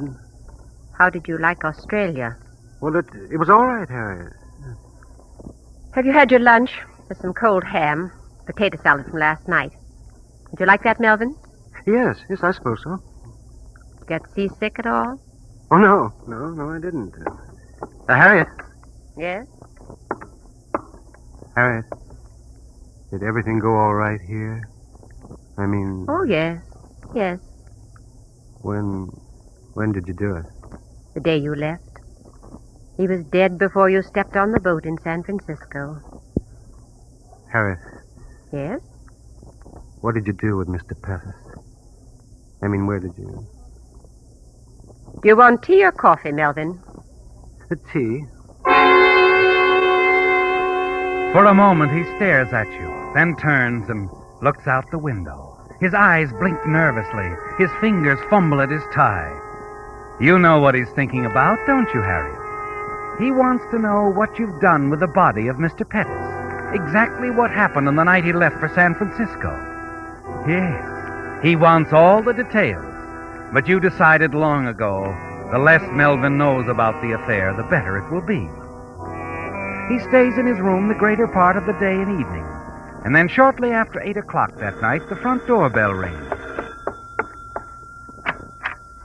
Good evening. You must be Miss Eldridge. Why, yes. Well, I'm Valerie Hinton, a friend of Mr. Pettis. Is he in? No, Mr. Pettis is away. In Australia. Oh, I see he hasn't notified you. He's back. He's back? Why, yes, his boat docked in San Francisco a week ago. Well, I know. I was on it, too. Strange he didn't let you know. Or is he usually that way about things? No, he isn't. Well, I'll be in town for several days. I'm staying at the inn. Would you tell him when he arrives? Of course, Miss Hinton. I'll tell him. Good night.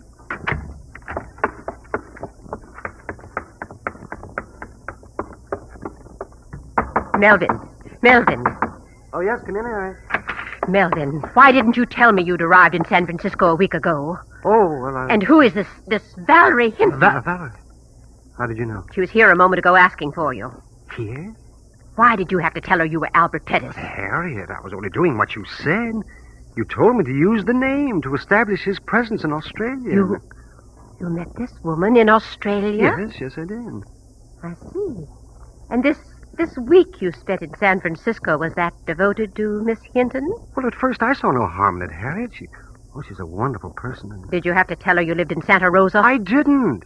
Oh, she must have seen the Santa Rosa postmark on the letters you sent me in Australia. Oh, believe me, Harriet, when I ran out on her in San Francisco, I never thought I'd see her again. You ran out on her? Well, yes, I realized it would be dangerous. What with everything that's happened here. So she followed you. Oh, Melvin, don't tell me she's in love with you. Oh, I don't know. Are you in love with her? Yes. I'm sorry, Melvin. We'll have to get rid of her. Get rid of her? First thing in the morning, you're going down to the inn to see her. Tell her this great love of yours is no more. Tell her you're already married, or tell her anything, but I want her to leave town. You understand? Oh, Harriet, there must be some way. Get rid of her. She's dangerous. She can upset our entire plan. But Harriet, it's... What was that? Did you hear that? Oh, yes, it's the shutters downstairs. A wind's come up. But are you sure? Well, what else could it be? Well, I don't know. Did you think it was Mr. Pettis back from the dead? Oh, really now, Melvin? Harriet? Yes? Where is Mr. Pettis? What did you do with his body? Why won't you tell me? You needn't concern yourself about that, Melvin. I've taken care of everything. Now, good night. And don't forget what I said. I don't want the Hinton woman hanging around town.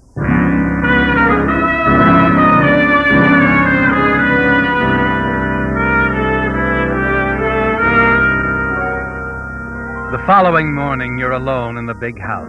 Melvin has gone down to the inn. He's promised to send Valerie Hinton away. But you wonder if he really has the courage to face her, to go through with it. The hours go by and Melvin doesn't return. And finally... Good morning, Miss Eldridge. Oh, good morning. Has Mr. Pettis arrived yet? Why, yes. Yes, I gave him your message. He left hours ago on his way to see you. Well, that's strange. I just came from the inn. Well, I suppose he stopped somewhere on the way. May I come in? Oh, yes, of course. Ah, you kept the place so attractive. It's charming. I suppose you've grown to care for this house as though it were your own. Yes, Mr. Pettis has always made me feel at home here. Oh, won't you sit down, Miss Hinton? Thank you. You know, Miss Eldridge, I feel as though I'd known you for a long time. Mr. Pettis has spoken so much of you. Oh? Yes. I don't suppose he's told you about the way we met? No, he hasn't. It was in Melbourne. I happened to be glancing through the newspaper. I noticed a list in the shipping news, a list of new arrivals, and there it was. Mr. Albert Pettis. Oh? Well, of course, I dashed right over to his hotel. And imagine my surprise when I discovered that Mr. Albert Pettis wasn't Mr. Pettis at all. What do you mean? Not my Mr. Pettis, that is. My Uncle Albert. It was quite a shock. I suppose I should have realized there'd probably be more than one Albert Pettis in the whole world. Oh, yes, of course. So you see, it was just an accident. My meeting your Mr. Pettis. A lucky accident. Wouldn't you say, Miss Eldridge?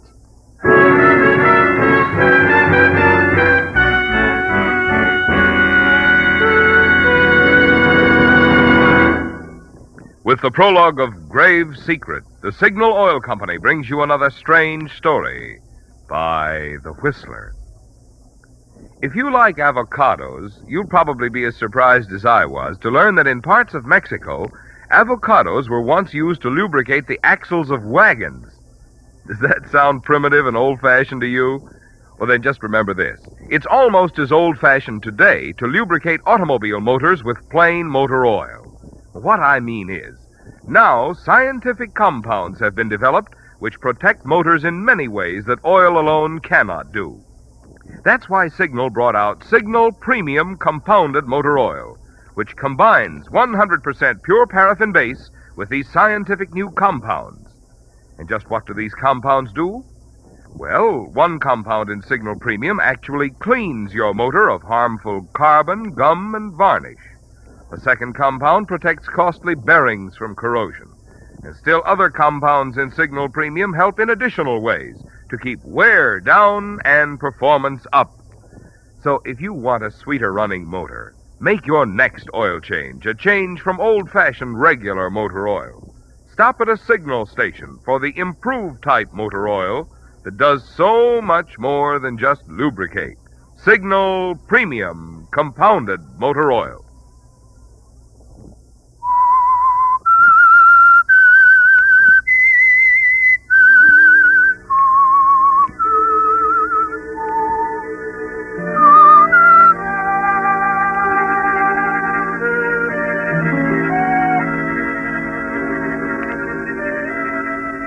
It frightens you, doesn't it, Harriet? The knowledge that Valerie Hinton, the woman your brother Melvin met in Australia while he was posing as Albert Pettis, is actually the niece of the man you murdered. You wonder if their meeting was really accidental. Wonder if she suspects the truth. 1,000 confused thoughts race through your mind. You were so sure Albert Pettis had no living relatives, that there would be no one to spoil your little plan. Yet here she is, sitting in the parlor of the big house, chatting gaily about her meeting with your Mr. Pettis. And then suddenly something she says stirs a flicker of hope within you. Oh, no, I haven't seen Uncle Albert in years. Lost track of him completely. Not his fault, of course. After all, I'm supposed to be dead. Dead? I don't understand. During the war, I was a writer living in Java. There were several bombing raids. In the confusion, I was reported missing, given up as dead. I suppose Uncle Albert was notified. I see. When I got out of the hospital a year ago, I tried to find some trace of Uncle Albert, but I wasn't successful. Well, I had to earn a living, you know, so I went on to Australia. Then one day I ran across his name in the shipping list, and, well, you know the rest. I met your Mr. Pettis instead. And you have no idea where your uncle is? None at all. Maybe dead, for all I know. I've about given up finding him. I'm devoting all my time to writing now. That's why I've come back to the States. To try my luck here. Oh, Harriet, Albert. Hello, Albert! Oh, Albert. You watch Valerie rush across the room, throw her arms around Melvin. He stares back at you over her shoulder, a bewildered, hopeless look in his eyes. You turn, hurry away. Moments later, you're upstairs in Mr. Pettis' room, searching through the closet. Then you find what you want. You take the photo album, sit on the window seat, and start turning the pages.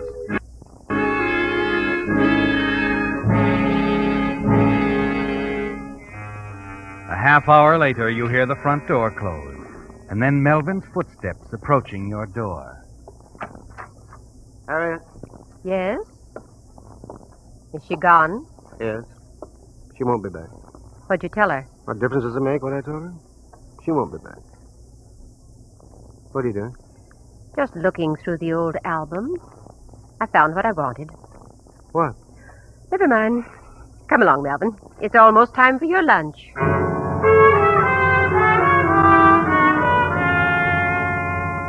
Yes.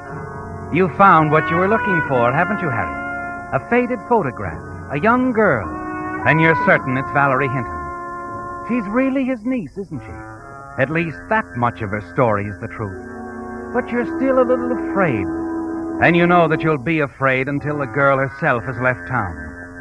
Late that afternoon, you step out on the front porch and wait while Melvin drives the car out of the garage. Then a taxi pulls into the driveway. And then, despite the recent assurances of your weakling brother Melvin that she wouldn't be back, Valerie Hinton steps out. The shopping list drops from your hand and your eyes are fixed on the suitcase she carries. Hello, Miss Eldridge. Oh, Miss Hinton, you're leaving. You've come to say goodbye. On the contrary, Harriet, I'm moving in. Moving in? Here? Why not? I've a perfect right to, you know. After all, it's my uncle's house, isn't it?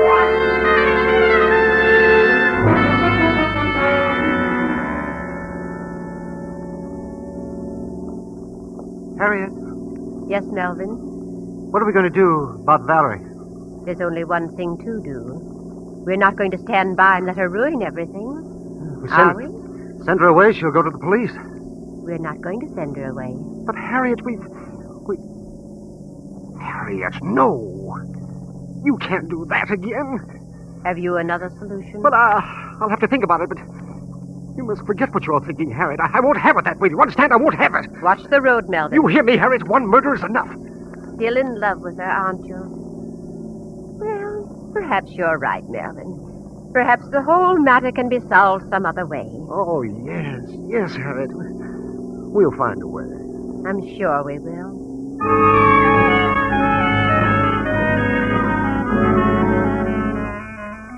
The whole plan is in danger, isn't it, Harriet? Melvin is still in love with her, and you know that he can be very weak. That you alone must provide the strength to carry things through. Late that evening, after Melvin has gone to bed, you and Valerie are left alone in the library. I was looking through some things, Valerie. Papers and newspaper clippings that belonged to Mr. Pettis. Oh? I found this. How interesting. A full account of your death in Java during the war. Your name was Valerie Pettis then. Yes, it was.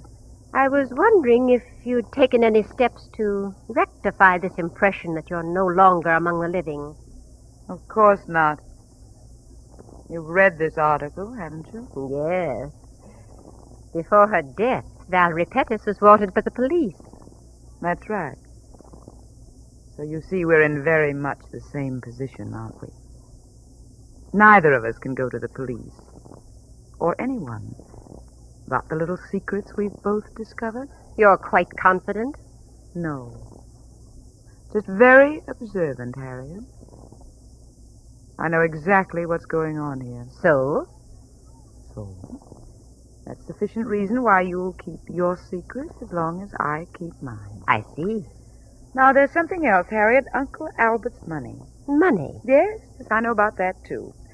Uncle Albert received a lot of money and jewels several years ago, an inheritance. And if I know dear Uncle Albert, he's kept it right here in this house. I'm one who believes in sharing the wealth, Harriet. The money, the jewels, and this house. You intend to remain here? Yes. I like Santa Rosa. It's charming, quiet, and safe. Besides, I've grown very fond of Melvin. I know he's quite fond of me. So I wouldn't try anything, Harriet, dear. Melvin might not like it. Good night.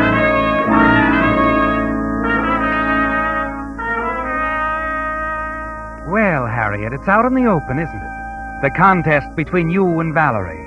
And it's a contest you can't afford to lose. You must get Valerie out of your way. And you know how to begin, don't you? With Melvin. You must turn him against her. And the very next day you start working on him systematically, using his love for Valerie as a wedge.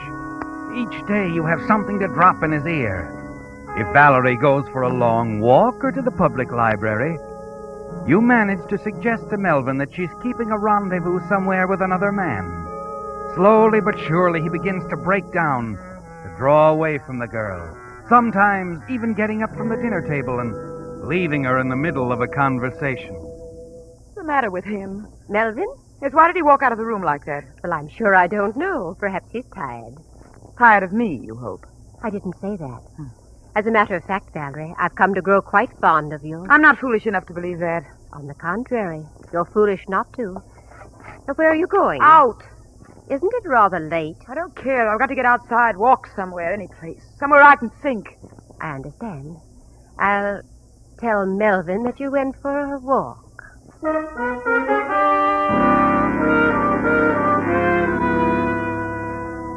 And you do tell Melvin, don't you, Harriet? Only in your own way. The way you've told him many times before. I don't believe you, Harry. I don't believe you at all. I'm sorry, Melvin. I know what it must do to your pride, but there isn't any doubt. She's admitted the whole thing to me. She told you that there's someone else? Yes. There's been another man all along. You know I wouldn't lie to you, dear. She's made a fool of me. A fool! Forget it, Melvin. You've got to. Stop telling me to forget it! That's all you do.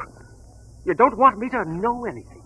Or think about it. Oh, Melvin, where are you going? Out! You smile. Congratulate yourself, don't you, Harriet? Because you know you've won. That Melvin will do anything you want him to, like a man who's been hypnotized. You're certain now he won't interfere with your little plan to get rid of Valerie. Yes, you're quite pleased with the way you've handled things, aren't you?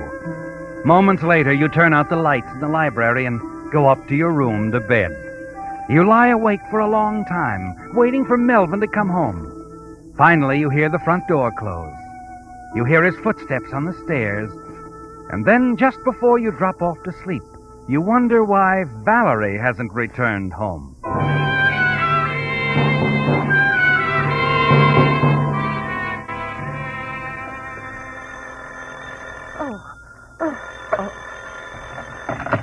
Yes? Good morning, Miss Eldridge. This is Sheriff McQuaid. Sorry to be calling at this early hour. Something wrong? There's been a young woman staying at your house.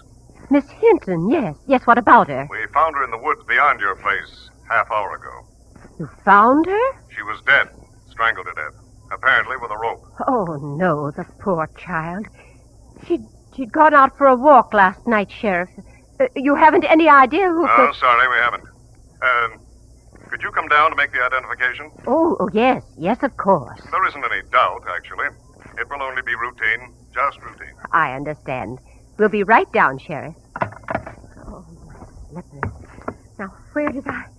Oh, Melvin. Hello. Who was it, Harry? The sheriff. They found her, Valerie. You won't be bothering us anymore. You're not angry with me, are you, Harry? Did anyone see you?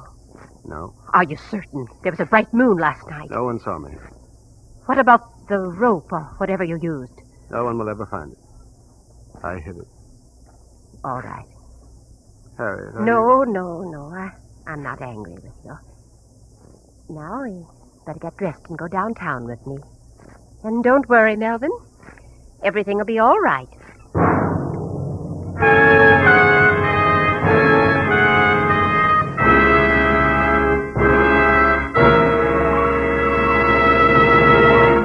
The Whistler will return in just a moment with the strange ending to tonight's story. Meantime, a question. Have you ever had the experience of coming upon a lot of people who were all staring in the same direction? Well, let's face it, it's only human nature to want to stop and see what's attracting them. Well, by the same token, I should think that most anyone with a car would want to see what it is that has attracted so many drivers to Signal gasoline. In the beginning, Signal gasoline was sold by only a handful of stations in Southern California. Today, however, you'll find Signal dealers throughout 6 western states, from Canada to Mexico. Such growth must mean that more and more drivers are finding they prefer Signal gasoline. And what is it they prefer about Signal? Well, for one thing, mileage that has made Signal famous as the Go Farther gasoline. And for another thing, performance, which puts more pleasure into driving. But for the complete story, you've got to let a full tankfuls of Signal speak for itself. I promise you the performance of your own car will tell you much better than any words of mine why more and more drivers are switching to Signal, the famous Go Farther gasoline.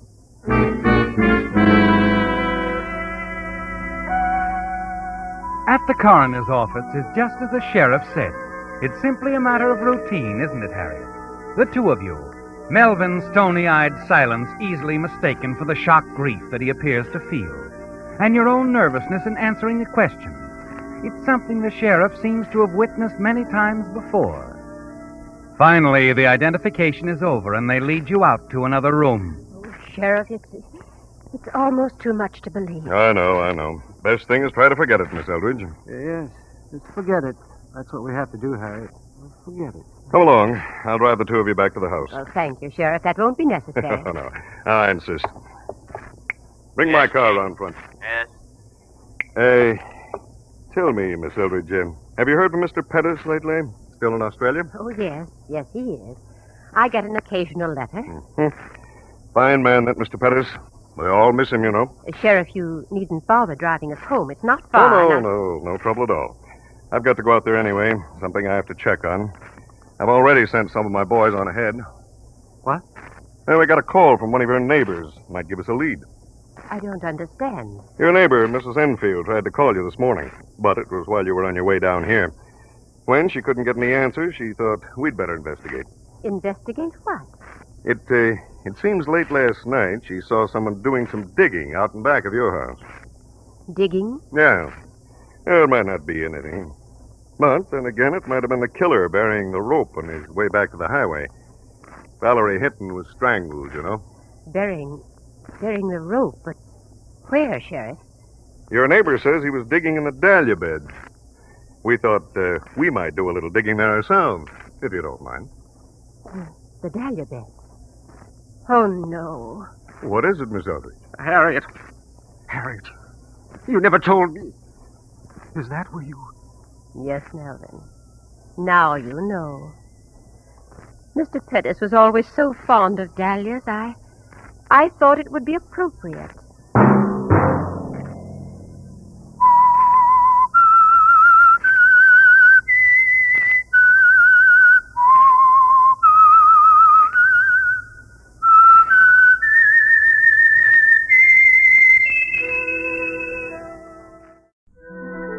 And now the Whistler's strange story. Search for Maxine.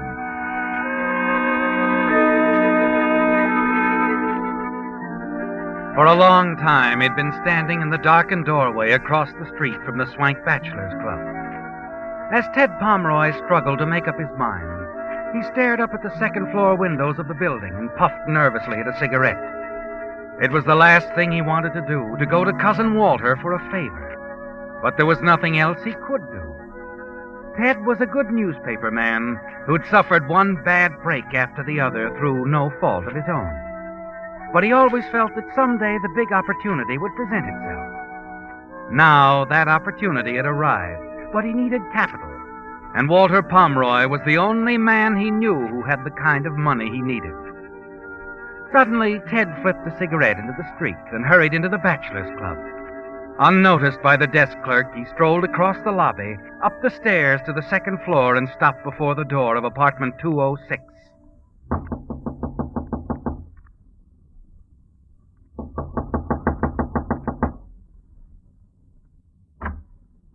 Come in.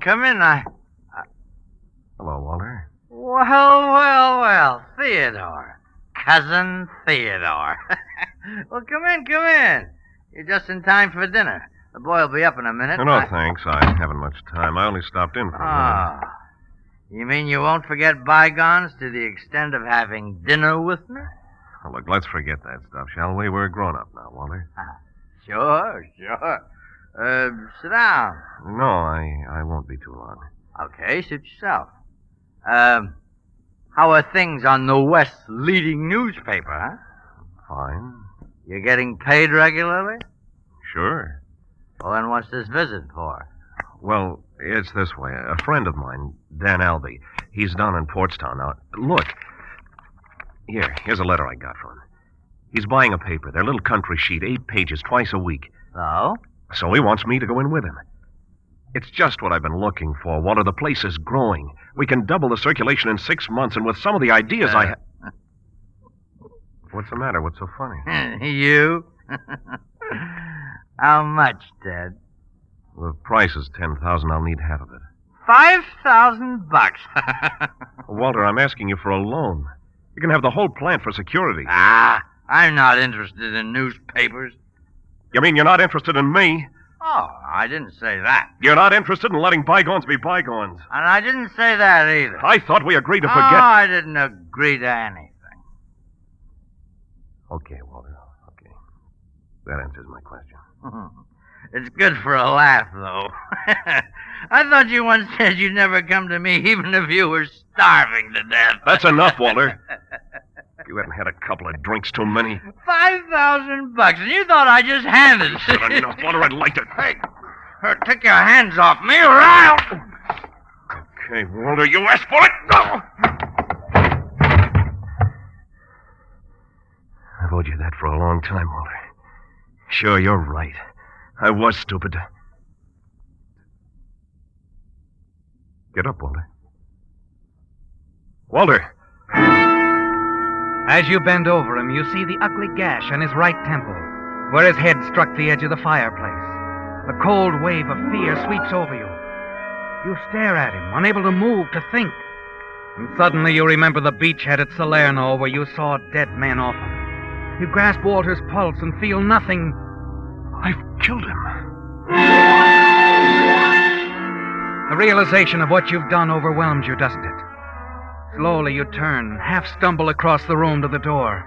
Your only thought now is escape. Yes, escape.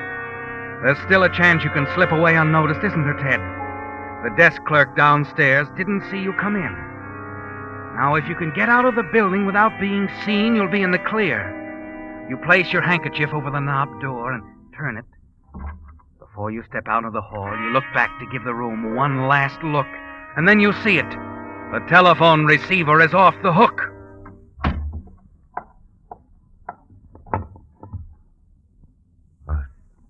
Hello?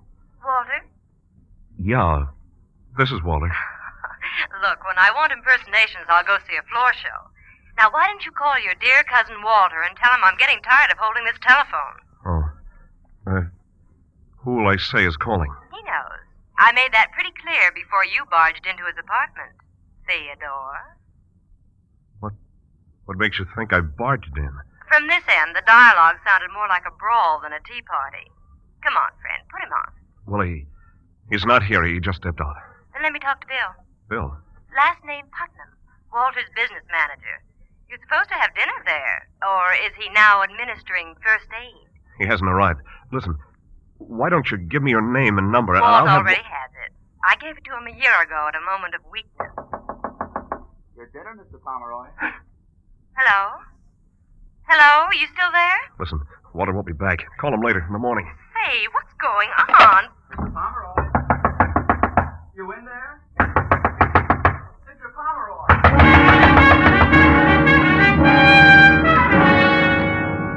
You tell yourself you haven't a chance. The bellboy out there pounding on the door. The girl on the phone who has heard everything, who can send you to the chair with a word. What's happened to Walter has changed your entire outlook, hasn't it, Ted? And suddenly the idea occurs to you. Walter must have her telephone number written down somewhere. You know you must get that girl to protect yourself. You search frantically for his telephone list. You find a gun in the top drawer of the desk and put it in your pocket. Then as you hear the bellboy rattling his keys outside, you find what you're looking for. A small brown leather book with some names and numbers in it.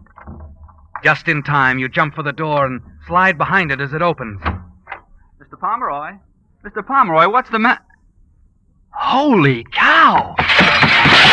Larry! Hey, Larry! The moment he turns the corner, you race for the back stairs 2 steps at a time and rush out into the alley. The cold air feels good on your face, and you hurry away, still unseen and safe. Except for the girl. Yes, the news will be out in a matter of hours, on the radio and the papers, and when the girl learns about it, the quarrel she overheard on the telephone will tip her off, and you know she'll go to the police. You can't have that, can you, Ted? I've got to find that girl. Find her. Stop her.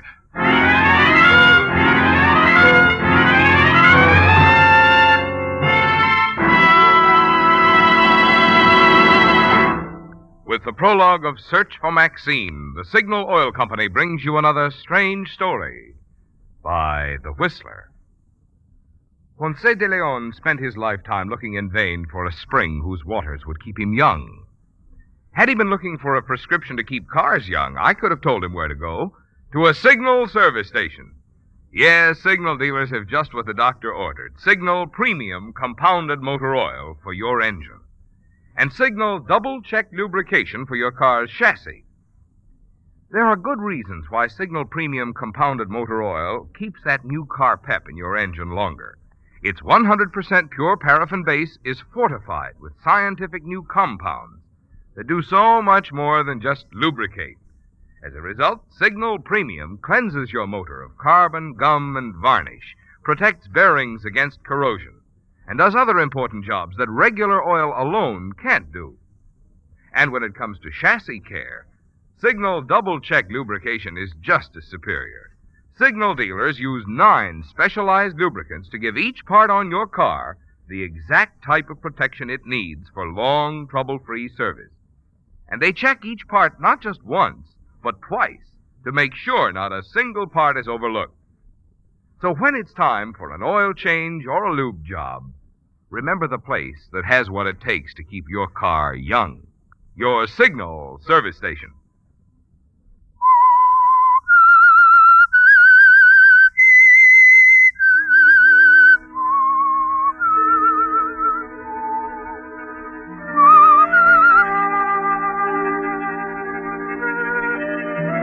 She's the only thing standing between you and freedom, isn't she, Ted? The girl who overheard your quarrel with Walter Pomeroy. And when she finds out what's happened at Walter's apartment, you know that she'll notify the police. And you know, too, that you must prevent her from going to the police. You have only little time to find her and silence her. It's going to be difficult locating this girl, isn't it, Ted? You don't know who she is. All you have is a small brown leather book with some names and phone numbers in it. Walter's memo book. A dozen names in it belong to women, and you wonder which one is hers. As you step into a phone booth, you try to hold the sound of the girl's voice in your mind, hoping you'll know it when you hear it again.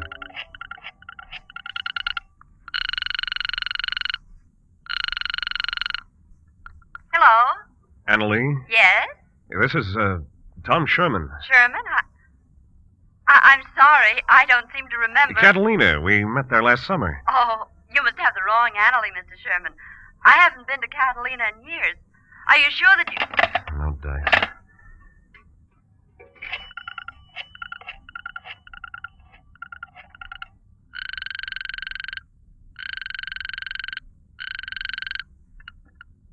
Hello? I'd like to speak with Louise. She ain't in. If you're the guy who's been bothering her, let me tell you...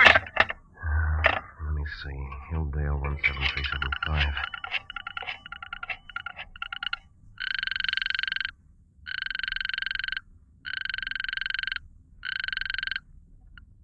Hello? May I speak with Janice? Sorry, she's not here. She's visiting in the East. Can I help No, you? thanks. I'm sorry, sir. Your party does not answer. You say you're making a survey? Well, my little old head isn't much good at figures, but I'll surely be glad to.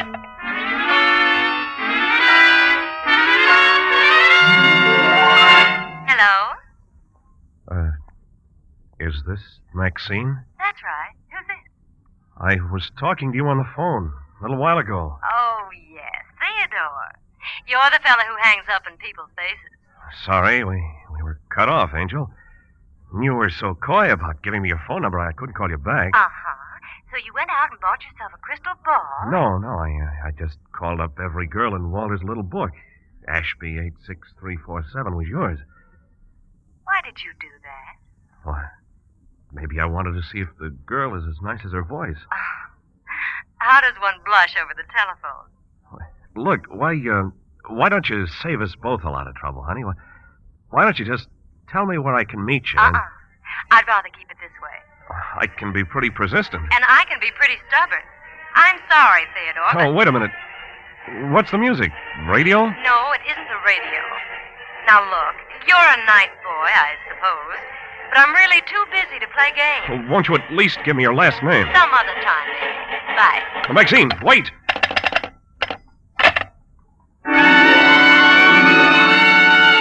A feeling of panic sweeps over you as you stand there in the telephone booth. And something inside tells you to run, to take the next plane for anywhere. But you struggle against the urge and fight it down. You've been a reporter a long time, haven't you, Ted? Certainly long enough to know what happens to a man who runs. What you must do is coldly clear. You've got to find that girl, Ted. It's the only way. Hey, Through with the phone? Yeah, go ahead. Thanks. Hate to bother you, but I gotta get hold of the little woman. The more I explain to her now, the less I'll have to do when I get home. Boy, they're sure going all out in that parade, ain't they? Yeah. Parade? Excuse me. Sure, what's the matter? What was that you said about a parade? Well, like I said, a big parade coming up the street. Crosstown traffic's tied up for 2 hours. Coming by here? Yeah, band's down the street now. Man, that's what I heard over the phone. What? Nothing. Thanks a lot.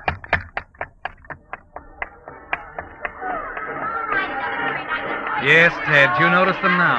The crowd's lining the curbs outside, and down the street coming towards you is the brass band at the head of a parade. The same brass band that you heard over her telephone, passing so close by that it almost covered her voice. So you do know something about her, don't you, Ted? That she's someplace not far from the street, and the band had passed her at exactly 1 minute to 9. You remember looking at your watch. It's a chance, isn't it, Ted? A wild one, perhaps, but one that you must take. Excuse me, will you? Mind letting me through? Oh, goodness. If you're going to walk along with the parade, young man, why don't you get out there? You weren't listening, were you, Ted? You were threading your way along that sidewalk through the crowds for a very definite purpose. And you kept it up for a full block and then looked at your watch again. It took the parade 1 minute and 20 seconds to cover 1 block. Figuring it back, that meant they'd covered 13 blocks since passing the girl's telephone. Alvarado Street, Ted, that's where she was. Probably in that big apartment house opposite the Signal oil station on the corner.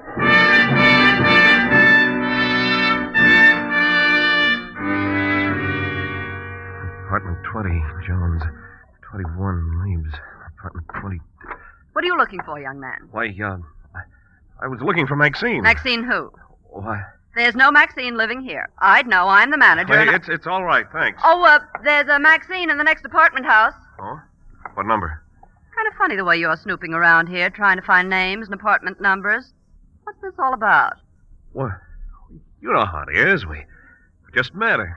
An awfully nice kid, but we didn't get around to last names. Girlfriend, huh? I'd like her to be.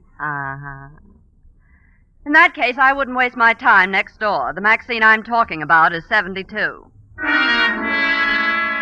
Your heart sinks, Ted, and you walk away. And the nameplates in the apartments on the rest of the block reveal no more Maxines. You're left with only one more possibility.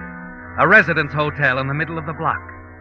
You enter the place and decide to try to call her again. Walk past the cigarette counter in the lobby toward a row of phone booths in the rear. Here, just a minute, mister. What's the matter? Where are you going?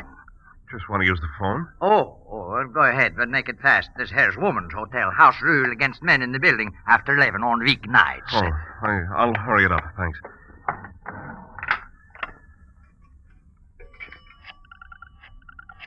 The janitor doesn't notice, does he, Ted? But you're trembling as you fumble for a coin. Dial the girl's number again. Ashby 86347. Hello? Hello, Maxine. Here we go again. What is it this time, Theodore? I'm still trying to wear you down. Because you like my voice? Right. And another thing. I think you live in the Grayson Arms. You're a remarkable detective. Give up? Why should I? I don't live at the Grayson Arms. I live on the other side of town. Wait now. Be honest with me, Maxine. I wish I knew why you're going to all this trouble. I told you I like your voice. Oh, sure. Hold it a minute, will you? Yeah, I'll be here. Yes, Ted, you'll be there, anxiously waiting and wondering too, won't you, Ted? Wondering if Maxine is lying, playing with you, knowing all the time what it was all about. Feeling of panic returns, doesn't it? You look out of the glass doors of the telephone booth across the marble floor to the cigarette stand by the entrance. Notice a man buying cigarettes from the girl at the counter. He leaves, and another man comes in, and you freeze, your heart standing still. It's the distributor with the early editions of the morning papers. You know what must be in those papers, but you can only stare as you wait for Maxine at the other end of the wire. Hello, Eddie. Hi. About ready to fold? Leave the papers on the counter. Nice. Nice. Your mind is paralyzed, isn't it? With nothing sinking in. Not even as you see the girl at the counter, some 30 feet away across the lobby, turn and pick up a telephone receiver. Now, let's see. Where were we, Theodore? You were stringing me along about living on the other side of town. Listen, Maxine, you've got to... Got to what? What's the matter, Theodore? You still there? Hello? Hello? Then it hits you, doesn't it? So hard that you almost shake. Your hand grabbing the phone, your head tight. The girl you're talking to over the phone is the girl at the cigarette counter across the lobby. Maxine. Hello? Hello, Ted. A trembling, surging relief sweeps over you, all through you. You've found her, haven't you, Ted? At last you found Maxine. You slump back in the booth, watch Maxine across the lobby as she keeps trying to talk into the phone, rouse you, and then finally she hangs up. You tell yourself that you'll wait there in the booth until she leaves and then follow her out. And then she reaches for something that makes you change your mind. You leave the booth and quickly cross the lobby. Wait a minute. Yes? Too late to sell me a pack of cigarettes? Afraid so. Just locked up. Not even for an old friend? You're 2 laps ahead of me. I've been calling you all evening. No. Yeah. So you're Cousin Theodore. Disappointed? Crushed. I thought you'd be more like Walter. Oh. That's a compliment. Sorry now, I was so stubborn. How'd you find me? Crystal ball. You ought to get yourself a booth at the county fair. Do you really live across town? Mm-hmm. Worst looking house in the street. Good. Then I can walk you home. My car's outside. Oh. It'll hold 2. Let me get my hat and coat. Be back in a minute. Okay. As she moves off, your hand goes to the gun in your pocket. You take it out, check the clip. It's loaded, ready. The car is a real break, isn't it, Ted? It'll be much safer in the car. Hey. Yeah? Seen the girl who runs the cigarette counter here? Yeah, she's gone home. You sure? I saw her leave. How long ago? 5 minutes, maybe? That's funny. Okay, thanks. Sure.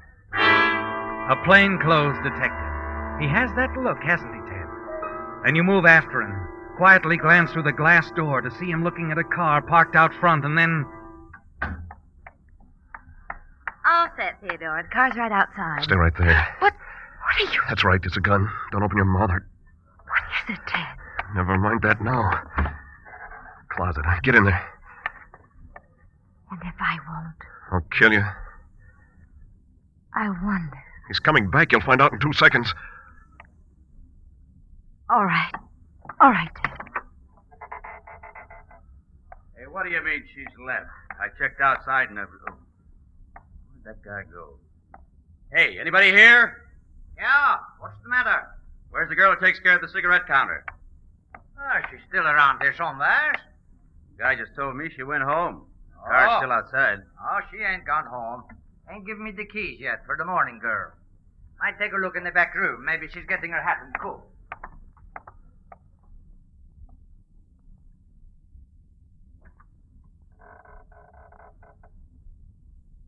They're gone. Come on. That's Bill Putnam, Walter's business manager. Shut up, I'll kill you right here. Now get going. Where? Across the street. We're going to take a walk. A nice, quiet walk in the park. We can be alone. No one will see what's going to happen.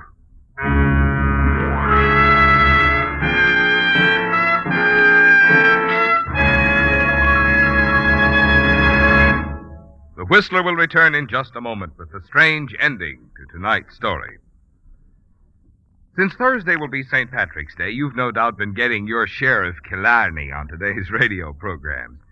I had thought of describing how your friends would turn green with envy when you power your car with Signal gasoline, because today's Signal drives the pings and sluggishness out of a motor like St. Patrick drove the snakes out of Ireland.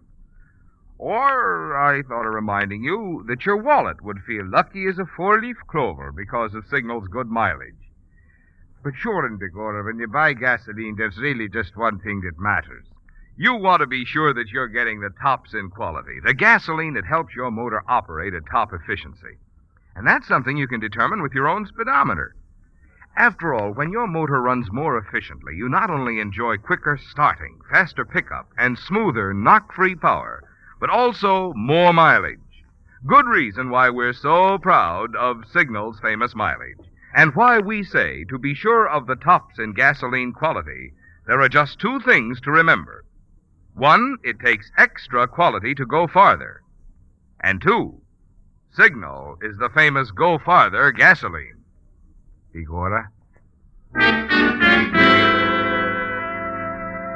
You tell yourself that this is the way it's got to be, don't you, Ted? Yes, from the moment you realized that Maxine could send you to the chair because of the quarrel she heard over the telephone, your quarrel with Walter, you knew you had to find her and silence her. Now, as you follow her into the park, your hand grips the gun in your pocket. It'll be over quickly, won't it? Simply, coldly, and you'll be away and free. As you reach the protective, shadowy darkness of the park, Maxine stops, turns calmly to face you. There's a look on her face, a look that could haunt you for the rest of your life. And then suddenly you know. You know that love her or hate her, you simply cannot kill her. Get away, Maxine. I'm not going to do what I can't. Go on, get away. Do what I said, get away now before I change my mind. No, Ted. Come on. Let's sit down here. I think you'd better tell me everything.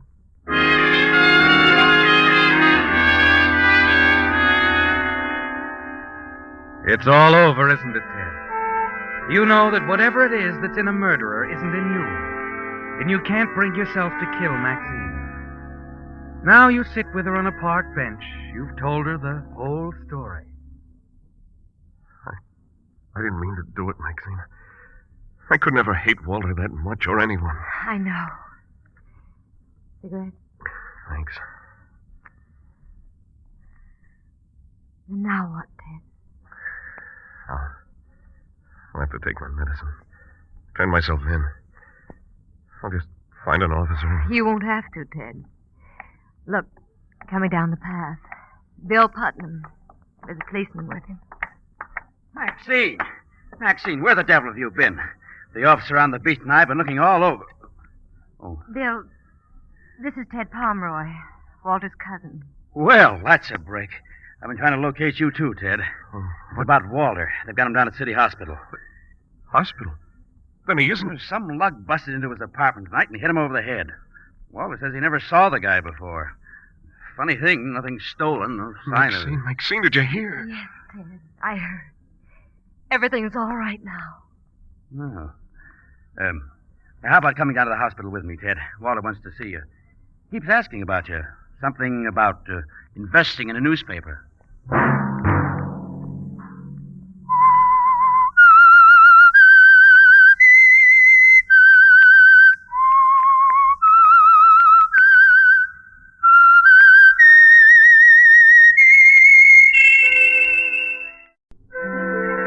Now the Whistler's strange story. Death of Mr. Penny. On the icy slope high above Clear Valley Ski Lodge, the two people, racing down together side by side, appeared like two moving specks of black against a sea of white. To the little man who had his field glasses carefully trained upon them, the picture was far more complete. He saw a very handsome couple, the woman fresh, radiant, and wholesome, the man tall, athletic. And as they swung to a stop at the end of the ski slope, their happiness with each other seemed very apparent. Yes, Mr. and Mrs. Frederick Eklund seemed perfectly matched. The little man with the field glasses could not help but marvel at the strange course of true love. How it could so neatly bridge the gap between the fact of Mrs. Eklund's almost fabulous wealth and the modest means of Mr. Eklund, the mere ski instructor. And the little man had to admit that the two were getting along famously. Oh, darling, you're wonderful. Your favorite ski instructor? My favorite ski instructor. Oh, well, then you'll accept my criticisms a little more graciously, Mrs. E. At last, Christie was bad. Fine way to turn an ankle. And be carried home by the tall, bronzed instructor. I think I'll do it. I think you won't. We're heading back to the lodge right now. All right, darling, whatever you say. But, I've still got that headache. Barbara, Yeah? something on your mind? You were so quiet up there on the slope just before we came down.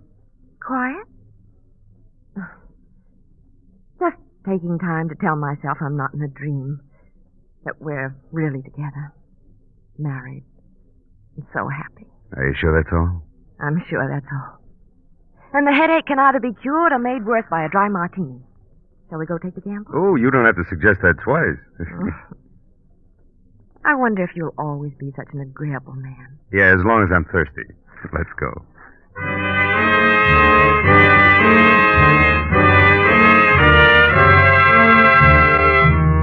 An agreeable man. Yes, Fred, you've been that with Barbara, haven't you? That and more. And you know that she appreciates it, that you've made her very happy. But you also know that there is something disturbing her this afternoon. Something more than a simple headache. You worry about it yourself. Bring it up again as the two of you sit by the roaring fire of the lodge and look out at the landscape through a giant picture window. You, still don't feel any better, dear? No. I'm afraid I'm going to have to go upstairs, nap for a couple of hours before dinner. Mind? You know I don't. What will you do to amuse yourself? Oh, look at the scenery? Well, it's not novel enough. You know it too well. Oh, no. I see something different every time I look out the window. Here, I'll prove it. You ever see anything like that? I don't see what... You mean that little man on the terrace? Uh-huh. The one with the field glasses. Looks like an African explorer. Now, you can't say I see anything like that every day. No, but I didn't mean people. Frederick, if you don't mind, I'm going upstairs right now. Oh, but you haven't finished I'm sorry, darling. I don't want my drink. Oh. Well, I'll go up with you, dear. No, please, Frederick, Hmm? you could do something for me. That new book I want. The manager said they have it in the village now. Oh, I'll drive right down. I'll get it for you, dear. Glad to. But, are you sure you're all right? Oh, I will be. Just give me an hour. I'll be bright as a new penny. Bright as a dollar. By dinner time. Sounds worth waiting for. Go ahead, darling. Thanks, darling. You watch Barbara turn away, go to the stairs. A moment later, you get up, start outside as if to get the car. But at the end of the terrace, you stop and wait a moment. He goes right inside, doesn't he, Fred? The funny little man that Barbara didn't want to look at. You walk back and see him hurry up the stairs after her. 10 minutes later, he's back down, heading toward the cocktail lounge. You walk in casually and slide into the booth beside him. Well, Mr. Penny? It's going very well. You got it? I did. 5,000 as usual. I was a little worried this afternoon. Thought Barbara might have guessed something. About you? Mm-hmm. But I was wrong. Of course. Oh, Barbara threatened me today. She said that this must be the last payment. She's convinced that you'd be quite understanding about those letters. Oh. I'll have to take a different tack. Yes, or spoil the act. Oh, they're really nothing, you know, the letters. She just feels that you'd be very hurt if you ever knew there'd been another man in her life once, a married man. I hurt. You know, Freddie, you are the odd one. Long as I've known you, I always marvel. What is it that keeps you from simply presenting your case to these women, demanding all the money you want? Obviously, my dear Penny, you'll never know women. There are things that cannot be told. One of the things is that love alone is not sufficient to hold their man. You're right, I suppose. Well, I've always left that part of it to you. Yeah, and let's keep it that way, huh? I'll take care of the romancing. You stick with the business end of the deal. If you don't mind, I'll take my half of the money now. To be sure, Freddie. To be sure.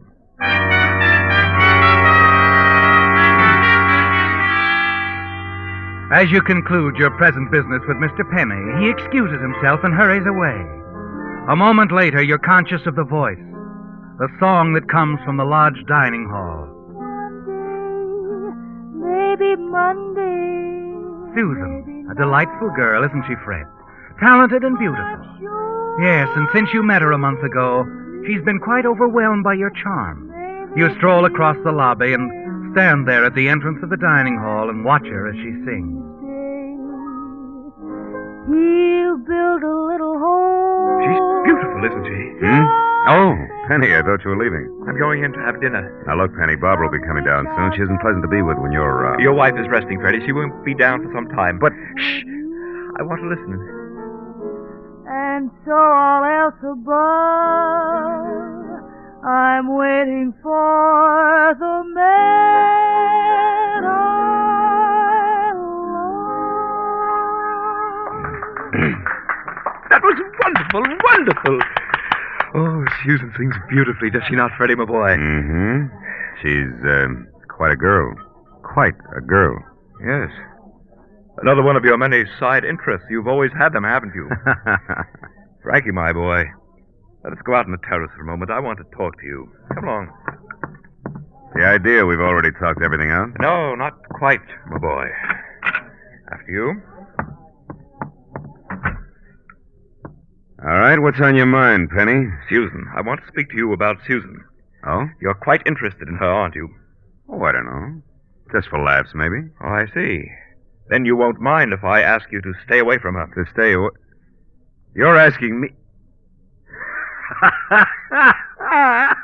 Wait a minute, Penny. You don't mean that you... You find it amusing, my boy. Why, she wouldn't even look at you. But, Freddie, wonderful. She has many times, so often that I don't want you to see her anymore. Oh, just like that, huh?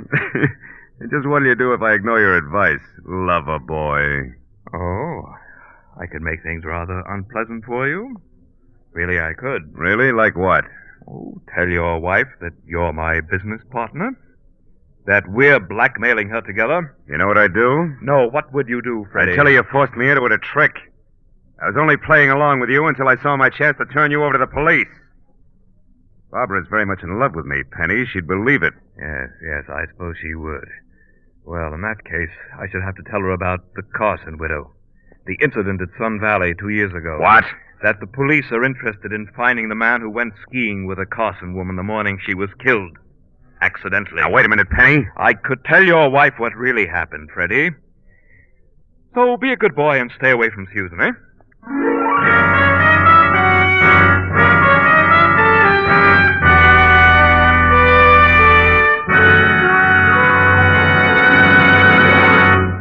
With the prologue of Death of Mr. Penny, the Signal Oil Company brings you another strange story by The Whistler.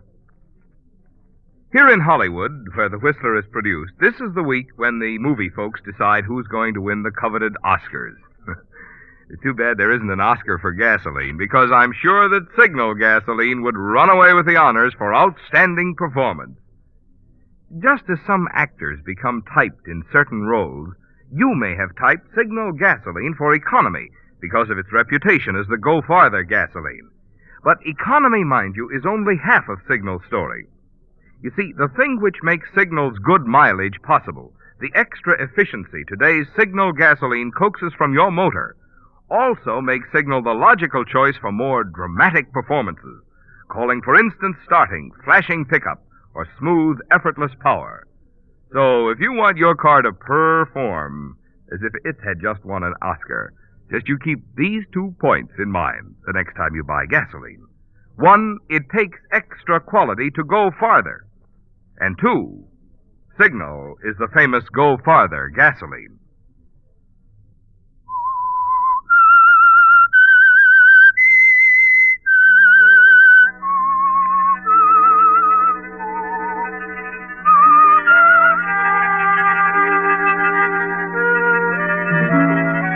It came as a shock, didn't it, Fred? Mr. Penny's warning. And you wonder if your odd little partner really means to carry out his threat, to make trouble for you if you continue to see Susan. He could make things quite difficult, reviving the Carson incident at this time. It would never do if your wife Barbara found out about that, would it? But in the days that follow, you decide to risk it, to test Mr. Penny's threat. And then one evening at the lodge, as you sit in the cocktail lounge with Barbara... Fred? Yes, dear? Did you happen to run over to Shelville the night before last? Shelville? Why, no. Betty mentioned it this afternoon. She and Greg thought they saw you there. No, they were mistaken. Oh, I did go down to the village here. That's the night I ran into Higby, an old friend of mine. You remember, darling, I called you, told you I'd be late getting back. Yes, I know. As a matter of fact, Higby and I spent most of the evening at the Buckhorn Cafe talking over old times. See here, Barbara, you don't think I'd lie. Of course not, darling. You know how Betty is, wrong as usual. See if you can get the waiter, will you, dear? I think I'd like another brandy before turning in.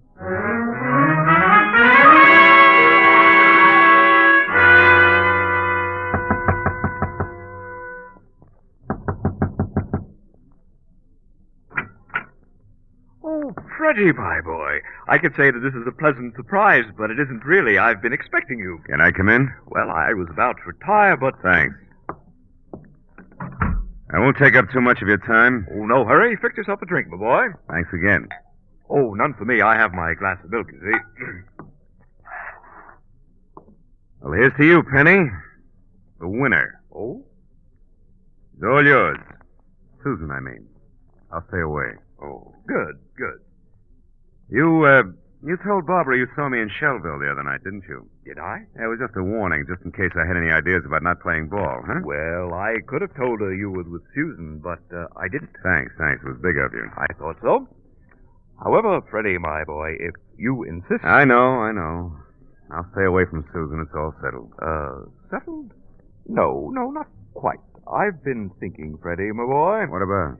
The money we collect from your wife. $5,000 every 3 months. Well, it doesn't seem worthwhile. Now, wait a minute. I wouldn't push Barbara too hard. 2,000 more isn't such a push. Yeah, but there might be trouble. I wouldn't try. Let's leave it the way it is, huh? 5,000's good enough. Well, perhaps, but when one has to split it 2 ways... I said it's enough. For you, perhaps, but not for me. Yes, I've been thinking, Freddie. I've been thinking I should dissolve our little partnership. What? Yes. I think that from now on, I shall keep all the money. Wait a minute. I'm the one who gave you Barbara's letters in the first place. So what? You think I'll hold still for you cutting me out? But, my boy, there's nothing you can do about it. Because of Sun Valley, Mrs. Carson. Why, you... Oh, please don't get excited. I ought to wring your scrawny little neck. But you will not. You will do nothing. Now, please, go. I'm quite tired. Good night, Freddie.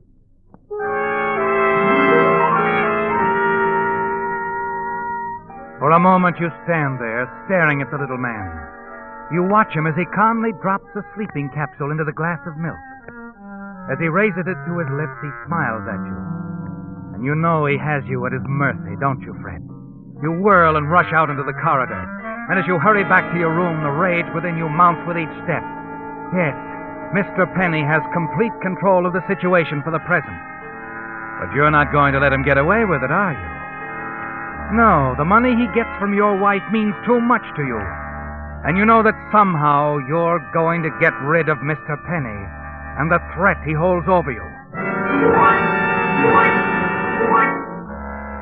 It isn't until the following afternoon that you know just how you're going to do it. On an errand for Barbara, you stop at the village drugstore, Pop Grandin's place. That be all, Freddie? Yeah, I guess so, Pop. Okay. Oh, say, you going back up to the lodge? Yeah, why? I wonder if you'd mind dropping off a prescription for me. Oh, of course not. You can just drop it off at the desk. Come on back. I'll make it up right away. You walk with Pop Grandin to the back of the shop. Watch him as he prepares a prescription. Then your eyes wander over the shelves lined with bottles. At the far end of the lower shelf, you see a bottle filled with tiny red capsules, just like the one you saw Mr. Penny drop into the glass of milk last night. Oh, dreaded the telephone. Excuse me, will you, Freddie? Oh, sure. I never saw it to feel every time I get back here, that doggone phone. Couldn't have picked a better time.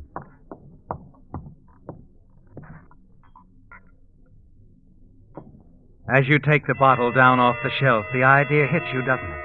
Yes, this could be the way, couldn't it, Fred? Quickly, you unscrew the cap, drop a capsule into your pocket, and replace the bottle.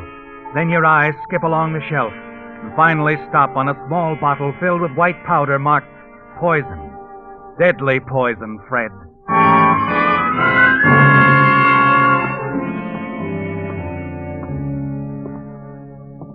Sorry to be so long, Freddie. That was Mrs. Ferguson, and you know how she is. Talk. Yeah, now where was I? The prescription. Oh, yes.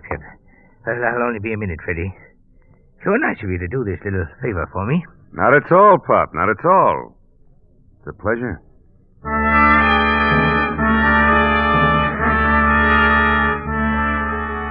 You're thankful that Barbara is out when you return to your room at the lodge. Quickly, you empty the contents of the red capsule into the wash basin.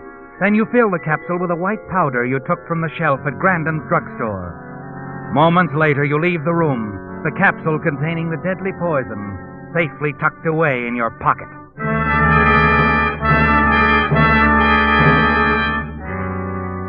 Early that evening, you pay another call on Mr. Penny. Oh, come in, Freddie, my boy. Come in. Thanks. I'm going out shortly. You don't mind if I finish shaving, do you? No, go ahead. Make yourself at home, my boy. Fix yourself a drink. Thanks. I'll skip this one. As you wish. Tell me, to what do I owe the honor of this visit? Well, I thought maybe you'd reconsider. What? After the way you double-crossed me with Susan? Not a chance, my boy. Not a chance. I'd take a smaller cut. And as a matter of fact, I've been seriously thinking of asking your wife for more money. I told you before that would be a mistake. She won't pay it. We shall see. We shall see.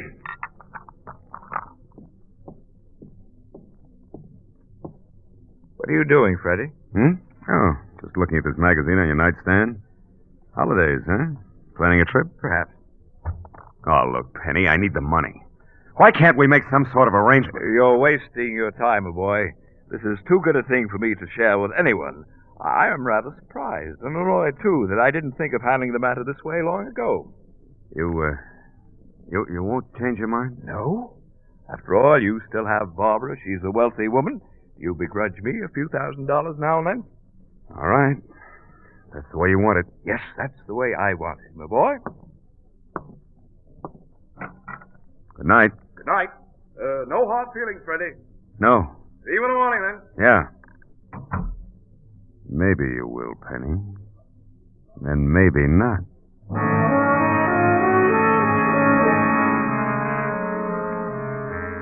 It's done, isn't it, Fred? There were only 4 capsules in the box. You replaced one with a capsule containing the deadly poison. And now all you can do is wait. And you know it won't be long, for Mr. Penny takes a sleeping capsule every night.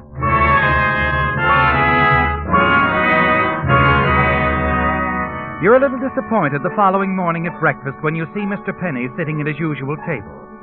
It was a little too much to hope for, wasn't it, Fred? That he'd take the poison capsule the first night.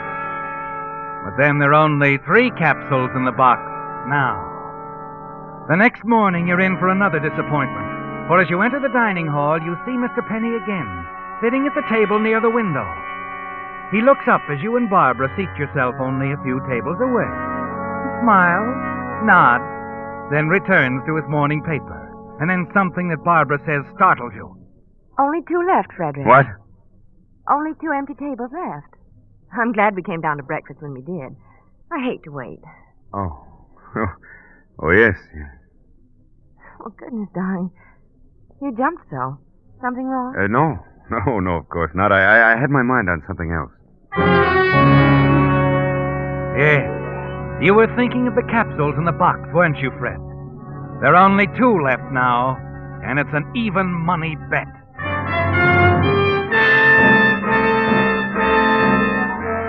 However, the following morning when you arrive at the dining hall, Mr. Penny is absent.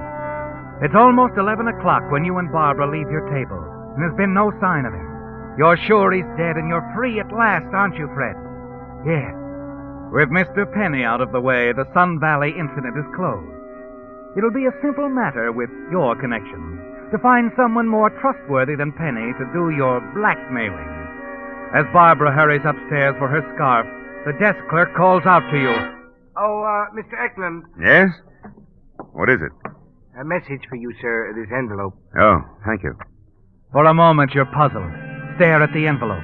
Then you rip it open. And suddenly an icy hand closes around your heart as a tiny red capsule tumbles out of the envelope into the palm of your hand. Penny has known all along, hasn't he, Fred? He must have watched you in the mirror when he was shaving, saw you place the poison capsule in the box. A cold wave of fear sweeps over you as you realize what he'll do now. Your first thought is for you and Barbara to get away.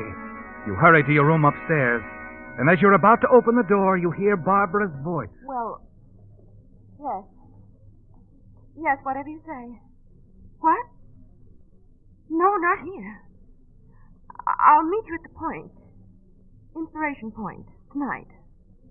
Yes. 9 o'clock, Mr. Penny.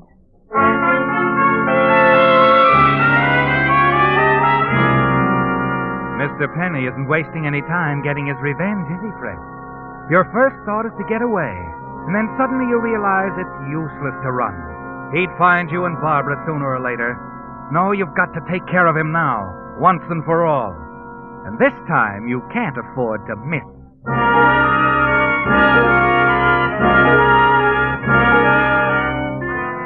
That night you're standing in the shadows of the fir trees near the point. You see Barbara hurrying up the path. Mr. Penny is not far behind. Hello, Penny. What? Oh, it's you, Freddie. What are you doing here? I could ask you the same thing, but I know what you're doing here. Too bad you'll never keep that appointment with my wife, Penny. What? Take a look down there. It's an awful drop, isn't it? What are you going to do? You're a smart little operator, Penny. You ought to be able to figure that out.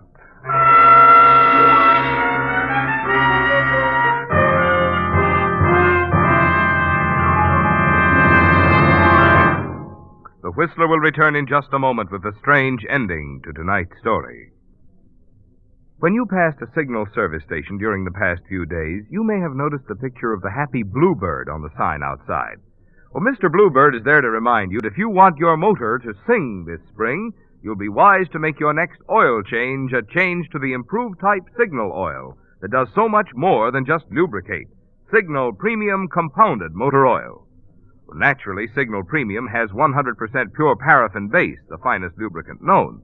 But in addition, Signal Premium contains scientific new compounds that protect your motor in ways no regular oil alone can do.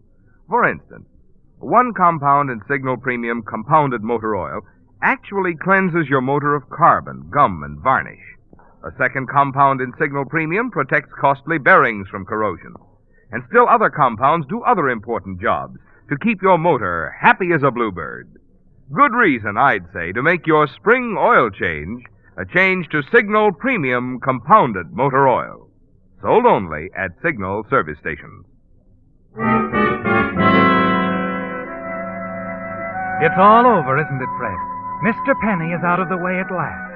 The threat he held over you is gone, and now you're free. Back at the village, the Buckhorn Cafe, you spend the next several hours chatting with old friends, and then, shortly after midnight, you return to the lodge to your room. As you enter, you're surprised to see Barbara pacing up and down. Oh, Fred. Where have you been? At the village, dear. I told you I had to... Did you hear about it? The accident? Oh, man who fell off the cliffs, yeah. They were talking about it in the lobby when I came in. Matter of fact, the sheriff is down there now talking to the manager. The man's name was Penny. You knew him? Yes. He was blackmailing me. What? He came to me about a year ago with some letters I'd written. Foolish letters. He wanted $5,000 for each one. I laughed at him. They meant nothing to me, and I threatened to call the police. You threatened? Yes, I threatened to. Then Mr. Penny showed me some other letters. A woman's letters. Mrs. Carson. Mrs. Carson? Her letters to you, Fred. When you're at Sun Valley. He said the police would be anxious to see them. I couldn't believe you'd done anything wrong. But then when he said send the letters to the Idaho police, I was afraid. He's been blackmailing you all this time because of those letters to me? Yes. Barbara, listen to me. I've got... It's not true, is it, Fred? The skiing accident. You didn't kill it, did you? He told you that? This morning. He called me on the phone, told me he could prove it, that you'd killed him. Made it look like an accident. That's not true.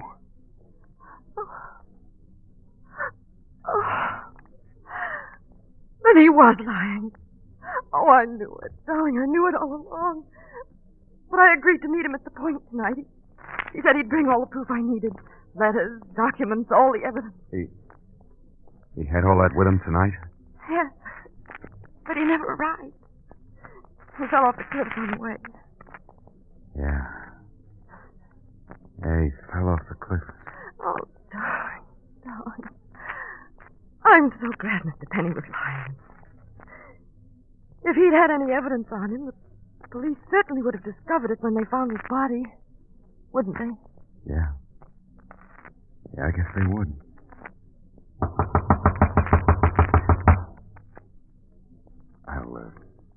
I'll go, Barbara. I'm sure it's for me.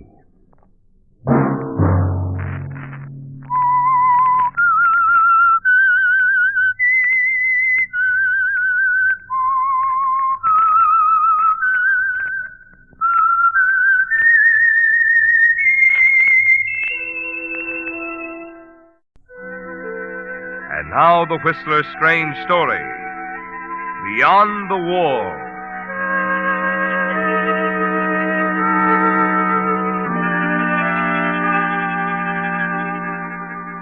There are some words that hit a man like an electric shock, and Marty Fisher had just heard them. He was standing at the head of the line of prisoners, as he always did on Visitors' Day. But this time he didn't smile at the guard, pick up his card, and move casually on toward the wire wickets at the far end of the room. This time he stood paralyzed, rooted before the battered oak desk, staring at the man who sat behind it. What's the matter, Marty? Didn't you understand me? I said your wife didn't show up today. She told me she'd be here. Sorry. Next. Look, check the waiting room, will you? Maybe the roster's wrong. Maybe she didn't get a name. She isn't here. Now, look. There's still a half hour of free time. Go on back out to the yard. But she's never missed a visitor's day in 5 years. I got news for you. There's always a first time for everything. A lifer like you ought to be able to figure that out. Next.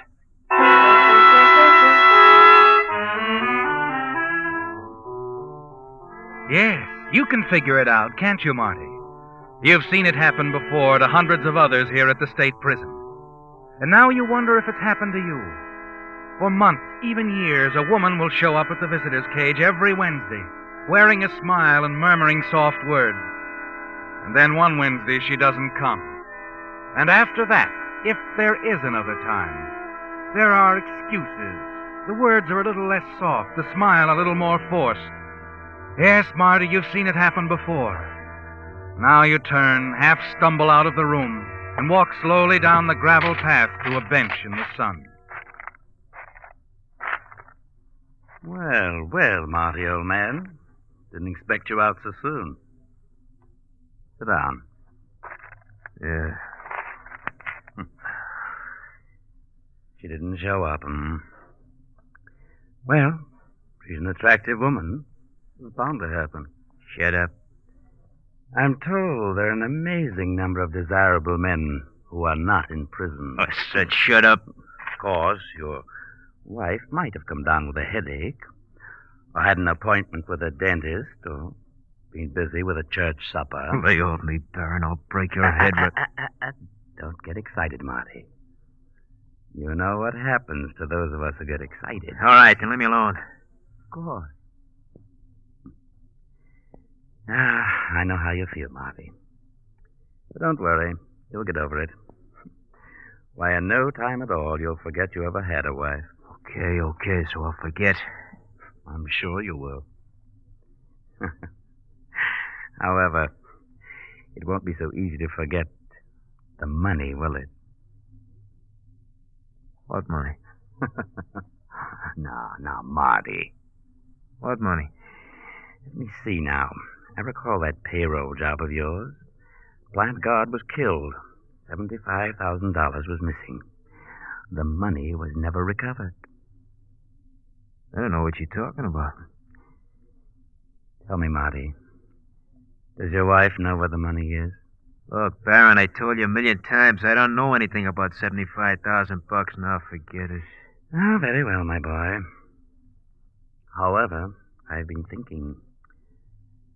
I might be in a position to do you some good one of these days. Yeah, sure. From the outside, that is. What are you going to do, gnaw your way through the wall? Well, at least there's some reason to believe that I'll be out of here before long. You've heard of paroles, haven't you? You getting a parole?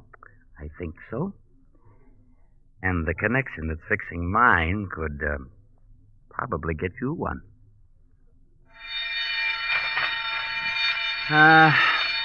Here's the yard bell. Duty calls. I don't want to be late. They're so fussy at the machine shop, you know. But we'll talk about it again, Marty? Yeah, sure. Oh, and about your wife, Marty. Don't worry. She really might have had an appointment with the dentist. Well, that's her.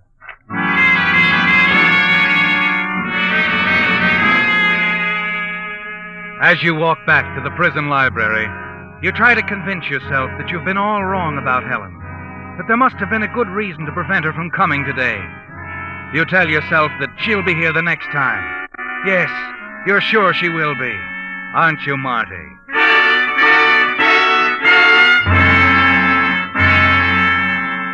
The days drag by, agonizing days filled with suspense. And then finally, next Wednesday, you're sitting in the visitor's room, looking at Helen on the other side of the screen. Hello, Marty. Hello, baby. I'm sorry about last week. Yeah. I just couldn't get here, Marty. I was feeling terrible. The old headaches again, and worse than ever. Yeah. You're not mad, are you? No. Should I be? I wanted to come, Marty, honest. I said it's okay. Marty. Yeah. Nick Hellman came to see me last night. Hellman. The sucker I was to let him handle my case. It could have turned out worse, Marty. If he had any brains, he could have figured an alibi for me, get me an acquittal. What do you want? He said he might be able to help you. Yeah? Yeah, he said he had connections. And he might be able to get you out only. Sure. Only it costs dough, and I don't have any, baby. He said I didn't have any dough.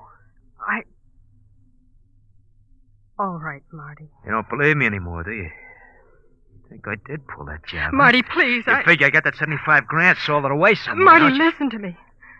I love you. I love you, and I want to be with you.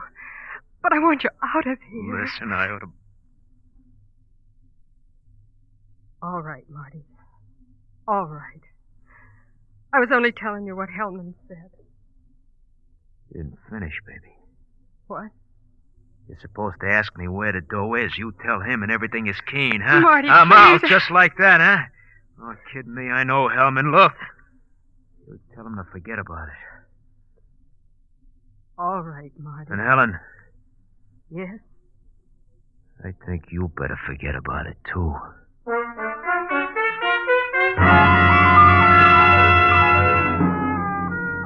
You're determined no one is going to get any part of that $75,000, aren't you, Marty? And in the weeks that follow, there's no further mention of the money or of Hellman. Your wife doesn't miss a single visit, and you begin to realize how foolish it was of you to suspect that something was wrong, that Helen had found someone else. Then one Sunday morning at the prison chapel, it's the Baron sitting next to you who has something to whisper into your ear. Marty, Yeah, my parole came through. that's fine. Why tell me about it? I can do you some good when I get out, my boy. Yeah, sure. The way things are going, you'll need someone to look out for your interests. What do you mean by that? Some friends of mine on the outside, Marty. They've been checking things for me. Like what? You ever hear of a man called Johnny Rigo? No. Your wife has. What did you say? My contacts tell me she's been running around with him. Now, keep your head down, Marty. The guards. Look, what are you handing me, Baron?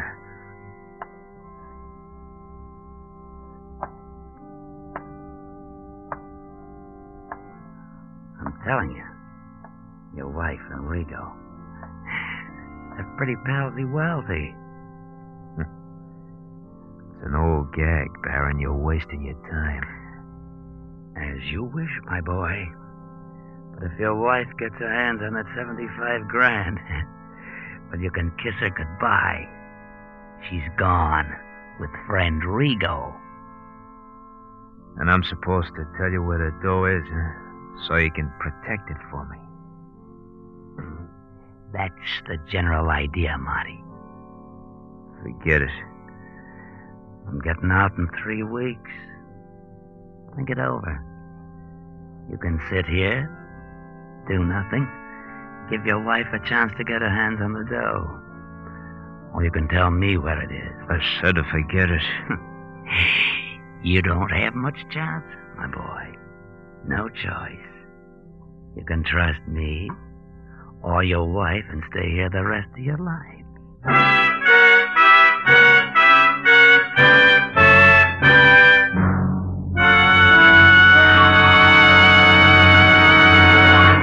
With the prologue of Beyond the Wall, the Signal Oil Company brings you another strange story by The Whistler.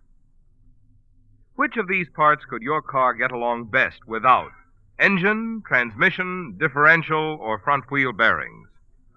Well, the answer, obviously, is that it couldn't even run without a single one of these vital parts.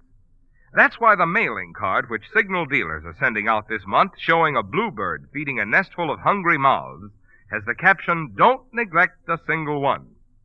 And right now, with increased spring and summer driving just ahead, is the time to put these vital parts of your car on a lube diet that will keep them singing. For your engine, that means draining out winter-weary oil and refilling with Signal Premium Compounded Motor Oil. This improved type Signal oil does so much more than just lubricate, because it combines 100% pure paraffin base with scientific new compounds. Then have your Signal dealer drain the transmission and differential and refill with proper summer weight gear lube. And at the same time, ask your Signal dealer to clean and repack your front wheel bearings. When you've had this work done by an experienced Signal dealer, you can sail confidently into a summer of carefree driving, knowing that these vital parts on your car will stay young, because you haven't neglected a single one.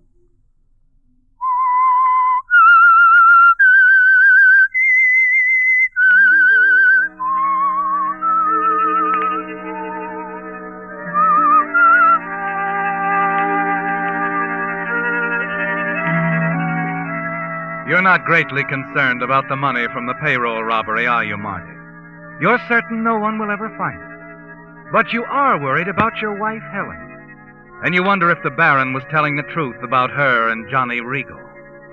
Before you plan your next move, you decide to check his story.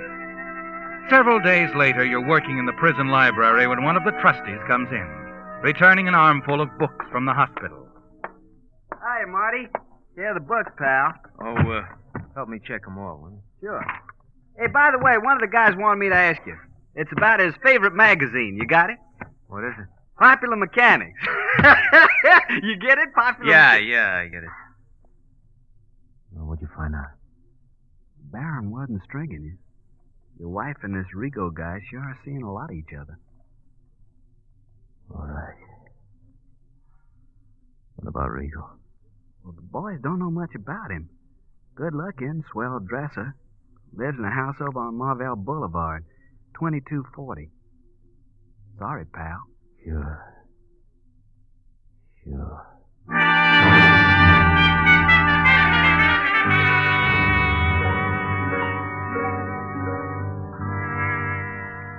Well, what is it, Marty? Ready to talk about the money? Yeah. Yeah, Baron, I'm ready to talk about the money. But you're going to have to earn it. If the cut's big enough, okay. It'll be plenty. Half. 37,000. 37,500. All right. And, what made you change your mind, Marty? To tell you I had that dough? No. I've always believed you stashed that roll, but you're not cutting me in just because I have royal blood. No. It's to pay you for the risk you're going to run. Risk? Yeah. Look, Baron, your parole's coming up when? 2 weeks? 2.5. What's that got? It's got everything to do with it. That truck they have you running to town every month. This will be the last trip before you get out. Right. You're not making that last trip, Baron. I'm not making the trip. But I'm making it. But they'll expect me to... You? Yeah, that's right, me. Now get this. Won't be any trouble. The way they make the check, it's always been you. You've always behaved yourself. The perfect trusty. I can't do it, Marty. Not even for what you've offered. It's too big a chance. If I messed up my chance at parole... You'll do it. You won't mess up anything. All you gotta do is keep away from the guards, hang around where I work, and wait. I'll be out and back in again in 3 hours. I got it all timed, Baron. You got what all timed? What's so important? Why do you have to go out there? And how do I know you'll be back? I'll be back. It's the money, Baron. In 2.5 weeks, I could handle it for you. Sorry, I don't trust anybody. But I have to trust you. If you want, 37,000. 37,500. All right. Do you want it? How do I get it? I'll stash your half of the dough someplace where you can find it when you get out, okay? Look, why don't you let me take care of everything for you? I'll be out in a Look, chum, it's my way or nothing. Marty, guess I ought to tell you. Tell me what? I've been up to the administration building several times in the last couple of weeks. I happened to find out something. You did, huh? I heard they were going over your files again. There's a chance your case will hit the parole board in another 6 months. What are you handing me? That's what I heard, Marty.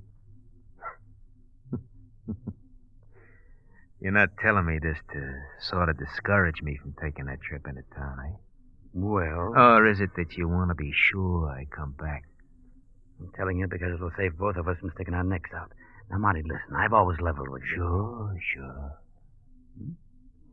You have some contacts in the administration building. Check it. I want to get this settled first. What do you say, Baron? Do I take your place in the truck? Yes, Marty. I suppose you do.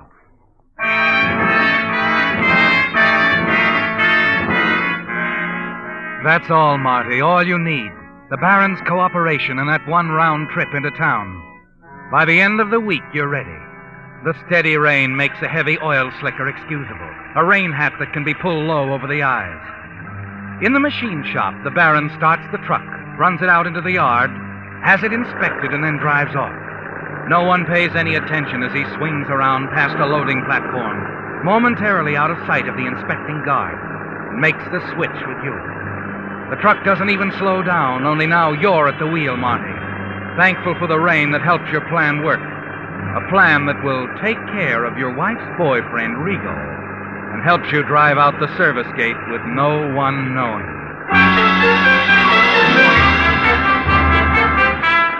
An hour later, you drive the truck into the railroad station, back it up to the loading platform, and climb down. You want to help us load her, Jack? No, I don't feel so good. Going over and get some coffee. You guys. All the same. Yeah, if you only knew, brother. If you only knew.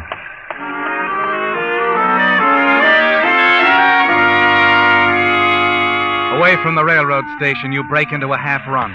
Rigo lives several blocks away, and you don't want to be gone too long. Approaching the place, you slow down, moving carefully. When you reach 2240 Marvell Boulevard, the house is dark. That's something you hadn't counted on, Marty. Rigo isn't home. The place is empty. You stand there wondering what to do, realizing that precious minutes are running out. And then a car swings into the drive. You press back against the house, hidden by the shrubbery. It's Rigo, all right. And he's driving into the garage. Perfect, isn't it, Marty? Almost too good to be true. You run forward silently and reach him before he shuts off the motor. Well, get out, Rigo. Sit tight. That's right. We haven't met. You don't know much about me. That's okay, Rigo. I'm not sensitive if you're not. Now, look, Shut up. Open that door. No, don't turn the motor off. We're in the garage. The fumes will... I know what the fumes will do. Listen, I don't know what you're talking about. You don't have to know too much, Rigo. Just that some guys don't like their plans interfered with. Plans? Can it? I'm talking now. I'm running a show. You're out of your mind. Let me out of here. Hold it, Rico. What do you want? Stop your squirming, pal. It'll be over in a minute. It's gonna tap you on the chin. What? Put you to sleep for a while.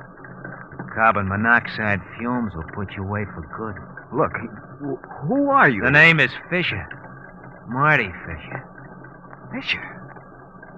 Marty Fisher? Yeah. Ah, you know.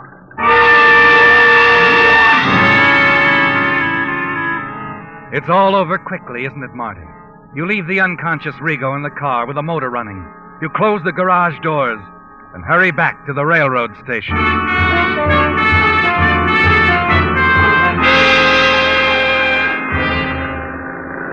An hour and a half later, you're approaching the prison gates.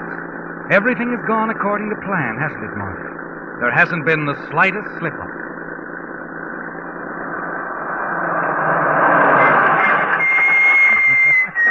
Right on time. Just a little luck and I'm home. Okay. Who do you think you are, a real Baron? All right, what are you waiting for? Take it through. Right.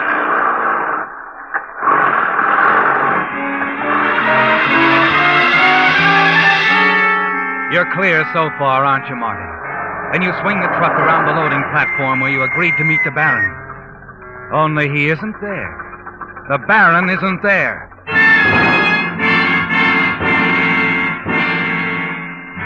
You slip the heavy raincoat off and the hat, toss them on the seat, and step out of the truck. You're about to walk away when he comes towards you. Baron, where you... Skip it. Let me in there. No, wait. Give me the loading papers. Loading papers? You have them, don't you? Yeah. Get in your truck, Baron. They're waiting for you back there to unload. Well, we're all right here. We can talk. Where'd you hide my half of the money? The money? I don't like the way you said that, Marty. You don't, huh? No. You're not getting any ideas about changing your mind. Now that you're all set, I mean? I never changed my mind. Go on. It's been made up from the beginning. You know something, Baron? Like I always said, there isn't any 75 grand. Why, you... Hey, see, Baron, you don't want to fight with me. You got too much to lose. That parole that's coming up.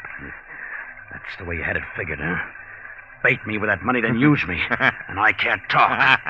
I wouldn't. I don't think you will. Maybe, Marty. Maybe. And maybe not. Figure the odds, Baron. I have. You're clear in 2.5 weeks. If you keep quiet, you shoot your mouth off and boing, no parole and no money. The answer's simple, sucker. You don't talk. There's only one good thing about this place, Marty. You're here. And for life. Glad it makes you happy, chum. Only for a reason that you'll never know. Right now, I'm glad I'm here.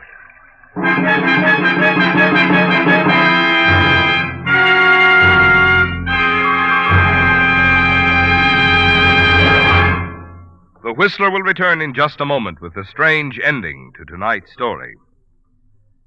If you're like most drivers, balmy spring days such as we have at this time of year make you want to head your car for the open highway and go somewhere. And going places just naturally makes you more concerned about gasoline mileage, the thing Signal gasoline is famous for. Mileage, in fact, has been one of the principal reasons for Signal's amazing growth in popularity. Starting with a mere handful of stations in Southern California, Signal's popularity has grown and grown, until today Signal stations serve 6 western states from Canada to Mexico. And wherever Signal is sold, it is known as the Go Farther gasoline. But mileage, mind you, is just one of the benefits you enjoy when you switch to Signal. After all, to give you such good mileage, today's Signal gasoline has to help your motor run more efficiently. And when your motor runs more efficiently, you also enjoy more flashing pickup, more responsive power, the things which make driving more fun. That's why whether you want performance or mileage, you want Signal, the famous Go Farther gasoline. Yes, Marty, it all worked out, didn't it? And the man who helped you, the Baron, is the last man in the world who would dare to reveal you.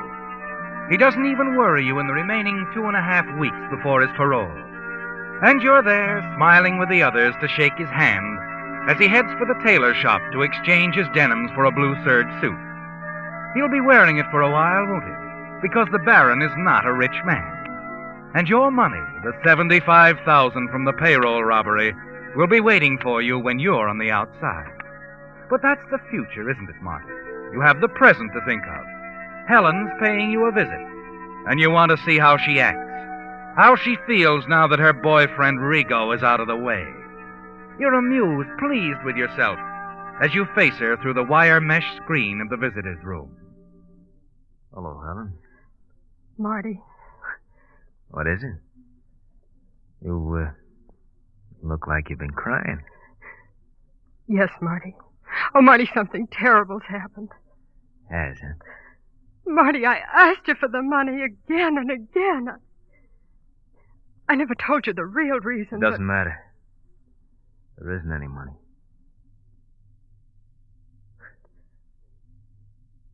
You loved him that much. Huh? You see, Marty, I guess I'll never stop loving you no matter what you've done. Only, well, now there's nothing more I can do. What are you talking about? There was a man, Marty, a prominent man, and he was convinced you're innocent, and he was in a position to do things. Do things? Yes, he'd been talking to the parole board for months, and with a little more time to work on it, he was sure you'd be free soon. I know, Marty, I know. I've been working with him constantly. Wait a minute, wait. You mean this man would fix it so I'd get out of here? Yes, Marty. You'd have been free. But now I don't know where to turn because Johnny Rigo... Johnny Rigo? Yes. Johnny Rigo can't do anything for us anymore. Something happened to him in his car.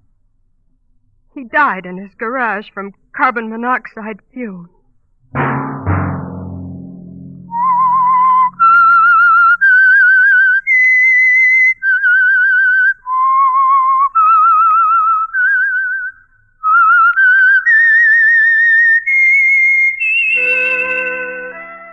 The Whistler.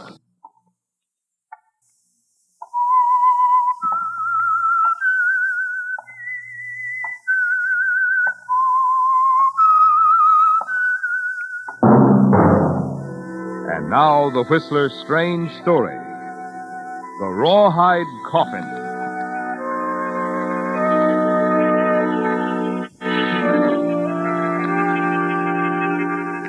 The girl, sitting alone at the Kauaui bar, paid for her drink, and then counted what little she had left. A frown crossed her attractive features. $19. $19 and a few cents. This, at the moment, was Marilyn Millington's sole fortune. Not a very comfortable backlog for a girl alone in Honolulu. It had been almost 2 months now since she'd quit her job in Los Angeles, followed her boss straight to his Maui plantation to shake him down for a cool $10,000 for what she knew.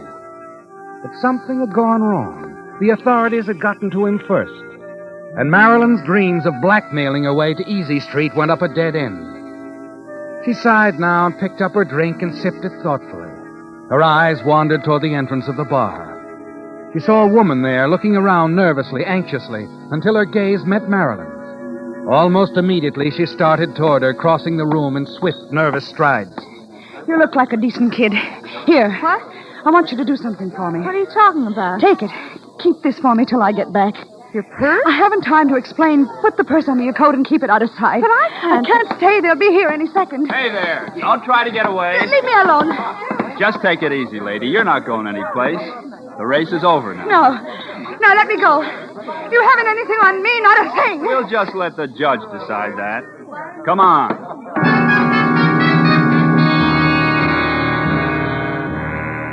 In the mirror, you watch as the policeman escorts the woman out of the bar. You wonder what it's all about, don't you, Marilyn? And as soon as they're gone, you go to the powder room, lock the door, and open the purse you've kept hidden under your coat, and draw in your breath at what you see. It's a thick roll of bills, Marilyn. And confused as you are, you start to count.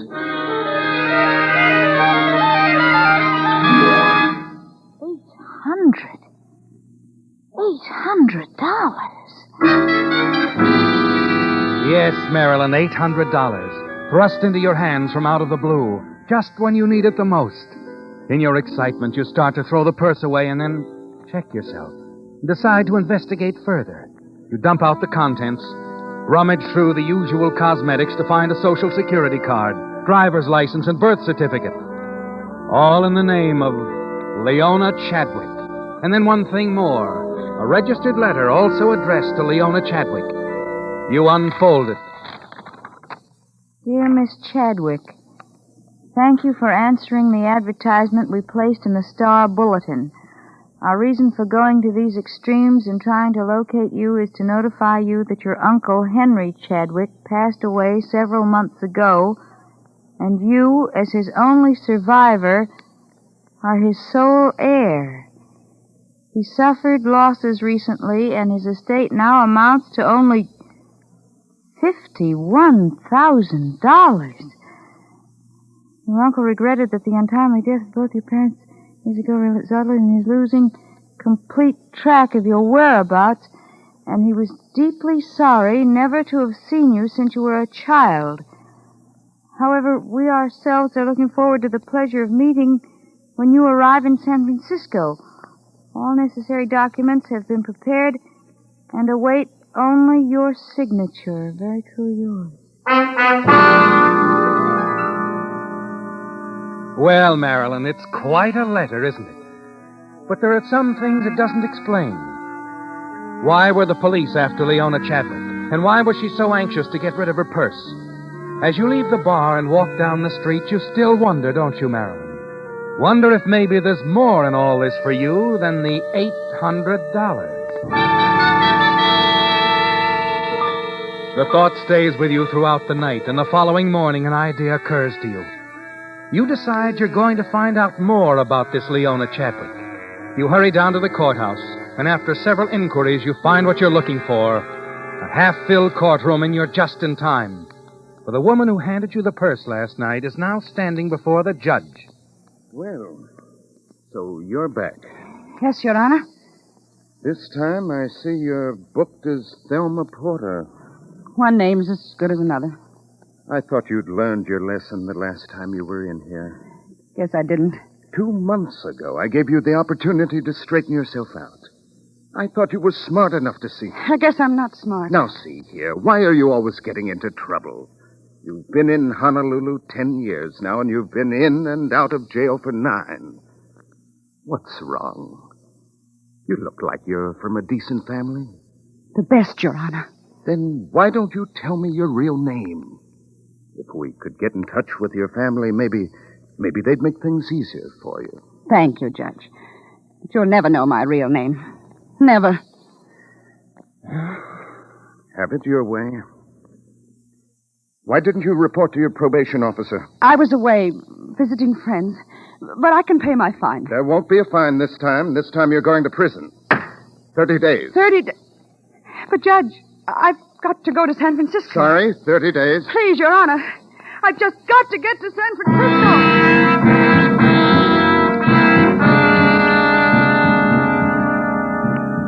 You watch them lead her away again, don't you, Marilyn? This time for a 30-day sentence. And as you walk out of the courtroom, your mind is spinning, trying to put it all together. For some reason, this frightened woman is trying to protect her name. Hide it, prevent the authorities from learning that she is Leona Chadwick. And suddenly another thought hits you. You stop dead still, almost numb by the idea. 30 days. She's in jail for 30 days, and no one in San Francisco, not even her lawyers, have ever seen her. Why couldn't I be Leona Chadwick? Yes, Marilyn, it's a startling thought, isn't it? So wild that at first you discard it, try to get it out of your mind. But it keeps coming back, intriguing you at first, then tempting, and then finally it's an overwhelming challenge with a promise of a fortune if you achieve it. You know that the lawyers in San Francisco will ask many questions before they're satisfied. But they might be questions that you can answer, Marilyn. The letter said Leona had been away for 15 years. You have her identification, everything, even her Honolulu address on the envelope. That gives you another idea, doesn't it? Something that could put you on more solid ground and make the whole plan possible.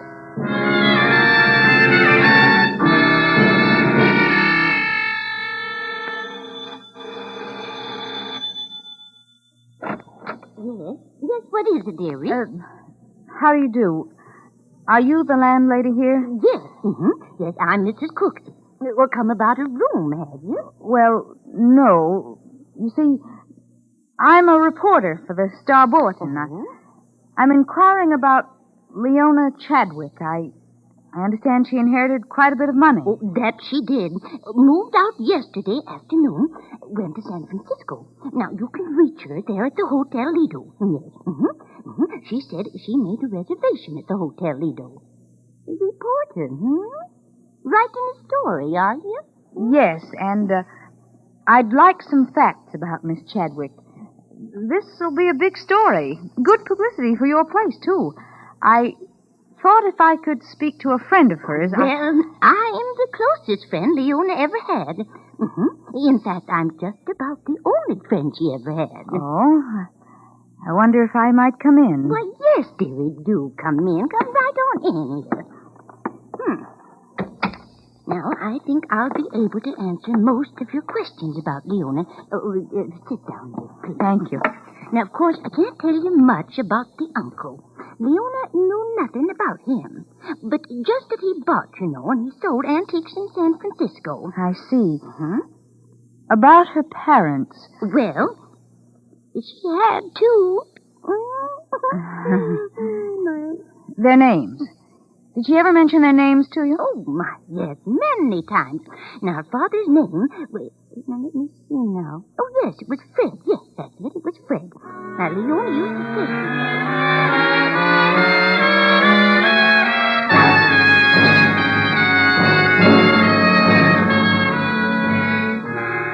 Yes, Marilyn, you write it all down, don't you? Take a half hour of careful notes for your paper. Until you have nearly 20 pages of information, all of it concerning Leona Chadwick.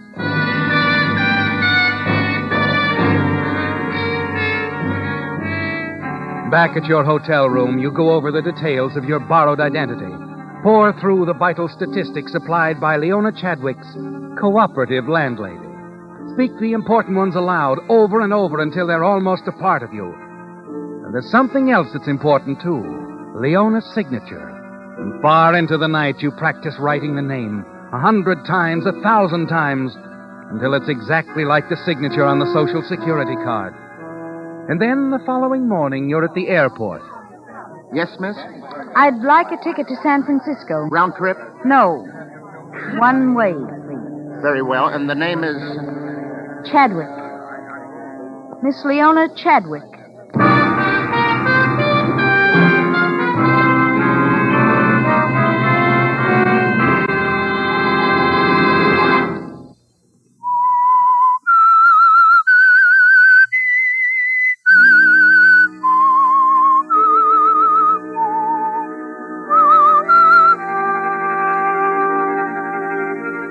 It's exciting, isn't it, Marilyn, the way it all began?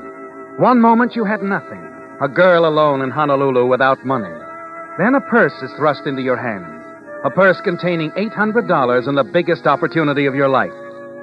Yes, Marilyn, and that's why you're on this plane now, approaching San Francisco, why you're posing as Leona Chadwick, the frightened woman who gave you the purse and who got herself locked up for 30 days in Honolulu. It's the opportunity of a lifetime, isn't it?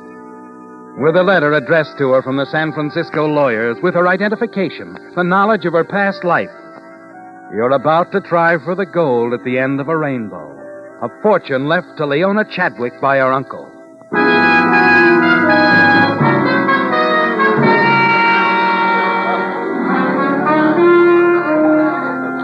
Front boy. 221 for this couple. Sorry, sir, but it's like I said. There's a convention. The hotel is crowded. No rooms without reservations.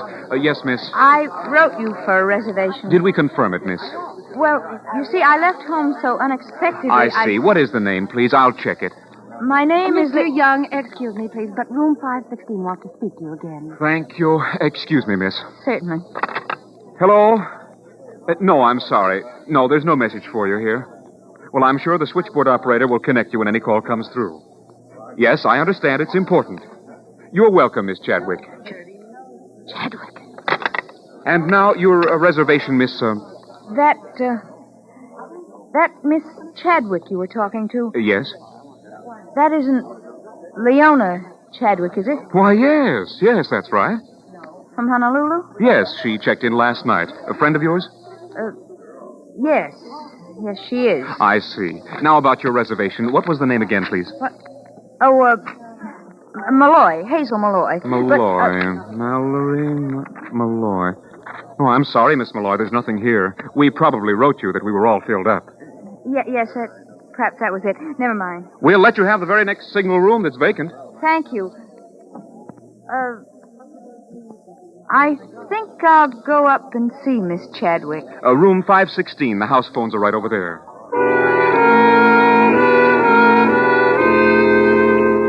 Well, Marilyn, your scheme hasn't worked out according to plan, has it?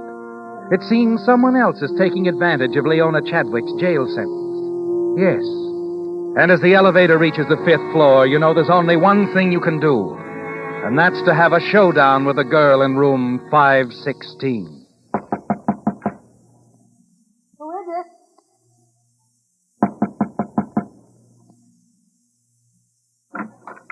Yes, what is it? So you're Leona Chadwick. Why, yes. What? May I come in, thanks? Now, just a moment. What do you want? Just a friendly little chat. First of all, who are you, really? Who am I? I'm afraid I don't understand. Look, you're registered as Leona Chadwick. But who are you? Now, see here. Come on, throw away the bobby pins and let your hair down. Whatever it is you're getting at... Let's put it this way, then. I want to play Leona Chadwick, too. My dear girl, I have no idea of what this is all about.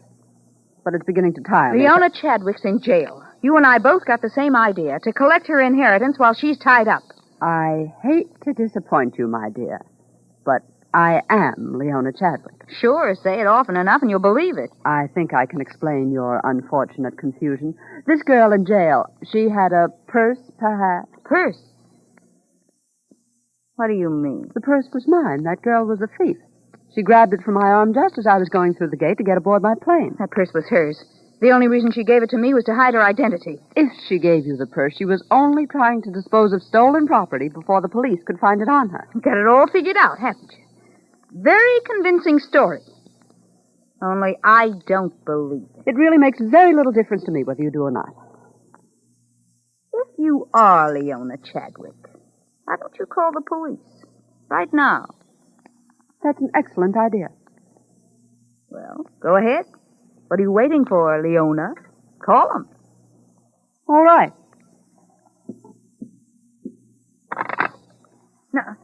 No, wait. Do you know someone named Cooksey? Yes. Mrs. Cooksey, my landlady in Honolulu. Hello, operator.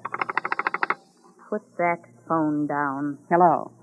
Oh, what is the matter with that operator? Operator! I'm warning you, put that phone down.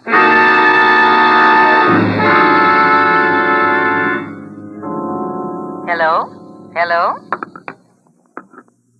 Yes, operator. It's nothing. I accidentally knocked over the phone. As you replace the receiver, you stare at the lifeless body at your feet, unable to believe what's happened. It's like a nightmare, isn't it, Marilyn? Something unreal, and you don't belong in it. You shut your eyes tightly and try to blot out the scene, but it's no use. It is real. It has happened, and you're a murderess. Now you must act. You must get rid of her body somehow. You look around the room. Your eyes fall on a large rawhide trunk in the corner.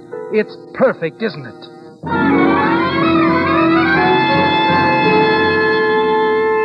Minutes later, it's done. You've placed Leona Chadwick's body inside the trunk. Now all you can do is wait. Wait for the call from the lawyer's office. The same call that Leona was waiting for. It's got to come, soon. You tell yourself that. And as the moments tick into hours, you become increasingly worried. And then... Yes? Miss Chadwick? Yes? This is Miss Mencken at Hodgkins and Winters.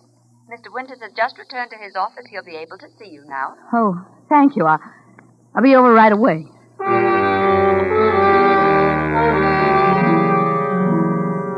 As you lock the hotel room behind you, you pause for a moment in the hall. It worries you, doesn't it, Marilyn? Leona still being in there while you're gone. But you're quick to reassure yourself that it's safe, that no one will open the trunk. And by the time you've reached the street, you've driven the thought from your mind. 10 minutes later, Miss Mencken ushers you into the private office of Mr. Winters. Well, Miss Chadwick, this is a pleasure. Do sit down. Thank you, Mr. Winters. Sorry I couldn't see you this morning when you called. I had business in Oakland. Quite all right. Gave you the opportunity to see a little of our town, Yes. Yes, Well, so we found you at last. It gave us quite a time of it, you know. Your uncle tried to locate you for years. Lost track of you after your parents died. Terrible tragedy, that. Train wreck, wasn't it? No. Father's car skidded off a cliff. Oh, yes, of course. Here in San Francisco, wasn't it? Seattle. Oh, that's right. Your uncle did say that.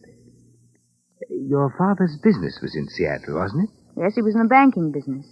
With my mother's brother, Charles Turner. Oh, yes. Your uncle always spoke highly of your mother, Miss Chadwick. Born in Hong Kong, wasn't she? Yes, but she spent most of her childhood in England. Yes, I remember. Then she came to the States as a young lady. Met your father here. No, she met him in England. They were married in London. Oh, so they were. I remember hearing your Uncle Henry mention your mother's brother. Very fine. Your conversation with Mr. Winters goes on for nearly an hour, doesn't it, Marilyn? A conversation of facts. He wants to be certain that you're the Leona Chadwick he's been looking for. Yes, and you're ready with the right answers. Not once are your defenses down. The more you talk, the more restless you become as you think of Leona's body in the trunk back at the hotel. The fear within you grows, the fear that her body will be discovered while you're here. You twist the handkerchief nervously in your hands, wishing the cross-examination would come to an end. And then finally, Mr. Winters slides a sheet of paper across the desk and hands you a fountain pen. It's the moment you've been dreading, isn't it, Marilyn? Fighting to remain calm, you take the pen, sign Leona Chadwick's name to the document. Mr. Winters picks it up, looks at it. Then at the signature on the Social Security card. A smile crosses his face, and he rises. Well, that's fine, Miss Chadwick. Well, I suppose that's all we can do for the present. I'll let you know when the other papers are ready for your signature.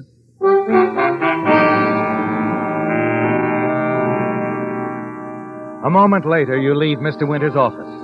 And as you pass his secretary's desk, you notice she's talking on the telephone. Her back is toward you, and she doesn't see you. And then as you open the outer door and are about to step out, something she says on the telephone stops you in your tracks. The Hotel Lido. Just a moment, please. Mr. Winters, I have a call for you. It's the desk clerk at the Hotel Lido. Desk clerk? It's about Miss Chadwick. He says it's important. You rush out of the office, run along the corridor, then down one flight of stairs and out into the street. You're certain the thing you feared most has happened, aren't you, Marilyn? Leona's body has been discovered in the trunk. As you reach the corner and step off the curb, Miss Chadwick! Miss Chadwick! you hear Mr. Winters calling you from his office window, and you start rapidly across the street.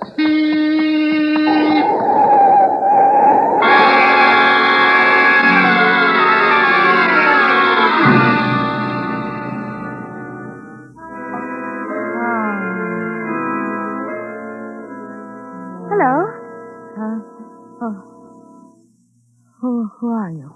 I'm Nurse Connors. You're in the hospital. Hospital? You had an accident, but you'll be all right.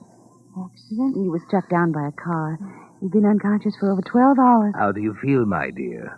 Oh, Mr. Winters, You know, I feel somewhat guilty about all this. If I'd run out after you instead of trying to call you from my window, I might have prevented it all.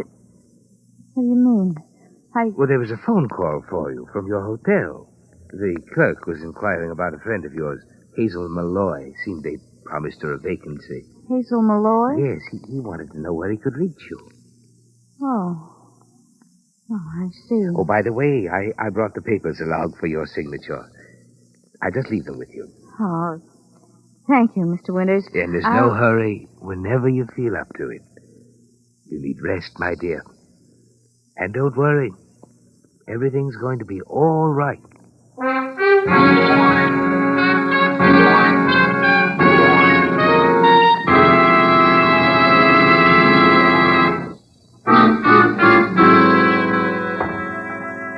You're in the clear, aren't you, Marilyn? Perfectly. Leona's body wasn't found. And you're quick to realize that your fears have been foolish. The trunk is safe in the hotel closet, just as you left it. You spend a quiet, restful night. Awaken the following morning refreshed and confident. Mr. Winters and the nurse are standing by your bed and smiling down on you. Feel better, my dear? Oh, yes, I feel wonderful. Just wonderful. Good. The doctor said I could take you home this afternoon. That is to my place in San Mateo. Oh? My wife and I thought you'd be more comfortable there, till we're sure you're perfectly all right.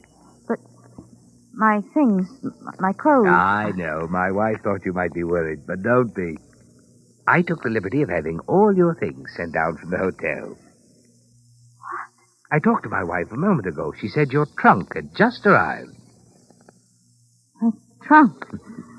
None of your pretty dresses will be wrinkled, my dear. My wife's maid will see to that. She's probably unpacking your trunk right now. This is the United States Armed Forces Radio Service, the voice of information and education.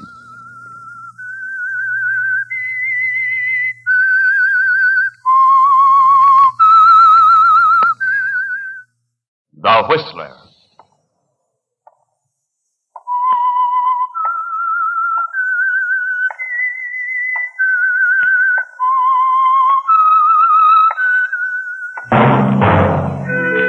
And now the Whistler's strange story. Murder at Twin Pines. From the porch of the old gray house on the hill, Victoria Crane peered through the low morning haze that hovered over the lake, watched the boats move slowly back and forth across the water. Then her eyes swept past the tiny village of Twin Pines, nestled on the lakefront, came to rest on the figure of a man standing on the boat dock. For several minutes she watched Sheriff Tilson, saw him as he tapped the ashes from his pipe and returned it to his mouth. Then, thrusting his hands into his pockets, he started up the path toward her. Somewhat nervously, Victoria's gaze shifted to the lake again, then back to the approaching figure. Presently, she heard the door behind her close, and her sister Meg came out onto the porch. Good morning, Vic. Oh, Meg. Sleep well? Mm-hmm. Like an infant. Oh, goodness, looks like we're going to have another nice day.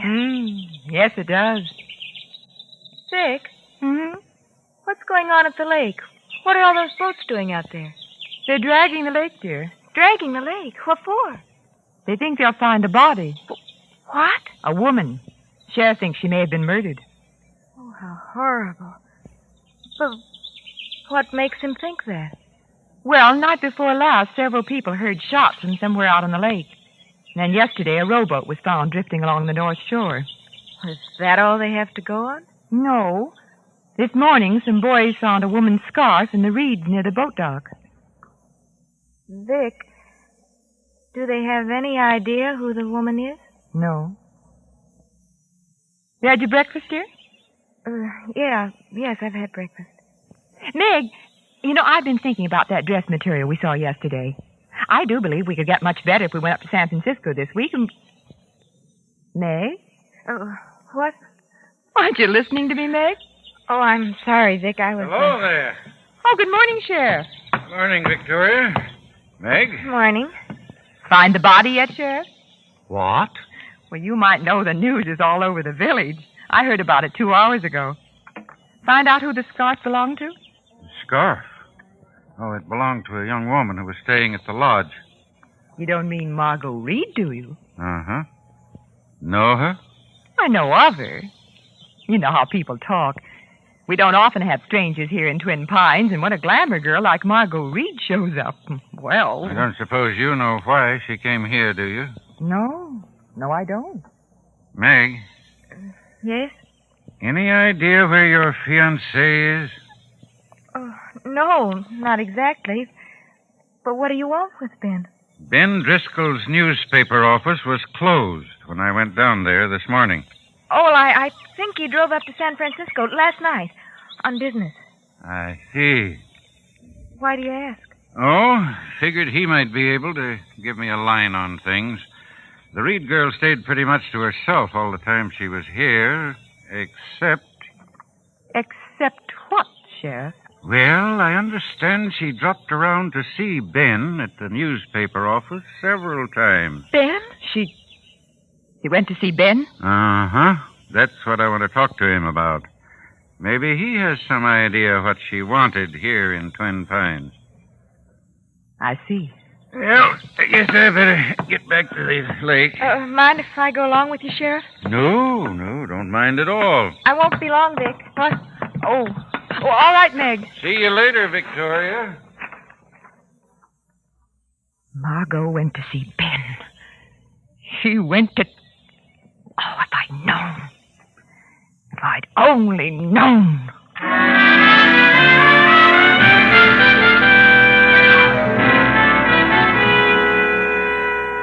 It's something you hadn't counted on, isn't it, Victoria? A threat. It could ruin everything. That is, if you allowed it to. But you've faced worse situations before, bluffed them through with your cleverness. But even now, in spite of what's happened, you're confident that somehow you'll find a way out. You sit there staring out over the lake and wonder how much Margot told Ben Driscoll. And if your sister's fiancé now knows the secret you once shared with Margot Reed. The secret you thought would be yours alone after her death.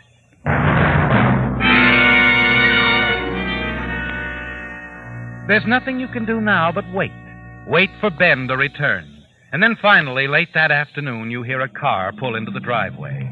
You hurry outside, see Ben get out of his car. He stands there for a moment looking down at the lake, a puzzled frown on his face. Hello, Ben. Oh, hello, Vic. Say, what's going on down there? They're dragging the lake. What? You mean they're looking for a... Yes, there's been a murder. So the sheriff says. Well, how do you like that? First time I leave Twin Pines in over a year and a murder takes place. Say, I better get down Ben, there. wait. They think it's Margot Reed. Margot Reed?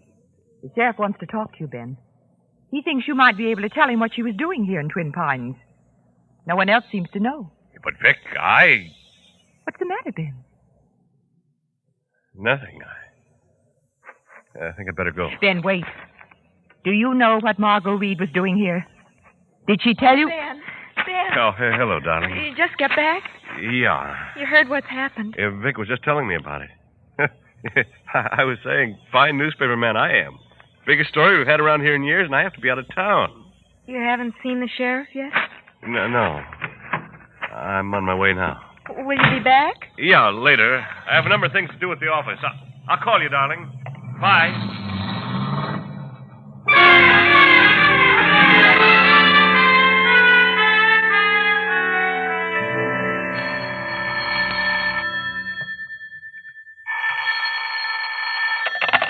Hello? Hello. Vic. Yes, Ben. Is Meg there? No, she went out right after supper. I don't expect her back for another hour or so. Can I come over right away? Well, of course. Did you talk to the sheriff? Yes, I'd like to see you about that, Vic. I'd like to talk to you. Alone.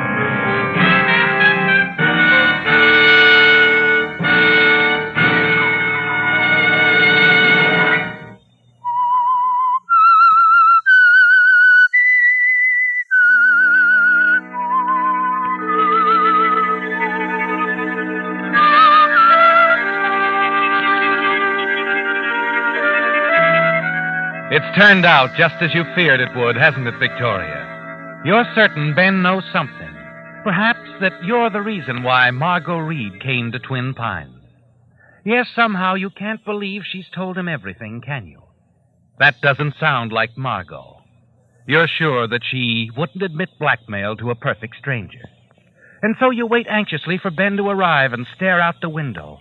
Watch the small boats as they move back and forth across the water, searching for the missing Margot Reed. A quarter of an hour later, you're sitting in the library facing Ben. I hardly know where to begin, Vic. You know why Margot Reed came here, don't you? Yeah, of course. But I didn't tell the sheriff. Perhaps I should have. I don't know. They'll find out sooner or later. Will they? I'm telling you this, Vic, because I know I can trust you. Got to talk to somebody about it. You see, Margot and I were married once. What? Yeah. We called it quits 5 years ago, divorce. Shortly after that, I came here to Twin Pines, bought the paper. I lost track of her completely until a month ago. I got a letter from Margot. Oh, Meg, don't look at me like that. I know I should have told Meg, but... So Margot Reed came here to see you. Yeah, she said the divorce was a mistake. She wanted us to... Well, of course, I told her it was no use, but she stayed around the village anyway. And then, day before yesterday, she came into the office. She was excited about something. Oh? Said she'd accidentally run into someone here. An old friend. Did she tell you who it was? No, I think she was about to, but Eddie walked into the office then. Eddie? Yeah, Eddie Farrell, my assistant at the paper. And that's something else, Vic. Eddie overheard Margot say she'd see me that night. I'm sure he did. Did you see her? No, I waited for her at my cottage, but she didn't show up. That must have been the night Oh, Vic, I pulled a stupid stunt. I should have told the sheriff the whole truth. Well, it's too late now, Ben. It would only make matters worse. If I were you, I'd leave things just as they are. There's a chance they'll never find out. Yeah, but suppose Eddie tells him I had a date to see Margot that night, and suppose the sheriff starts to investigate Margot's past. Then listen to me. I don't know why everyone's getting so excited. What proof is there that the girl's actually dead? She could have suddenly decided to run up to the city for some reason or other. Well... Then I think it's best not to think about it anymore. Try to put it out of your mind. I, for one, will believe Margot Reed is dead when I see them drag her up from the lake. And I don't think they ever will, Ben. I don't think they ever will.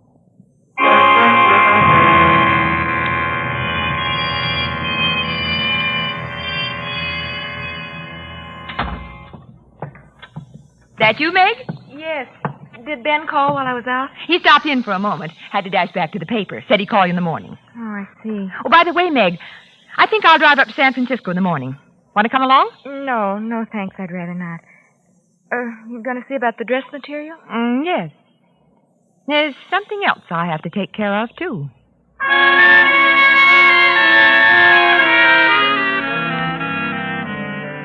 Yes, and it's an important matter, isn't it, Victoria?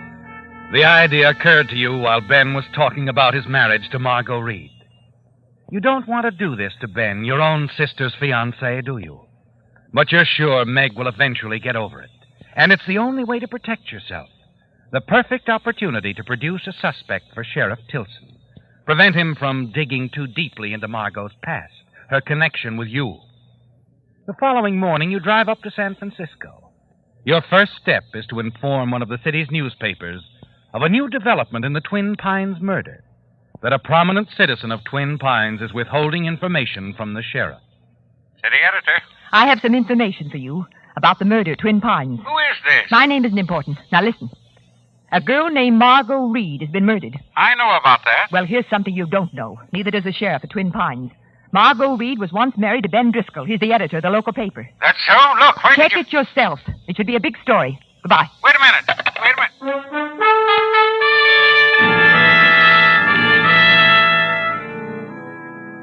You step out of the phone booth, a smile on your lips. It's done, isn't it, Victoria? You've made the first move, and now it's up to the newspaper, to some bright, eager reporter, to follow through. Early that same evening, you return to Twin Pines, to the house on the lake. As you step inside the door, Meg rushes out of the library into your arms. Oh, now, here. Well, now, what's all this? Oh, it's Ben. The sheriff's holding him for questioning. He's in jail. What? They came for him this afternoon while I was with Ben at the paper. There was a man with the sheriff, a reporter from a San Francisco newspaper. I don't know how he found out, but... Oh, Vic, Margot was Ben's wife. Ben admitted it. He said he was glad the truth was out. Do they think he killed her? Oh, the sheriff didn't say, but I'm sure that's what he thinks. It's what they all think. But he couldn't have killed her. You don't think he did, do you, Vic? Of course not. I'm sure he didn't kill her.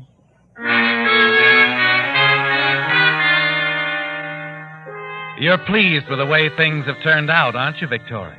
Yes. And you'll find it difficult to hold back a smile, even as you try to comfort your sister Meg. Your trip to the San Francisco newspaper paid off as you knew it would, and you congratulate yourself. But scarcely half an hour later, your joy turns to bitter disappointment and sudden fear. The doorbell rings, and as you answer it... Ben! Hello, Vic. Why, Ben, I heard about what happened. It's all right, Vic. Sheriff let me go. Well, that's fine. I told him the whole story. I guess it sounded all right to him, so here I am. Where's Meg? In the library. Come on in, Ben. Yeah, I'd like to see her. I have a lot of explaining to do.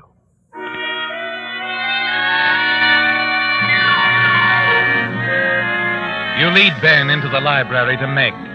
Sit there as Ben tells her the whole story. His marriage to Margot, the divorce, everything. And then suddenly something he says causes you to stiffen in your chair. Meg looks up quickly. Ben, did you say Margot works for a Dr. Kingston in Seattle? Yeah, that's right, darling. She was working as a nurse in Seattle at the time we broke up. Dr. Kingston? Vic, that was Uncle Frank's doctor. Was it? Of course.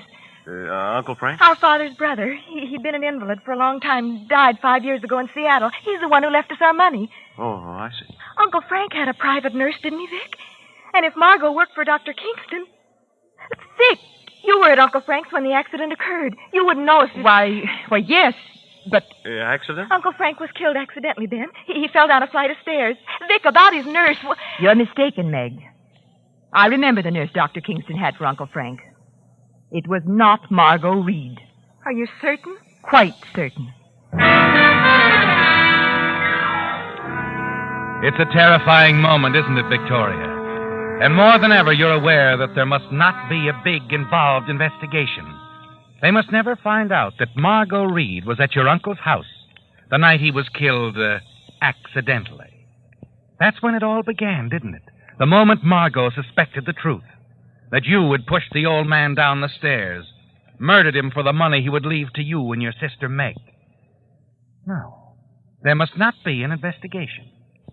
Though your first attempt to involve Ben has failed, you're not through yet, are you? Quickly, your mind turns to Eddie, Ben's assistant at the newspaper, and the possibility of using him to frame Ben. On your way down to the village the following day, a plan forms in your mind. Then, in front of the coroner's office, what the sheriff is telling the crowd gives you a further advantage. That's right. The body's been found. What was it, Sheriff? Drowning? You'll read about it in the papers, Jed. Then it wasn't a drowning. You see, Emily, There were several bullet wounds. Margot Reed was murdered. Did you find the gun? No, we haven't found the gun. Excuse me, Jed, Victoria. I've got to get along now.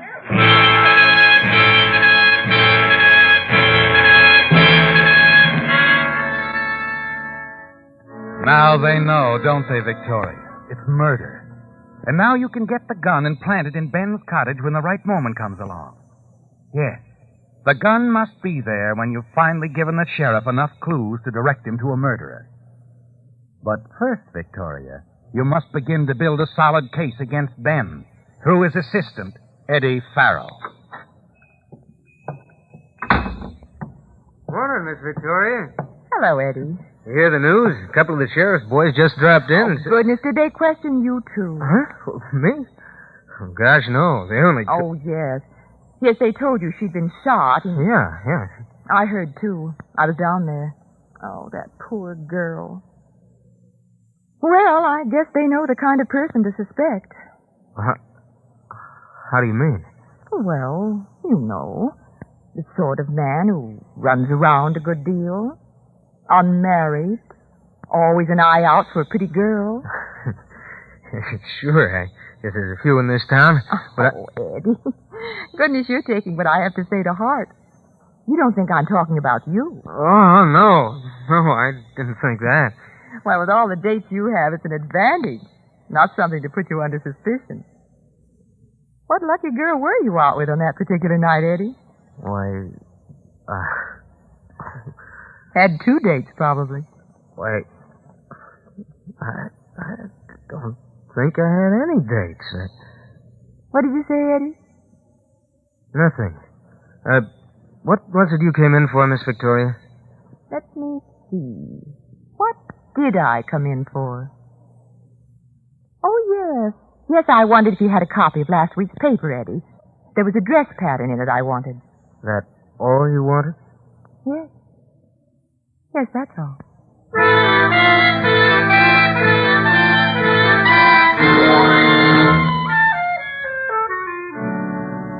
Oh, I'm dreadfully sorry, Sheriff.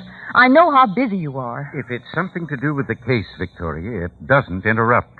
Well, it's about Eddie Farrell, Ben's assistant down at the paper. Oh, Sheriff, I really hate to suggest it, but... Go on. It's just between the two of us. Well, he might have been with Margot that night, you know. Might is quite a word. I might have been with her myself. It was his attitude, Sheriff, when we were talking. The way he closed up. Oh, you're right. Probably nothing. Still, Eddie does have quite a reputation with the girls, and... Yes, I know. I'll have a little talk with Eddie. Nothing can be lost by asking a few questions, huh?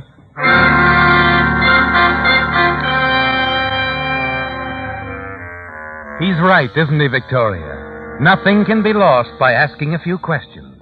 In fact, you have a lot to gain. Yes. And you've used Eddie Farrell well to point the finger of suspicion at Ben. The proof of that comes late that afternoon, when you overhear Meg on the telephone. Listen to me. Don't come back now. You've got to stay where you are. Eddie Farrow has mixed you up in this. Yes, he told the sheriff that you had a date with Margot. Oh, I know. What? No, please, darling, no, you mustn't come back here, not right now. Yeah, all right, but please promise me you'll stay there.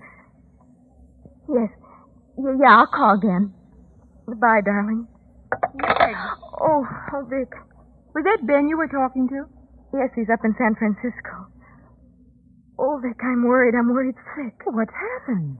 The sheriff is looking for him again. More questions. What brought this on? Eddie Farrow. The sheriff dropped around to see Eddie this afternoon, and... Oh, Vic, what can I do? Oh, no, dear. Meg. Yes. Meg, you love him very much, don't you? Yes. Very, very much. You must be absolutely sure of yourself. What are you... You're worried about what you'll have to say if they ever put you on the stand. I couldn't lie. But I couldn't testify against Ben. I couldn't. Well, you wouldn't have to if you were his wife. His wife? The law doesn't expect a wife to testify against her husband. Oh, Vic. Aren't you sure, Meg? Of course I'm sure. But then go to him. You love him, Meg. Go to Reno. Marry him at once. Vic. There's a bus leaving at 8 tonight. I'll start packing your things. You better call Ben. Tell him you're coming.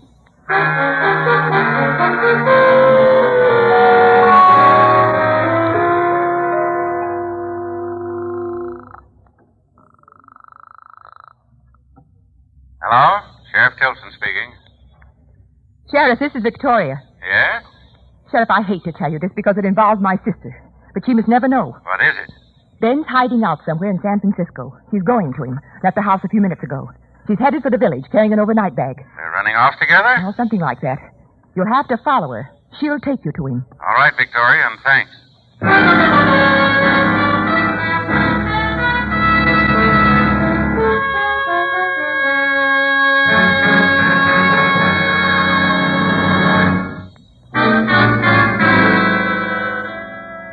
As you hurry from the house, you tell yourself it's perfect, isn't it, Victoria? Meg is gone now on her way to Ben. She'll talk him into running away, and that's all you need. You know Sheriff Tilson won't let them get very far.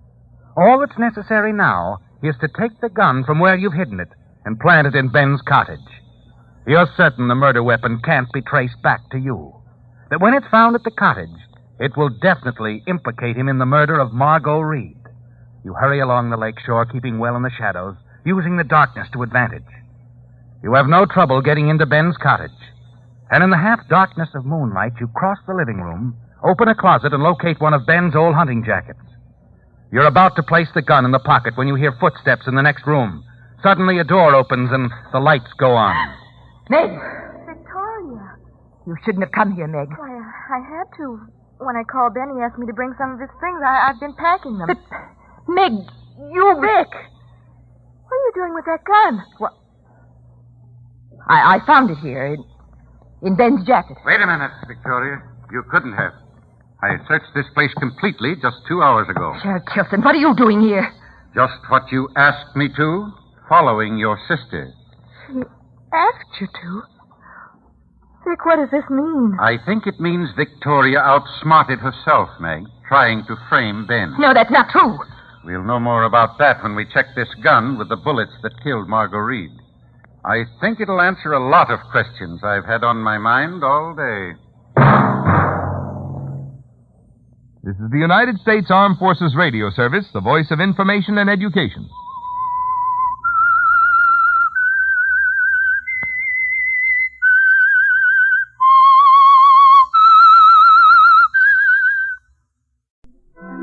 And now the Whistler's strange story.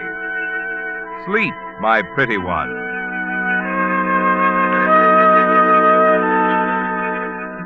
A few months before, Jean would have dismissed the whole idea of having her fortune told as ridiculous. But with marriage to a handsome young doctor just around the corner, things like tea-room fortune-tellers suddenly seemed important and exciting. So she gave in without argument when her friend Betty suggested they leave their table and visit Madame Zorga in her alcove behind the fringed red curtains in the corner. And as the old woman gazed into her crystal and rambled on, Jean found somehow she was taking it all seriously, a little too seriously. You will be quiet, please. You will concentrate on the crystal with me. Max would be terribly shocked if he knew I was doing this. Shh, Jean. Please, Signorina. Oh, I'm sorry. It is coming. They part now. The clouds part. I see a number. The number 13. And now, the number 3. It is a date. The 13th day of the 3rd month. March 13th. I gaze deeper. Again the crystal clears. And I see the letter J.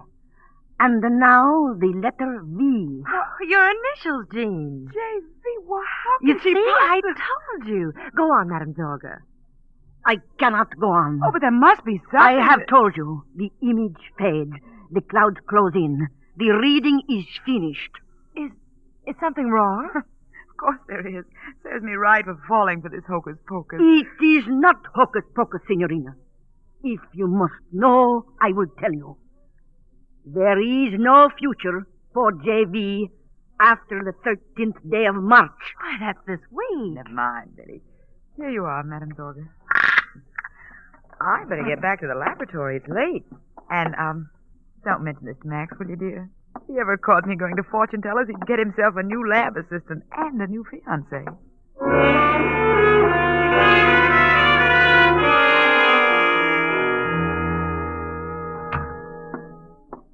I'm sorry I'm late, darling. I had lunch with Betty. She insisted on a tea room across town. You know how that is. There. Miss me, Doctor? That's a silly question. Of course I miss you, dear. Hand me that beaker, will you? Mm-hmm. I've been up to my ears around here. Yeah. Excuse me. Gesundheit. Where'd you pick up the cold? Well, I don't know. I have to do something for it. May I see you a minute, Mitchell? Oh, yes, Dr. Olson. Be with you in a minute, dear. All right. Mitchell, Dr. Davies tells me you want to try your new drug, E37, on one of his encephalitic patients. Yeah, that's right. The man's been in a coma for 3 weeks. I think E37 can cure him. You think? As head of this institute, I'm afraid I'll have to refuse you my permission. The fact that you injected a bunch of rats with the virus of sleeping sickness... But you don't understand, Doctor.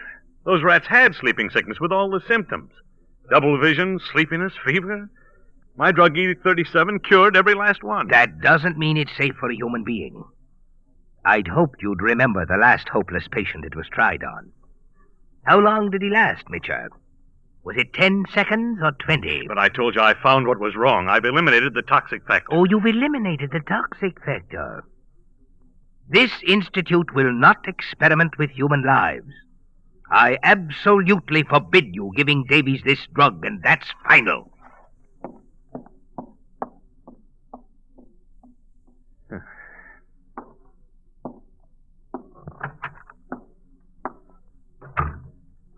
I couldn't help hearing it, Max.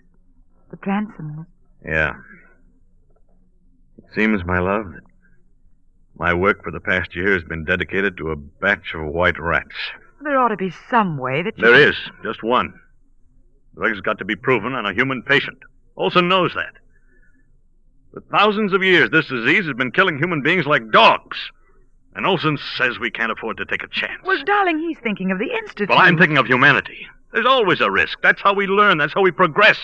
That's science. Jean. Yes? Jean, will you help me? Why, of course, darling. I'm going to test my formula. I'm going to make the test, and Olson need never know about it. What kind of a test? On a human subject. But who can you... Darling, listen to me. You love me. Yes, Max. You trust me. Trust you? You've got to have faith in me, darling. It means everything now. Of course I have faith in you, Max. I have an aunt living outside Spokane. We can drive up there tonight. Well, I don't understand, Max. How can you make a test on a human subject? Who can you Leave that to possibly me, get darling. I'm going to inject the subject with the virus, then follow it at the peak of the attack with E37. It's the only way I can show Olson. But you haven't told me who You said you trusted me, Jean. Did you mean it? Yes, Max. Good. Come on now, let's start packing the equipment.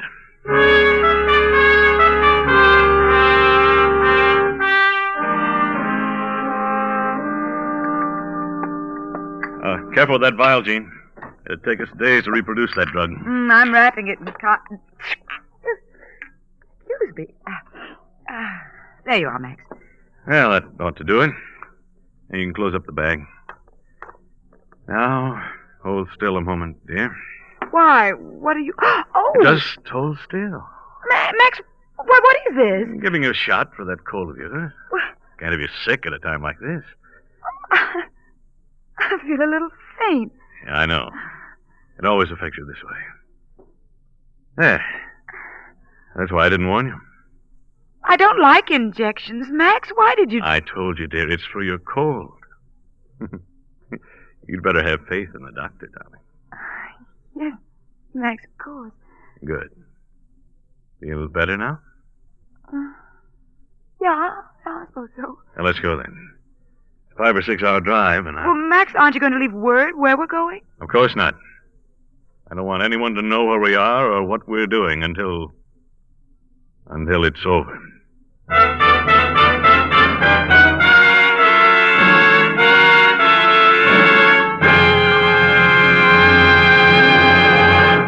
With the prologue of Sleep, My Pretty One, the Signal Oil Company brings you another strange story by The Whistler. I don't have to tell you how automobiles have changed or how driving conditions have changed in recent years. But tonight I want to tell you about an amazing new change in gasoline. A gasoline scientifically engineered to help your car take fullest advantage of today's driving conditions. It's new Signal Ethyl, the new motor fuel that's so vastly improved, so superior in every way, you can actually feel the difference.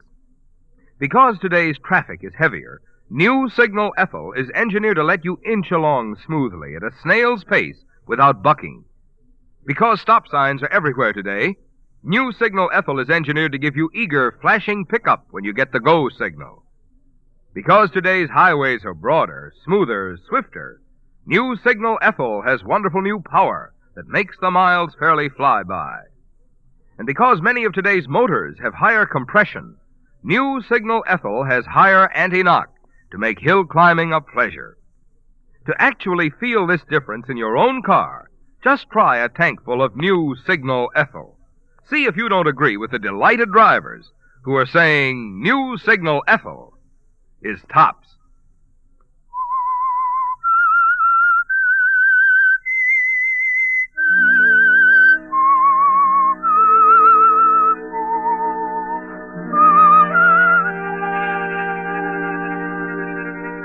The decision is made, isn't it, Jean? And you're on your way now to the little farmhouse near Spokane, where it will be decided, rules or no rules, whether the contents of the cotton-wrapped vial in Max's valise are a life-saving drug or a deadly poison. You want to help Max now when he needs you most. But as you guide the car north through the chill March night, you can't help feeling uneasy as if something is terribly wrong. And in spite of your belief in Max, you wonder how far he'd go to prove his cure. And you find yourself thinking about the shot for your cold that Max gave you. You glance sidewise at him at the solid set of his jaw. Wonder who the human subject is he's so vague about. His almost fanatic zeal for his work. His determination that science must come before all else. What's the matter, dear? You're sure you're quite right in this? Huh? Well, I mean, if Dr. Olson were to find out you'd lose your position. If I succeed, Olson won't matter much. I'll have offers from every institute in the country. And if you fail? You'll matter less. Oh! Look out! Max! Good Lord, Jean, watch the road. I don't know, Max. Well, what's the matter? That car for a moment, I thought I saw two of them.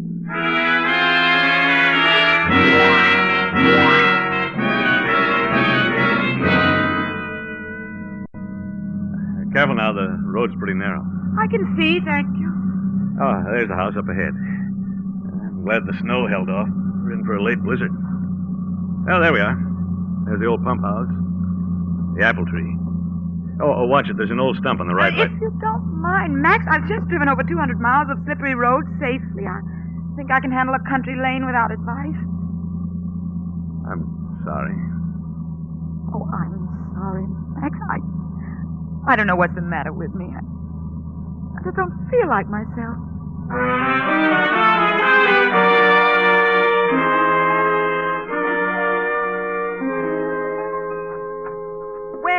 Well, this must be Jean. How do you do? Come in. I declare, Max, you got mighty good taste. Well, thank you. Now, don't bother.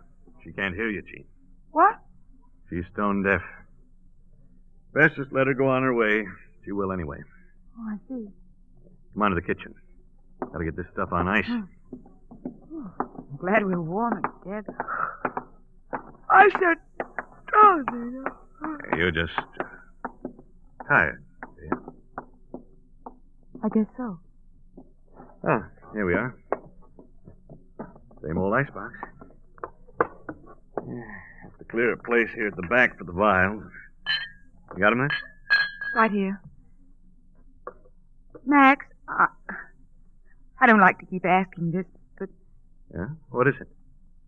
Where do you expect to find anyone with sleeping sickness around here? I don't. What? Very simple.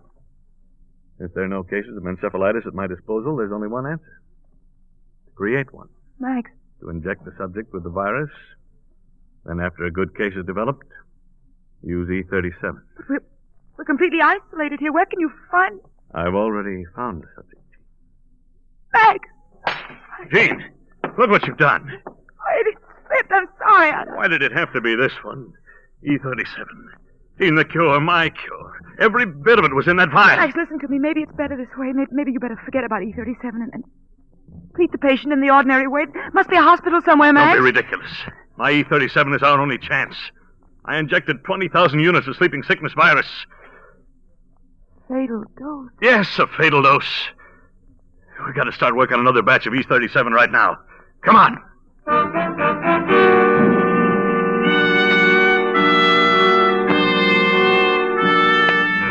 You follow Max down the dim old hallway in a daze like a figure in a nightmare. The kind where you run slowly as if through water trying to escape, while nameless shapes come closer and closer. And though you still refuse to believe, to recognize it, one of the shapes is fear. Yes, the fear that Max might be using you as the subject in this dangerous experiment. What? Here we are. Why, it's a laboratory. Used to be Aunt Agnes's pantry. Turned into a lab for me when I was a boy. But, Max, this is nothing like your laboratory in town.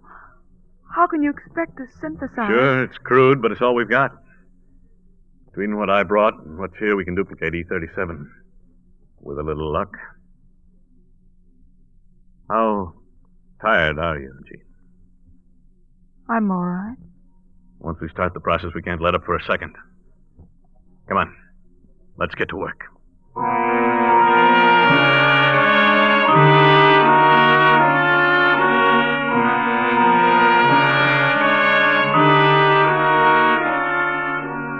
And so it begins, Jean. It's midnight when the two of you have straightened out the dusty laboratory, cleaned the glassware, the retorts, and Bunsen burners. 3 in the morning when the first solution is ready to run. Once more, you're sure your fears are groundless. Max loves you. He wouldn't think of using you, risking your life for this experiment.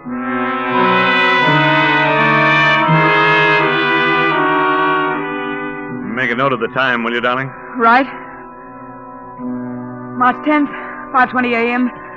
First dilution completed. 100 C. Max. What's the matter? My eyes, I can't seem to focus. I'm seeing double. Sit down. Rest a moment.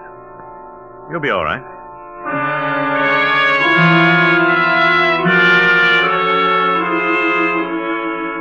March 11th, 10:15 a.m. Fourth distillate just coming off. It's March 12th, dear. You've lost a day somewhere. Of course. I don't seem to be conscious of time anymore.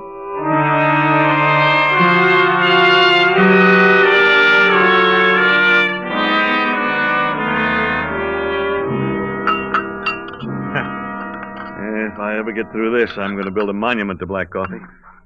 Hasn't any effect on me anymore. What time is it now? 4 p.m. 26 hours since we ran that solution. Ought to be right by now. Got the beaker ready? Yes. Here, Max, it's sterilized. Steady.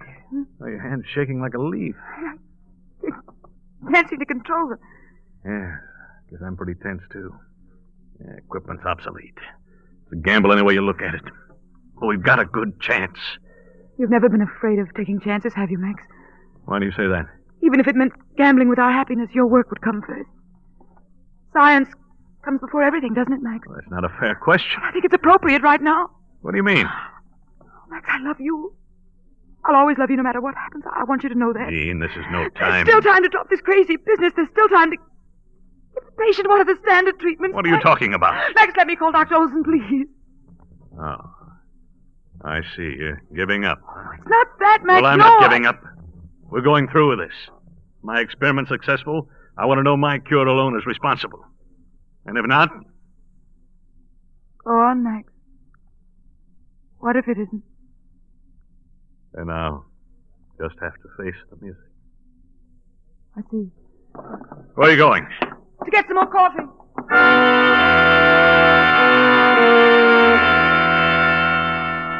You're glad the telephone's at the other end of the house, that you'll have a chance to get the call through to Dr. Olson before Max has a chance to stop you. You wait for the operator to answer, trying to fit the words together in a way that will tell Olson the story without going too hard on Max. There's no other explanation, is there, Jean? The dull pain in the back of your head, the nervous disturbance, the deadly fatigue, the double vision can only mean one thing. There's little doubt in your mind now. Max's Aunt Agnes is obviously all right. So you're almost certain Max has used you as a human guinea pig.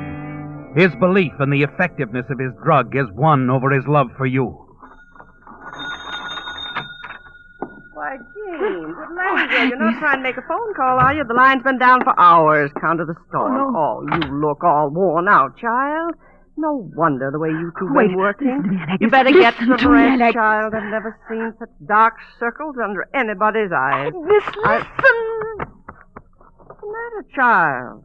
Why are you shaking me like that? I'll write a note, paper and pencil by the telephone. Now watch. Agnes, watch. Well, what you writing? Huh? Oh.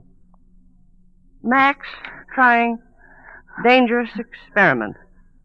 Stop him. It's life and death. Stop My him, life and my death. land, Do you child. understand It's life that? and death. I wouldn't dream of such a thing. Ain't ever interfered with his doings, not even after time he and I blew outside the barn. Please, it means a life. Rest of the My family life, was and always Agnes. at him for one thing or another, but not me. That's science, you know. Max says that's the way we learn. Gene, wait.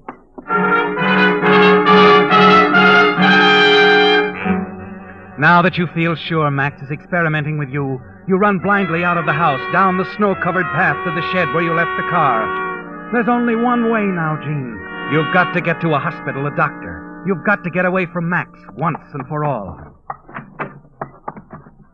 And as you fumble for the car keys, the nightmare you've lived through for the past few days comes back in a rush. I'll inject the subject with the virus, and after a good case is developed, use E37.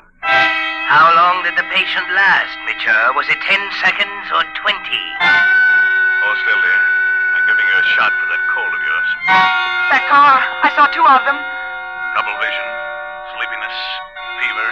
There is no future for JV after the 13th day of March. No future. No future.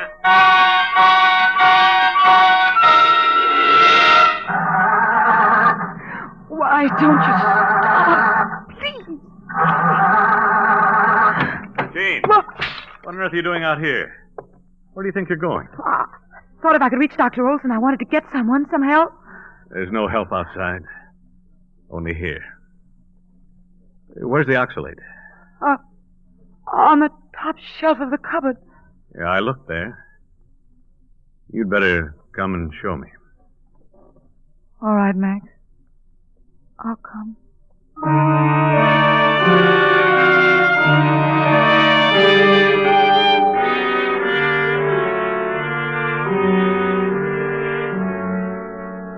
What time is it, Gene?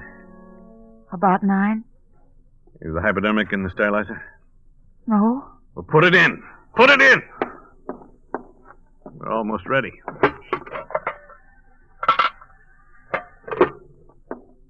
Now, where are the notes? Notes? Oh, here. Now, let's see. Virus injected Monday, March 10th. Disease approaches critical state. Yeah, pretty close.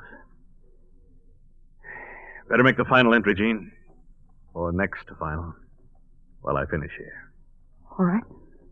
Ready now? Yes, Max. Preparing to administer anti-encephalitic volt drug E37 to subject. Work commenced on drug at 1 a.m. March 10th. Completed at 9 p.m. March 12th. Your hand trembles as you write. As you watch Max rise, walk slowly to the sterilizer, lift the lid and remove the hypodermic. There is no future for JV after the 13th day of March. You fight it out of your mind. Struggle against the fear that grips you as Max turns, hypodermic in hand. Everything begins to waver before your eyes. You drop the journal. It'll be over in a minute, Gene. You see, I simply put the needle in the solution. Release the plunger. No! No, Max. Please. Gene!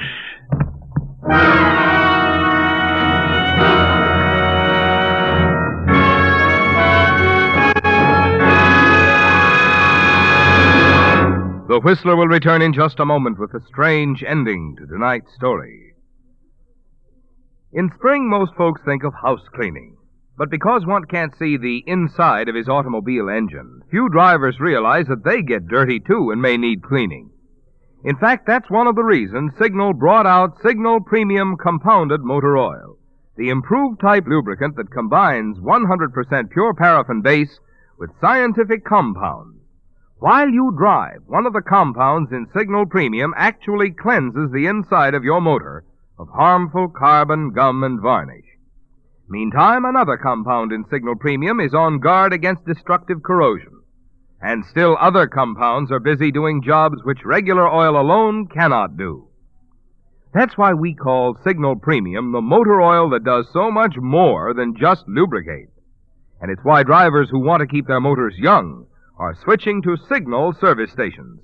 Switching to Signal Premium Compounded Motor Oil. It wasn't too much, was it, Gene? The sight of Max standing there before you, the hypodermic in his hand, ready to administer the anti-encephalitic drug to his subject. And as you collapsed, as darkness closed in around you, you realized that what you'd suspected all along was true, that you were the subject in his experiment, that Max was gambling with your life. Gradually, as you regain consciousness, you become aware of the room you're in, a pretty bright room with organdy curtains. The sun is pouring in now, and suddenly you realize it's afternoon sun. I think she's coming around. You say something, Max? And never mind that, Agnes. Well, it's about time, young lady. Max. You slept the clock around, darling. It's after 3. Max, it's all over? Yes, it's all over. You're all right. Oh, there's the doorbell, Aunt Agnes. What's that? Doorbell. Doorbell. Oh, doorbell. I expect it's the judge. I'll sit him down in the parlor. Good. I told the judge to drop by on his way home from town, dear. Thought we might make an appointment. That is, if you don't mind changing your name on an unlucky day like the 13th. Change my name? My initials on... Unless you'd rather... No, Max, you haven't told me what happened. What did you do? If you hadn't fainted when you did, you'd have seen. Within an hour after I took that injection, I was feeling better, and 8 hours later, there wasn't a trace of sleeping sickness in my blood. Max, darling. Well, that's science, darling. You risk a little to gain a lot.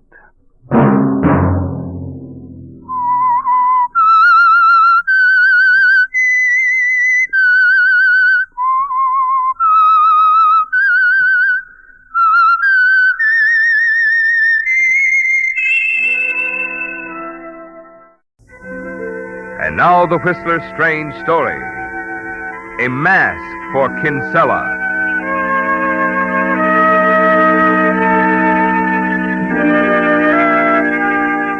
Jim Kinsella couldn't seem to fix the beginning in his mind. If there was a beginning, it was all too confused, like impressions out of a dream, patches of thought and action bouncing back at him. The excitement, the shouted warning, and then the explosion that rocked the small chemical laboratory and sent the world crashing down on him.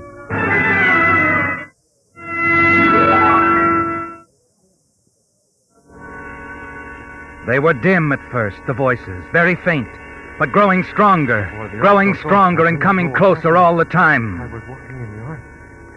Is he coming around, Doctor? Yes, you'll be all right. I still do not understand how the laboratory blew up that way.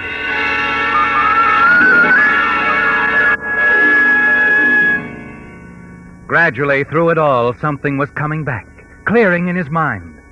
It had to do with his friend Ted Brewster, the laboratory deep in the Mexican wilderness where the two of them worked. Yes, Jim Kinsella remembered now how he'd gone back again into the lab after Ted, who shouldn't have been there at all that night. How he had risked the flames as Ted shouted hopelessly for help. This is Jim, Ted. Where are you? Easy, my boy. Don't try to talk. Doctor, what's he trying to say? What happened? Now it's all right. You're perfectly safe. Where am I? They brought you here to the hospital yesterday, after the accident out at your laboratory. Yesterday? Dr. Bauman, he's been doing everything for you.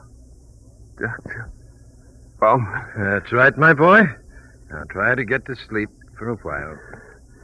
Quiet now.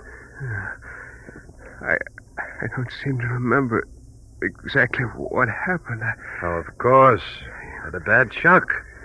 It'll be a while before you recover fully. Your memory will be hazy for some time. But these bandages, I can't see. No. You had better get some sleep. Before too long, we'll remove these bandages. See what sort of a job I've done, eh? Job? On your face. It was a bit cut up, but don't worry. I've taken care of it. Just get some rest now. Yeah, get some rest.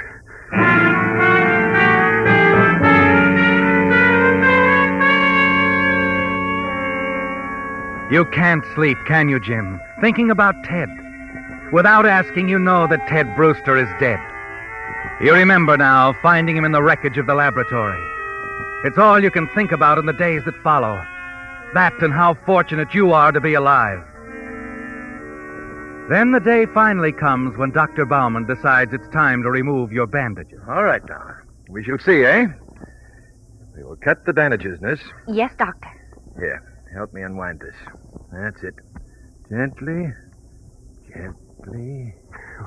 It's like coming up for air, Doctor. A new life. I'm certain you will be pleased with what we've done. Well, I'm alive. That's enough for me. Good. That's the way to feel about it. Oh, nurse, just cut this adhesive here. Yes, Doctor. That's it.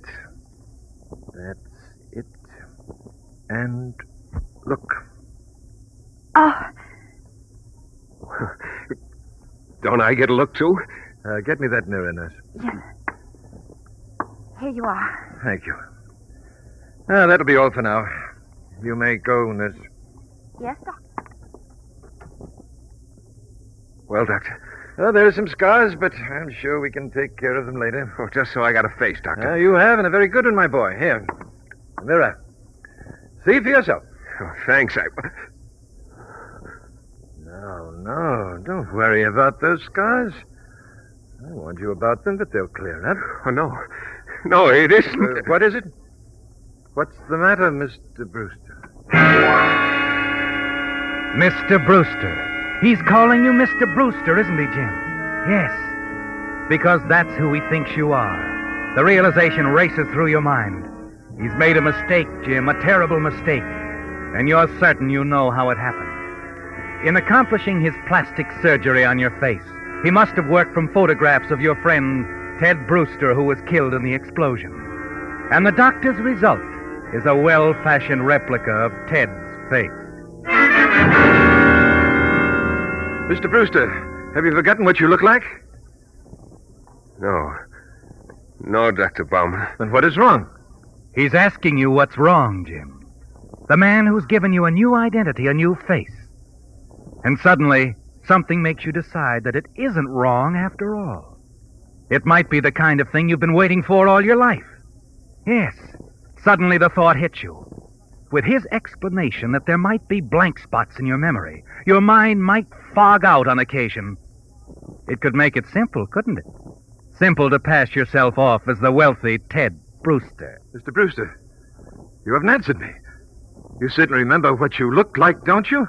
Is your mind blanking out? No, Doctor. I'm all right.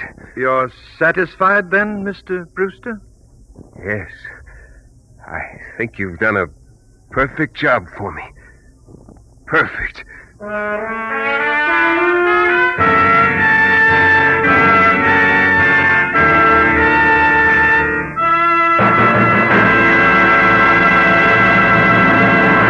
With the prologue of A Mask for Kinsella, the Signal Oil Company brings you another strange story by The Whistler. It was just 2 weeks ago tonight that we first announced Signal's new supermotor fuel, new Signal Ethyl. But during these past 2 weeks, thousands of drivers throughout the West have discovered new driving pleasure that they hadn't dreamed was in their cars. For new Signal Ethyl is so superior, so vastly improved, you can actually feel the difference. Yes, drivers are discovering that when it comes to pickup, new Signal Ethyl puts new meaning into the word go. They're discovering that out on the highway, new Signal Ethyl puts a smoother, more effortless kind of power under your throttle. And when they soar up steep hills with the new Signal Ethyl, they've discovered that pings are a thing of the past. Does that sound like the kind of performance you'd enjoy from your car? Then here's a suggestion. Wait until your present gasoline runs fairly low. Then fill up with new Signal Ethyl. See if you don't feel a wonderful difference with Signal's new super motor fuel, New Signal Ethel.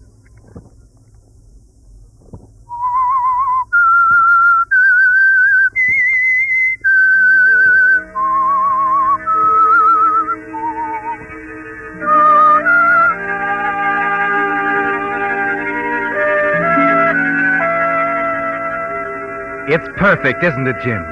This thing that's happened to you. The mistake Dr. Bauman has made. He's created a mask for you. A mask for Kinsella. And you're sure you know just how it happened. In repairing the damage to your face, Dr. Bauman, working from photographs of Ted, fashioned an almost perfect replica of Ted Brewster. And in a moment of terrible decision, you decided to leave it that way. Ted was killed in the explosion. But he had money back in the States, and a wealthy aunt in San Diego who hasn't seen him for years. It's a gamble, isn't it, Jim? Posing as Ted Brewster.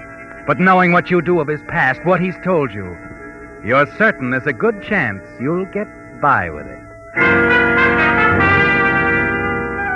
The slow motor trip to the airport gives you time to think it through. Consider everything, including Mrs. Kinsella, your own wife, in Mexico City. But your mind is made up. Somehow it was from the very first. And at the airport, you bid Dr. Bauman goodbye. Well, Dr. Bauman, it's the end of the line. I can't thank you enough. End of the line? Oh, don't say that, my boy. All this may be the beginning for you. Yes, it may be at that, Doctor. Flight 24 for the West, El Paso, Amarillo, San Diego, Los Angeles, San Francisco. Passengers will board the plane at gate number 3, please. Yeah, that's me. Points west. Goodbye, Doctor. Goodbye, Mr. Brewster. Ted?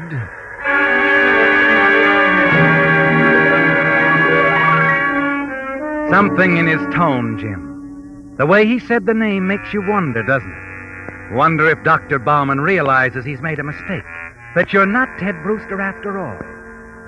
You dismiss the thought long before the flight ends.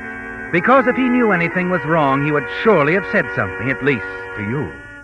Yes, Jim, any fears or doubts you might have had are wiped away by the joyous greeting you receive at San Diego Airport from Ted Brewster's aging aunt.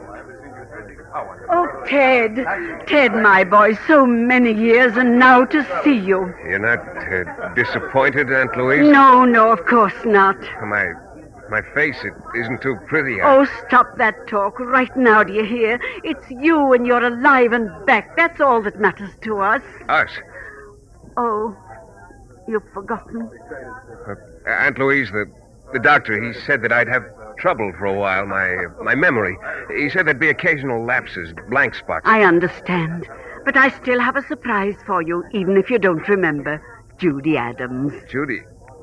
Oh, yes. I always thought a lot of her. Judy? Yes, Miss Brewster? Over here, dear. Ted. Dear, Ted's just explained something you should know about. He's going to have, what is it, Ted? Blank spots? Yeah, temporary amnesia, kind of. Hello, Judy. Ted. Oh, Ted. Do I look all right to you? You look wonderful. Blank spots and all? Oh, Ted, it's so good to have you back. Come on now, children. We're going home, the three of us, together.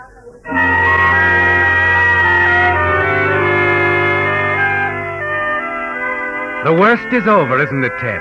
You've been accepted. It's a lucky thing you said you remembered Judy. And her attitude makes your position stronger than ever. Only you have to be careful. Always on guard. Like the afternoon when you're walking with her in the garden at Aunt Louise's home. Oh, it's pleasant here, isn't it, Judy? I've always wanted a place like this. I've always enjoyed this garden. Ted, Yes? you don't really remember this garden, do you? No, I guess not. Well, before you went away, we went walking here. But, well, that's close to 10 years ago, isn't it? Yeah, I guess it is, Judy. Gosh, Judy, this must be kind of rough on you.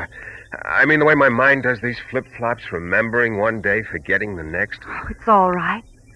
Only... What? Nothing, Ted. Nothing at all.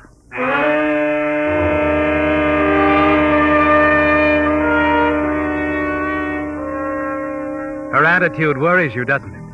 You wonder if something you've done or said has made her suspicious. But a few evenings later, it seems to be all right. Well, Ted, how does it feel to be back in a nightclub again? Oh, okay. Feels fine. I'd forgotten what it was like. You don't remember this place, do you? Vaguely. I'm afraid I've forgotten a lot of things, Judy. My mind's still pretty much of a blank. I know. The accident must have been a terrible shock. Yeah, you just have to bear with me, I'm afraid. Of course. I understand, Ted.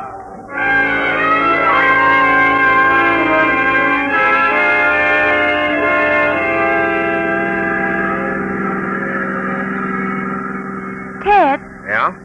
I thought you were taking me to Tony's for dinner. Oh, sure, I would. Well, you just drove right past it. Oh.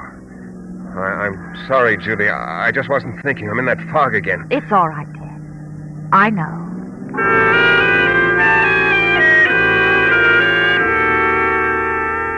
It's been a convenient excuse, hasn't it, Jim?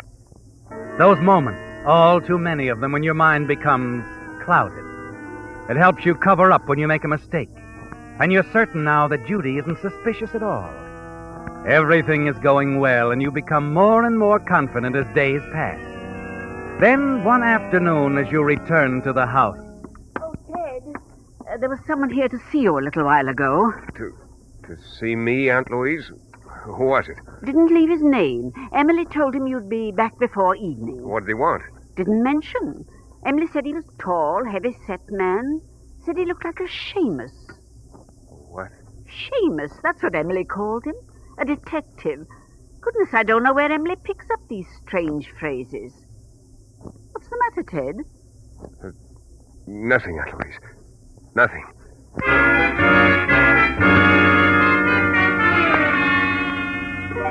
The news is more than a little disturbing, isn't it, Jim? And you wonder if Emily, Aunt Louise's housekeeper, was right, thinking the man who called at the house was a detective. That evening at dinner, he's still on your mind, isn't he? You're hardly listening to Ted's aunt as she chatters on gaily. And then something she says penetrates your thoughts. What did you say? I said, how long do you think you can go on trying to fool me? What? I don't understand. I knew from the moment you stepped off that plane. You did? You knew? Of course. Anybody can see you're still in love with Judy, aren't you? Judy? Oh. Of course you are. I knew somehow you'd never forget her. But there's something on your mind, isn't there, I've noticed? Well, yes, there is something on my mind. You want to go back to Mexico, don't you? To build a new laboratory. But you don't think it'd be right to ask Judy to go with you? Yeah, it's something like that. Why don't you ask her, Ted? She's very much in love with you. Is she? Oh, my goodness, you men. Can't you see it? Does a building have to fall on you before Excuse me, ma'am. Yes? What is it, Emily? There's a phone call for Mr. Brewster. Probably Judy. No, ma'am. It's a gentleman. Didn't give his name. I'm thinking it's the same one who was here this afternoon. Excuse me. Oh, don't be long, dear.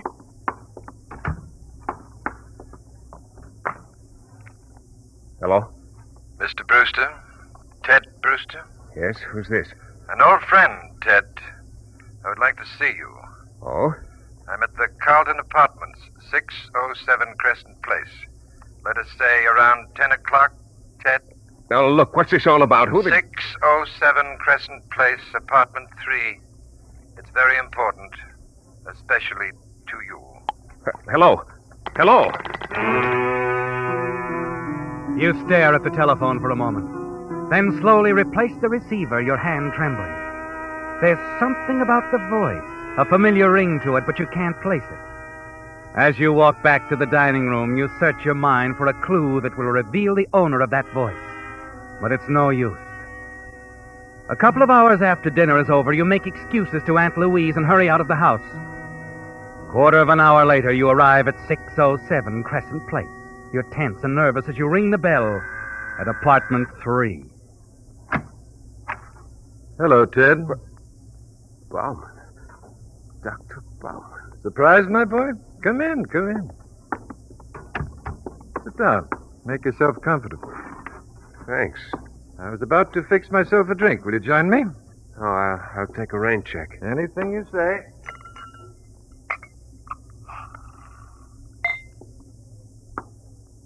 What's on your mind, Doctor? You said it was important. Sure you won't have a drink, my boy? No, thanks. Well, here's to success. Yours and mine, Jim. Jim, I don't follow you. Oh, now, come, Mr. Kinsella. Let us not play games. You're a little confused, Doctor. No, I don't think so. After all, this was my idea, Jim. Your idea? It wasn't a mistake, my giving you that face. I see. It was an inspiration, a challenge. I decided to gamble. You see, several years ago, I lost my license due to an unfortunate mistake. That's why I was in Mexico. Go on. I knew quite a bit about you, Jim. You and Ted Brewster and quite a few other people. It's a little hobby of mine, let us say. So? So I was certain that you would see the opportunity I placed before you. The advantages of a new face, a new life, money. And now you want in. A ride on the gravy train. Exactly. I expect to be paid for my services. Suppose I refuse. Oh, you would not be so stupid, my boy. I could make things so very difficult for you. I could inform Mr. Brewster's aunt, and let me see, there is a girl, too, Judy, and Mrs. Kinsella, your wife, in Mexico. I think she would like to know. I could tell them all this was your idea. And it was, Doctor. This I could deny. I could be properly horrified by the ghastly mistake I had made. My reason for coming here to the States, you see. After making one mistake, I wanted to be certain. How much do you want? Half. Half of Brewster's money. Half? Oh, not all at once, of course. I can be quite reasonable, my boy, and patient. Let us say the first payment shall be $5,000. Tomorrow night. Tomorrow night? No, wait a minute. I can't get it that quickly. You will try, my boy. You will try very hard. Listen, if you'll give me till the end of the week... That is out of the question. I have certain things to take care of. Expenses. I must have the money tomorrow night. Let us say around this same time. All right. All right, Doctor. You'll get it.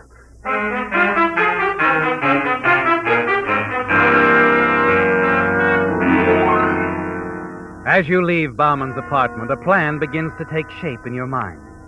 If you can stall him off for a few days, long enough for you to get a few $1,000s, you can run away, can't you? Change your name. Bauman or the police will never find you. But you know, that would mean leaving Judy behind. And you don't want to do that. No, you really want to stay on here as Ted Brewster. You want to keep all the money for yourself. And you realize you're really in love with Judy. As you drive back to the house, you tell yourself there must be a way to prevent Bauman from ruining everything. You spend a sleepless night thinking about it. It stays with you the following day. And then that evening, as you sit in the car with Judy, looking out over the ocean. Oh, it's been a perfect evening, Judy. Did you really mean what you said about Mexico? Going back with me, I mean? You know I did, darling. Oh, you're wonderful, Judy. What time is it? Why, it's a few minutes to 9. Why? Do you mind if we go back now? There's something I have to do. Tonight? Yes, I might as well get it over as soon as possible. All right, darling. Whatever you say. Now, I'll have to take care of this little matter before we can start making any plans, Judy. It's something I've got to do.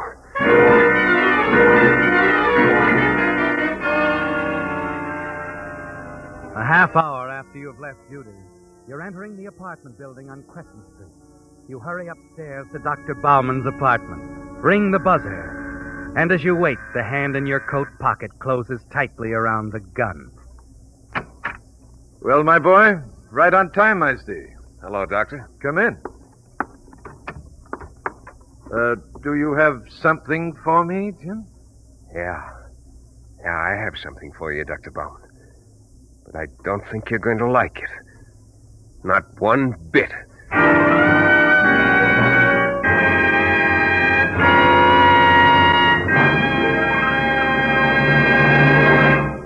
The Whistler will return in just a moment with a strange ending to tonight's story. You know, when Mother Nature created oil, she provided a mighty fine lubricant for automobile motors. But doesn't it stand to reason that in this modern day and age, a lubricant scientifically developed to protect motors should be even better? That's why more and more drivers are switching to Signal Premium Compounded Motor Oil. Naturally, this improved type Signal oil starts off with nature's finest lubricant, 100% pure paraffin base. But in addition, Signal Premium Oil contains scientific new compounds that do specific jobs which oil alone cannot do. For instance, one compound in Signal Premium keeps your motor clean, free of carbon, gum, and varnish. Another compound in Signal Premium Oil prevents bearing corrosion. And still other compounds help in other ways to keep your motor young. No wonder Signal Premium Oil makes motors sing. So, for the good of your car and your pocketbook, make your next oil change a change to the improved type Signal oil that does so much more than just lubricate. Signal Premium Compounded Motor Oil.